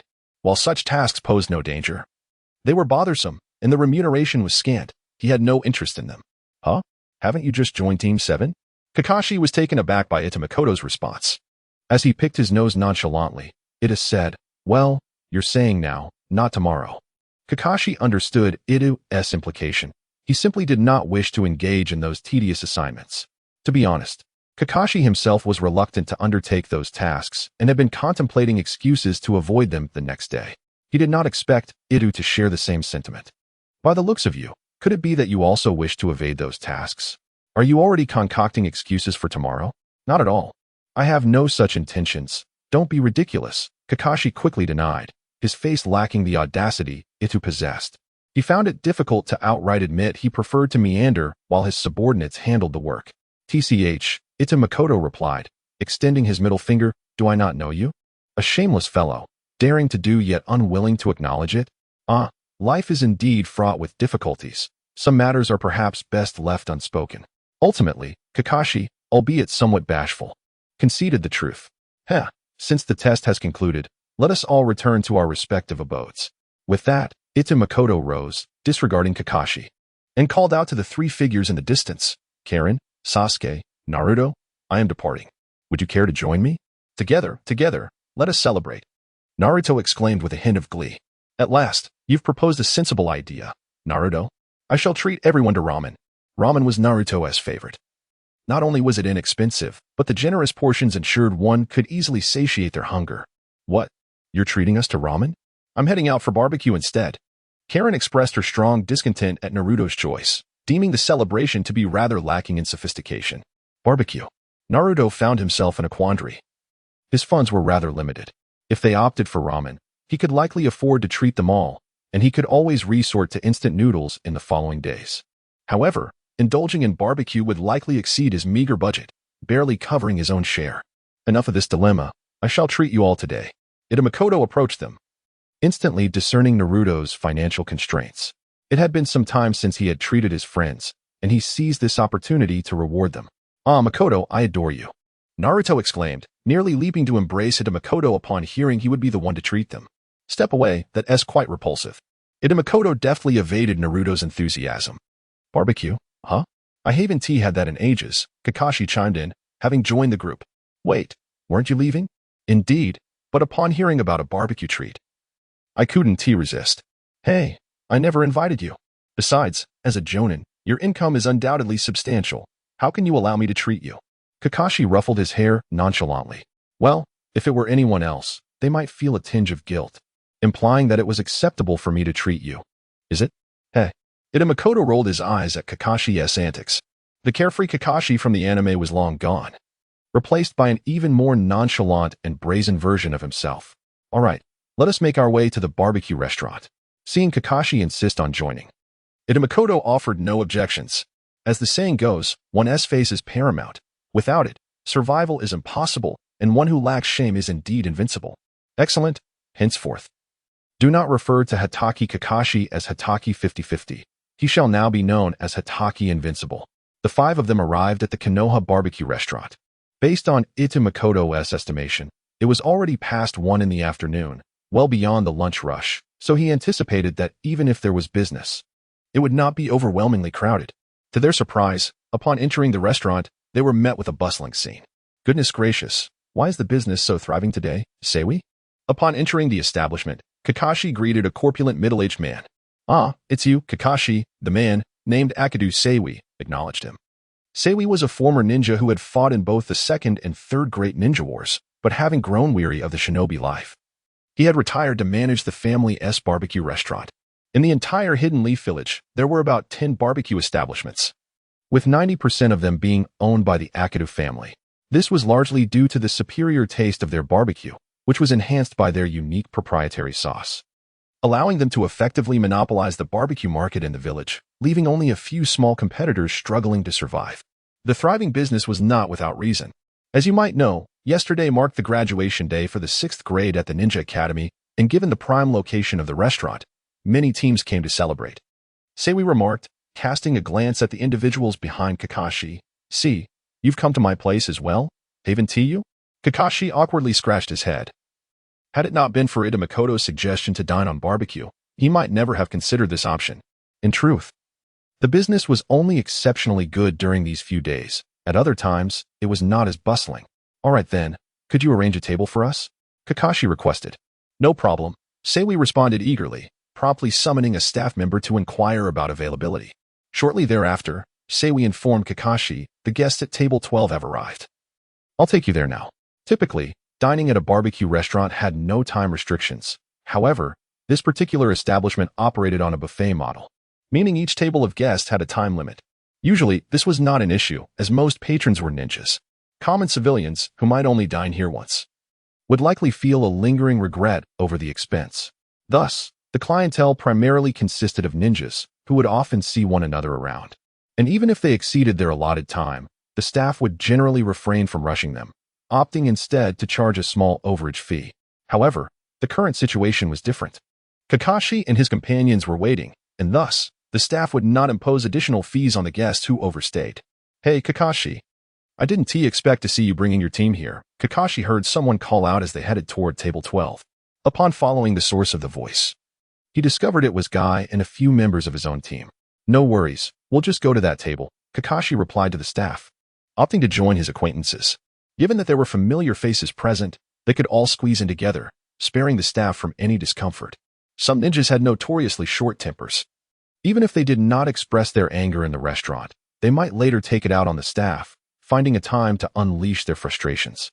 The staff, being ordinary citizens, had no means of defending themselves against masked ninjas, and at most, the Akidu family would offer only minimal compensation for any incidents.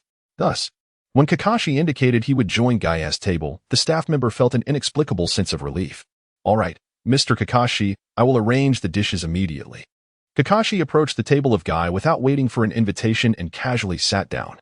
Hey, Guy, weren't you on a mission? You just returned today. Let us celebrate our successful completion of a significant task. Upon seeing Kakashi and his team arrive, the members of Gaia's squad instinctively made room, allowing Sasuke and the others to take their seats. Ito, well acquainted with the 3 members of Gaia's team, had formed a bond with G-guh, the previous year's top student at the Ninja Academy, due to his admiration for Niji's gentle fist technique. This connection was further solidified when Sei had revealed to Niji the truth about his father's demise, thereby gaining access to the gentle fist technique. Tenen, the female ninja of the group, sported a bun hairstyle and donned traditional Chinese attire. Sei often visited her family's shop, which sold ninja tools, to replenish supplies, fostering a friendly rapport. Lee, the diligent genius, practiced the strong fist technique, which stood in contrast to Niji's gentle fist. A year ago, Sei had even given Lee some guidance, making him another familiar face. As Kakashi engaged in light-hearted conversation with Guy, Sei found himself chatting amiably with Niji, Tenten, and Lee. However, Sasuke, Naruto, and Karen felt a palpable awkwardness, as they were the only ones unfamiliar with the others. Hey, Sei, don't just focus on your own conversation, introduce us. Karen, unable to bear the uncomfortable atmosphere of being overlooked, urged Sei to make the introductions. Ah, my bad, Sei replied, tapping his head. This is G-guh, Tenten. And Lee. He pointed to Gaia's team before gesturing towards his own. And these are Sasuke, Naruto, and Karen. There you go, introductions done. Karen, possessing a temper in the original narrative, would have certainly exploded had it been her. Is that how introductions are made? Just a simple name? That's rather lazy. Fortunately, as they were all graduates of the Ninja Academy, even if they had not met before, they were somewhat familiar with each other's reputations. I heard you were the top student last year, Sasuke remarked, his excitement palpable upon learning he was speaking to Niji. The Uchiha and Hyuga clans were historically at odds, both possessing ocular bloodline limits, Sasuke with his Sharingan and Niji with his Byakugan. Now, as the current top student, Sasuke felt a surge of competitiveness and wished to challenge Niji to a match. Sei understood Sasuke's intentions but chose not to intervene. Even if he had warned Sasuke that Niji was superior and that he would likely lose, Sasuke's determination would remain unshaken. Some experiences can only be grasped through personal endeavor. Upon seeing Sasuke's intent to engage in a brawl, Niji, however, harbored no such thoughts. After casting a fleeting glance at Itace, he calmly remarked, "I am not the top student." "What?" Upon hearing Niji's denial, Sasuke inquired skeptically, "If you are not the top, then who is?" Niji gestured towards Itace, saying, "This fellow is the top student from the previous year." Well, Niji's assertion was not without merit, as someone who had applied for graduation a year early. It was entirely reasonable for him to be categorized among the prior cohort. "Do not look at me." Niji's words shifted everyone's gaze toward Itace, rendering him rather uncomfortable. "Bowls and chopsticks have arrived. Everyone, rise and help yourselves to the meat," came the announcement. Upon hearing the delightful news, Naruto excitedly trailed behind Itace, heading towards the meat-laden area. "Guy, how long have you all been here? If you finished eating, you may take your leave." Itace and Naruto busied themselves with procuring meat, while the members of the team, still unfamiliar with one another, found the atmosphere somewhat awkward. To alleviate the tension, Kakashi urged Guy to depart, thereby clearing space for them. "Hey, Kakashi, that's rather ungracious of you. I kindly invited you all to join. And now you want me to leave?" Kakashi shrugged, clarifying that he had no such intention. He merely wished to enliven the atmosphere. Glancing at the assortment of meats on the barbecue table, he remarked, "By the way, how long have you all been here?"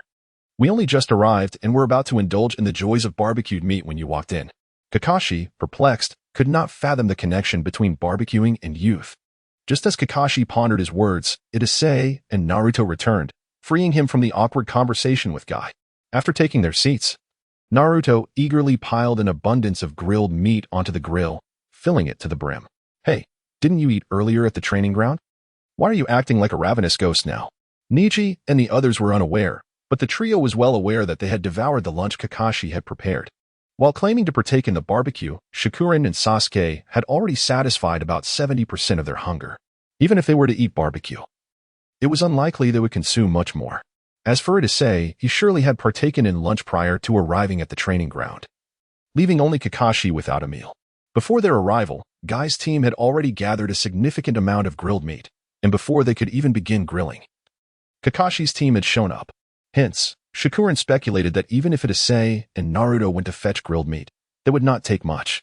To her surprise, Itace and Naruto returned with an astonishing 8 plates of grilled meat, a quantity sufficient for 4 adults. Would they truly be able to consume such a vast amount? Shakurin, do not be overly astonished, just know that this fellow has quite the appetite. Indeed, Naruto had a reputation in the original narrative for finishing 20 bowls of ramen. And even this quantity of grilled meat might not suffice for him alone. The grill was laden with succulent meats, and soon it began to sizzle enticingly. The perfectly marbled cuts released their savory oils, and the rich aroma of grilled meat permeated the air, irresistible to all. As the feast was ready, Akai produced a bottle of sake from seemingly nowhere, pouring a glass for himself and Kakashi. He raised his cup, proclaiming, "To the establishment of Team 7 and the successful completion of Team Guy's mission. Cheers." While the adults savored their sake, the children settled for soft drinks.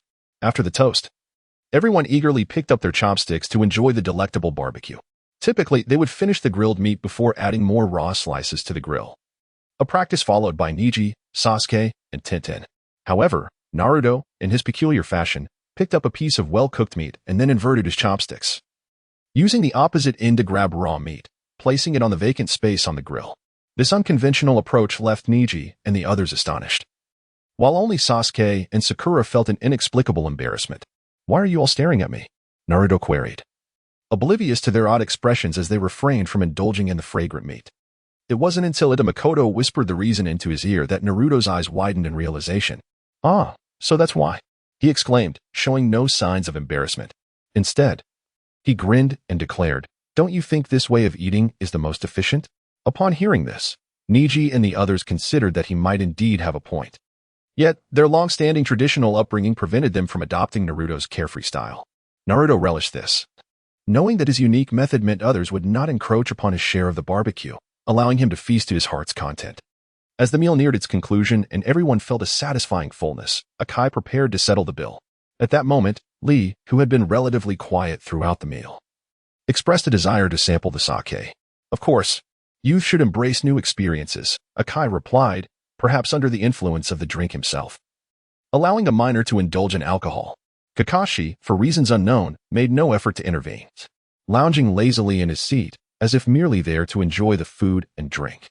Niji and Tintin felt uneasy about the situation but chose not to intervene, believing it was a minor matter decided by their team leader.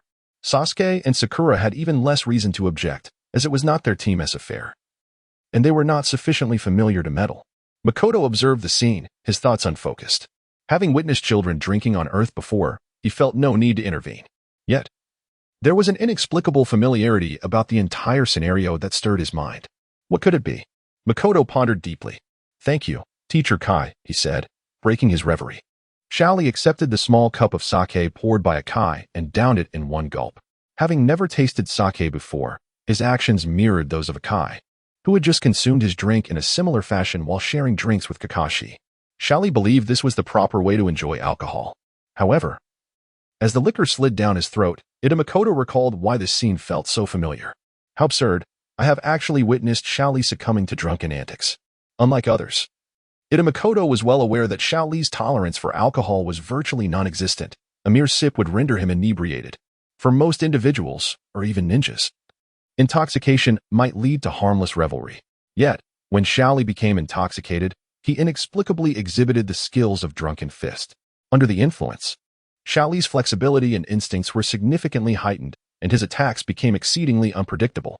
In the original narrative, in this state, Shaoli was capable of overpowering the ordinarily formidable Kimimaro, a loyal subordinate of Orochimaru, who, without the use of cursed seals, possessed the strength of an elite chunin or special jonin. Were it not for Kimimaro's bloodline limit, he would indeed struggle against the drunken fist style of Shaoli. Makoto wished to avoid harming Shaoli, but the latter's drunken state presented a considerable challenge. Fortunately, in contrast to the original storyline, where only Akai and Niji were present, this time Kakashi was also involved. Given Kakashi's rapport with Akai, he would likely intervene. "Hey, Chung, why did you run out?" By now, the clock was nearing 2 in the afternoon, and despite the bustling business of the barbecue restaurant, only a handful of tables remained occupied. To prevent any potential chaos, Makoto had already exited the establishment. The table occupied by Akai had a splendid view, situated right by the window. Upon hearing Naruto's words, the group turned to see Makoto outside.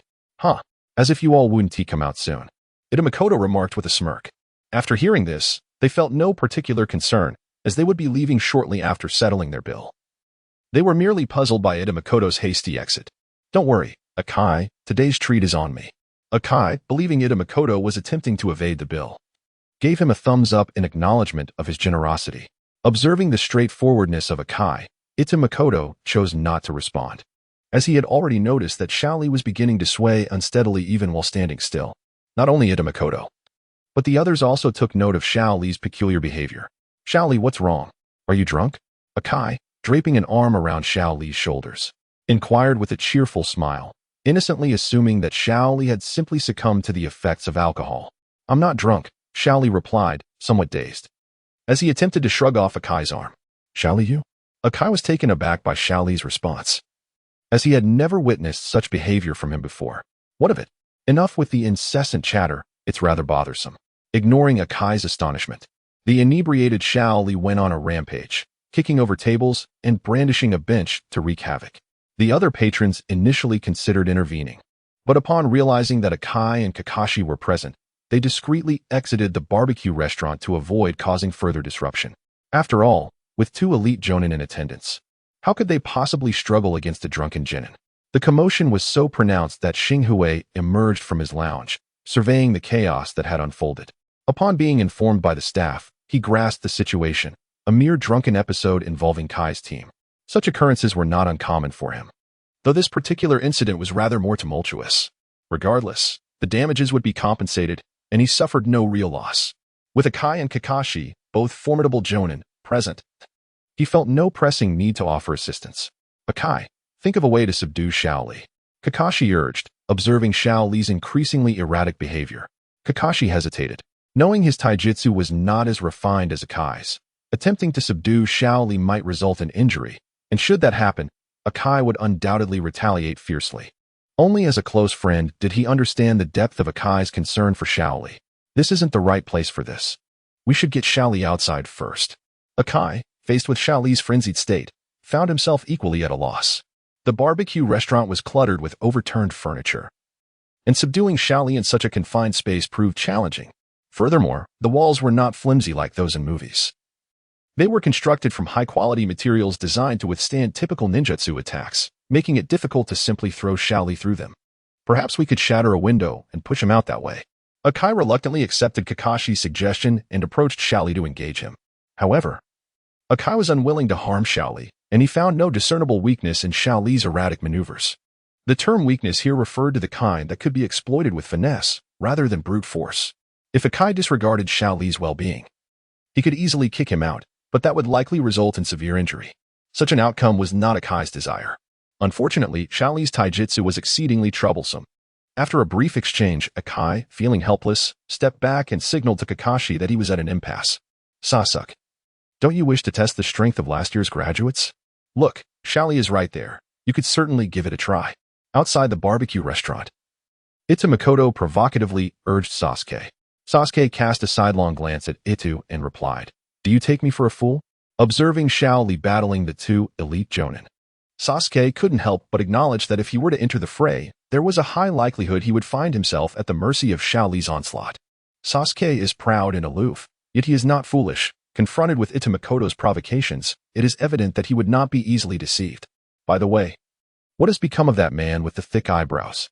Naruto, standing nearby, remained oblivious to the unfolding events. Lee has become intoxicated, Makoto casually replied. Can one truly become so formidable while intoxicated? Upon hearing his words, Naruto's eyes sparkled with intrigue. He was unaware of Lee's true capabilities, but under normal circumstances, he would surely not stand a chance against two jonin working in tandem. The fact that he could now hold his own against them, even inebriated, piqued Naruto's interest, prompting him to contemplate trying it himself at some point. Naruto's simplicity made his intentions all too transparent. From his expression, it understood his thoughts. Yet he chose not to deter him. As previously mentioned, some experiences must be lived to grasp their true nature, for only through personal trials can one comprehend pain. Shaking his head, Ita disregarded Naruto and turned to Neji. Neji, why not attempt to entice? No, I mean lure Lee out? From the moment Lee began his drunken escapade, Neji had been dragged away from the barbecue restaurant by Tintin. Are you certain you're not jesting? What methods do I possess? Neji questioned, his skepticism evident.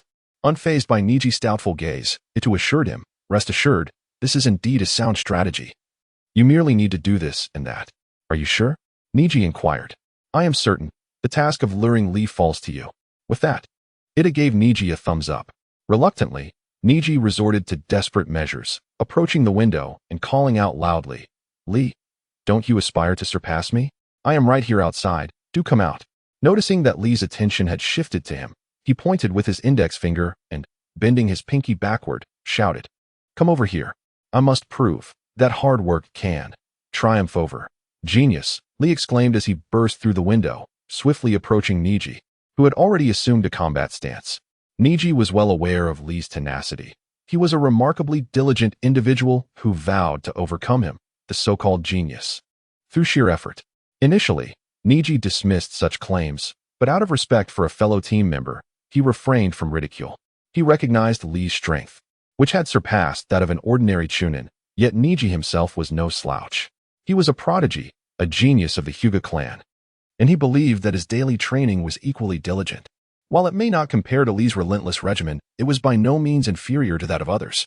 Thus, although he never vocalized it, Neji felt that Lee was no match for him. Now, upon discovering that Lee had become so formidable while intoxicated, his competitive spirit surged. Neji, be careful not to harm Lee. As Akai witnessed Shaoli burst through the window, he observed Neji poised for battle. Instead of intervening immediately, he chose to observe how Shaoli would fare against Neji in this heightened state. Ignoring Akai's voice, Shaoli boldly declared to Neji, Neji, brace yourself for a punch. With an assertive attitude, he activated his Byakugan. Neji, not taken aback by Shaoli's fervor, promptly activated his Byakugan and met Shaoli's onslaught with his gentle fist technique. The exchange of punches, kicks, and elbow strikes left Neji beleaguered as he struggled to counter Shaoli's unpredictable attacks, which had taken a strange turn after the latter had indulged in alcohol. Fortunately, Neji's Byakugan provided him with the necessary insight. Otherwise, he might have already succumbed to Shaoli's barrage. Had it been Sasuke or the others in Neji's place, Shaoli would have likely overwhelmed them within mere moments. Do you still have any thoughts? Watching the fierce clash, Makoto, with nothing better to do, began teasing Sasuke. This time, however, Sasuke was not in the mood for jesting. He clenched his fists and remarked, "Is it really possible to become this strong in just a year since graduation? It seems the same goes for you and them." Noticing Sasuke's seriousness, Ida refrained from further teasing and said earnestly, "Listen, I am an exception. You cannot compare me to you all. It would be unjust." Sasuke shot him a skeptical look, questioning, "Are you serious, or are you just messing with me?" "Indeed, I am quite serious," Ida replied, not speaking falsely. He was indeed an exception, with system assistance that accelerated his growth far beyond that of even the chosen ones. As for Neji and Shaoli, Ida paused before continuing. "Do not be deceived by their intense battle. Their true abilities extend beyond what you see." Sasuke found Itu's assertion hard to believe. While he admitted that both fighters surpassed him in martial arts, he was unconvinced that they had not yet revealed their full prowess. In response to Sasuke's doubtful gaze, Ida shrugged and explained, "Despite Xiao Li's drunken ferocity, he is yet to unleash his ultimate technique, a forbidden art that inflicts significant harm upon the body. Typically, Akai forbids Xiao Li from using it. As for Neji, observe closely. He hasn't employed his family's signature gentle fist techniques, such as the chakra points or Bagua Palm. Surely, you do not think Neji lacks proficiency in Bagua Palm?" Upon hearing this, Sasuke focused intently and realized that Neji had indeed refrained from using the chakra points or Bagua Palm in the face of Xiao Li's relentless assault. Neji, too, harbored unspoken difficulties. Akai had instructed him not to harm Xiao Li. If he were to unleash those techniques, Xiao Li would likely require hospitalization for months, despite his robust physique. Moreover, Neji found Xiao Li's approach perplexing. At times when Xiao Li could utilize his hands, he opted for kicks, and when he could kick, he instead chose to strike with his elbows. This erratic fighting style left Neji feeling hesitant and restrained. He had to concede that in his current state, Xiao Li possessed the capability to defeat him. No, it was not merely the ability to triumph over him. If things continued in this manner, it would only be a matter of time before Xiao Li emerged victorious. This was a realization even Ningxi could discern, and Akai and Kakashi shared the same insight. "Aren't you going to assist?" Akai inquired, noting Ningxi's apparent struggle. Observing the two combatants, Kakashi's gaze was filled with admiration. As for Ningxi, being from the Hyuga clan and trained in their martial arts, his situation was somewhat expected. However, Xiao Li was different. He was an ordinary citizen who had been unable to train in ninjutsu or jinjutsu from a young age, focusing solely on physical techniques. This child, through sheer determination in taijutsu, had managed to suppress Ningxi, the previous champion and a renowned elite among the genin. Such a feat commanded respect for Xiao Li's efforts. Kakashi reflected that if he had exerted himself as diligently as Xiao Li, he would not have found himself in a position merely scraping by as the copy ninja. "You are right. If Xiao Li continues to press on, I may very well end up selling my blood to pay off debts," Akai remarked, dashing towards Xiao Li. Enduring a few punches, he summoned all his strength to embrace Xiao Li tightly. Kakashi quickly knocked Xiao Li unconscious, "But be mindful of your force." "Understood." Kakashi promptly teleported behind Xiao Li and delivered a precise strike to the back of his neck. With a muffled sound, Xiao Li succumbed to unconsciousness. With Xiao Li subdued, Ningxi wiped the sweat from his brow, reflecting on the significance of this battle.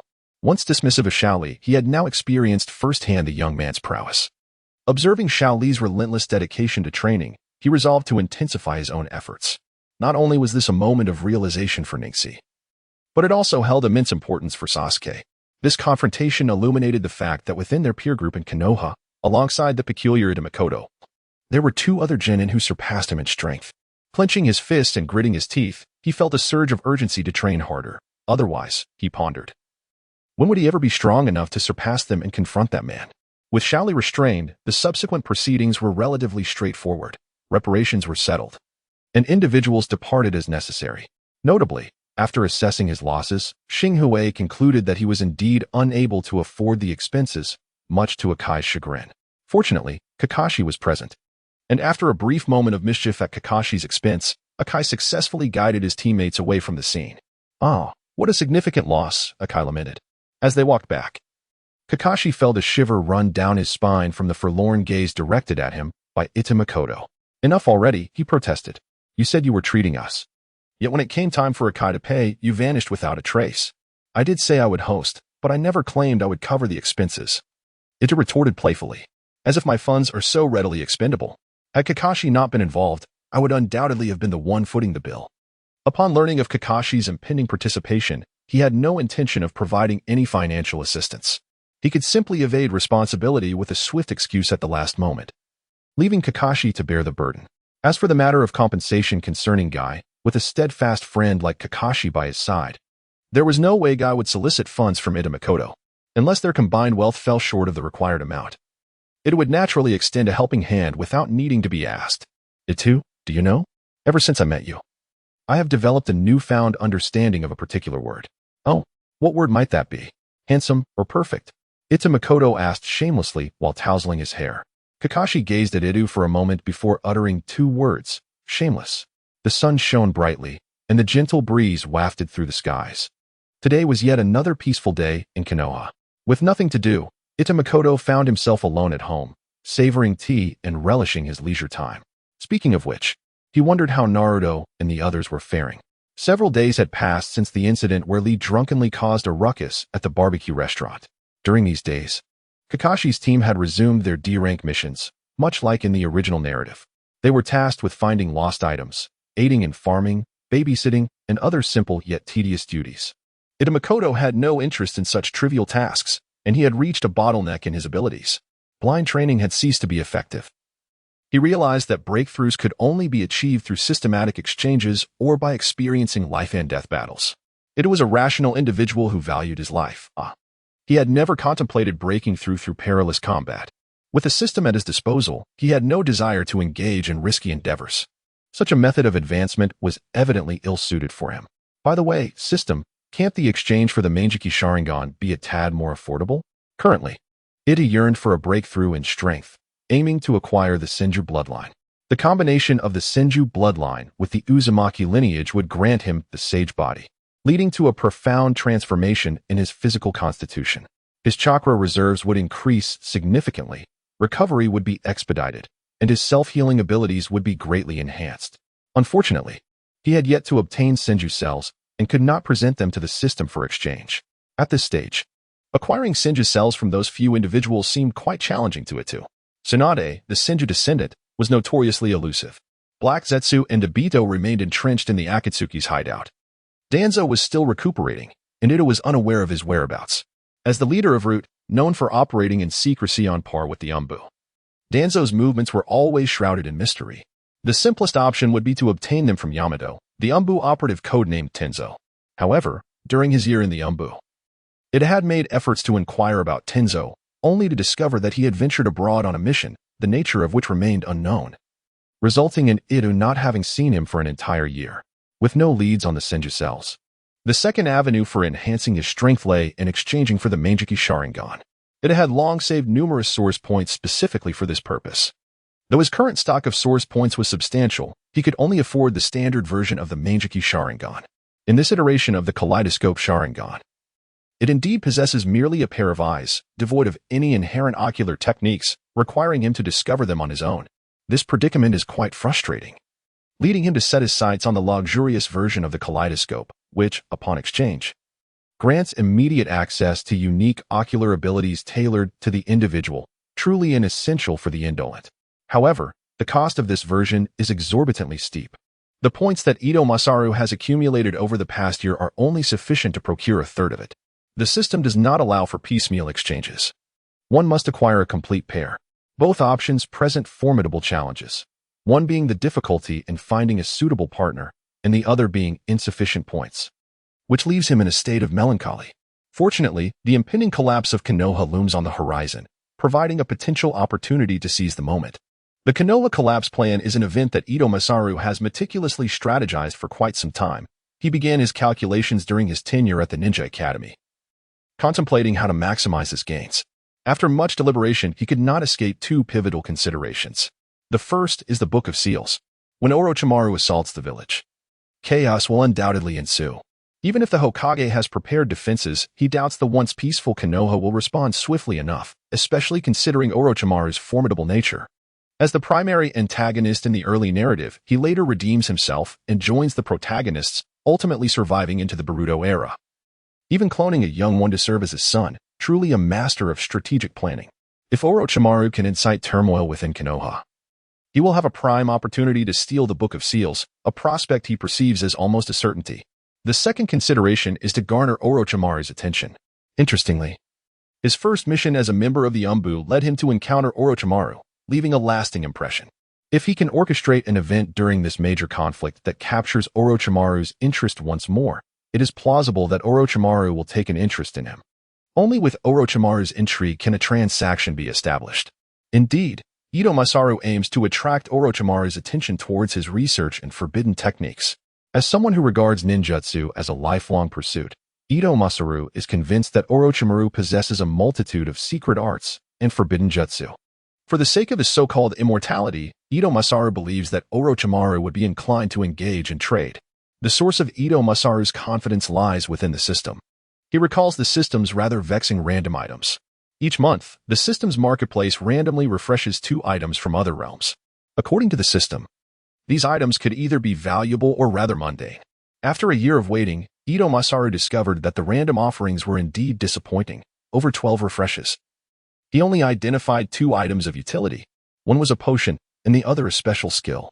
Upon their appearance, Ito Masaru did not hesitate to exchange for them. While it cost him a significant amount of points, he deemed it worth the investment. These 2 items will undoubtedly ensure that he reaps a substantial reward of points from this forthcoming event. After all, one must be willing to part with something to gain something in return. Lost in contemplation, Itamekoto produced a sealing scroll and retrieved a potion housed within it. In a simple glass cup lay a crystalline liquid, which, while labeled as a potion, resembled more of a spring water. Life spring water. This spring water harbors potent life energy, capable of rejuvenating one's youth, healing wounds, and extending lifespan. Truly a miraculous elixir. Note: this vial is 50 years old. Itamekoto had once inquired about the significance of this note. Was it referring to the age of the spring water itself, or the potential for an individual to gain 50 additional years of life? The system clarified that it was indeed the latter and elaborated that this extension of life was contingent upon certain conditions. For instance, if the user were merely 30 years old, it could not regress them to a state of infancy. Thus, the lifespan gained would represent their maximum potential. Conversely, if the user were 60, the spring water would restore them to their prime at 30 and extend their lifespan by an additional 20 years. The aforementioned scenarios applied only in the absence of debilitating illness or injury. Should the user suffer from grave ailments, some of the energy would be diverted to healing, thereby imperfectly augmenting their lifespan. The vial contained approximately 500 milliliters, of which 300 milliliters would be administered to the 3rd Hokage, restoring him to an age around 40. While this was not the pinnacle of the 3rd's strength, it would certainly be a marked improvement compared to his current advanced age of 69, allowing him to stall Orochimaru and create favorable conditions for seizing the sealing scroll. Thus, the decision was made. The plan was set in motion. In the subsequent days, Itamekoto remained ensconced at home. Though he dispatched a shadow clone to undertake missions alongside Naruto and his companions, not out of newfound morality, but rather due to uncertainty regarding the timeline of their mission in the Land of Waves. He only knew that the task preceding their journey involved locating a cat named Little Tiger. Once they received this assignment, Itamekoto would ascertain the timeline for their venture into the Land of Waves. Fortuitously, he did not have to wait long. On the 3rd day of his clone's mission, Naruto and his team were assigned to find the lost kitten. Thanks to the presence of Itamekoto as shadow clone, they successfully captured the cat and returned it to its owner. Observing the cat's reluctant demeanor, Itamekoto surmised that it would likely escape again in the future. And given the apparent wealth of its owner, this task would likely evolve into a routine assignment for the village of Konohagakure. Today marked the official day for Naruto and his team to embark on their mission to the Land of Waves, a task that had stirred considerable hesitation within Itamekoto regarding the decision to rescue Zabuza and Haku. The advantages of their salvation were clear. Altering the narrative could yield valuable source points, and Konohagakure would gain 2 formidable allies. Zabuza, possessing the potential to ascend to the ranks of the 7 ninja swordsmen, was undoubtedly no mere novice. In the original tale, he had at times overshadowed Kakashi, whose baseline strength was that of a J-nin, and whose upper limit reached that of an elite J-nin. Shuemuyu represents a seed of significant potential. By rescuing him, he could also contribute a Shuemuyu cell, thereby unlocking the bloodline of water release. The advantages of this rescue are numerous, yet the drawbacks are equally substantial. It is widely acknowledged that the 3rd Hokage is an extreme pacifist, having saved Zabuza and Haku. He fears the repercussions of war with the Mist Shinobi. What if they refuse sanctuary? Therein lies the crux of the dilemma. As for whether Itamekoto can save the two, he initially lacked confidence until he acquired the skill. Graveyard Dance. Personal permanent skill. Exchange source points. 10,000. Effect. By performing specified actions, dancing, at a designated location, grave, within a certain time frame, 7 days, it allows for the revival of the deceased within a specific range. PS. The more intact the body, the more effective the revival. PS2. Cooldown time of 6 months. PS3. Dancing before the grave of the deceased may result in being attacked by those revived. This skill represents a genuine form of resurrection. Unlike the inferior technique of Edo Tensei, the resurrected individuals through dancing are truly alive, possessing flesh and blood, rather than merely having their souls retained in a body transformed into something else. This ability instills confidence in Itamekoto's capacity to save Zabuza and Haku. Naturally, he would prefer not to utilize this skill unless absolutely necessary, for its cooldown is excessively prolonged, lasting a full 6 months. Should he manage to save Zabuza without resorting to this skill during the mission in the Land of Waves, he could reserve it for use after the collapse of Konoha. At that juncture, while the entire village mourns the fallen shinobi, Itamekoto could emerge to resurrect them. The spectacle would be nothing short of exhilarating. As for the notion of being punished for possessing such power, Itamekoto remains unperturbed. According to his plan, barring unforeseen circumstances, he should have successfully exchanged for the Mangekyu Sharingan by then, achieving a significant leap in strength. Even if he cannot contend with pain, he would still be able to escape unscathed. Knock, knock, knock. Come in. Today, Itamekoto arrived at the Hokage Tower accompanying Karen. After a brief wait downstairs, he ascended. Upon entering the Hokage's office, he observed an elderly man standing to the side, with Sasuke and Karen holding back a furious Naruto. He understood that the moment had arrived for him to make his presence known. "Ah-chung, what brings you here today?" As a free ninja sanctioned by the Hokage, Itamekoto had the liberty to join any squad in this generation, thus he was not obligated to be present. "I've been on missions with Naruto and the others these past few days. I didn't see them in the mission hall today, so I decided to come and check. Turns out they are indeed here." His explanation sounded innocuous at first. Yet Kakashi and the Hokage were aware that the missions with Naruto had actually involved his shadow clone. Now, his true self stood in the Hokage's office, indicating that his intentions were far from simple. Kakashi refrained from exposing Itamekoto, but the third Hokage was less reserved, stating bluntly, "Enough of this pretense. Reveal your true purpose." TCH. Upon being exposed by the third Hokage, Itamekoto felt a twinge of annoyance. Nevertheless, he promptly stated, "I wish to leave the village. Remaining in Konoha feels rather stifling." A subtle instinct informed the third Hokage that this individual was not entirely truthful, yet he chose to refrain from pressing further. Instead, he addressed the elder who had initiated the mission, saying, "This is our elite ninja from Konoha, Itamekoto. With his involvement in your task, there will undoubtedly be no issues. Is that truly the case?" The elder, Dasna, frowned at the sight of yet another young ninja, having already clashed with Naruto upon seeing Sasuke and his companions. However, upon hearing Kakashi's reassurance, his expression softened. "Very well then. The mission to the Land of Waves will be entrusted to your Team 7 and Itamekoto." Once the elder raised no objections, the third Hokage decisively concluded the matter. "Yes, Hokage-sama." After exiting the Hokage's office, Kakashi granted Sasuke and the others an hour for preparation, agreeing to meet at the village gate. Itamekoto and Kakashi felt little need for preparation. To Kakashi, it was merely a C-rank mission, not warranting extensive effort. The primary focus would be on Naruto, Sasuke, and Ino. Yet, he found it curious that Itamekoto exhibited such enthusiasm for this task, even visiting the Hokage's office personally. Was there something about this mission that piqued his interest? "Why are you so eager to partake in this C-rank mission?" Kakashi inquired. Upon hearing this, Itamekoto merely smiled mysteriously and replied, "You'll find out soon enough." Kakashi shook his head, deciding not to press further since it was unwilling to elaborate. The three of them waited quietly at the gate for Sasuke's arrival. Half an hour later, the trio was ready and arrived at the village gate. Once all were assembled, Kakashi presented the entrance permit issued by the Hokage to the two guards, allowing them to exit the village without issue. As they walked along the path outside the village, Naruto eagerly gazed around, captivated by a world he had never encountered before. In contrast, Sasuke, who also had not ventured beyond the village, remained calm. observing his surroundings with a relaxed yet vigilant demeanor. Ino shared a similar disposition, regarding the outside world as perilous, if given the choice. She would prefer to remain safely within the confines of Konoha for eternity.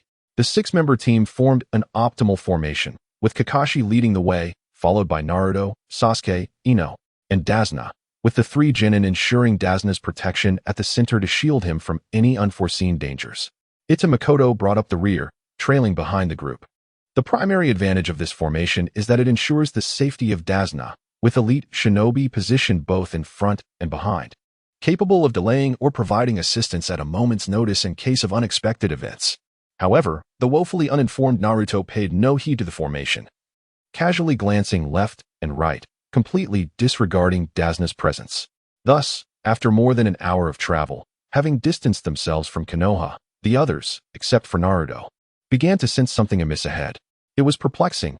There had been no rain in recent days, so why were there puddles on the ground? Could they possibly be from the urination of other passers-by? The group continued forward without a word, and as they approached a small puddle, Ito Makoto remarked, "You all go ahead. I need to take care of something." Kakashi shot him a meaningful glance and replied, "Then be quick about it," understanding the underlying tension. Sasuke and Karen exchanged strange looks, puzzled by Ito's peculiar behavior. "Hey, you're the Ghost Brothers, right? Now it's time for you to become the Urine Brothers." As Ito relieved himself, he felt a sense of comfort, but the Ghost Brothers were at a disadvantage. If they were to act against him now, it would alert Kakashi to their intentions.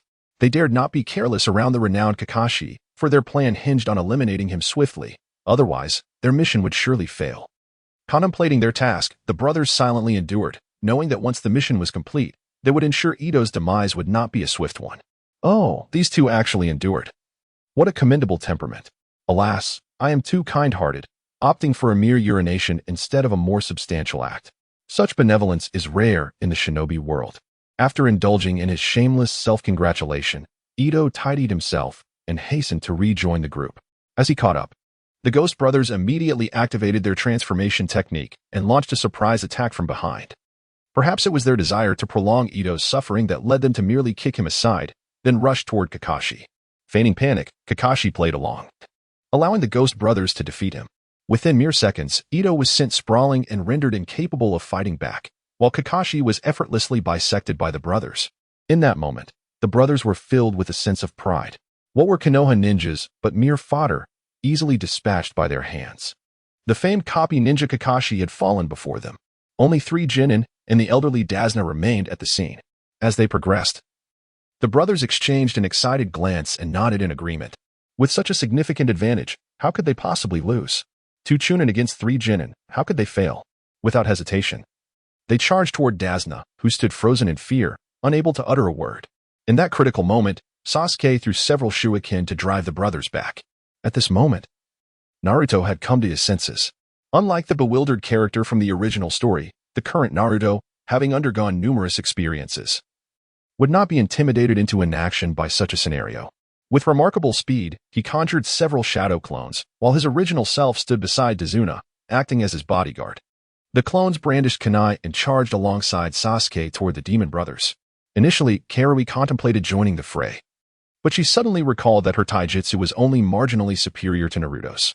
Lacking offensive ninjutsu and possessing only defensive techniques, she opted to remain by Dazuna's side. Much like Naruto's original form, prepared for any unforeseen circumstances. Fire style, Grand Fireball technique. Sasuke wasted no time being courteous to the adversaries. He unleashed a formidable fireball at the demon brothers. They barely managed to evade its wrath. At this moment, Naruto's shadow clones and Sasuke surged forward, engaging the foes in close combat. Despite being seasoned nin, it would be a disgrace for the demon brothers to be subdued by mere shadow clones and Sasuke. However, the prospect of quickly overpowering Sasuke and Naruto's clones was rather unrealistic. Sasuke held his ground against the elder brother, but Naruto's clones faltered and dissipated into smoke after only a short struggle. Fortunately, Naruto was quite clever, aware of his shortcomings in taijutsu. He continuously sent forth shadow clones to battle while keeping his original self out of harm's way, much to the enemy's chagrin. The situation reached a stalemate. With a decisive multiple shadow clone technique, upon summoning his third wave of clones, Makoto deemed it time to intervene and rectify the situation. Kakashi, sharing a similar inclination, appeared simultaneously, employing both hands and feet to easily subdue the demon brothers. See? I told you, Makoto and Kakashi-sensei could not be easily defeated, Naruto remarked, dispelling his shadow clones without a hint of fatigue, rubbing his nose with a grin. Makoto, are you all right? Did they injure you? In contrast to Naruto's demeanor, Karui expressed her concern for Makoto. I'm fine. These two fools are far from capable of taking me down. Makoto shrugged, appearing nonchalant. Tazuna-san, please explain what is going on here, Kakashi inquired, having bound the demon brothers to a large tree and acquired some intelligence, turning his attention to Tazuna. I don't know what you're talking about. Tazuna's expression grew frantic, revealing his deceit. Upon hearing Kakashi's questioning of Tazuna, Naruto expressed his confusion. Huh? What's going on? Why is Kakashi-sensei asking this old man such questions? Makoto playfully tapped Naruto on the head. Though I share your disdain for Tazuna, he is, after all, the initiator of our mission. Given his age, Naruto, you ought to extend him some basic respect. Rubbing his sore forehead, Naruto replied, got it. Then he continued. By the way, you still haven't told me why. He gestured toward Kakashi and Tazuna. You have been advised to read more books, Itachi said, gently rubbing his forehead before addressing Koharu and Sasuke. Which of you will explain it to him? Perhaps I should take the initiative. Knowing Sasuke's cold demeanor, he would surely refrain from elucidating these fundamental concepts to Naruto. Thus, Koharu volunteered to explain it to him. The categorization of missions among ninjas serves a significant purpose. This particular task is classified as a C rank, which implies that while some violent confrontations may occur, the likelihood of encountering any formidable ninjas is minimal. In other words, the danger to us is quite limited. However, observing the current circumstances, the presence of 2ch nin in a C-rank mission deviates from its intended classification, indicating that something is amiss. Indeed, Kakashi interjected. Earlier, Itachi and I feigned our defeat at the hands of the enemy. One of our objectives was to assess your performance, and I must say, you all acquitted yourselves admirably. The second objective was to discern the enemy's intentions. At this juncture, Itachi added, clearly, based on the operational patterns of the Brothers of the Demon, their target is unmistakably you, Mr. Tazuna. His tone intensified as he emphasized the word target. Casting a penetrating gaze at Tazuna, unaccustomed to such intensity, Tazuna found himself paralyzed with fear, collapsing to the ground. Itachi approached him, towering over him, and inquired, Mr. Tazuna, aren't you going to provide us with an explanation? Indeed, Kakashi chimed in. If you continue to withhold the truth, I may have to consider abandoning this mission for the safety of my students. The prospect of Kakashi abandoning the mission shattered Tazuna's composure, prompting him to divulge the entire truth without hesitation. It turned out that in the Land of Waves, a formidable figure named G-guh wielded immense power. Utilizing his wealth and brute force, he controlled all maritime transportation in the region. As an island nation, the Land of Waves was effectively suffocated under G-guh's control over the sea routes, jeopardizing its very existence. G-guh's grip extended over the nation's wealth, politics, and populace, leaving the oppressed citizens of the Land of Waves in a state of despair. After enduring years of subjugation, they had finally resolved to raise funds to construct a bridge connecting their land to the Land of Fire. Once completed, this bridge would liberate them from G-guh's tyranny. However, G-guh would never permit such an endeavor to proceed unchallenged. Each time the citizens gathered materials for the bridge, G-guh would appear with his men to wreak havoc, disheartening many who believed that resistance against G-guh was futile. Only a handful, led by Tazuna, remained steadfast. This time, they had pooled their remaining resources to hire ninjas for protection, ensuring that their dreams of building the bridge could materialize. Regrettably, the available funds only sufficed for a C-rank mission, and thus, Tazuna candidly admitted to misrepresenting the task's severity. In his heart, he feared that if Kakashi truly abandoned this mission, all hope for his nation would be extinguished. When it comes to Kato, Ito Makoto perceives him as a narrow-minded fool. He is a tycoon who controls the economic lifeblood of a nation, yet some of his actions are undeniably lowly and foolish. In the original narrative, as the clash between Team 7 and Zabuza approaches its climax, Kato leaps forth, ready to seize the opportunity. However, one must consider the caliber of the individuals he has summoned. To phrase it diplomatically, they are warriors. To speak bluntly, they resemble a band of ruffians. Such scoundrels cannot be relied upon to confront ninjas, especially formidable ones like Kakashi and Zabuza. Thus, Ito Makoto believes Kato's perspective is exceedingly limited, confined to the Land of Waves, and he possesses a fundamental misunderstanding of a ninja's capabilities. Why call him foolish? Ninja missions inevitably reach a conclusion. And once Tazuna completes the bridge, can they not simply destroy it again after the ninjas depart? Why must they choose to destroy it while construction is underway? What sort of logic is that? Ito Makoto expresses his utter bewilderment at such parochial thinking.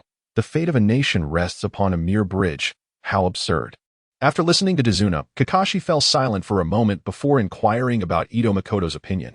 Naturally, Ito Makoto agreed to continue the mission. It goes without saying that if he had disagreed, Naruto would have certainly caused a ruckus. Such simple-mindedness is indeed simplistic. Have they not noticed that Sasuke and Sakura display little emotion? Well then, since everyone has consented to proceed, let us continue our journey. Wait, Kakashi, have you forgotten something? Ito Makoto pointed at the demon brothers, asking, shouldn't we deal with them? In the original text, Kakashi merely bound the demon brothers and then resumed their journey after a brief conversation with Naruto and the others, leaving their fate ambiguous. Kakashi scratched his head and replied, do you have any suggestions? Suggestions? How can you sound so much like the third Hokage? Ito Makoto retorted, ignoring Kakashi and instead produced 2 shurikens, tossing them to Naruto and Sasuke. You two, take care of them. Seeing Ito Makoto's decision, Kakashi's pupils dilated in surprise. He was taken aback by Ito Makoto's resolve. This was no trivial matter. It was a question of life and death. After a moment of silence, Sasuke stepped forward and swiftly severed the throat of the elder demon brother. However, Naruto hesitated, standing there in turmoil, softly asking, Makoto, do we really have to do this? Enough with the jokes, Naruto. Ito Makoto did not respond to Naruto's query. Instead, the coldly composed Sasuke interjected, we are ninjas. Have you ever heard of a ninja who does not kill? Killing or being killed has become the norm for ninjas, to avoid death at the hands of others. One must wield their weapon to eliminate their foes. That is not how it is. Naruto shouted vehemently, desperately evading the harsh reality before him. Allow me to take charge, offered K-Rin, perceiving Naruto's pained expression. Having witnessed the darker facets of the ninja world, K-Rin bore no aversion to the act of killing. No. Let Naruto handle it. Both Ito Makoto and Kakashi concurrently dismissed K-Rin's suggestion. Their shared objective was to observe how Naruto would choose, to evade the grim reality or to confront it courageously. Ultimately, Naruto opted to face the truth. He approached the younger brother of the demon, kunai in hand, and softly uttered, do not blame me. There's nothing to blame. The dying brother of the demon began to counsel Naruto. Since I became a ninja, I have known that one day I would be slain by another ninja. Such is the fate of our kind. I cannot escape it, nor can you. Therefore, I hold no resentment towards you. Do what you must. With that, he closed his eyes. Naruto shouted, gripping the kunai tightly. He drew it across the brother's throat with force. Blood gushed forth, splattering Naruto's face. Enough of the overthinking. Ito Makoto observed Naruto's troubled emotions and stepped forward to comfort him. This world operates as it does. If you lack the ability to alter its rules, then you must choose to abide by them. Do you understand? After patting Naruto's shoulder, Ito Makoto began to prepare for their journey. Makoto. Upon hearing his name called, Ito Makoto turned back, puzzled, only to see Naruto with a serious expression proclaim, I vow to change this world. Could this be an early awakening of the savior within Naruto? Might the most formidable technique of the ninja world, the art of persuasion, manifest prematurely? To be frank, Ito Makoto merely wished for Sasuke and Naruto to witness the harsh realities of their world, yet unexpectedly, it seemed to have triggered Naruto's awakening. What? You question the utility of Naruto's awakening? Ito Makoto pondered. Well, it seems it might not have much significance. To claim it was of no consequence would be misleading. During their travels, whenever they rested, Naruto could be seen either traversing the treetops or walking upon water. He understood that his strength lay in his vast chakra reserves, yet he struggled with chakra control. Therefore, he seized every opportunity to refine his control. With the nine tails stirring within him, it would be impossible for Naruto to make considerable progress in just a few days. However, witnessing his diligence and earnestness, Ito Makoto believed that if Naruto continued on this path, he would undoubtedly surpass the version of himself from the original narrative. Days later, they finally arrived at the borders of the Land of Waves. A short journey remained before reaching Tazuna's home. Do not be anxious, Uncle Tazuna. K-Rin reassured him as they walked along a forest path, noticing Tazuna's unease. How can I not be anxious? Kaido will surely not allow my return home to be without peril. You cannot fathom how terrifying Kaido is, nor how crucial it is for him to sabotage this bridge of hope. I fear that before I reach home, I will surely encounter an ambush. Xianglin remained noncommittal. In her view, Dazuna's assertions regarding Kato's understanding of a ninja's prowess were rather unclear. With a mission escorted by 2 jonin, it would be improbable to outweak Dazuna unless the opposing side also deployed 2 jonin. However, the fees for such elite ninjas are not trivial, and given Kato's status, the only ninjas he could summon would likely be rogue ones, as evidenced by the Oni brothers, any legitimate ninja from a recognized village. Upon witnessing the formation of the Konoha team, would likely retreat unless they were intent on opposing Konoha. Therefore, Xianglin did not anticipate any ambush along the way. Ito Makoto refrained from offering reminders, viewing this as a training opportunity for them. Should an actual attack occur, Xianglin would learn that without concrete intelligence, one should refrain from hasty conclusions, otherwise they risk setting a metaphorical flag. It is commonly known that those who set flags typically do not meet favorable ends. After a stretch of quiet walking, Naruto, true to the original narrative, threw a shuriken into the bushes. Unlike Sakura, Xianglin would not strike Naruto without cause. Instead, she and Sasuke cautiously parted the foliage. To their relief, it was merely a rabbit that had caused the disturbance. Seeing that the source of the noise was a rabbit, Xianglin exhaled in relief, as neither she nor Sasuke perceived anything amiss with the creature. This exemplifies the disparity in experience and insight. While both Xianglin and Sasuke excelled in their studies at the Ninja Academy, some lessons cannot be imparted within the walls of a school. Was it a snow rabbit? Ito Makoto quietly approached Kakashi, whispering, "This rabbit seems a bit peculiar." Kakashi nodded in acknowledgement, his internal vigilance heightened as he replied softly. The snow rabbit itself poses no issue. However, this particular rabbit has white fur, which is characteristic of snow rabbits that appear only during the short days of winter. This implies that it has been raised indoors, devoid of sunlight, specifically for use in substitution techniques. Given this, the implications were clear. Ito Makoto sensed that Zabuza had arrived. Though he remained unaware of Zabuza's precise location, likely perched on an unseen branch, observing them. "Xianglin, come here." Ito Makoto decided to take the initiative rather than waiting for Zabuza to reveal himself. He aimed to subdue Zabuza first, thereby creating an opportunity to persuade him to join Konoha, contributing to its strength. "What is it?" Xianglin, sensitive to chakra, felt a tinge of tension as Ito Makoto and Kakashi's chakras were on high alert. Upon her arrival, Ito Makoto quietly instructed her, "Your perception is keen. Now, sense whether there are any chakras beyond our own in the vicinity. Inform me if you detect anything." Understood, Xianglin complied without hesitation. Shortly after, she detected a chakra that did not belong to their group. She pointed to a tree less than 10 meters to Ito Makoto's left, declaring, "Found it, it's right there." Water style, iron cannonball. Without uttering a word, Ito Makoto launched a water release technique directly at his opponent. Zabuza, perched upon a tree, was astute enough to recognize his position had likely been compromised upon seeing Kajiro point towards him, although he remained uncertain as to how he had been exposed. It mattered little. His primary mission was to eliminate Tazuna. The Leaf Village ninjas would certainly oppose such an endeavor. Thus a confrontation was inevitable, whether it commenced sooner or later was inconsequential. With a resounding thud, the water bullet struck the tree, causing it to topple under the immense force of the water surge. At that moment, a shadow zipped through the air, casually tossing a weapon like a projectile. Everyone duck. The group had already been on high alert while Ito Makoto was performing his jutsu, and upon hearing Kakashi's voice, they immediately complied. The large weapon whirled overhead like a boomerang. Had they been a moment slower, they might have faced a grim fate. With a loud crash, the weapon lodged itself into a nearby tree. As they looked up, they beheld a ninja, his upper body bare and his lower face obscured by tattered cloth. Standing prominently upon the weapon, a gigantic sword, the notorious decapitating blade of the 7 ninja swordsmen of the mist. I wondered who it might be. It is none other than Zabuza Momochi, the rogue ninja of the mist. Kakashi's tone was somewhat flippant, given Ito Makoto's presence. Copy ninja, Kakashi Hatake. He introduced himself with a hint of levity, while Zabuza's demeanor was decidedly grave and foreboding.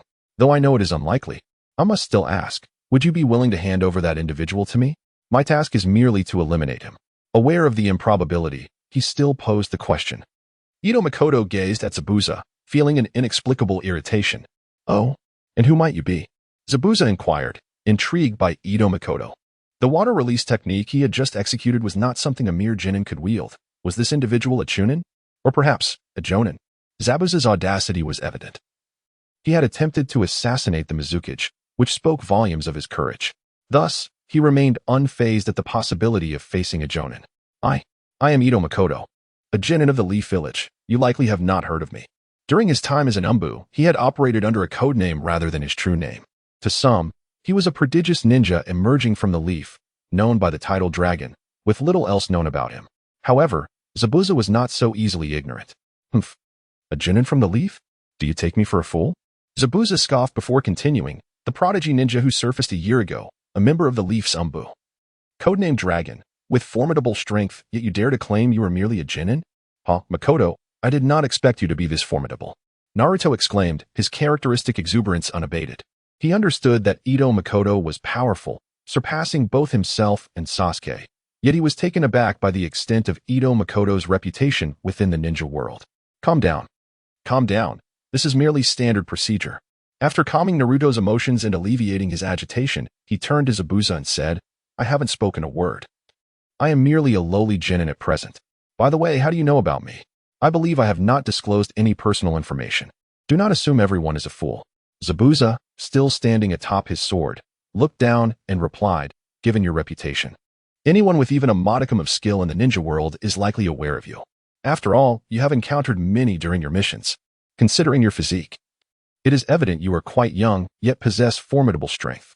It is not difficult for anyone to connect the dots. After all, you are the disciple of the third Hokage, Ito Makoto. Zabuza's assertion seemed self-evident, and Ito Makoto said nothing in response, acknowledging that during his early missions, he did indeed appear quite diminutive, unmistakably a youth. By the way, have you given me any grand or impressive title? Look at this sloth beside me. He has the title of Copy Ninja. My abilities are not inferior to his. Surely I deserve a resounding title as well. Ito Makoto wore a cheerful smile. Titles were of little concern to him, as the standards for titles in the ninja world were rather unimpressive. He simply felt a twinge of unfairness, akin to two close friends where one receives a toy while the other does not. Though he did not harbor any envy or resentment, there lingered a slight sourness in his heart. Wait a moment, Ito Makoto said, catching Zabuza off guard. This was the first time he had encountered someone so openly inquiring about their own title. Zabuza possessed a small notebook containing information on powerful ninjas, including profiles of Kakashi Hitaki and Ito Makoto. If Ito Makoto indeed had a title in the ninja world, Zabuza would certainly have noted it down. Hey, Karen. What is the situation? Sasuke, observing Zabuza's serious examination of his notebook, found it difficult to accept. Are we not enemies? And you are a formidable rogue ninja. Yet your behavior is so peculiar. Why do you answer every question from Hing earnestly and sift through your notebook? Are you sure you are here for a mission and not merely to respond to Ito Makoto's inquiries? Sasuke felt a wave of exasperation wash over him, questioning whether the stronger the ninja, the more idiosyncrasies they possessed. For instance, Kakashi's laziness, Guy's eccentricities, and the third Hokage's lecherous tendencies. As for Ito Makoto, who appeared the most normal, Sasuke still recognized some of his negative traits, having grown up together, such as his cunning nature and penchant for mischief. Found it. After flipping through nearly half of the notebook, Zabuza finally located Ito Makoto's information. As you wished, you indeed have a title. Oh, what is it? Upon hearing that he truly had a title, Ito Makoto felt a surge of excitement. I believe you might not want to hear what your title is. It is undeniably awkward for Zabuza not to take action. Do not inquire why Itachi knows that the masked Zabuza would feel embarrassed. He simply does. Enough with the preamble. Let us get to the point. Very well, you asked for it, but let it be known that I bear no responsibility. With that, Zabuza earnestly glanced at the small notebook in his hand and began. Itachi, a member of Konoha's Anbu, codenamed Dragon. During his first mission, he employed an extraordinarily powerful jutsu, resulting in the demise of numerous foes in the restroom. Consequently, the shinobi world bestowed upon him the title of. At this juncture, Zabuza deliberately paused. Itachi sensed the impending doom and sought to intervene. Yet before he could speak, Zabuza continued, the title of the explosive defecator. To hell with that title. I have only employed that strategy once. Pray tell, from whence did you hear such a ludicrous moniker? Upon hearing this name, Itachi immediately exploded in rage. Although he held the naming conventions of the shinobi world in contempt, titles like Golden Flash, Sands of Red, or Demigod were, at least, tolerable. But the explosive defecator? Are you attempting to kill me with laughter, so you might inherit my fortune? Ha ha ha, the explosive defecator, you have truly killed me with laughter. I cannot bear it any longer. My stomach aches for mirth. Such a heartless laugh could only belong to Naruto Uzumaki. Itachi turned to see not just Naruto laughing uproariously, but also Sakura and Sasuke, their shoulders shaking in suppressed mirth, clearly struggling to contain themselves. With a face full of frustration, Itachi found himself at a crossroads. Should he intervene to halt their laughter, or permit Sakura and Sasuke to revel in their amusement, lest they suffocate? Kakashi, you haven't let anything slip, have you? Itachi shot a half-hearted smile at Kakashi, whose demeanor revealed his discomfort, knowing he was on the verge of a breakdown. Kakashi, sensing the tension, earnestly replied, "Rest assured, we are all comrades. I would never betray that trust." In the aftermath of that fateful mission, Itachi had shown mercy, sparing those who survived the explosion, and thus, rumors may have spread from their lips. Yet upon further reflection, Itachi felt something amiss. Those individuals were unaware of his codename. So the source of the leak could not possibly be them. Could it be him? The enigmatic Zetsu? Regardless of the truth, Itachi resolved to place the blame squarely upon him. After all, he was the primary antagonist within the realm of Hokage. Assigning the blame was inconsequential. It mattered not in the grand scheme of things. Should Zetsu ever learn of Itachi's thoughts, he would undoubtedly utter, "Damn it." Observing the farcical scene below, Zabuza felt a profound weariness. Regardless of his reputation as a villain, he had anticipated a certain level of gravitas upon his entrance. Yet now, he felt as though he were a mere jester. "Hey, where are the promised adversaries? Your exuberance seems to disregard my presence, doesn't it?"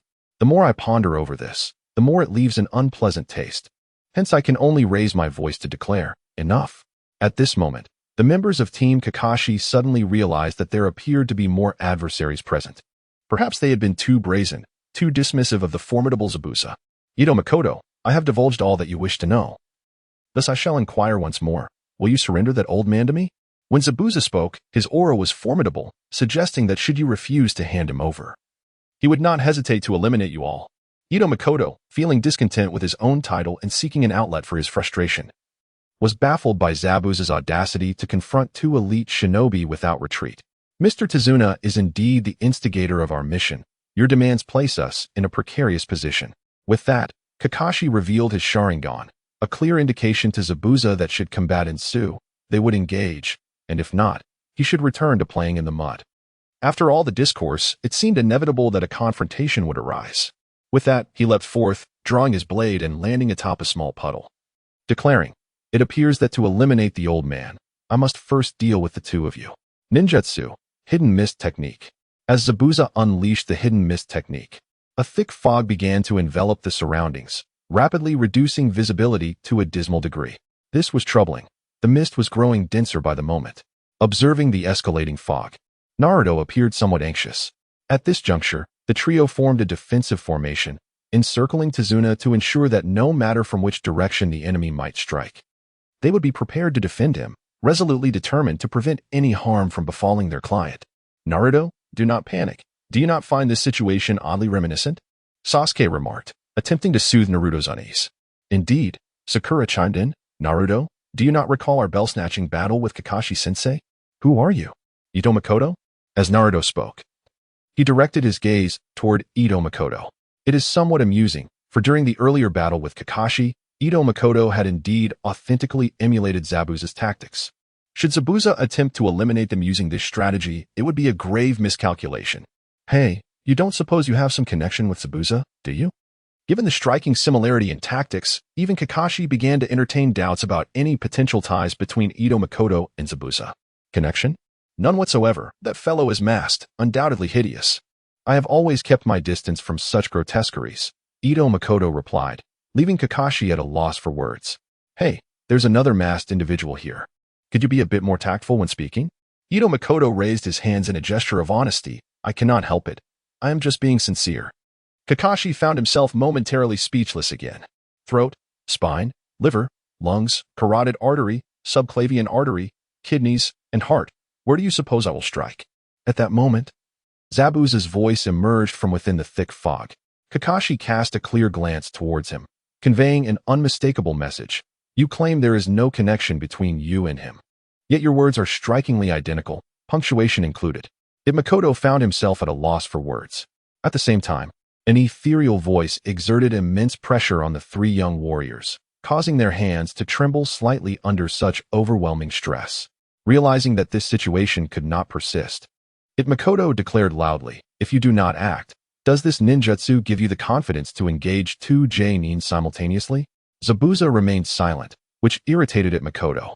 Having previously employed this tactic, he was aware that the thick mist harbored Zabuza's chakra, allowing him to discern their every movement, if not with absolute clarity, then at least with a general understanding. With this in mind, he initiated the water release, hidden mist technique. Instantly, the fog thickened once more.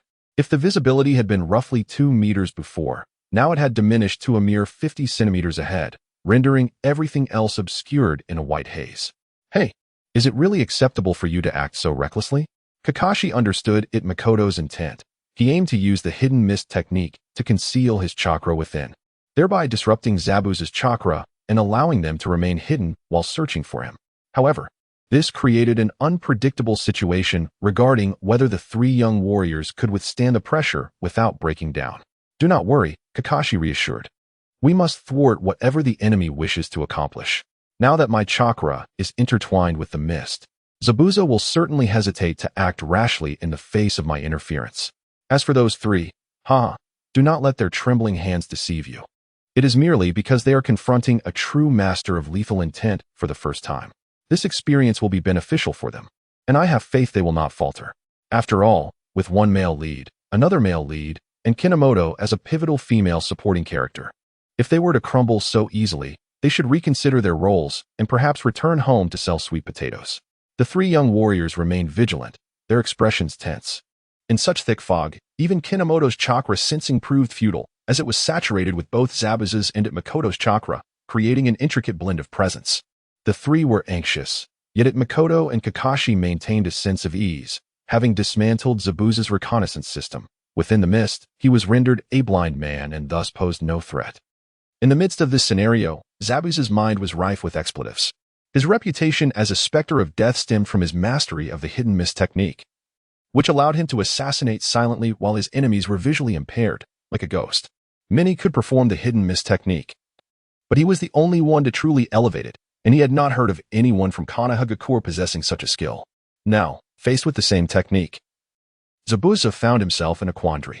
"Hey, Zabuza," Makoto called out, "I am unaware of your circumstances, just as you are oblivious to ours.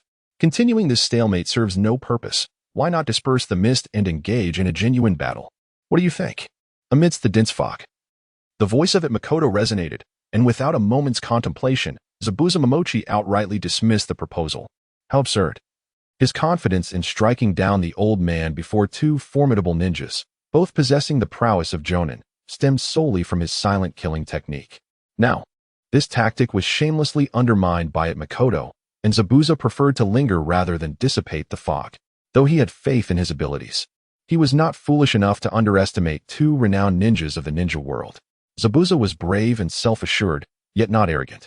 At that moment, he felt a compelling urge to retreat. The odds of victory in a standard one-on-two confrontation appeared dismally small.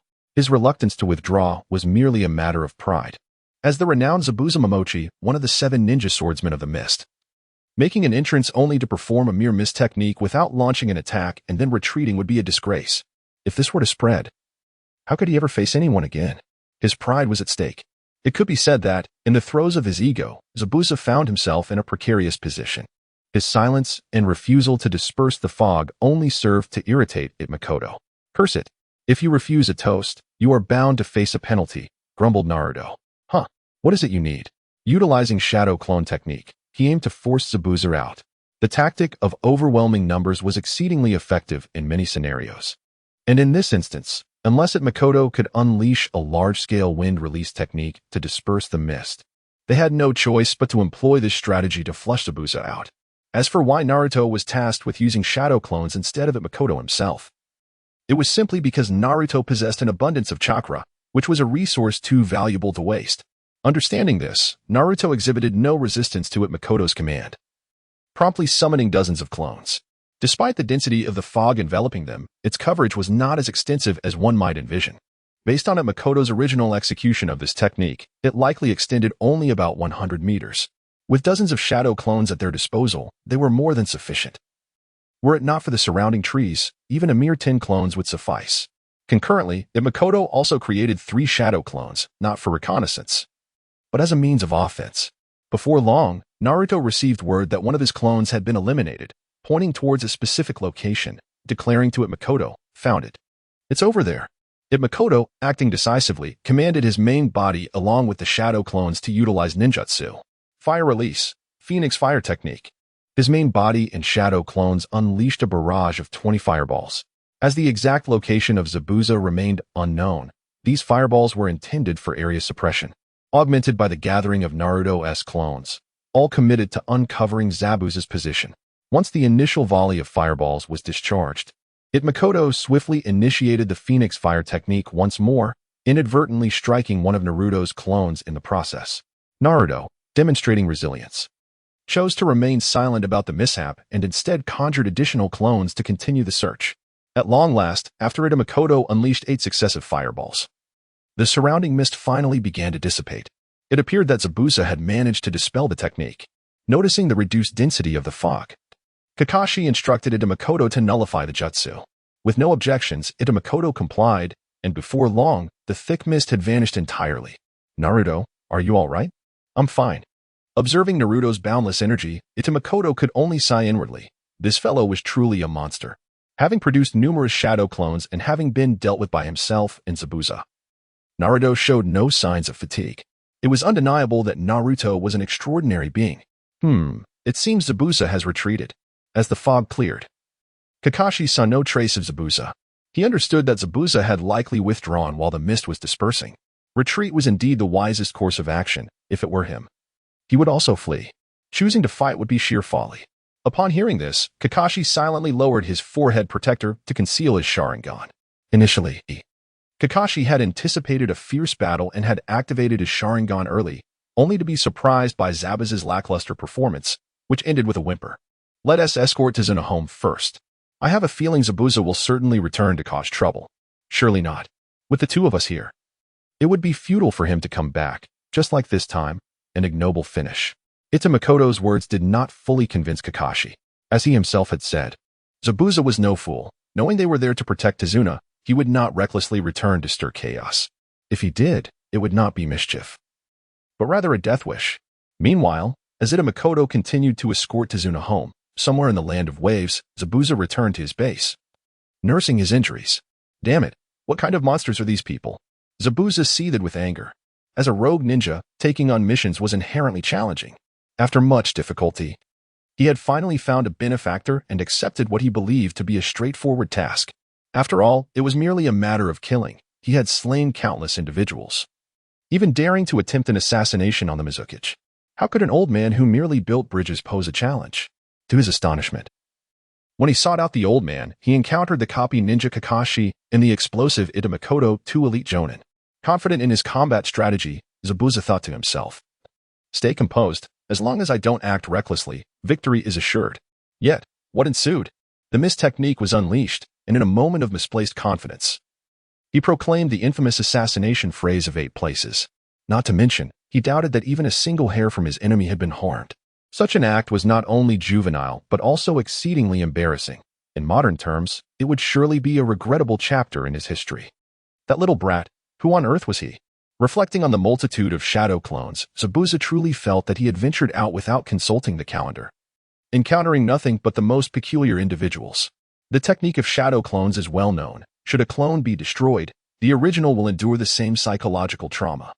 It is astonishing that a mere low-ranking ninja can withstand such damage, and even produce numerous shadow clones. Without these clones, the explosive maniac would surely have been unable to locate him. Recalling the overwhelming firepower of Makoto, with his barrage of fireballs, Zabuza felt a twinge of fear. Faced with the onslaught of dozens of fireballs, Zabuza could not completely evade the attack, suffering several hits, which was the reason for his swift retreat. It was not due to his own inadequacy, but rather the formidable strength of his adversary. Even in retreat, he provided himself with a plausible justification. "Lord Zabuza, how are you?" A strikingly handsome figure spoke, whose delicate features might lead many to mistake him for a woman, were it not for his pronounced Adam's apple, indicating his masculinity. It was Hokage. "It's nothing, just a minor injury," he replied dismissively. This individual, named Mizunosuke Hokage, possessed the bloodline limit known as Ice Shield. One of the reasons Makoto insisted on undertaking a mission in the Land of Waves was to acquire Hokage cells, or DNA, which he could exchange in the system for the Ice Shield bloodline limit. Please wait a moment, Lord Zabuza. I will prepare the medicine immediately. Just as Hokage was about to gather the medicine, an irritating voice interrupted. Where is Zabuza? Where is he? Following the sound, Hokage and Zabuza turned to the entrance, where three individuals had arrived. A short man with thick hair and sunglasses stood at the center, flanked by bodyguards wielding katana. Unbelievable. I never imagined you would be defeated as well. It seems that the ninjas of the mist are utterly incompetent. What a farce. Zabuza remained silent. But Hokage could not tolerate such disrespect. Zabuza was the person he revered most, and he would not allow anyone to insult him. Please, show some respect, Kato. It turned out that this diminutive figure was Kato, the imbecile who held the economic reins of the Land of Waves. Ignoring Hokage, Kato approached Zabuza and said, Zabuza, don't be silent. Tell me how you were defeated. With a smile, Kato reached out to touch Zabuza. Remove your filthy hands. Hokage swiftly seized Kato's hand, applying just enough pressure to elicit a pained cry. The two bodyguards who had entered with Kato were incensed. Witnessing their employer's distress, they rushed forward, drawing their swords to strike at Hokage's head. However, it was futile. Despite their imposing physiques, they would undoubtedly be defeated in the face of Hokage. With a swift motion, he released Kato's hand and, in an instant, appeared before the two bodyguards, striking the hilts of their swords with his hands. Caught off guard by such speed, the bodyguards could only watch helplessly as their swords were sent flying. You would be wise to refrain from any actions, lest you face dire consequences. Your demise. The chilling gaze emanating from my eyes instilled a palpable sense of dread, rendering the two bodyguards momentarily hesitant to make another move. Observing the bodyguards being thoroughly outmatched, Kato felt a flicker of apprehension. To mask this vulnerability, he feigned bravado and declared, Very well, I shall grant you another chance. Should you fail again, there shall be no sanctuary for you here. Prepare yourselves for a grim fate. With that, he signaled to his two bodyguards and departed. Bye. You need not meddle in matters that do not concern you. Once Kato had left, Zabuza spoke, and to my astonishment, his first words were a reproach directed at Bai. I sincerely apologize, Lord Zabuza, Bai replied, casting a glance at the hand concealed beneath the table. It was tightly gripping a kunai, suggesting that had it not been for Bai's intervention, Zabuza might very well have taken Kato's life. Lord Zabuza, I believe it is premature to eliminate Kato at this juncture. Should we take his life and incite chaos, we would inevitably become targets for that group pursuing us. For now, we must exercise restraint. The thought of their relentless pursuers rendered even someone as formidable as Zabuza silent. These adversaries were no ordinary ninjas. They belonged to the assassination unit of the hidden mist village, known as the Anbu. Even Konoha would dispatch Anbu to hunt down rogue ninjas, and naturally, other ninja villages would do the same for their own traitors. After all, rogue ninjas are universally regarded as traitors, and traitors must be eradicated without mercy. While it can be said that no one in the Mist Anbu possesses strength surpassing Zabuza's, they do not engage in one-on-one combat. Each mission typically involves a small team, often multiple teams operating in concert. Zabuza is powerful, yet he is not invincible against overwhelming numbers. After all, not every ninja possesses the might of Hashirama Senju or Madara Uchiha. Indeed, you are correct. Witnessing Zabuza affirm his own reasoning brought by a measure of relief, prompting him to inquire, So, shall we proceed with this mission? The mission? To be candid, Zabuza was reluctant to continue. Even with Bai's support, it was perilously risky. However, the thought of abandoning their current refuge filled him with trepidation. If they forsook this task, who knows when or where they would find another haven. They might very well fall victim to the Mist Anbu en route. Thus, he steeled himself and declared, Rest assured, I will seek assistance. This mission cannot be abandoned under any circumstances. I understand, Lord Zabuza. Zabuza's commitment to the mission was anticipated by Makoto, who was acutely aware of Zabuza's predicament and knew he would not relinquish the task unless he wished to continue being hunted by the Mist Anbu. However, he was unprepared for the revelation that Zabuza would seek help. The individual whom Zabuza would acknowledge as an ally would undoubtedly be of equal caliber. Unbeknownst to Itu, Zabuza had already dispatched someone to summon assistance. Yet, even if he were aware, he would not be intimidated. At the very least, one could confront boldly. Who truly fears whom? As long as the incoming individual is not a formidable shadow-level expert, anyone else stands no chance. should the visitor be of a more ordinary caliber.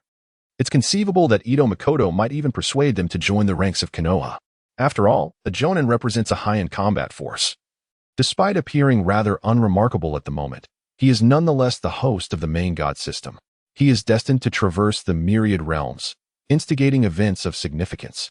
Naturally, the more subordinates one possesses, the better.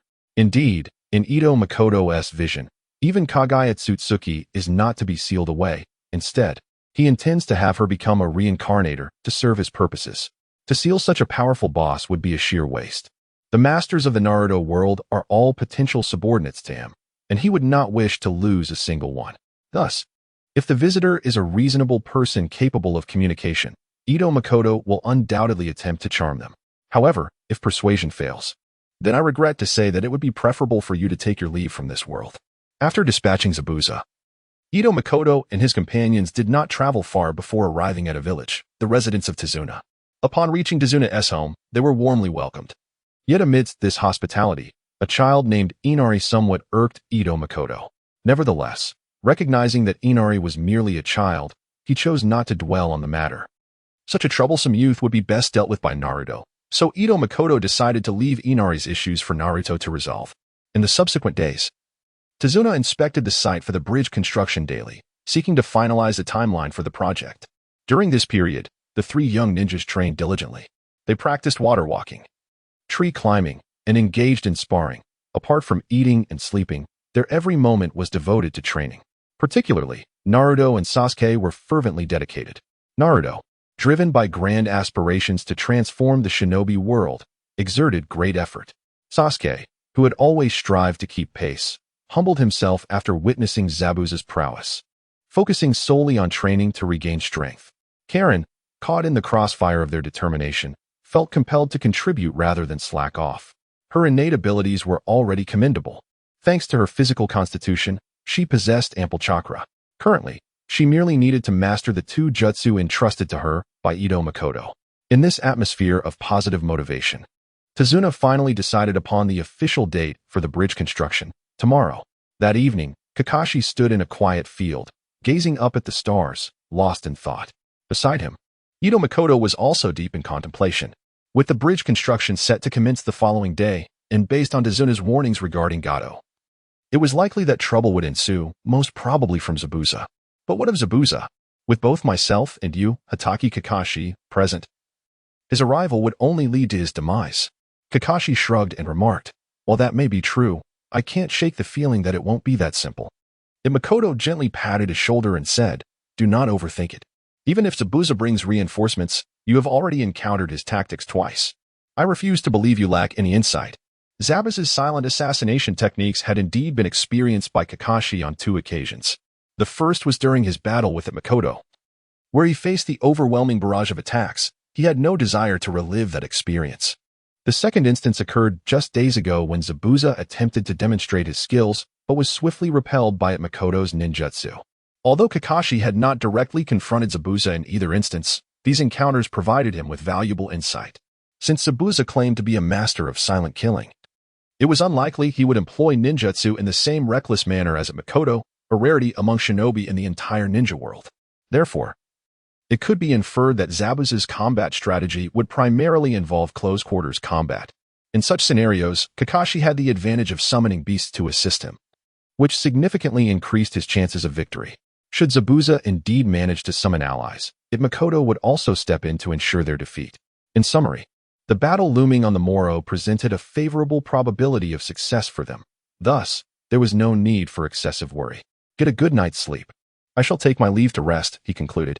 The night passed in silence, and by the next morning, Tazuna had gathered the villagers, ensuring that all necessary construction materials were properly arranged at the site.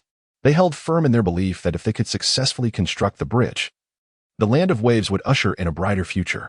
Observing the villagers' fervent enthusiasm, Makoto refrained from dampening their spirits, for who among them did not harbor dreams? Every individual with aspirations, regardless of their magnitude, deserved respect. Meanwhile, Zabuza's subordinate, dispatched to seek reinforcements, returned successfully with the help he sought. Inside the room, Zabuza had donned his gear, his body having fully recovered from the wounds inflicted by Makoto's fireball. As he exited, He was met by the opening of the door to the adjacent room.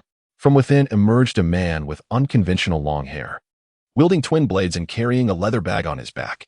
Upon seeing this individual, Zabuza inquired, "Reiga, are we set to depart now?"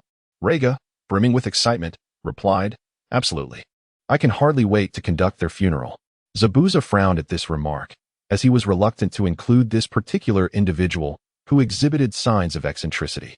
However, being a rogue ninja, his options for allies were limited to others of the same ilk, and among them, Reiga was the only one whose strength could be of assistance. After all, as one of the 7 ninja swordsmen, their capabilities were generally on par, aside from a few outliers. "Do not worry, Zabuza, with me, Reiga, by your side. We shall eliminate every leaf ninja without hesitation, ha ha ha." Zabuza, furrowing his brow, questioned whether this madman could truly be a reliable ally. Could it be that he would end up in a predicament? The leaf ninjas are no mere pushovers. Is such confidence truly warranted? "Lord Zabuza, breakfast is ready," said Haku. Upon seeing Haku, Zabuza nodded and replied, "Take some rice balls. We shall eat as we walk." "Yes, Lord Zabuza." As Haku prepared to depart, Reiga immediately interjected, "Zabuza, tell your tool to bring more. My appetite is considerable." Hearing Raiga's words, Zabuza's frown deepened, not out of a desire for more rice balls, but due to the term of address. Tool?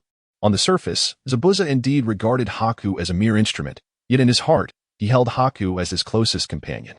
Naturally, Raiga's words unsettled him. "Not a problem, Lord Reiga, I will bring extra." Sensing the shift in atmosphere, the perceptive Haku quickly spoke to diffuse the tension. "Your tool is quite understanding." Zabuza clenched his fists. Were it not for his need for Raiga's assistance, he might have been tempted to eliminate this fool. On the shores of the Land of Waves, Dasna and the villagers worked tirelessly. Dasna had deliberately chosen today to commence work due to the favorable weather. The Land of Waves, an island nation surrounded by sea, often experiences heavy fog. Today, however, the absence of fog inspired them to hasten their progress. In truth, they had already completed nearly half of the bridge, but interruptions from Gato had stalled further construction. Now, with the assistance of the Leaf Ninjas, they could continue unabated. "Master Dasna, at this rate, if Gato does not interfere, we shall soon complete this bridge," remarked a villager, filled with excitement at witnessing the gradual completion. "Indeed. We owe much to the Leaf Ninjas," another agreed. With their protection, Gato would likely think twice about causing trouble. Dasna felt gratitude not only for Kakashi's protection, but also for the fact that Kakashi had accepted the mission despite Dasna's concealment of certain details.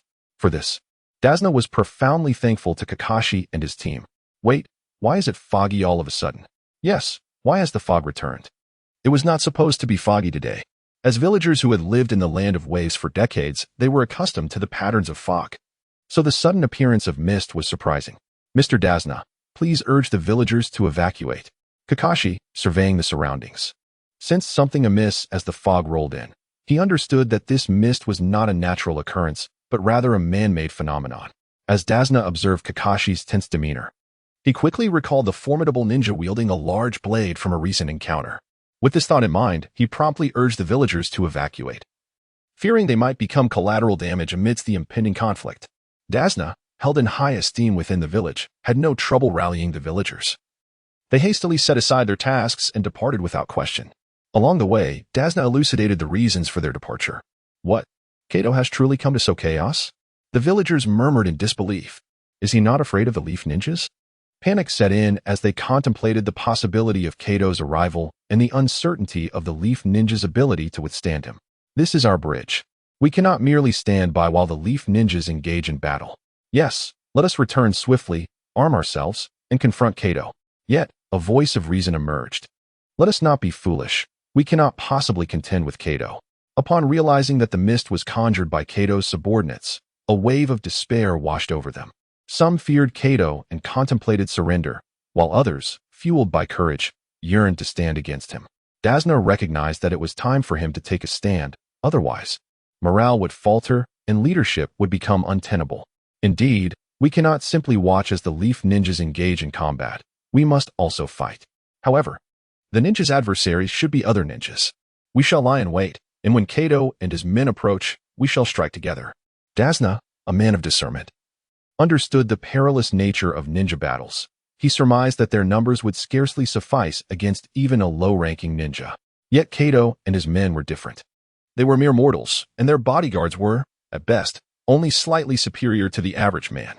If a confrontation ensued, their numerical advantage might indeed turn the tide. Meanwhile, as the villagers dispersed, Zabuza finally came into view for Kakashi and his companions. "Ah, is that not Zabuza?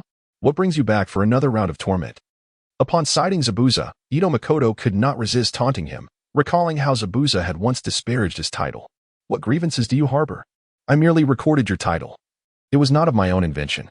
Zabuza found himself in a quandary. Who could have predicted that his moniker would be so unfortunate? His infamous title had already been burdensome enough, only to discover an even more disparaging one existed. He could not help but feel a sense of relief, at last. There exists someone whose title is even worse than mine. Truly, I am blessed by fate. Had circumstances permitted, Zabuza would have laughed heartily, reveling in the misery of another. Ahem, Ito Makoto, do not act rashly. TCH, I am merely a bit irked. Ito Makoto afforded Kakashi the respect he deserved and chose not to linger on the topic of titles. By the way, Zabuza, will you not introduce the individual beside you? Kakashi inquired, curiosity piqued, a sentiment echoed by Ito Makoto. The figure beside Zabuza, shrouded in a hood, feigned an air of mystery. Do you take me for a fool? Such intelligence is best shared with you all. If I do not act soon, I shall have nothing more to say, for Zabuza has already removed his hood. Zabuza exclaimed, "Damn it. It is true that a madman is indeed a madman." When he stepped out, he spoke of wearing a hood for a semblance of disguise, to prevent the ninjas of Konoha from recognizing him and taking precautions. And yet, here we are. Kakashi casually inquired, and without hesitation, he lowered his hood, as if he had no fear of information leakage at all. Meanwhile, Raiga, oblivious to the intricacies of Zabuza's emotions, cheerfully declared, "I am Raiga of the Black Thunder." Kakashi gasped in surprise. "Raiga of the Black Thunder? What is the matter, Kakashi-sensei? Is this fellow formidable?" Kakashi succinctly replied, "He is one of the 7 ninja swordsmen of the mist, wielding the Thunderblade, dual swords." Though brief, his words resonated with the 3 young ninjas, who understood that this man was renowned alongside Zabuza. Ito Makoto added, "This fellow is notoriously ruthless and cold-blooded. Known as the Lightning Man of the Mist, his blade can summon the thunder from the heavens to serve his will.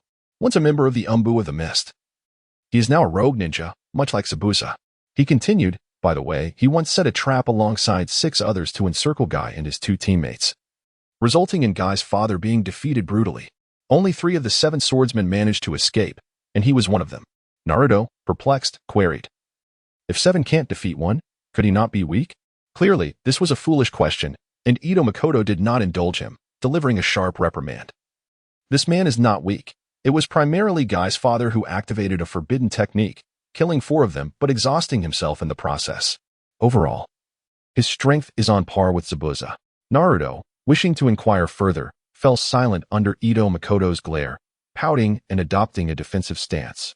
"Naruto, it seems this battle will be quite arduous," mused Sasuke. While Zabuza, Kakashi, and Ito Makoto may easily handle one another, the presence of Raiga, whose strength rivals that of Zabuza, brings forth 2 Jonin-level opponents on each side. This battle may prove to be challenging. Typically, such an assessment would be considered reasonable. However, they remained unaware that Ito Makoto was an exceptional powerhouse. So long as their adversaries were not of Kage level, he would dispatch any Jonin or elite Jonin with ease. "Rest assured, Sasuke. Kakashi and I shall contend with Zabuza and Raiga, while you 3 shall face another opponent." "And who might that be?" inquired Sasuke. "A young man named Mizuki-bai, who wields the ice-release bloodline. He shall be your opponent," Ito Makoto replied succinctly. At present, this delineated the allocation of roles in the impending battle. He and Kakashi would confront Zabuza and Raiga, while Sasuke and his companions would engage Bai. In the original work, due to Sakura's hindrance, Naruto overslept, resulting in a delay in combat, leaving Sasuke to face off against Haku alone. Sasuke, at best, was merely an elite Chunin, while Haku's minimum skill level was that of an ordinary Chunin, with the potential to reach elite Chunin status. It was improbable for an elite Genin to triumph in a direct confrontation against an ordinary Chunin. However, the situation has changed. The obstructive Sakura has been replaced by Karen. Although Karen lacks offensive ninjutsu, she possesses defensive techniques, ensuring her self-preservation. Sasuke is somewhat stronger than in the original narrative, yet his enhancements are limited. The most significant variable is Naruto, who this time did not oversleep. With 3 against 1, Ito Makoto believed that if they coordinated effectively, They might not secure victory, but would certainly avoid defeat. Ah, I can no longer restrain my desire to conduct your funeral. Raiga chuckled heartily and initiated the assault.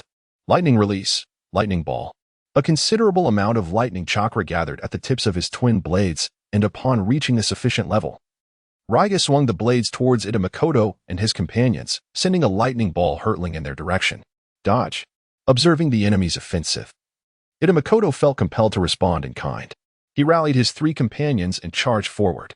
Raiga, you handle the one coming at us. I will confront Kakashi. A mere child? Then I shall grant him the most extravagant funeral. Zabuza chose to ignore him. He would not kindly remind Makoto that he was indeed a formidable opponent. The relationship between Zabuza and Raiga was not as amicable as perceived. They merely utilized each other for their own ends. Having Raiga deal with Makoto was quite favorable, recalling the recent terrifying barrage of firepower. Zabuza would rather face Kakashi than contend with Makoto. I hope Raiga can hold out for a bit longer. Zabuza had never forgotten that his mission was to eliminate Tazuna. If he could dispatch Kakashi and have Raiga occupy Makoto, he would have ample time to slay Tazuna. As for the trio of young ninjas, he generally regarded them as inconsequential. Moreover, there was still Haku among them. Zabuza held considerable confidence against Haku.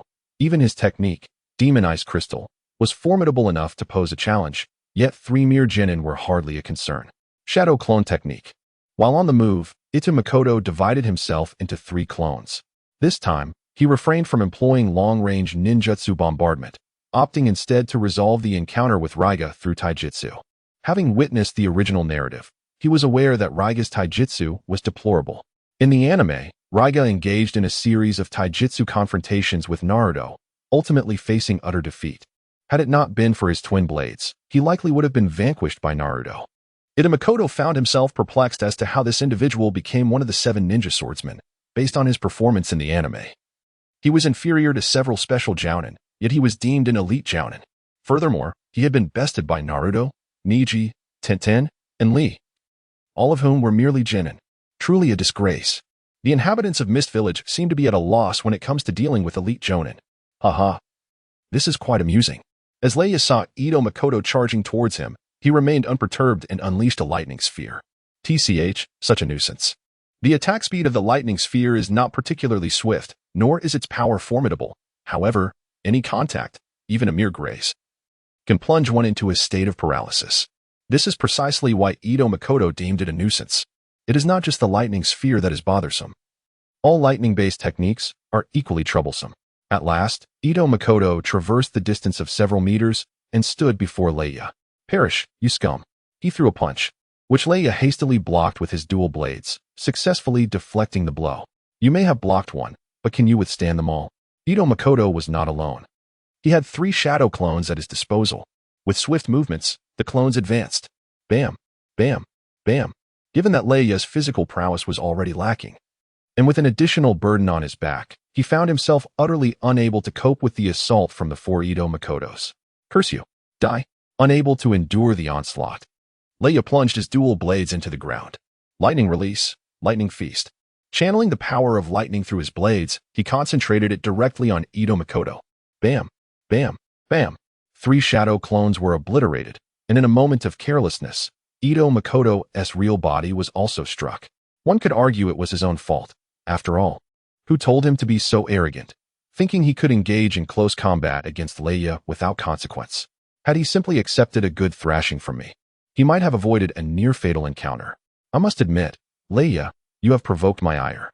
Upon realizing that the one he faced was Leia, Makoto found himself in a quandary.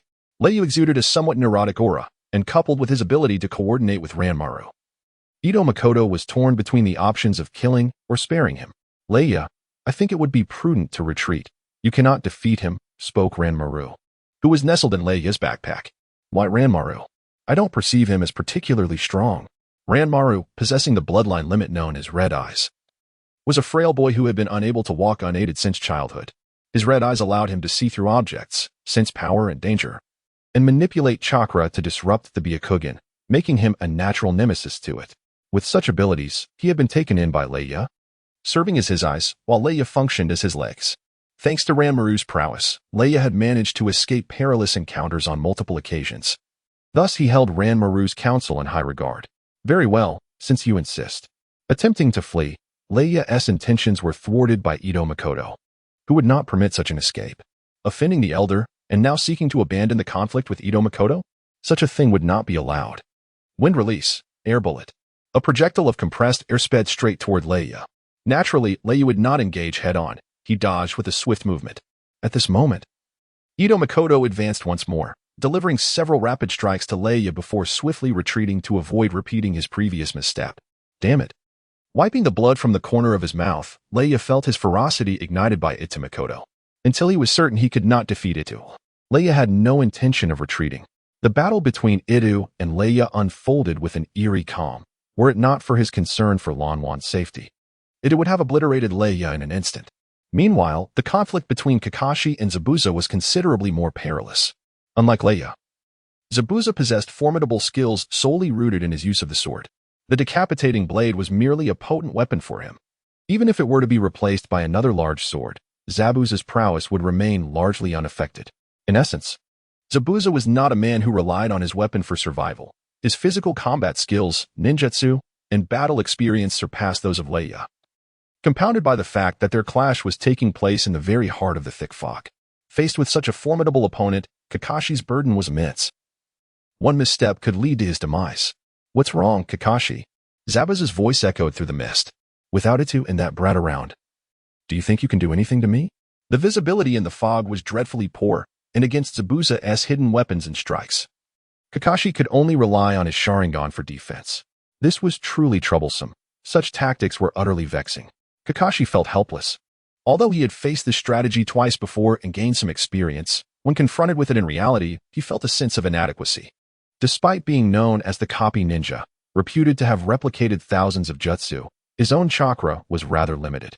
In the face of such an extensive use of the mist technique, even wind release, great breakthrough could not disperse the fog. He needed to conserve his chakra.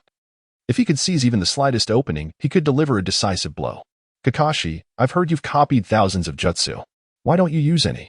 Is the rumor exaggerated, or do you simply disdain using them? Zabuza launched his assault while taunting Kakashi with words. In a ninja battle, all tactics are fair game. Anything that can lead to the enemy's demise is permissible, no matter how underhanded. Moreover, Zabuza's trash talk was not particularly lowly. It was merely a common psychological tactic. It served to divert his opponent's attention and incite frustration, making it a rather effective strategy. However, Kakashi was no ordinary foe. His extensive experience rendered Zabuza's verbal harassment ineffective. After several rounds of attacks, Zabuza recognized this and chose to remain silent, focusing on finding Kakashi's vulnerabilities, ready to deliver a fatal strike, complete the mission with Dazna, and ascend to greatness. Thus, Kakashi and Zabuza engaged in a battle of patience, each searching for the other's weaknesses. Meanwhile, on the edge of the fog, the three young warriors encountered the water moon white, as mentioned by Ito Makoto. Here, visibility was excellent, and the mist posed no hindrance to them. Are you our opponent? Sasuke inquired coldly, brandishing a kunai. Wearing a mask that obscured his expression, Bai spoke calmly. It should be so. Since they are our enemies, we shall not hold back. Fire release, great fireball technique. Shadow clone technique. Earth release, hardening technique. The three young warriors each unleashed their unique ninjutsu, as Bai observed the fireball approaching. Naruto's shadow clone followed closely behind, remaining composed as he formed hand seals with one hand. Water release secret technique, 1,000 killing water flight. In an instant, a multitude of water-based projectiles appeared around Bai, shooting forth toward the oncoming fireball and Naruto's clone. Before the fireball and the shadow clone could reach Bai, they were utterly vanquished. One-handed hand seals? Even from a distance of over 10 meters, Sasuke discerned Bai's single-handed seals. It appeared that our adversary was indeed formidable. Itachi only informed them of Bai's ice release abilities but did not mention his proficiency with one-handed seals.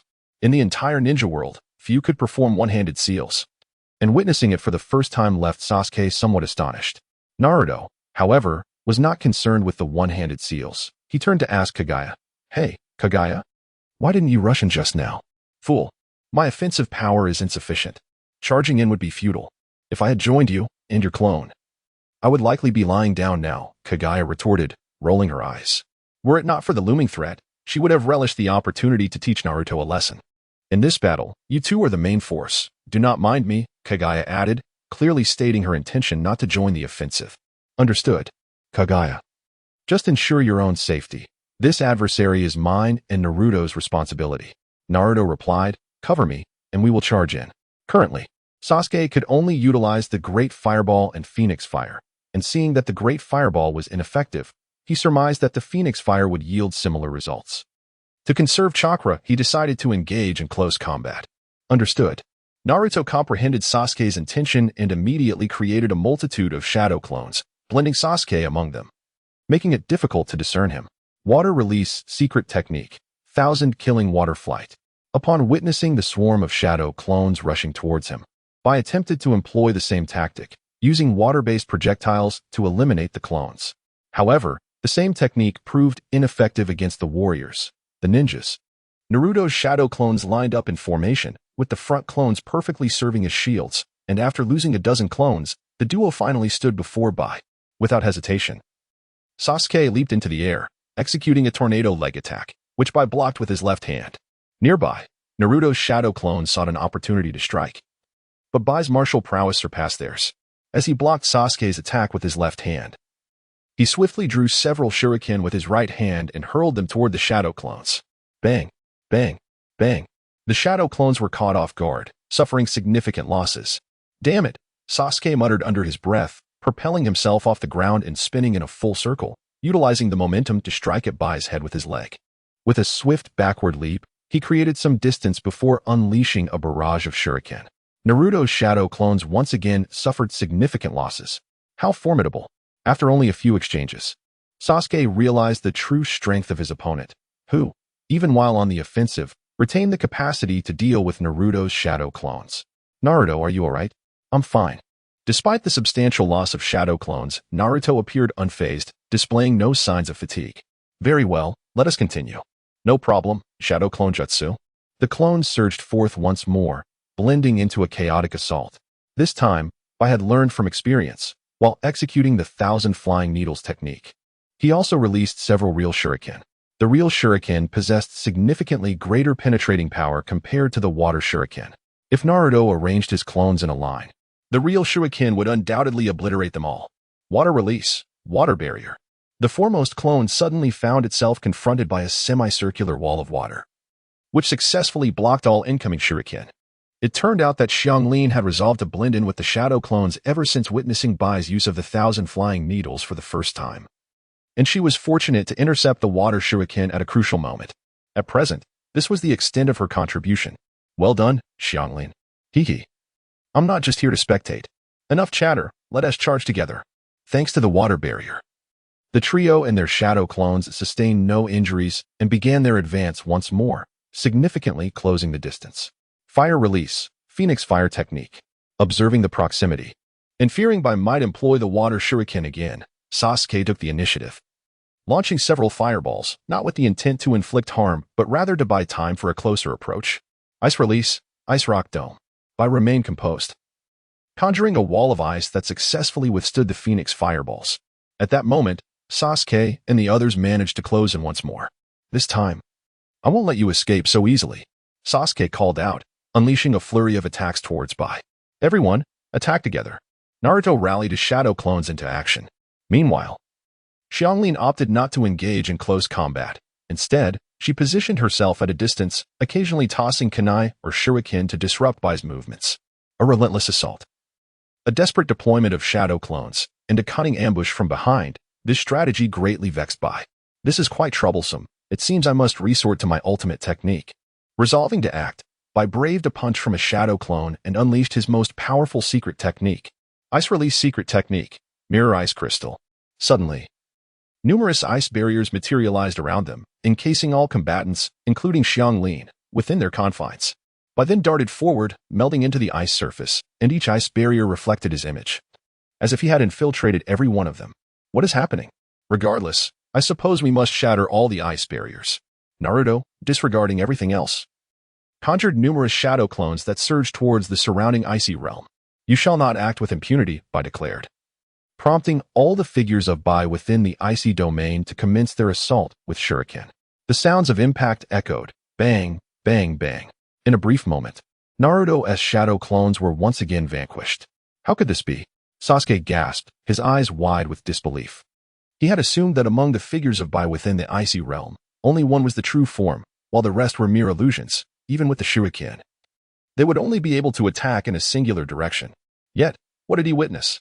Every single figure of Bai within the icy domain was capable of unleashing shuriken. This was utterly absurd. However, he reasoned that shattering the icy domain would suffice. Since it was crafted from ice, then. Fire style, great fireball technique. Sasuke's plan was splendid. By utilizing the intense heat of fire style to weaken the icy realm, he would successfully dismantle the magic mirror ice crystal. Yet, how could the magic mirror ice crystal, a trump card for Bai, be so easily destroyed? The meager temperature of the great fireball had no effect on the icy realm whatsoever. Impossible, Sasuke uttered in disbelief. His great fireball had proven utterly ineffective. Such a degree of heat could not possibly melt the ice. Bai's indifferent words undoubtedly provoked Sasuke. He understood that if only his chakra were stronger and his firepower slightly more potent, perhaps these icy barriers would succumb to his assault. Alas, it was too late to ponder such matters. His strength could not surge suddenly, and he could only face the enemy's onslaught with caution. Here it comes. Bai kindly warned before the impending attack. Was it coming? With kunai in hand, Sasuke remained vigilant. Suddenly, water shuriken rained down upon him from all directions, striking before he could react. The excruciating pain forced a cry from Sasuke. Sasuke! He heard Naruto's voice, filled with frustration. Once more, Naruto summoned shadow clones, hoping to divert some of the incoming fire, while Sai hastily formed seals to invoke the water barrier, aiming to defend against the onslaught of water shuriken. Yet, it proved futile. The moment Naruto's shadow clones emerged, they were obliterated by the water shuriken. Sai had not completed his seals before he too fell victim to the relentless assault. Faced with an unending barrage of water shuriken, despair enveloped the trio. Meanwhile, Itamakoto remained oblivious to Kakashi and the three young warriors engaged in a fierce battle. He was preoccupied with finding a way to dislodge Ranmaru from Raiga's back. Ranmaru was innocent, and Itamakoto could not allow collateral damage while seeking to defeat Raiga. Raiga, I wish to negotiate, Itamakoto stated, as Raiga, battered and bruised, paused momentarily before responding. Let us discuss it after I've killed you. Great. A lunatic is beyond reason. It seems I must devise an alternative strategy. Donning sunglasses, Itamakoto swiftly created 5 shadow clones, forming a circular encirclement around Raiga. Lightning style, lightning feast. What the hell, not this move again. Upon witnessing Leia thrust his dual blades into the ground, Ito Masaru sensed impending doom and promptly leapt into the air. In his understanding, Lei Yan's technique merely allowed electricity to flow through the earth. Thus, by elevating himself off the ground, he believed the technique would lose its effectiveness. Indeed, upon landing alongside his shadow clones, the effects of Lei Yan had vanished. Seizing the opportunity, during the brief interlude of Leia's ninjutsu cooldown, Ito Masaru positioned 4 shadow clones at the forefront, while another clone meticulously targeted the chance to dislodge Ranmaru from Leia's back. Unbeknownst to Leia, Ito Masaru's true objective was Ranmaru, and in a moment of oversight, he was caught off guard. The clone, having successfully secured Ranmaru, swiftly retreated from the battlefield, placing him in a location safe from the fray. Upon realizing that Ranmaru had fallen into the enemy's grasp, Leia was struck with panic. After dispatching a few shadow clones with fervor, he set his sights on pursuit. However, Ito Masaru had just liberated Ranmaru. He would not allow Leia to reclaim him so effortlessly.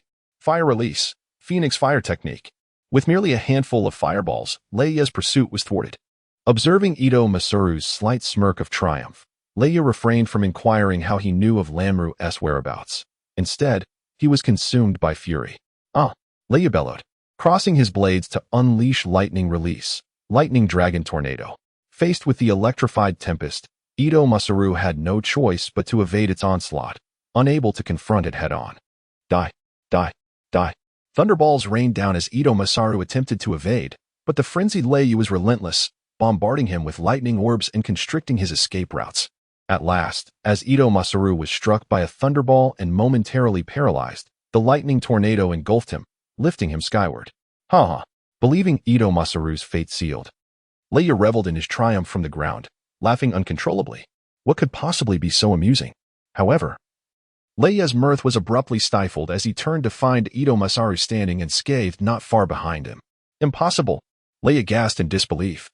He had clearly seen Ito Masaru swept away into the sky, yet here he stood, unharmed. With your intellect, it is quite beyond your grasp to comprehend, Ito Masaru remarked. A hint of derision lacing his words. Leia felt insulted, desperately recalling the earlier events. Suddenly, a revelation dawned upon him, and he gazed at Ito Masaru, uncertainly inquiring. Shadow clone? Now it was Ito Masaru's turn to be astonished. This fool had deduced the truth. It seemed that even madness bore a touch of wisdom. Considering this, Ito Masaru regarded Leia with newfound respect, almost as if he had stumbled upon something of great significance. Curse you. What kind of gaze is that? I am one of the 7 blades. I am not a fool. Of course, I can comprehend such trivial tactics in hindsight. Your greatest mistake was refraining from launching a surprise attack on me. As he spoke, the twin blades intersected, summoning the heavens' lightning to cascade upon them. At that moment, Leia was enveloped in a shimmering aura of electricity. What on earth is happening? Is he transforming like a scion? The initial stance indeed bore a striking resemblance to the transformation of a scion. Lightning release, sky-splitting thunder serpent. Infuriated beyond measure by Ito Makoto, Leia unleashed his most formidable ninjutsu. As he completed his charge, he swung the dual blades fiercely in Ito's direction, the lightning coalescing into a barrage of striking electric serpents. Faced with Leia's powerful technique, Ito dared not underestimate it and swiftly attempted to evade. Yet, with each swing of the blade, hundreds of electric serpents were birthed, and Leia's rate of attack was breathtakingly rapid. Having dodged once and twice, could he possibly evade a third time? Ito was struck by the electric serpents, pain coursing through his body as if thousands of needles were piercing him. Die, die, die. Hearing Ito's cries, Leia was exhilarated, his swinging frequency escalating, embodying a spirit of mutual destruction. This technique exacted a tremendous toll on him.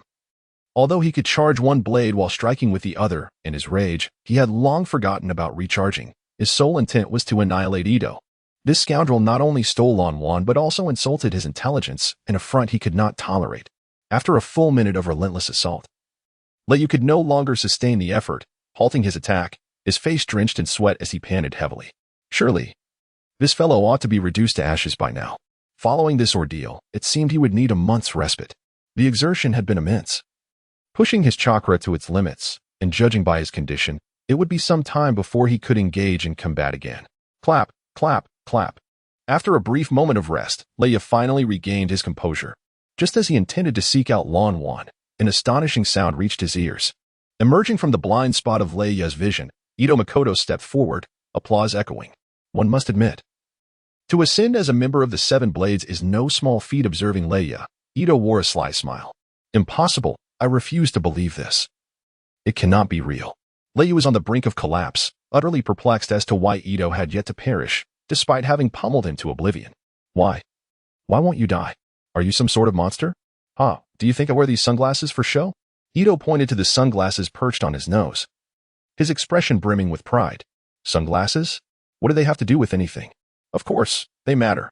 The moment I donned these sunglasses, I activated my 3-tomo Sharingan. With the enhancement of the Sharingan, Ito ensnared Leia in a genjutsu, rendering him utterly oblivious to the illusion. Had Leia been aware of Ito's Sharingan, he would likely have taken precautions. After all, those in the ninja world knew better than to meet the gaze of a Sharingan wielder. Alas, Leia remained unaware of Ito's eyes, and thus, his predicament was not entirely unjust. It is time for this farce to come to an end. Indeed, it is a farce. In his eyes, whether it is the task of bridge building in the land of waves or the battle itself, it is nothing but a farce. If he were to take things seriously, neither Zabuza nor Raigo would stand a chance against him alone. Abundant chakra and numerous trump cards afford him a sense of arrogance. Meanwhile, Kakashi, facing Zabuza, was drenched in sweat after a prolonged struggle. Just moments ago, as Zabuza's attack failed to land, Kakashi seized the opportunity to retreat and cleverly employed the tracking fong technique. This time, Pakken did not make an appearance. Instead, like the other Nikin, he had burrowed underground. Kakashi did not issue orders to search for Zabuza, choosing instead to remain vigilant and wait for an opportunity. The lengthy confrontation had worn both Kakashi and Zabuza down considerably. Every assault carried a degree of risk. When Zabuza attacked Kakashi, the latter could retaliate effectively. Moreover, maintaining the mist concealment technique was a significant drain on his chakra reserves. Boom. In the distance, where Itachi faced Raiga, Zabuza observed a torrent of lightning cascading from the clouds, signaling that Raiga was undoubtedly embroiled in a fierce struggle. Otherwise, he would not resort to using his ultimate technique. It was imperative to swiftly resolve matters with Kakashi. Zabuza harbored no belief that Raiga could triumph over Itachi. Should Itachi emerge victorious while he himself remained entangled with Kakashi, his situation would become exceedingly precarious. Thus, he was compelled to take risks. Clang! Bang! After yet another failed ambush, Zabuza did not retreat immediately. Instead, he engaged Kakashi in close-quarters combat, cutting off the chakra supply for the mist concealment technique. The element of surprise and the advantage of weaponry rendered Kakashi's defense exceedingly arduous. Fortunately, with the aid of his Sharingan, he managed to hold his ground. Albeit with great difficulty. Kakashi, give up. You witnessed the lightning just now. It was Raiga's ultimate technique. Itachi is surely dead, Zabuza taunted. Huh. Itachi will not be so easily vanquished, Kakashi retorted, remaining unfazed as he meticulously observed Zabuza's every move. He awaited the opportune moment for his Nikin to surge forth from the ground and subdue Zabuza in an instant. This was a battle of patience. Kakashi was unhurried. Yet Zabuza grew increasingly frantic, his attacks becoming more ferocious and his techniques more extravagant. Finally, as Kakashi evaded another deadly strike, he forcefully slammed his left hand onto the ground. Instantly, the dogs hidden underground burst forth, each seizing a part of Zabuza, firmly restraining him. What? Zabuza was taken aback, completely unaware that Kakashi had retained a trump card. Now, ensnared by several formidable Nikin, he exerted all his strength but could not break free. Am I truly to perish here? He pondered. No, I believe there is still a chance for rescue. As Kakashi observed the inner turmoil of Zabuza, he realized that Zabuza had been completely subdued. Any attempt to use ninjutsu would result in his demise. Many were aware that I had replicated thousands of jutsu. Yet few knew that I had actually devised a technique of my own. With the situation favoring me, Kakashi exhaled with relief and prepared to showcase his self-created jutsu. In an effort to enhance the dramatic effect, he deliberately slowed his hand seals, ensuring that Zabuza would perceive every detail. It must be said that this display was refreshingly distinctive. Not only did it illustrate Kakashi's prowess, but it also instilled formidable dread in his opponent. Just as Kakashi was about to complete his jutsu, both he and Zabuza sensed a surge of powerful and malevolent chakra.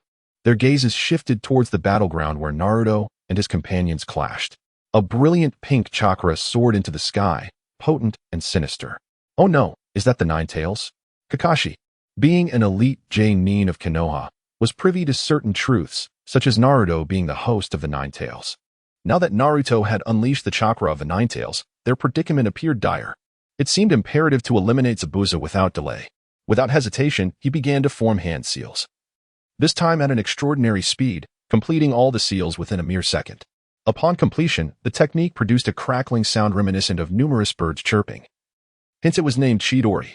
Additionally, due to its ability to cleave through lightning, it was also referred to as Raikiri. Prepare yourself for my singularly self-created jutsu. In this critical moment, Kakashi did not forget to maintain his bravado. His right hand, now charged with lightning, was poised to strike Zabuza's heart, signaling the imminent end of the confrontation. Zabuza, brace yourself for your demise. With that declaration, Kakashi surged forward, charging at Zabuza. The Chidori required a swift dash to unleash its full potential, yet such rapid movement could hinder visibility of the opponent, thus making the wielder's Sharingan essential. Kakashi possessed the Sharingan, as did Sasuke, which allowed them to elevate this technique to new heights. In a heartbeat, Kakashi reached Zabuza. His electrified right hand aimed directly at Zabuza's heart. Wait, do not kill him. At that pivotal moment, the voice of Itachi resonated in Kakashi's ears. Kakashi was perplexed as to why Itachi wished to intervene. Had he not initiated his attack, he would have undoubtedly halted. However, it was too late to withdraw. His right hand was nearing Zabuza's left side, leaving him with no choice but to exert force, slightly distancing his strike from Zabuza's heart. The Chidori struck Zabuza's chest, causing him to cough up a mouthful of blood. At that moment, Itachi appeared beside Kakashi, holding the seemingly lifeless Raiga, while his shadow clone carried Ranmaru on his back. What is happening? Now is not the time for explanations. Hurry to Naruto and the others. Understood. The situation is urgent, and Kakashi did not ask further. After dispelling the summoning jutsu, he departed swiftly towards Naruto's direction. I remarked to Zabuza, had it not been for my intervention earlier, you would be dead by now. Would you not agree that I have saved your life? With the control of the canines lifted, Zabuza collapsed to the ground, while Makoto squatted beside him, speaking in a calm tone. Ahem, if you're going to kill me, just do it. Spare me the unnecessary chatter. Zabuza is not one to fear death. Otherwise, he would not have attempted to assassinate the Mizukage. Do not be so pessimistic. All you need to do is agree to join us in Konoha, and I will spare your life. Join Konoha? Would the Hokage permit that? Who would wish for death when life is still an option? By joining Konoha, not only would he avoid death, but he would also escape the assassination squads of the Mist Shinobi. It would be foolish to refuse such an offer. However, he is a rogue ninja. Would Konoha accept him? Rest assured, if I dare to make such a proposition, there is absolutely no issue. Just tell me, will you join or not? Ahem. Do I really have a choice? Of course, I shall join. Haha, a wise decision. With Zabuza's agreement to join Konoha confirmed, Itamekoto produced the Fountain of Life and poured approximately a milliliter for Zabuza to drink. What is this? It is a valuable elixir. Open your mouth and drink. Zabuza's injuries were severe. Although he had avoided damage to his heart, the electric shock from Chidori was no trifling matter. If left untreated, he would perish in moments. To prevent Zabuza from dying, Itamekoto had no choice but to expend a small amount of the Fountain of Life to save him. A mere milliliter would not restore all his injuries, but it would certainly elevate him from a state of near death to one of serious injury, which was quite manageable. It goes without saying. The Fountain of Life is so precious that he would not waste it on excessive doses. That would be utterly wasteful. As Zabuza imbibed the elixir, he felt his bodily functions being revitalized, the wound on his chest healing at an astonishing pace, and the internal damage from the electric shock mending rapidly. This sensation was tingling and delightful, unlike anything he had ever experienced. After 10 seconds, this pleasurable feeling abruptly vanished. I feel completely healed? That is merely an illusion. Itamekoto, unaware of Zabuza's sensations, spoke based on his understanding. You appear to be fine now. But that small amount of elixir only repaired surface wounds. Should you sustain any further attacks, even from a C-rank jutsu, you would revert to your previous near-fatal condition. Zabuza gazed deeply at Itamekoto, refraining from inquiring why he did not provide more elixir. It was evident that such elixir was rare. He felt grateful that Itamekoto had offered even a small amount to save him. Very well, as long as you remain uninjured. You are no different from a normal person now. Let us hasten to Naruto's side. Without hesitation, Zabuza swiftly followed behind Itachi, racing towards the battlefield of the young ones. By the time Zabuza and Itachi arrived, the battle had already concluded. Sasuke and Naruto lay unconscious, while Karen struggled to maintain her composure. Sitting on the ground and gasping for breath, not far in front of her, Kakashi was holding a kunai against Haku's neck, clearly having regained control of the situation. All right. Kakashi, the fight is over, Itachi remarked as he approached, prompting Kakashi to lower his kunai and begin assessing the injuries of the three young ninjas. Kakashi-sensei, how are Sasuke and Naruto? They're fine, merely exhausted, Kakashi replied, glancing at Haku. Despite the grievous appearance of Naruto and Sasuke's injuries, Kakashi could discern that they had avoided any critical harm. Their current state of unconsciousness was more a result of fatigue than of their wounds. That's a relief. Karen sighed, feeling a weight lift off her shoulders. Earlier, when Sasuke was on the brink of defeat, she had contemplated letting him bite her, thus restoring his chakra so he could continue fighting. However, after Itachi rescued her from the Grass Village ninjas, she had been advised not to use such abilities lightly, reserving them for those she could trust. If her powers were exposed, the consequences could be dire, as evidenced by her deceased mother. Thus, she hesitated. In the presence of Itachi, she could have acted without reservation, but regarding Sasuke, their relationship had not yet reached that level of intimacy, leaving her in a state of profound conflict. Fortunately, just as she was wrestling with her indecision, Naruto erupted with power. Karen was unaware of the nature of the chakra that surged forth, only recognizing its overwhelming and sinister presence. Her keen senses nearly betrayed her to fear. Thankfully, Naruto seemed capable of distinguishing friend from foe, as he managed to repel Haku, shattering the icy barrier before succumbing to unconsciousness himself. Soon after, Kakashi arrived. No one has perished. This is indeed a fortunate outcome. Indeed, no fatalities is the best possible result. Itachi, you ought to clarify the situation for me, Kakashi requested, reassured that his three subordinates were out of immediate danger. This matter is quite straightforward, Zabuza, you incompetent fool. How could you fail such a simple task and end up in the enemy camp? Truly, a rogue ninja is nothing but a disgraceful burden. Just as Itachi was about to elucidate further, Kato appeared with a band of ruffians, accompanied by a multitude of villagers. Damn Kato. I want to allow you to destroy the bridge. One villager shouted. Numbers are on our side. Fear not. Let us confront Kato. At most, Kato's faction numbered a mere 10, while the villagers surpassed 50. In terms of sheer numbers, Kato's group was at a distinct disadvantage, having never experienced high-stakes warfare. Only familiar with the petty squabbles of the week, Kato found himself intimidated by a throng of villagers. He shouted to his bodyguard, "You fool, swiftly ensure my escape. Do not allow Kato to flee. Eliminate him." As Kato attempted to retreat, the villagers, resolute in their determination, brandished their weapons and surged towards him. Fortunately, Kato, being astute, escaped to his vessel amidst the chaos. Once he perceived the absence of danger, he began to boast, "A band of lowly peasants. Upon my return, I shall rally my forces, prepare for your reckoning." However, his bluster did little to instill fear in the villagers, who stood atop the incomplete bridge, cheering loudly.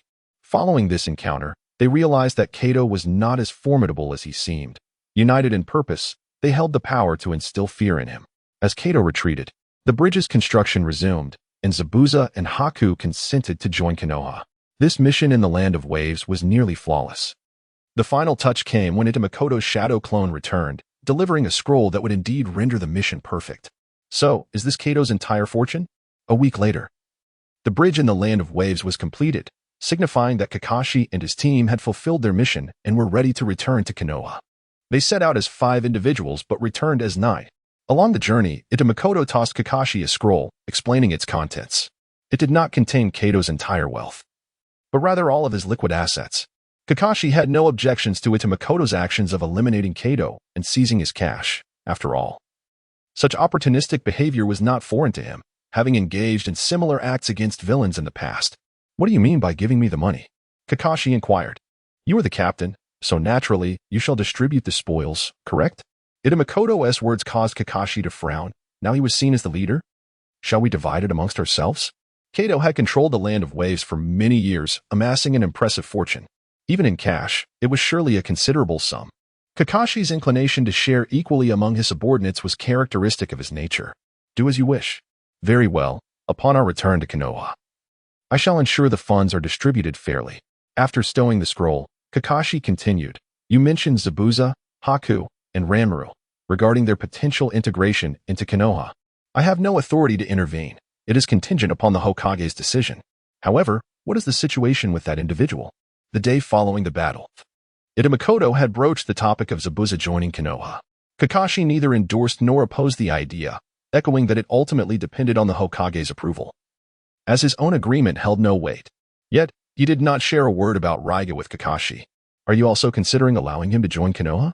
During these days, Kakashi had interacted with Haku and Ranmaru, gaining some insight into their personalities. Only Rhea, from the very beginning, lay unconscious like a lifeless dog. He had no opportunity to encounter Rhea, yet he gleaned some information about him from Zabuza. This knowledge led Kakashi to conclude that Rhea could never be allowed to join Konoha. He was clearly a madman, perpetually muttering about conducting funerals. Not only was he deranged, but he was also a murderous fiend. Rest assured, I have no intention of allowing him into Konoha either. The reason I am bringing him back is that I wish to present a gift to Guy. Is this the gift? Currently, Rhea remains in a state of unconsciousness, being carried by Itachi's shadow clone. Only at mealtime does Itachi awaken Rhea, and after dining, he renders him unconscious once more. Huh, you are giving a man as a gift to Guy? I don't recall Guy having any peculiar preferences. Itachi cast Kakashi a sidelong glance and replied, "You know how Guy's father met his end. I am bringing him back so that Guy can exact vengeance on his foe." "I see." Kakashi was well aware of the circumstances surrounding Guy's father. It had caused quite a stir in Konoha. No one expected that a mere lowly genin, after employing the 8 Gates technique, could prove so formidable. 4 of the 7 ninja swordsmen of the mist were slain, with 3 fleeing. This battle not only saved his son but also restored his own honor. He might die was no mere waste. Phew, we are finally back. After 3 days of rapid travel, Kakashi's group reached the entrance of Konoha. The journey had been slow due to the presence of the ordinary Dizuna. Now, having completed their mission, the pace was further hampered by the presence of several lower-ranked ninjas in the team. Otherwise, they could have returned in 2 days. "All right, Naruto. You 3 head back to rest. Itachi and I will go to the Hokage Tower to report our mission." "Understood, Kakashi-sensei." After spending a few days together, Naruto and his companions had become relatively familiar with Haku. Following the battle, Kakashi had informed them that had it not been for Haku's mercy during combat, they would have perished. This revelation instilled a modicum of goodwill towards Haku. During their time together, the trio came to understand that Haku was, in fact, a kind-hearted individual. With this understanding, it was only natural for them to forge a friendship with Haku. As for Zabuza, his masked visage suggested a face marred by excess flesh, rendering him far less appealing compared to the stunningly beautiful Haku. It must be said, the importance of appearance transcends worlds. Hokage-sama, we have returned. Upon reaching the second floor of the Hokage's office building, Itachi gestured for Zabuza and the others to wait outside momentarily. He did not knock but instead kicked the door open and strode in. The moment he entered, Itachi observed the Hokage seemingly in a fluster, hastily tidying up something. His expression tinged with embarrassment. Familiar with the Hokage's habits, Itachi instantly understood. Hokage-sama, you aren't engaged in that again, are you? Humph. Upon seeing the newcomers, Makoto and Kakashi, the third Hokage cleared his throat theatrically and remarked, "It is merely a C-rank mission. Why have you only just returned? Was there some unforeseen circumstance?" The elder adeptly shifted the conversation, refraining from wasting words on trivial matters. Indeed, there were unexpected developments. Makoto gestured to Kakashi, indicating that it was his turn to report on the mission. Lord Hokage, the situation is as follows. After a series of animated exchanges, the third Hokage grasped the general outline of events and sighed, addressing Makoto. "Ah, Makoto, you truly are a harbinger of chaos. Why is it that every time you undertake a village mission, calamities ensue?" Makoto also felt a sense of foreboding. Previously, he had attributed the misfortunes to the elder's assignments, which were consistently fraught with complications. However, this time, the mission in the Land of Waves was clearly delineated in the original narrative. And yet a rogue named Raiga emerged from the shadows. Who could one possibly hold accountable for that? Now, regarding the matter of Zabuza joining Konoha, what are your thoughts? After some lighthearted banter, the third Hokage broached the serious topic. I had envisioned, not too far into the future, that Konoha would. Makoto had yet to complete his thought when the third Hokage interjected, turning to Kakashi, "Kakashi, you have worked hard. Please take your leave and rest." It was evident that the elder wished to shield Kakashi from knowledge of Makoto's foresight and sought an excuse to dismiss him. Kakashi, understanding the implicit cue, said nothing further and exited the office. "So, you wish for them to join us to bolster Konoha's strength?" Once Kakashi had departed, the two resumed their previous discussion. Indeed, Zabuza possesses the strength of an elite J-nin, while Haku's prowess is on par with that of an elite CH-nin, complemented by his bloodline limit of ice release. Although Lamuro may lack significant power, his red-eyed bloodline is a natural counter to the Byakugan, should it fall into the hands of our adversaries. It could indeed pose a substantial threat to Konoha. Have you considered the implications regarding the village hidden in the mist? Both Zabuza and Haku are rogue ninja from there. Their conspicuous presence in Konoha will not go unnoticed for long. Soon enough, the Mist Village will demand their return. Will we comply or resist? Certainly, we shall not comply. Makoto asserted with unwavering resolve. The Mist Village is still grappling with its own turmoil. As long as we persist in asserting that Zabuza has perished, do you think the Mist would dare to wage war against us? Recently, the fifth Mizukage, Terumi Mei, had ascended to power. The fourth Mizukage, controlled by Obito during his reign, had instigated the horrific Bloody Mist campaign, significantly diminishing the village's strength and rendering it the weakest among the 5 great shinobi villages. With Terumi Mei now in charge, she was still occupied with restoring her village and would hardly risk provoking Konoha. Let Zabuza acquire a new weapon and then have him and Haku join the Anbu. Perfect. Perfection, however, was an elusive concept. Makoto still underestimated the complexities of the situation. Yet the elder remained intrigued by the prospect. As Makoto remarked, it is inconceivable for the Mist Village to engage in combat with Konoha. Therefore, taking in both Zabuza and Haku, acquiring a formidable J-nin and an exceptionally promising CH-nin is undoubtedly a wise transaction. Concerning Ranmaru, the elder does not seem particularly concerned. Despite his bloodline being a natural counter to the Byakugan, he possesses little actual strength. As long as he does not fall into the hands of others, Ranmaru poses no significant threat. Very well. Please invite them in. All right. Yes. Turning around, Makoto silently signaled AV with his fingers, understanding that the elder had acquiesced to his proposal. Otherwise, he would not have been sent to summon Zabuza, but rather to directly engage with the Anbu. "Greetings, Hokage-sama," Zabuza said as he entered, Haku carrying Ranmaru on his back. Meanwhile, Rei was still unconscious, being supported by Makoto's shadow clone. Ignoring Rei, the third Hokage spoke directly to Zabuza. In principle, I consent to your joining Konoha. However, as a condition, the three of you must be separated. Ranmaru was indifferent. After all, he was not particularly familiar with Zabuza or Haku, so separation was of little consequence. However, Haku found this notion difficult to accept. He had been by Zabuza's side for many years. Had it not been for Zabuza, he would have met his demise long ago. Now, hearing the third Hokage suggest a separation from Zabuza, his subconscious immediately bristled with resistance. Of course, this was not a permanent separation. It was merely a temporary measure. The elder did not specify how long this period would last, but it was likely to be substantial. May I inquire, Hokage-sama, how shall we be arranged? Quite simply. The third Hokage replied. Zabuza must renounce his executioner's blade and subsequently go into hiding within the Anbu. Haku will teach at the Ninja Academy, and I will find a family to adopt Ranmaru. Would you accept such an arrangement? Zabuza's prowess did not solely rely on his blade. Even if he relinquished his executioner's weapon, his overall abilities would remain largely intact. Going into the Anbu would facilitate his concealment. Yet the thought of separating from Haku brought him a subtle pang of reluctance. I assure you, in 3 years, at most 3 years, you and Haku will be able to appear openly anywhere, Makoto stated, fully aware of the bond between Zabuza and Haku, thus providing a definitive time frame. 3 years is neither excessively long nor short. In the original narrative, 3 years later marks the onset of the Shippuden arc. However, with Makoto's influence in this world of Hokage, is there truly a necessity for another so-called ninja world war? 3 years, Makoto was confident that, should his plan proceed smoothly, by that time he would undoubtedly dominate the various forces of the ninja world, subduing any who dared to oppose him. With a system backing him, such confidence is only natural. The third Hokage did not reject Makoto's proposed time frame. He was unaware of the reasons behind Makoto's assurance that they would be able to appear openly in 3 years, yet he trusted Makoto, believing he would not act recklessly. Just as Acheron stated, in no more than 3 years, you shall no longer need to hide your identities. What do you think? Consider it. 3 years is, in truth, quite a brief span. Upon entering Konoha, Zabuza found himself devoid of choices. He could either acquiesce to Konoha's demands, effectively selling his life to them, or perish in that very moment.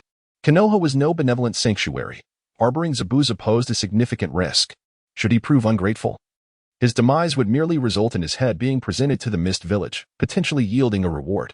Each ninja village possesses its own methods of intelligence gathering. Even in death, certain information can be extracted from a person's mind. As a formidable jonin, Zabuza undoubtedly harbored knowledge of interest to Kirigakure. For instance, what motivated his assassination attempt on the Mizukage? The crux of the matter now lay in Zabuza's decision. Very well, I consent, Zabuza declared. With his agreement, Haku followed suit. As the third Hokage remarked, 3 years is but a fleeting moment. You may depart for now. I shall make the necessary arrangements for you. With that, Zabuza and Haku bowed respectfully to the third Hokage and prepared to leave, accompanied by Kurai. Wait a moment, Makoto called out to Zabuza. Since you are changing weapons, might I procure that greatsword? Zabuza nodded in affirmation, stating, no problem. He then handed the weapon over to Makoto. Upon receiving the sword, and noticing Zabuza and the others had exited, Makoto promptly submitted it to the system, reaping a considerable profit. AKA, where is the sword? Such a large blade. Where have you placed it? The executioner's sword had vanished from Makoto's grasp within mere moments, leaving the well-traveled elder somewhat astonished. The sword? I have sold it. Sold it?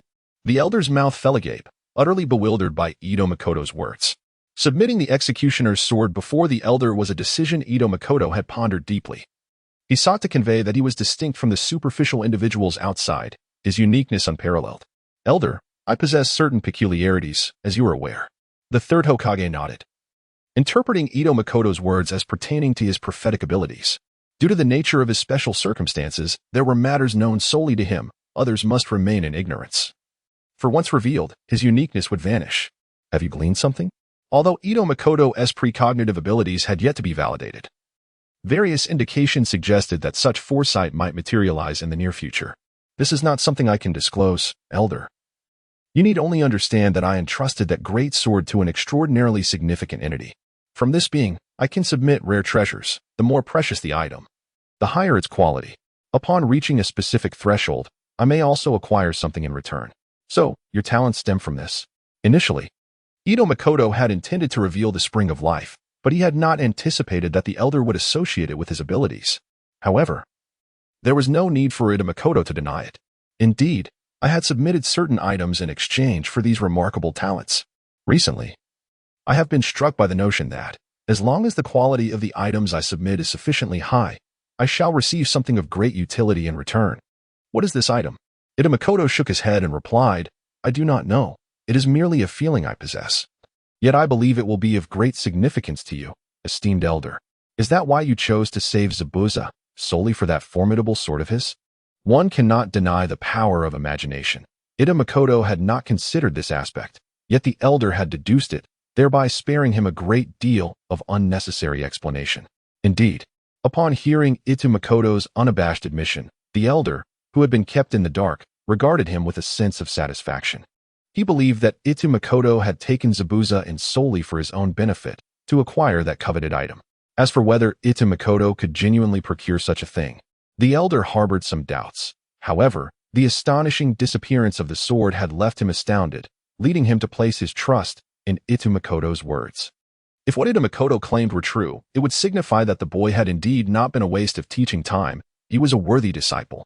Thus, how many more items will you require to exchange for that item? Perhaps a few more, Ito Makoto replied. Rare treasures, I presume? Understood. You shall remain in the village for the next few days. Do not wander about. I will gather some for you. Then, thank you, esteemed teacher. This expression of gratitude was sincere. If the elder could indeed procure some rare treasures for him, Ito Makoto would be able to amass another batch of source points. Furthermore, it would provide him a legitimate reason to present the Fountain of Life when the time came. Very well, let us refrain from any further discourse. The elder gestured towards Reiga and inquired, What do you intend to do with this individual? Ito Makoto shrugged and replied, I plan to hand him over to Kai for his own handling. The incident involving Mangekyu had been quite significant, and the third Hokage was certainly aware of it. Now that Ito Makoto had captured Reiga, he intended to pass him on to Kai without any objections from the third. I concur. Following interrogation by the Torture and Investigation Force, I shall personally deliver him to Kai. As one of the 7 swordsmen, Reiga must possess a wealth of intelligence. Delivering him directly to Kai would seem somewhat wasteful. After all, he was doomed, so it would be prudent to glean any valuable information he might possess. If significant intelligence were to be uncovered, it would be a considerable boon. Just ensure you handle it accordingly. Ito Makoto had no objections to the elder's approach. If there is nothing else, I shall take my leave. Very well, you may retire to rest. After Ito Makoto departed, the elder inhaled deeply from his pipe and mused softly, Makoto, I hope you will not disappoint me. As Hokage, he bore an immense burden of pressure. Whether it was regarding Ito Makoto's prophetic dreams or the items submitted today, such matters would seem utterly absurd to the average individual. Yet the third believed that Ito Makoto would not deceive him. He had invested too much in the boy. Should his foresight prove unreliable, while he might rejoice in Konoha's respite from calamity, he would face considerable censure from many. After all, in order to ascertain the veracity of that prophecy, he disregarded the opposition of many and undertook numerous endeavors. Now, it remains to be seen what Ito Makoto will unveil in a few days. This will enable him to form a preliminary judgment regarding Ito Makoto's trustworthiness. Having successfully deceived the third Hokage, several days have elapsed. On this particular day, the elder summoned Ito Makoto to the Hokage office building. Elder, I have arrived. Is there something you wish to discuss? With the upcoming Chunin exams approaching, Ito Makoto had been diligently training Shikurin, striving to ensure that she would not falter during the examination. Unbeknownst to Shikurin, she pondered why Ito Makoto had suddenly taken an interest in her training. Nonetheless, she relished the opportunity to train alongside him. As a mature woman, Shikurin occasionally introduced some unexpected benefits during their training sessions. For instance, she would wear an outwardly unremarkable outfit that, when wet, would become quite transparent.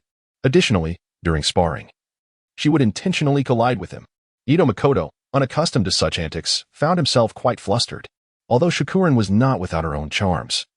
The intensity of their training over the past few days had left him rather irritated, causing him to momentarily forget certain matters. You've already forgotten in just a few days? The third Hokage shook his head, choosing not to dwell on it further. The items you requested are nearly ready. Upon hearing this, Ito Makoto finally recalled his inquiry. Oh? How many have you prepared? Are they of sufficient quality? Ordinary items will not suffice to please him. Rest assured, They are anything but ordinary. The elder clapped his hands, and in an instant, a member of the Anbu appeared, presenting a scroll to him before vanishing once more. Here, all the items are within. Let us not delay then. Ito Makoto felt a surge of anticipation. After all, the Hokage was presenting these items, and they should be of notable quality. If they were satisfactory, he would gain another wave of source points. Look how eager you are. The elder moved to the center of the office, an area spacious enough to accommodate whatever might emerge. With a resounding thud, the elder unfurled the scroll, revealing its contents. Ito Makoto's eyes widened in astonishment. The array of items was astounding. This was the armor once donned by the first Hokage, imbued with unique properties from years of use, which would accelerate the wearer's chakra recovery. These were the forehead protectors used by the second Hokage, which, when worn, would sharpen the mind and grant immunity to certain lower-level genjutsu. And this was a basin previously utilized by Lady Mido, the first Hokage's wife. Using it for bathing would save on soap expenses. The elder pointed at a pile of pots, pans, and various utensils, elaborating on their respective uses. Among them were indeed some remarkable items, such as the original armor and the second-generation S forehead protector. However, some items were quite ludicrous, like the bowl donated by the elder himself from the third generation. Indeed, this was the very bowl he used for meals, claiming that food served in it would taste extraordinarily delicious, deeming it a rare treasure. Watching the elder boast about it, Ito Makoto felt an overwhelming sense of exasperation. While the bowl might have some slight merit, the next item left him utterly bemused. The final piece was an unknown urinal, said to provide immense comfort during use, preventing any splattering or incomplete relief. It was a powerful tool, having served the first, second, and himself, the third Hokage. Regrettably, when he attempted to pass it down to the fourth, a rather unfortunate incident occurred. Seriously, the ancestral urinal of the Hokage had appeared. How could it be so impressive? Not even allowing for splattering? For heaven's sake, he could manage that himself. Elder, are you truly certain this isn't some elaborate jest aimed at me? Reluctantly, he decided to try out these items to see if they could indeed be submitted. The urinal, the bowl, and the armor were all items that Ito Makoto had previously submitted for which he could easily acquire with money. If these new items lacked any extraordinary functions, even if he submitted them to the system, he would gain not a single source point. He could only hope that, as the elder claimed, these items possessed some peculiar abilities. As he touched the objects, he silently wished to submit them. One by one, as he made contact, the items vanished. Before long, Ito Makoto had completed the submission. Elder, you have truly surprised me. After submitting, he was astonished to discover that each item held some unique functionality. The elder had not deceived him. Of course, the items varied in quality. The best among them could yield an A-grade ninjutsu source point, while the least would still provide a C-grade source point. Most astonishing of all was the urinal. Upon submission, the system clearly indicated that it could enhance the renal function of the user. What on earth? Enhancing kidney function by using a urinal? Well, the world is vast and filled with wonders. Ito Makoto learned not to underestimate any item, even if it is merely a urinal, as it might possess remarkable qualities. Having seen all the items vanish, the third-generation elder looked at him with eager anticipation. So, how did it go?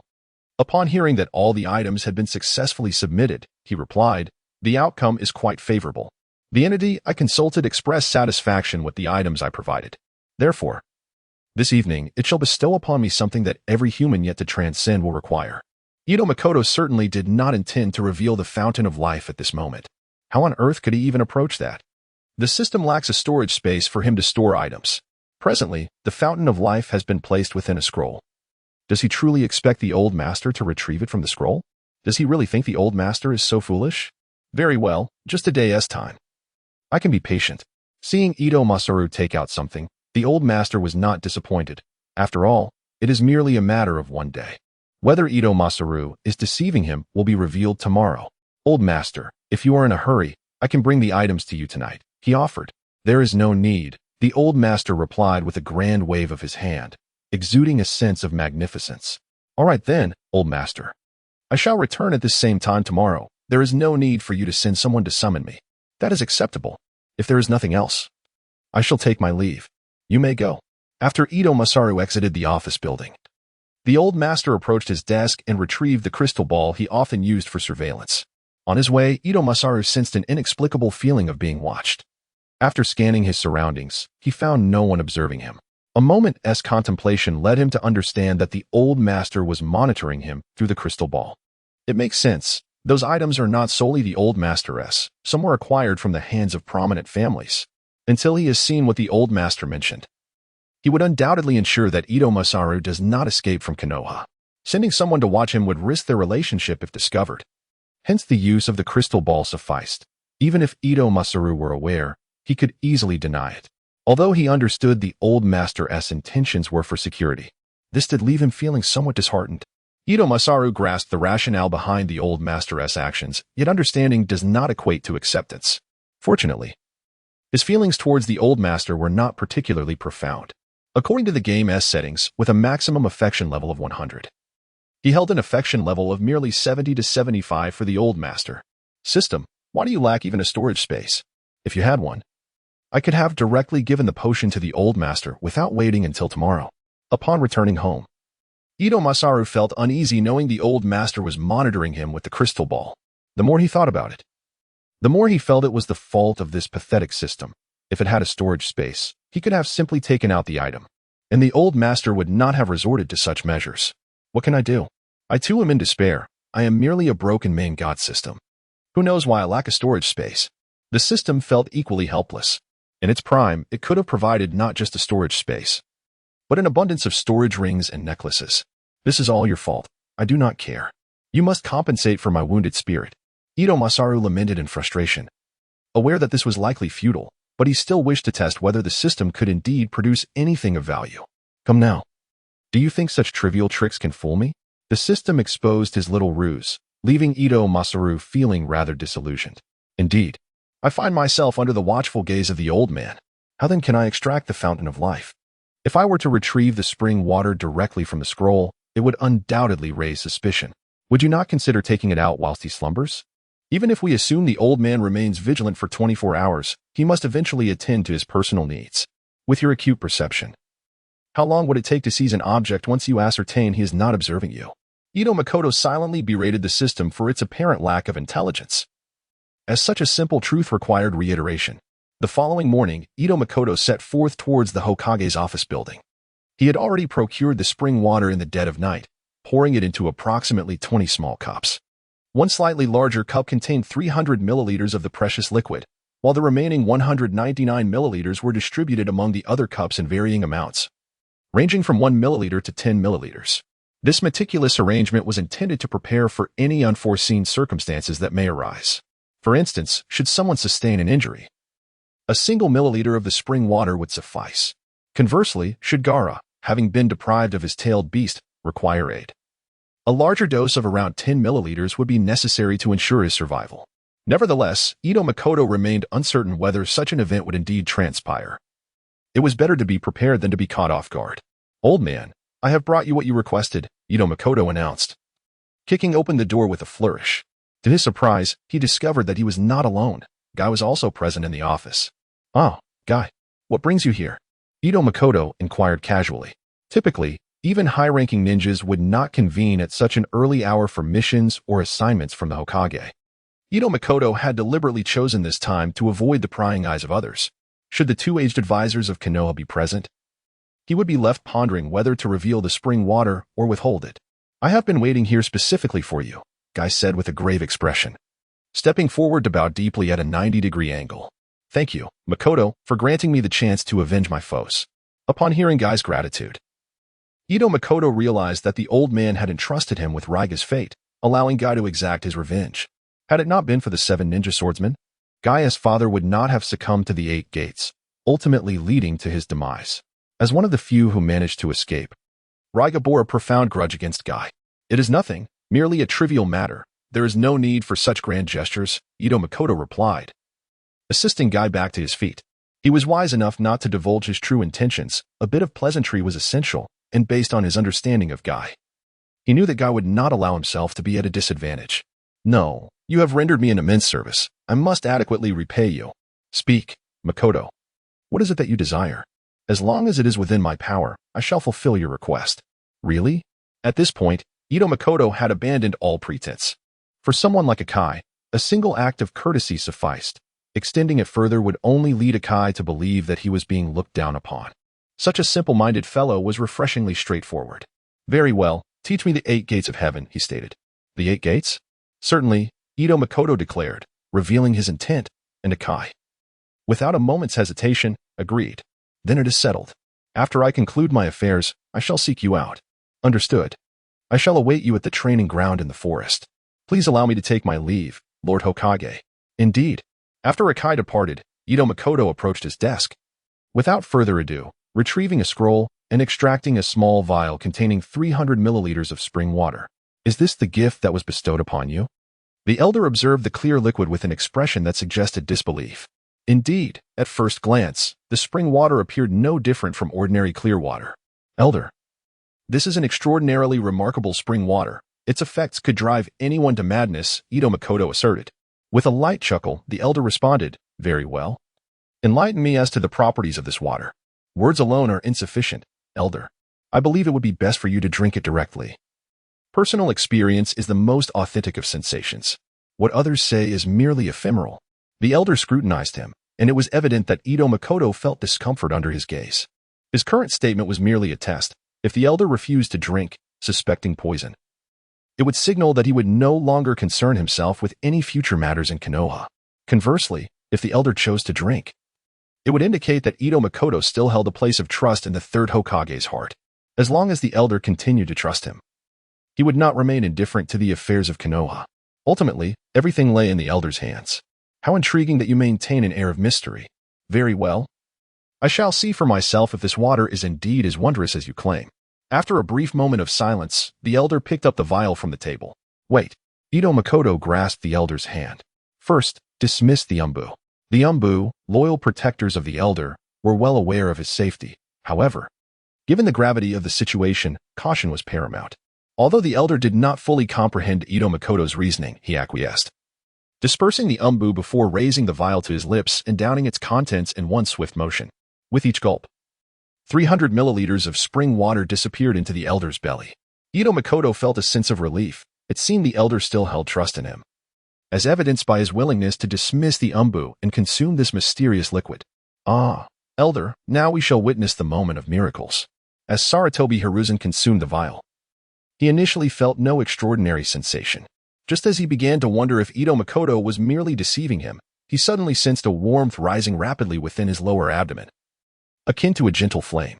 This warmth was not fierce, rather, it enveloped him in a comforting embrace. The flames danced across his body, a sensation of such exquisite pleasure that he could scarcely suppress a moan. Observing the elderly gentleman seated before him, adorned with an expression of unrestrained ecstasy, Ito Makoto's countenance mirrored a peculiar blend of surprise and unease. He had not anticipated such a lascivious demeanor from the old man. That intoxicating moan was one thing, but any onlooker might misconstrue their interaction as something scandalous. Yet, dear elder, could you not wipe the drool from the corner of your mouth? Your current visage resembles that of a senile elder. Fortunately, he had previously dismissed the protective shadows surrounding the old man. Otherwise, this expression, if witnessed by the shadows, would undoubtedly obliterate the elder's esteemed reputation in their eyes, landing him in trouble for supposedly drugging the Hokage. And what sort of drug, you ask? Surely it must be an aphrodisiac, given the Hokage's rapturous expression. Ito Makoto had never tasted this spring water, thus he remained oblivious to the old man's experience. The sensation of flames coursing through his body, mending hidden injuries, was a pleasure beyond compare, one that eclipsed even the most intimate encounters. As the lingering injuries faded, the flames dissipated, and the elder opened his eyes, rising to express his heartfelt gratitude to Ito Makoto. However, he soon realized that while the flames had vanished, a stream of water had emerged. The stimulation brought forth by the water was no less intense than that of the flames. If the flames enveloped him in warmth, then the water offered a refreshing coolness that nearly caused him to falter. Fortunately, Ito Makoto was quick-witted and steadied the elder. The old man let out a soft moan and, in a graceful motion, collapsed into Ito Makoto's embrace. In that moment, the elder's eyes sparkled with allure. His gentle lips slightly parted, exuding a fragrance reminiscent of orchids. Ugh! Ito Makoto retched, promptly hurling the elder away with force, as if casting him against the wall with an unyielding grip. Fortunately, the instant the elder was flung, he regained his composure, adjusting his posture to stand against the wall. Ah, Makoto, my frail bones cannot endure such treatment. The elder did not admonish Ito Makoto, He was aware that his previous state had indeed been rather repulsive. Had their roles been reversed, he suspected the outcome would have been far less gentle than merely being thrown against a wall. Frail bones? Perhaps you ought to take a glance in the mirror. The third Hokage, somewhat perplexed, complied with Ito Makoto's suggestion and retrieved a mirror. The scene stirred in Ito Makoto an impulse to accompany the third with the BGM of the prelude of the Little Knife Society. It was unavoidable. The sense of déjà vu was overwhelmingly strong. At that moment, the third Hokage resembled a character transformed by a celestial being. Gazing into a mirror to behold his youthful visage. I can scarcely believe this. Makoto, what is happening? Why do I appear so youthful? Sarutobi Hiruzen found himself in a state of bewilderment. Anyone would be flummoxed to suddenly discover themselves rejuvenated. Fortunately, as the Hokage, he possessed a resilient mind. And after a brief moment of panic, he managed to regain his composure. This is the miraculous effect of this spring water. It not only has the power to heal the hidden wounds within, but also rejuvenates one's spirit. Sarutobi Hiruzen gazed into the mirror, caressing his now youthful cheeks. He murmured to himself, no wonder. Master, how do you feel now? Sarutobi Hiruzen gave a thumbs up to it to Makoto, exclaiming, I feel better than ever, due to the severity of his hidden injuries. The spring water that could have restored him to the age of 39 only managed to bring him back to 45. The lost 6 years were merely a trade-off for the healing of his internal afflictions. He now stood at the pinnacle of his former self. Or perhaps even stronger than in his prime. After all, in the world of shinobi, who is without their minor injuries and ailments? Yet, Sarutobi Hiruzen now bore none. If we consider the peak combat prowess of the original Sarutobi Hiruzen to be rated at 90, then his current strength undoubtedly reaches 100. Thank you, Makoto. The third Hokage sincerely expressed his gratitude. Oh, there's no need for such formality, Master. If it weren't for the items you provided earlier, I wouldn't have been able to produce this, Ito Makoto replied. The third Hokage regarded him thoughtfully, nodding before falling into contemplation. It must be said that Ito Makoto had indeed surprised him. Not only had he completely healed from his hidden injuries, but he had also reversed his age from 69 back to 45, regaining his peak combat ability. Konohagakure was in dire need of elite forces. Following the suicide of the White Fang, the exodus of the legendary 3 ninjas, and the death of the 4th Hokage, the village had entered a period of decline. On the surface, Konohagakure remained the foremost shinobi village, yet only he understood that, should a war break out with other villages. Apart from the sand and the recently pacified mist, the cloud and rock would not hesitate to challenge them. This was why, when Hinata Hyuga was abducted, Konohagakure dared not utter a word in protest. They could only allow the enemy to kill the captor of Hinata to quell their wrath, leading to the tragic outcome of Hayashi's suicide. In essence, it was a matter of inadequate strength, a fear of conflict, forcing them into a humiliating state of appeasement.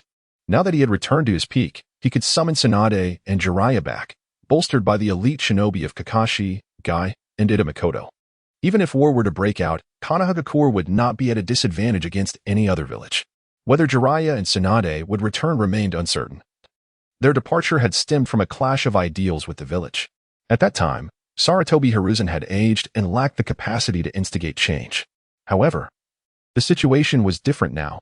He possessed the ability to effect change. If he could eliminate the pests plaguing Konohagakure, then there would be no reason for Jiraiya and the others not to return. With this thought, Sarutobi Hiruzen retrieved a stack of papers from his drawer and handed them to Ito Makoto, saying, "Take a look at this and share your thoughts with me." Ito Makoto naturally accepted the papers, perusing them one by one. Indeed, in the near future, the Nin exams will be held in Konohagakure, and the list of participants has been unveiled. Sarutobi Hiruzen spoke this casually, yet his incessant fidgeting with his pipe, though he did not smoke, betrayed an inner turmoil that he could not fully quell. The prospect of the rejuvenating spring waters aside, what truly unsettled him was the possibility that Ito Makoto's earlier words might come to fruition. Ito scanned the list swiftly, indifferent to the minor characters, as he had anticipated who would be present. As he perused the final page, he stumbled upon the information regarding the Sand Village participant. Gaara? Ito feigned confusion as he looked at Sarutobi. Indeed, Gaara, the Jinchuriki of the One-Tail, Sarutobi replied, taking a deep breath, his expression turning grave as he addressed Ito. Having a Jinchuriki participate in the Nin exams is unprecedented. This alone suggests that your foresight is likely to materialize. In the original narrative, Sarutobi was probably unaware that Gaara was a Jinchuriki. After all, what audacity it would take to allow a Jinchuriki from another village into one's own. given that Konoha had suffered under the ravages of the Hokage just over a decade ago. All were acutely aware of the catastrophic consequences should a tailed beast spiral out of control. However, circumstances had changed, owing to Ida's influence. Sarutobi had dispatched numerous Anbu to gather intelligence, and he was well aware that the Jinchuriki of the Sand Village was indeed Gaara. Thus, upon seeing the list, his thoughts immediately turned to Ida's ominous warnings. Is there any way to prevent the Sand Village from participating? He pondered, though he suspected it improbable. Sarutobi shook his head, stating, the Sand Village has registered through proper channels. Without a valid justification, we cannot refuse them. If there were a means to deny their participation, Sarutobi would have felt considerably less burdened. As he articulated, Konoha had no legitimate grounds to obstruct the Sand Village's entry. To refuse participation, one must provide a rationale.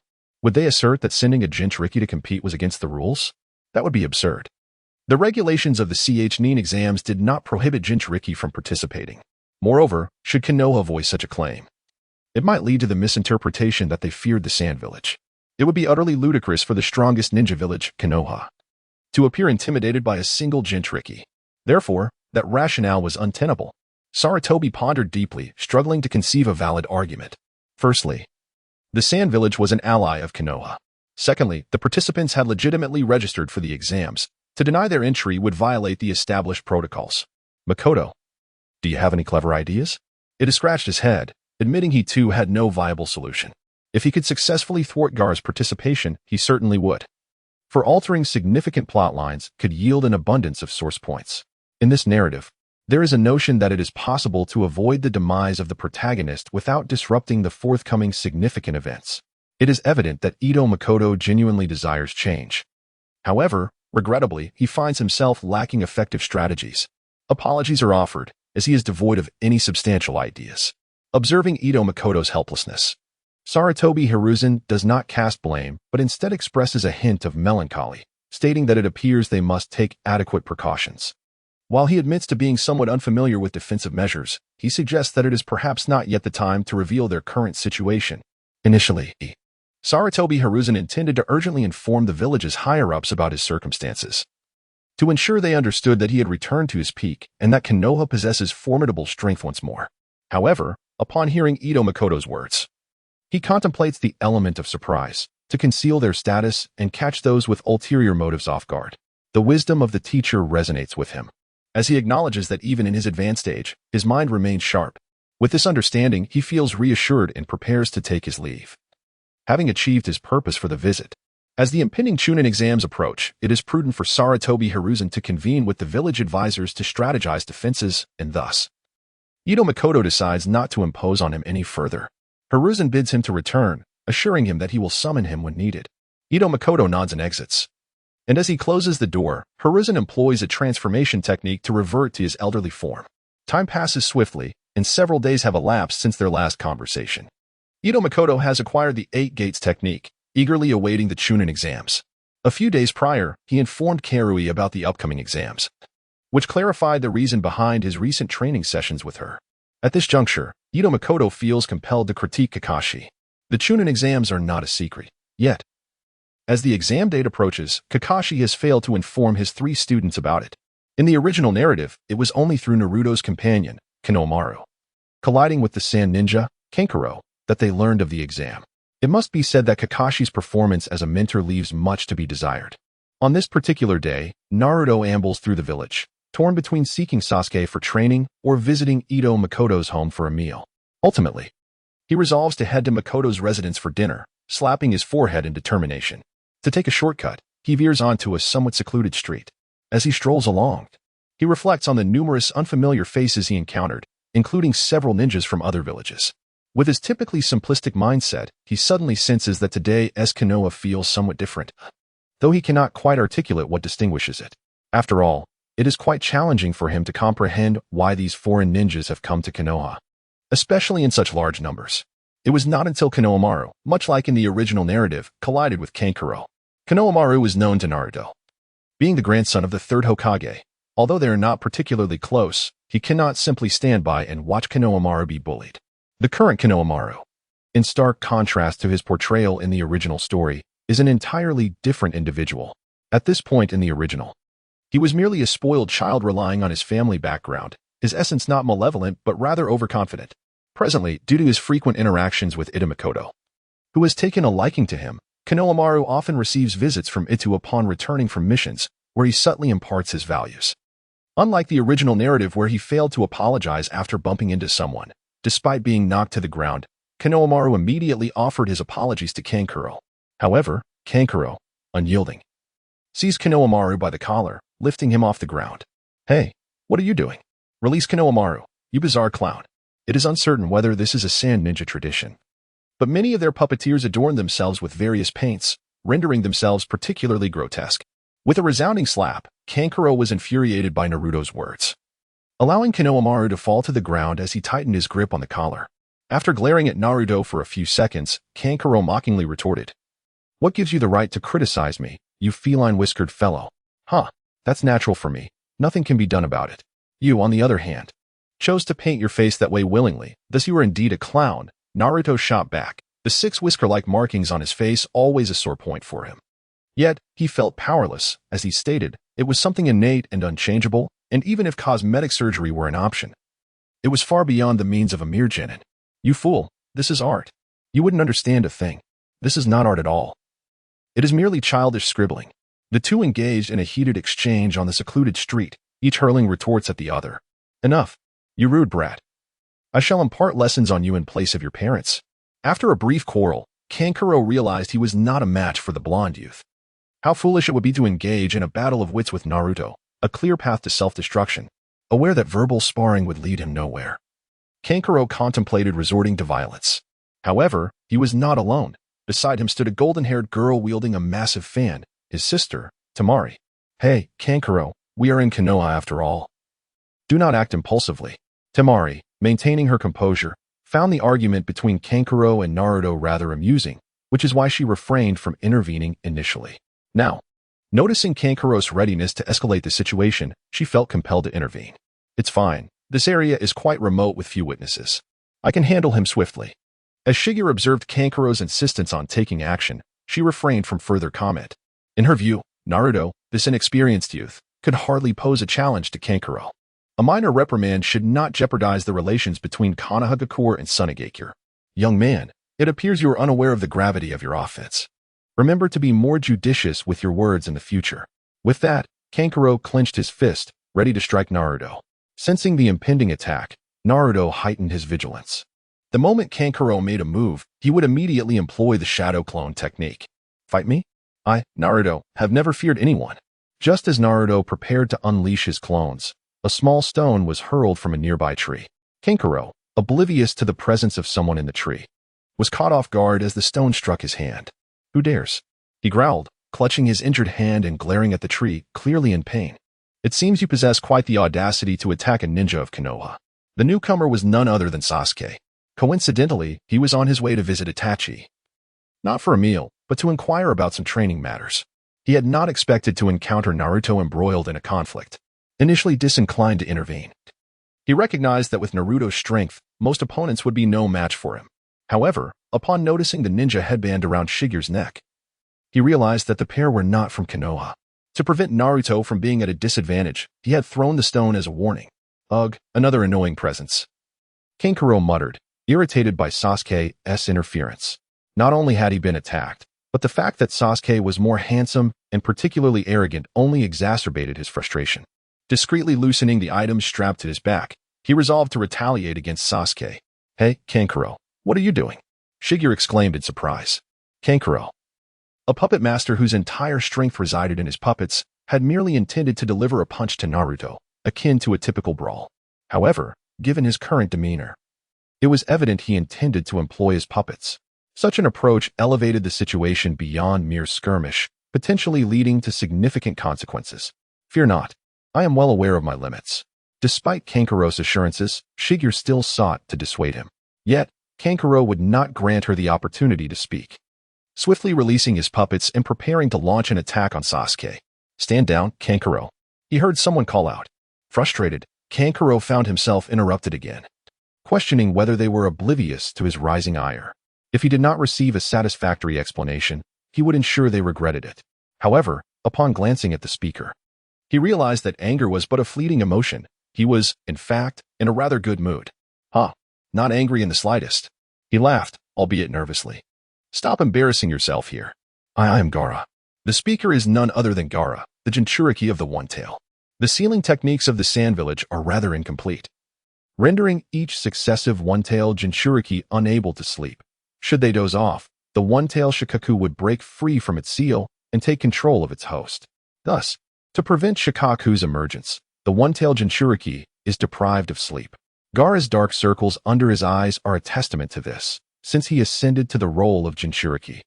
He has not enjoyed a single restful night, relying solely on the chakra of the tailed beast to sustain him, which has resulted in his extraordinarily volatile temperament. His siblings, Kankuro and Temari, are deeply intimidated by him.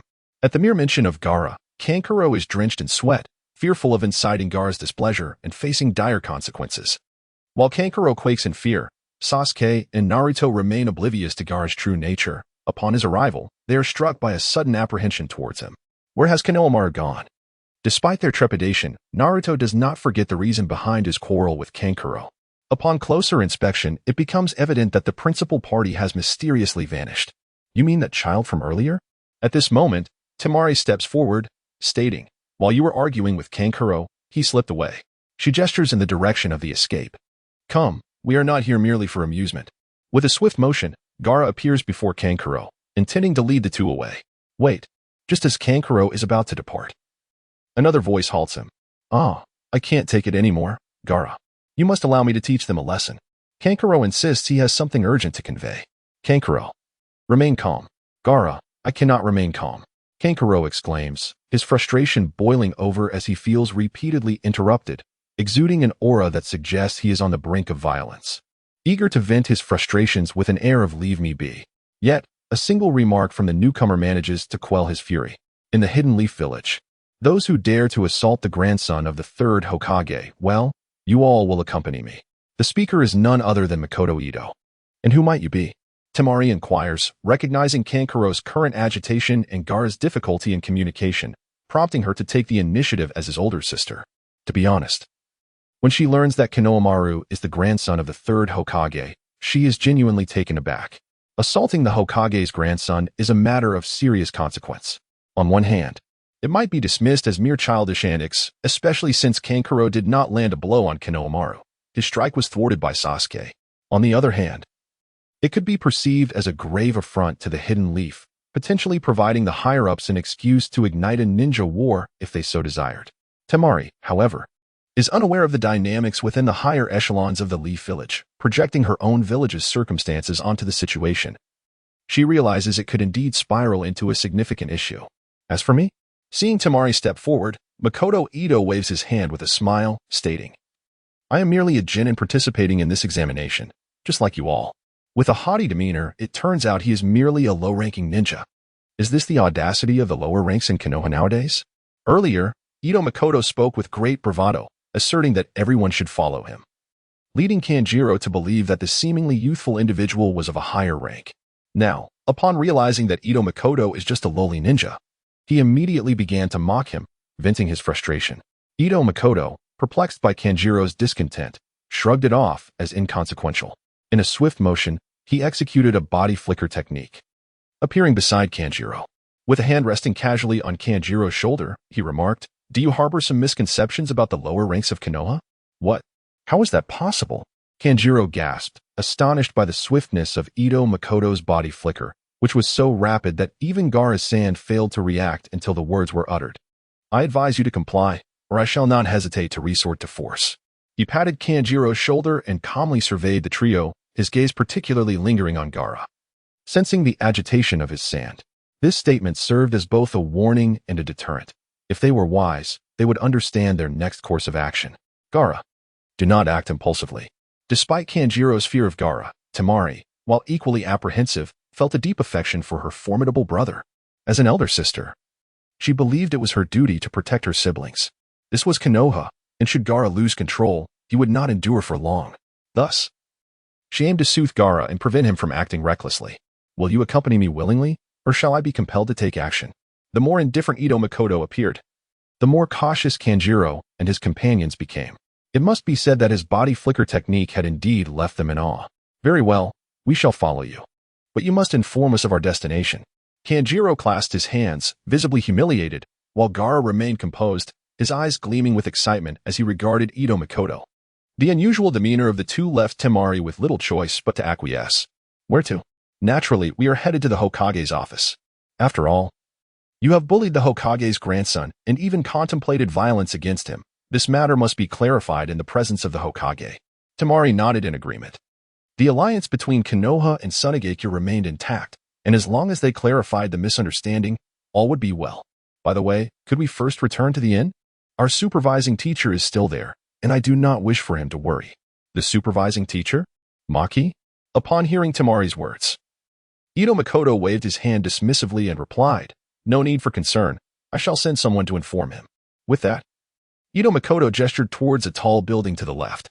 Just as the group pondered his intentions, a member of the Anbu appeared before him. "Lord Ito, how may I assist you?" During the Chunin exams, all manner of individuals could be found, and it was certain that the higher-ups would dispatch personnel to covertly protect or monitor Naruto. At this moment, Ito Makoto did not harbor any resentment towards their actions. After all, Naruto's strength surpassed that in the original narrative, albeit only to a limited extent. With the protection of these Anbu, Naruto would encounter fewer dangers.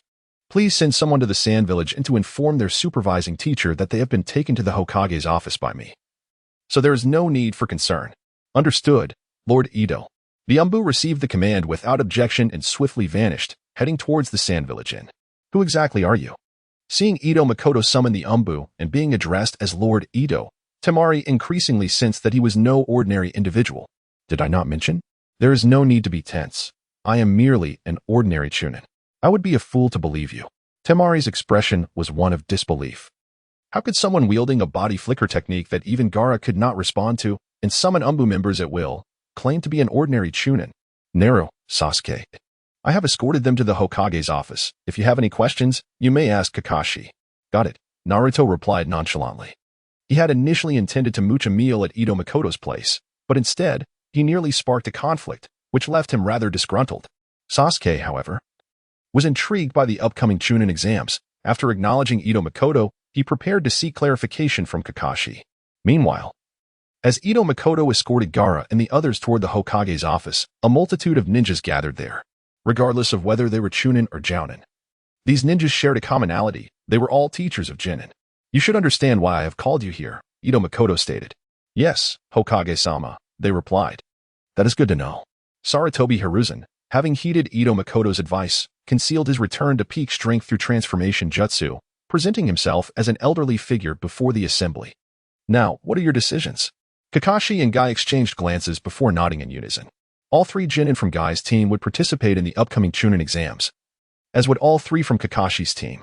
As for Yuhi Kurenai's team, Asuma's team, before long, nearly all supervising teachers had registered their students for the Chunin exams. Excellent. You are all aware of the specifics. Inform your respective students' supervising teachers to prepare thoroughly. For those who have not yet notified their students' teachers, expedite the process of persuasion, as the first exam begins tomorrow. With the matters concluded, the ninjas began to depart, each wearing relaxed smiles, confident in their respective teams. However, Sarutobi Hiruzen remained pensive, seated in his position, lost in contemplation. Report, Hokage-sama. Lord Ito is already downstairs. Since Ito Makoto has learned to kick the door upon his arrival, Sarutobi Hiruzen informed the Anbu that they must alert him whenever Ito Makoto arrives, as he has a tendency to damage the door and ultimately bear the cost of repairs himself. Understood.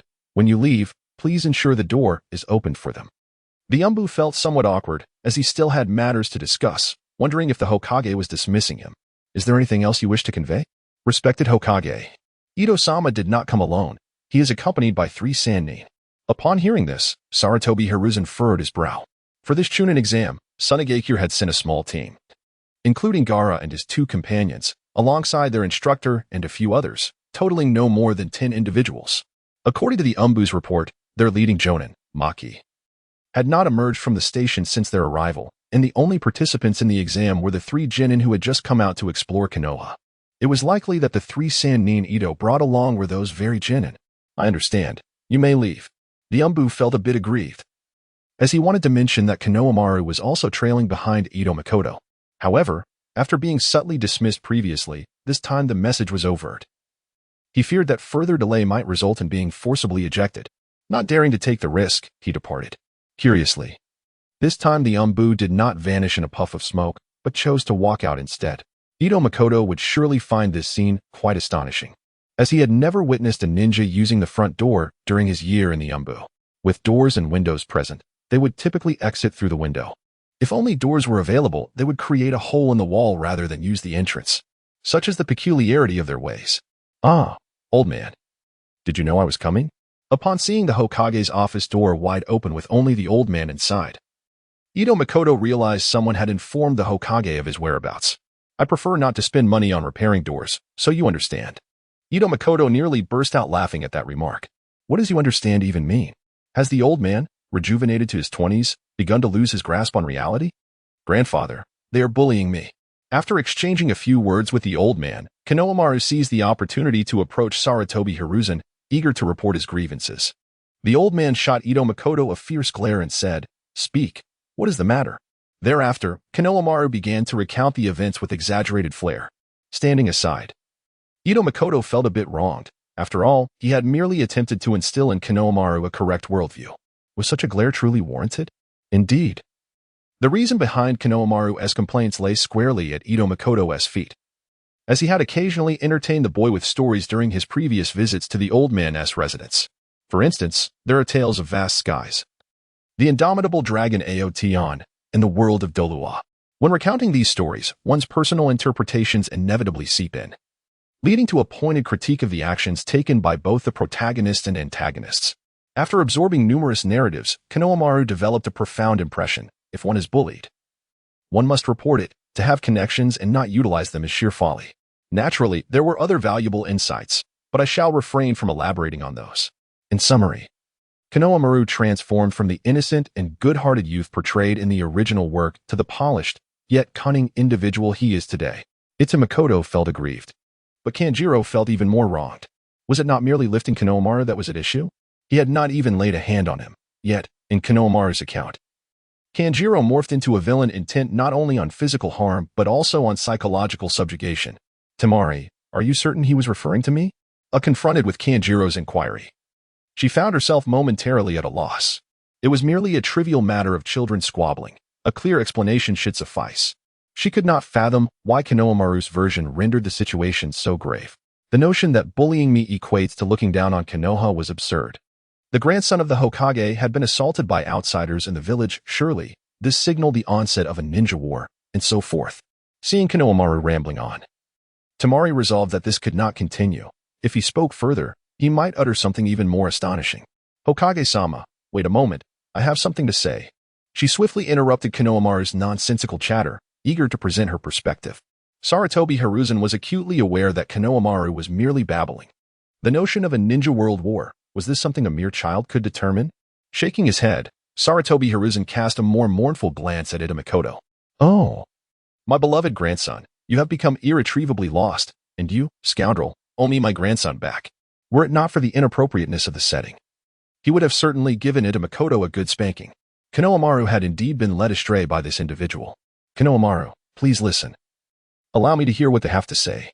Stopping Konohamaru from continuing his ramblings, Sarutobi Hiruzen looked at Temari, signaling her to proceed. Thank you, Hokage-sama. The matter is as follows. In Temari's explanation, the situation appeared more reasonable.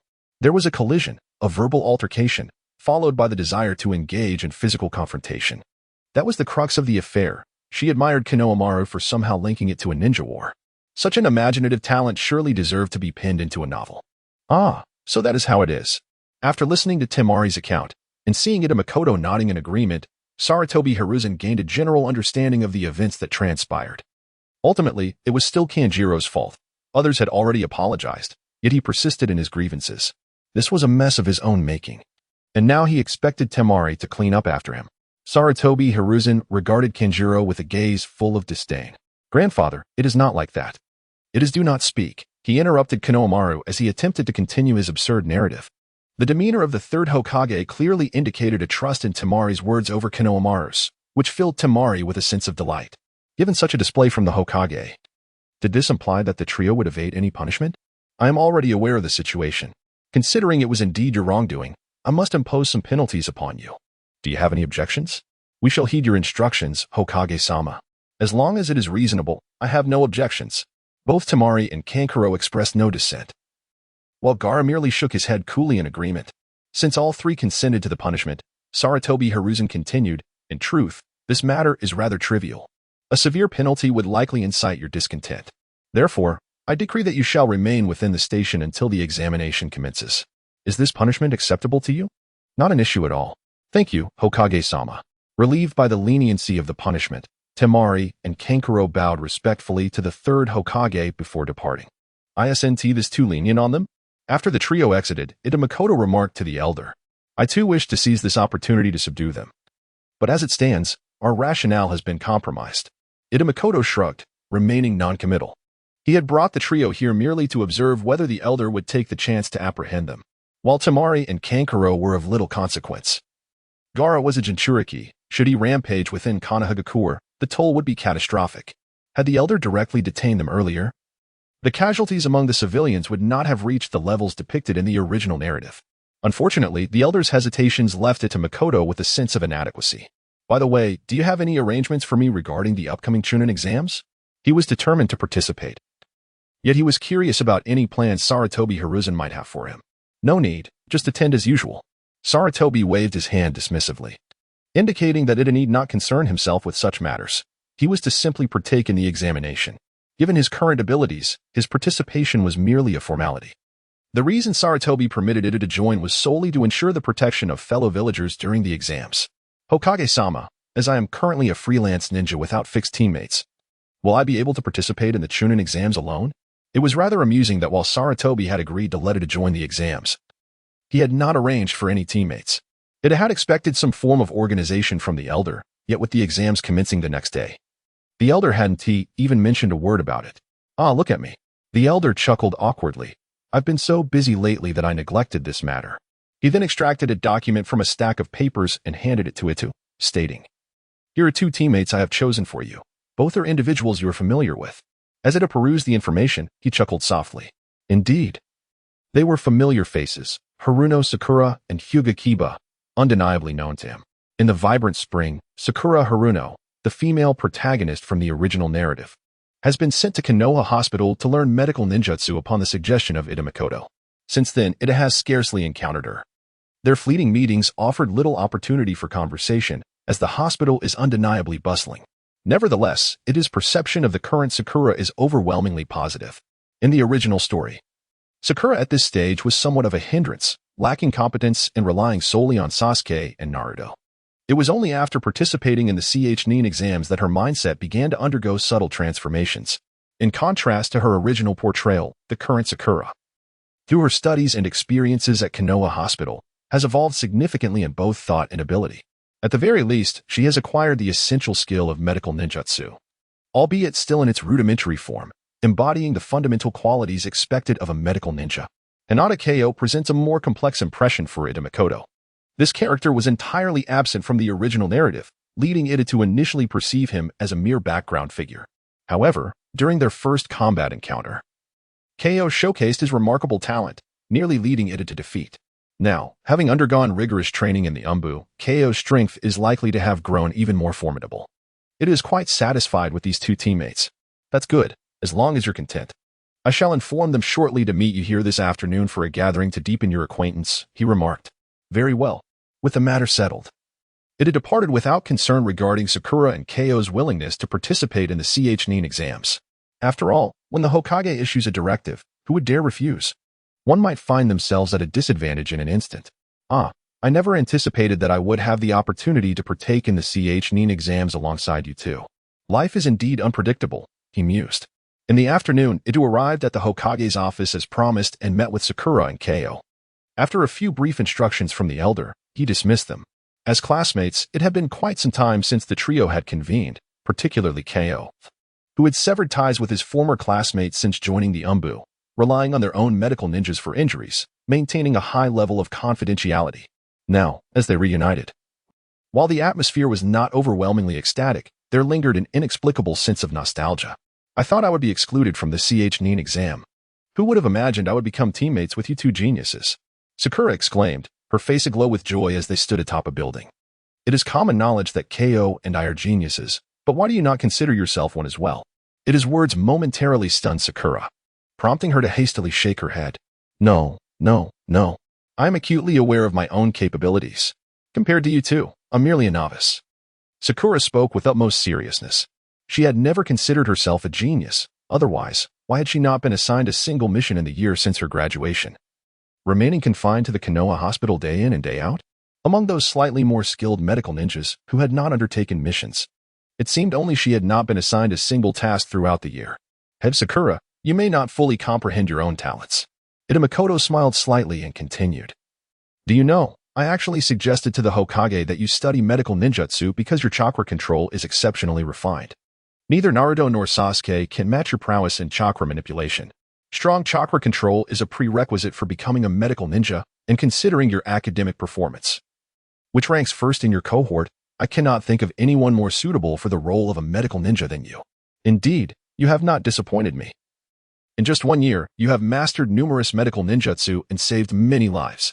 Reflect on this. Is it common for someone of ordinary talent to learn medical ninjutsu in merely 1 year? Sakura, you are a genius. You are incredibly strong now. His words deeply resonated with Sakura.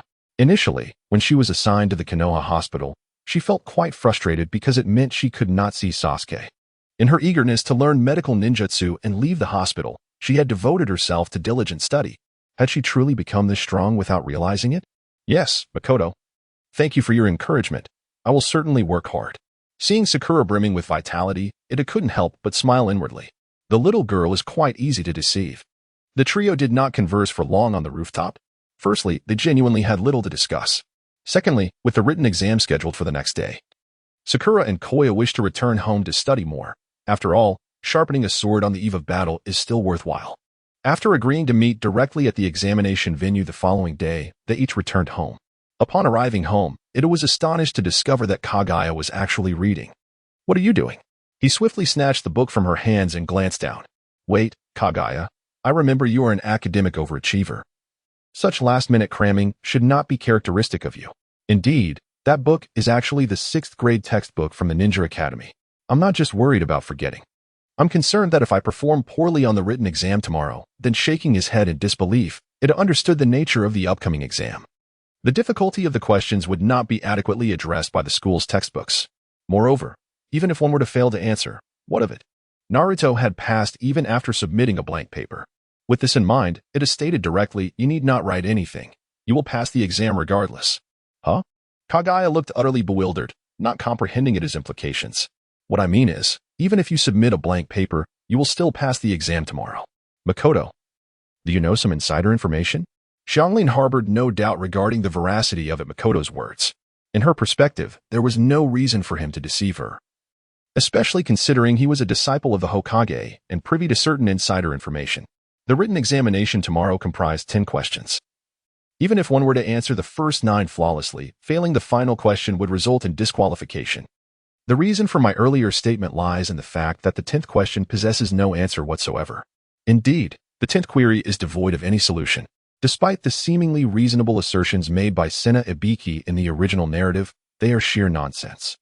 The sole purpose of the 10th question is to eliminate a greater number of candidates. The ambiguity of such a question ultimately depends on the discretion of the examiner.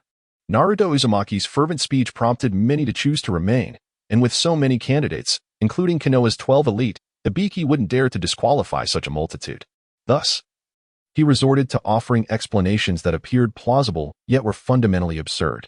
As long as one perseveres until the end without faltering, success is assured. I comprehend now. I will not waver. By the way, Makoto, why are you sharing this with me? Surely, this information must be confidential? At this, Xianglin's cheeks flushed slightly. I merely wish to alleviate your burdensome studying. Makoto, you are truly kind to me. Xianglin's face reddened further. After nodding, Makoto affectionately patted Xianglin's head and, with a twinkling smile, suggested, well then, Xianglin, since you have chosen to forego studying, perhaps it is time to prepare today's dinner? What? It was only then that Xianglin realized Makoto's intentions were not to spare her from the rigors of studying, but rather because she had yet to prepare the evening meal. Curse be him. In a fit of rage, Xianglin scolded, recalling her earlier embarrassment, and shouted at Makoto, I will not relent. Huh? Makoto felt bewildered. Moments ago, everything was fine, and now she had transformed into a fury. Is it a crime to be hungry and wish to eat? Makoto, destined for solitude. Time passed, and on the following day, Makoto and Xianglin made their way to the venue for the CHNIN exams. Along the route, they encountered Hinata, Kiba, and Shino's group. The group engaged in lively conversation as they proceeded to the examination site. Upon arriving at the entrance of the examination hall, Makoto observed Sakura, Kiba, and Sasuke engaged in conversation. It had been quite some time since they last met, and he was particularly surprised to learn that Sakura had become a medical ninja. It must be said, during this period, Sasuke truly underestimated Sakura's capabilities. Oh, Makoto, Xianglin, you've arrived, greeted them the group. Good morning, everyone. After exchanging pleasantries, Makoto urged, let us not linger here. We should head inside promptly. The others agreed, and together they entered the examination hall. As they advanced, Makoto led the way, while Sasuke fixated on his back, silently motivating himself to surpass him in the future. Meanwhile, Sakura observed Sasuke from behind. He has become even more handsome after a year apart. Although Sakura harbored feelings for Sasuke, she no longer clung to him as she once did. It seemed that the passage of a year had indeed fostered her growth. Besides Sakura, Naruto also watched her, while Hinata observed Naruto from the other side. The group exchanged glances, eliciting whispers of astonishment from nearby students. What a tangled web of relationships. Are all the genin from Konoha this playful? Is this some kind of love quadrangle? And with male-male dynamics as well? How thrilling. Fortunately, this peculiar situation did not persist for long. Upon reaching the second floor, they all felt as if they had fallen under a genjutsu. The Chunin exams were fraught with peril. They should reconsider participating lest they risk their lives. Two Chunin, disguised as genin, blocked the staircase leading to the upper levels. Due to the genjutsu cast by these two, some unsuspecting genin mistakenly believed that the classroom for the exam lay just beyond them. Makoto refrained from commenting on their actions. After all, this was part of the examination. If they failed to detect such a rudimentary genjutsu, he sincerely hoped they would reconsider their participations, as it demonstrated a lack of quality, merely fodder for the competition. Nevertheless, he had no intention of idling. He pressed forward, disregarding the two Chunin. Wait, one of the Chunin attempted to intercept Makoto, but could they truly impede him? With a mere sidestep, Makoto effortlessly entered the door. Seeing it enter, Sasuke and the others followed suit. At that moment, the Chunin attempted to block their passage once more. Kiba, lacking Makoto's patience, swiftly grabbed each of the two Chunin and flung them aside. As they were cast away, the genjutsu shattered. The bewildered candidates now realized that they were merely on the second floor, and the door led to the staircase ascending to the third floor. Not to a classroom at all. This year's candidates are truly unremarkable. However, their strength surpasses that of our cohort significantly. Let us proceed. I hope they can overcome the next challenge. The two Chunin, having shed their disguises, hid aside, watching as Sasuke and his companions ascended the staircase. Reflecting on the scene with a hint of nostalgia, the third floor housed an expansive classroom capable of accommodating over 200 students for their lessons. This year, the written portion of the Chunin exams would take place here. After navigating the genjutsu on the second floor, Makoto and his companions swiftly arrived at the teacher's door. Just as Naruto could no longer contain his eagerness to enter, a voice called from behind them. Please wait a moment.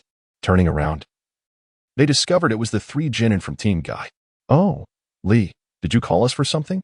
The three genin of Team Kakashi had become acquainted with Lee during a barbecue, yet Hinata and her companions had not yet met these individuals.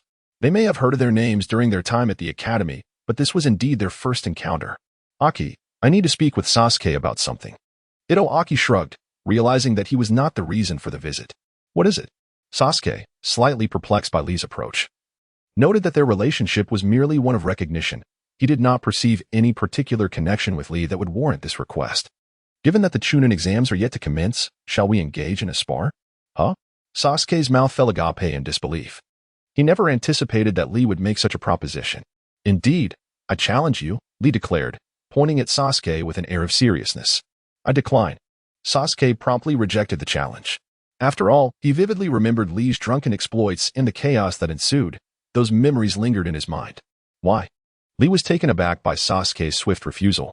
Not only he, but also Hinata and her three companions, as well as Koyan and Sakura, regarded Sasuke with astonishment. In their minds, Sasuke was expected to coolly accept the challenge, especially since Lee did not appear particularly formidable. "Sasuke, this is unlike you," Koyan remarked softly. "He seem strong at all. Why refuse? Have you given up on becoming stronger this past year?" Koyan's words were laced with clear provocation. Sasuke was no fool. He understood Koyan's implication. He merely wished to witness a confrontation between him and Lee. Recalling Itadaki's teachings, Sasuke turned to Koyan and said, "Very well. Since you are so confident, you should accept his challenge." Before Koyan could react, Sasuke continued, addressing Lee. "Lee, I comprehend your intent, but the exams are imminent, and I must conserve my strength. This individual," he gestured toward Koyan, "is Hinata Koyan, another prodigy of the Hyuga clan. Should you wish to defeat Neji in the future, you may consider him a benchmark." With that, he silently stepped back into the ranks. Upon hearing Sasuke's words, Itadaki felt a twinge of melancholy. He never expected Sasuke to become so cunning. If Itachi were to learn of his brother's transformation under Aki's tutelage, would he not return to exact vengeance? At that moment, Lee was exhilarated. His usual target for challenges had been Neji, but now, he saw Sasuke's notoriety as an opportunity to test his own mettle and demonstrate to everyone that hard work could triumph over talent. Upon realizing the presence of someone more suitable than Sasuke, Lee swiftly shifted his challenge from Sasuke to Koyan. Now, Koyan found himself in a predicament. As due to his own limited abilities, he had only undertaken simpler missions within the Anbu. The content is rather monotonous and tedious. Currently, he has temporarily emerged from the shadows to join Itamakoto's examination team. During this period, he feels compelled to enjoy himself and alleviate his mood, to uplift one's spirits. Witnessing a duel between two individuals is undoubtedly an excellent approach. Hence, he seeks to incite Sasuke to challenge Lee. Given his understanding of Sasuke, the situation, which should have been a sure victory, has transformed into something unexpected, leaving him contemplating whether to express his frustration. "Dear Hinata Koya, please accept my challenge," he implores, bowing politely to Lee. Observing Lee's respectful demeanor and harboring a slight disdain for him, Sasuke nodded in agreement. "Hiki, this promises to be entertaining." With Koya's acceptance, a smirk crept across Sasuke's lips, revealing the satisfaction of a cunning plan coming to fruition. "Enough of your schadenfreude. Let us all proceed to witness this," he urged. On the first floor, there existed a dedicated classroom for practical combat training, with Team Guy leading the way, while Itamakoto and his companions trailed behind. Notably, Koya detached himself from Ita's group to approach Hinata Neji, engaging in conversation while discreetly gathering information about Lee. Who is Hinata Neji? Among the entire Hyuga clan, few share a close relationship with him. Had Koya not also been a branch family member, Neji likely would have disregarded him entirely. Consequently, Koya was unable to extract any valuable intelligence from Neji. As they continued towards the training classroom, they encountered Shikamaru and his companions, who were also attending the exam. Upon hearing about the duel, Ino became intrigued, pulling Shikamaru and Choji to join the audience. Thus, the entirety of the Konoha 12 was assembled. Upon arriving at the training classroom, those there to spectate instinctively moved aside, leaving only Koya and Lee in the center. "Makoto, who do you think will emerge victorious?" Sasuke quietly inquired, observing the two combatants. "Is that even a question?" "It's clearly evident," came Ita's response, which did not surprise Sasuke. However, he felt a tinge of uncertainty. Lee had not consumed any alcohol. Could he still unleash that devastating drunken fist? "Do you believe Lee's prowess relies solely on the drunken fist?" Ita queried. "Isn't it?" Sasuke's expression revealed his thoughts, prompting Itu to shake his head. "Do you recall our mission in the Land of Waves?" "Of course," Sasuke responded, remembering vividly the recent experience of venturing outside the village and encountering ninjas from other nations, culminating in a life-and-death battle. He felt a sense of gratitude towards the ninja named Haku. It was through their confrontation that he successfully awakened his Sharingan, achieving the double tomo. "Do you remember me mentioning how several members of the 7 ninja swordsmen perished due to a forbidden technique utilized by Guy's father?" Ita continued. Sasuke nodded, affirming his recollection. "Guy possesses that technique, and as Lee is his disciple, do you think Lee might also wield it?" As Sasuke observed the enigmatic smile of Itamakoto, he had already come to a realization. Lee would undoubtedly employ that particular technique. "Phew, it is fortunate that I did not accept his challenge. Otherwise, it would have been I who faced humiliation." In truth, even if Lee refrained from using the drunken fist or forbidden techniques among us, only I could secure a definitive victory over him. Neji and Lee would be evenly matched, while the rest of the group, I am sorry to say, lacks the capability to best Lee. Especially after he has been unbound, he could easily dominate any of you. While Makoto and Sasuke engaged in conversation, Naruto and Sakura were eavesdropping silently nearby, their expressions reflecting their discontent as they listened to Itu extol Lee's virtues. Could even Sasuke, with his Sharingan activated, contend with him? As a member of the team, Karen was well aware of Sasuke's prowess. He had been the valedictorian of their graduating class. And with the addition of the Sharingan, his strength had only increased. She found it hard to believe that Lee, without his drunken fist and forbidden techniques, could still overpower them. In the face of their skepticism, Makoto chose to remain silent. He merely shrugged and shifted his gaze to the center of the arena, where the two combatants were preparing to engage. Well then, Koya, here I come. In the arena, both participants had assumed their stances. In response to Lee's declaration, Koya simply nodded calmly, extending his left hand forward with fingers splayed, then folding them back, signaling Lee to come at him. Whoosh. This provocative gesture did not faze Lee. Nonetheless, he initiated the attack first. In a flash, he appeared before Koya and delivered a punch. Koya, caught off guard by Lee's speed, struggled to react in time. Fortunately, he managed to block the incoming punch with both hands. Seeing his direct punch thwarted, Lee swiftly transitioned into a Thomas full rotation, executing a move reminiscent of street dance, harnessing his formidable momentum to launch a kick. Lee's leg strikes were rapid and fierce, compelling Koya to defend vigorously.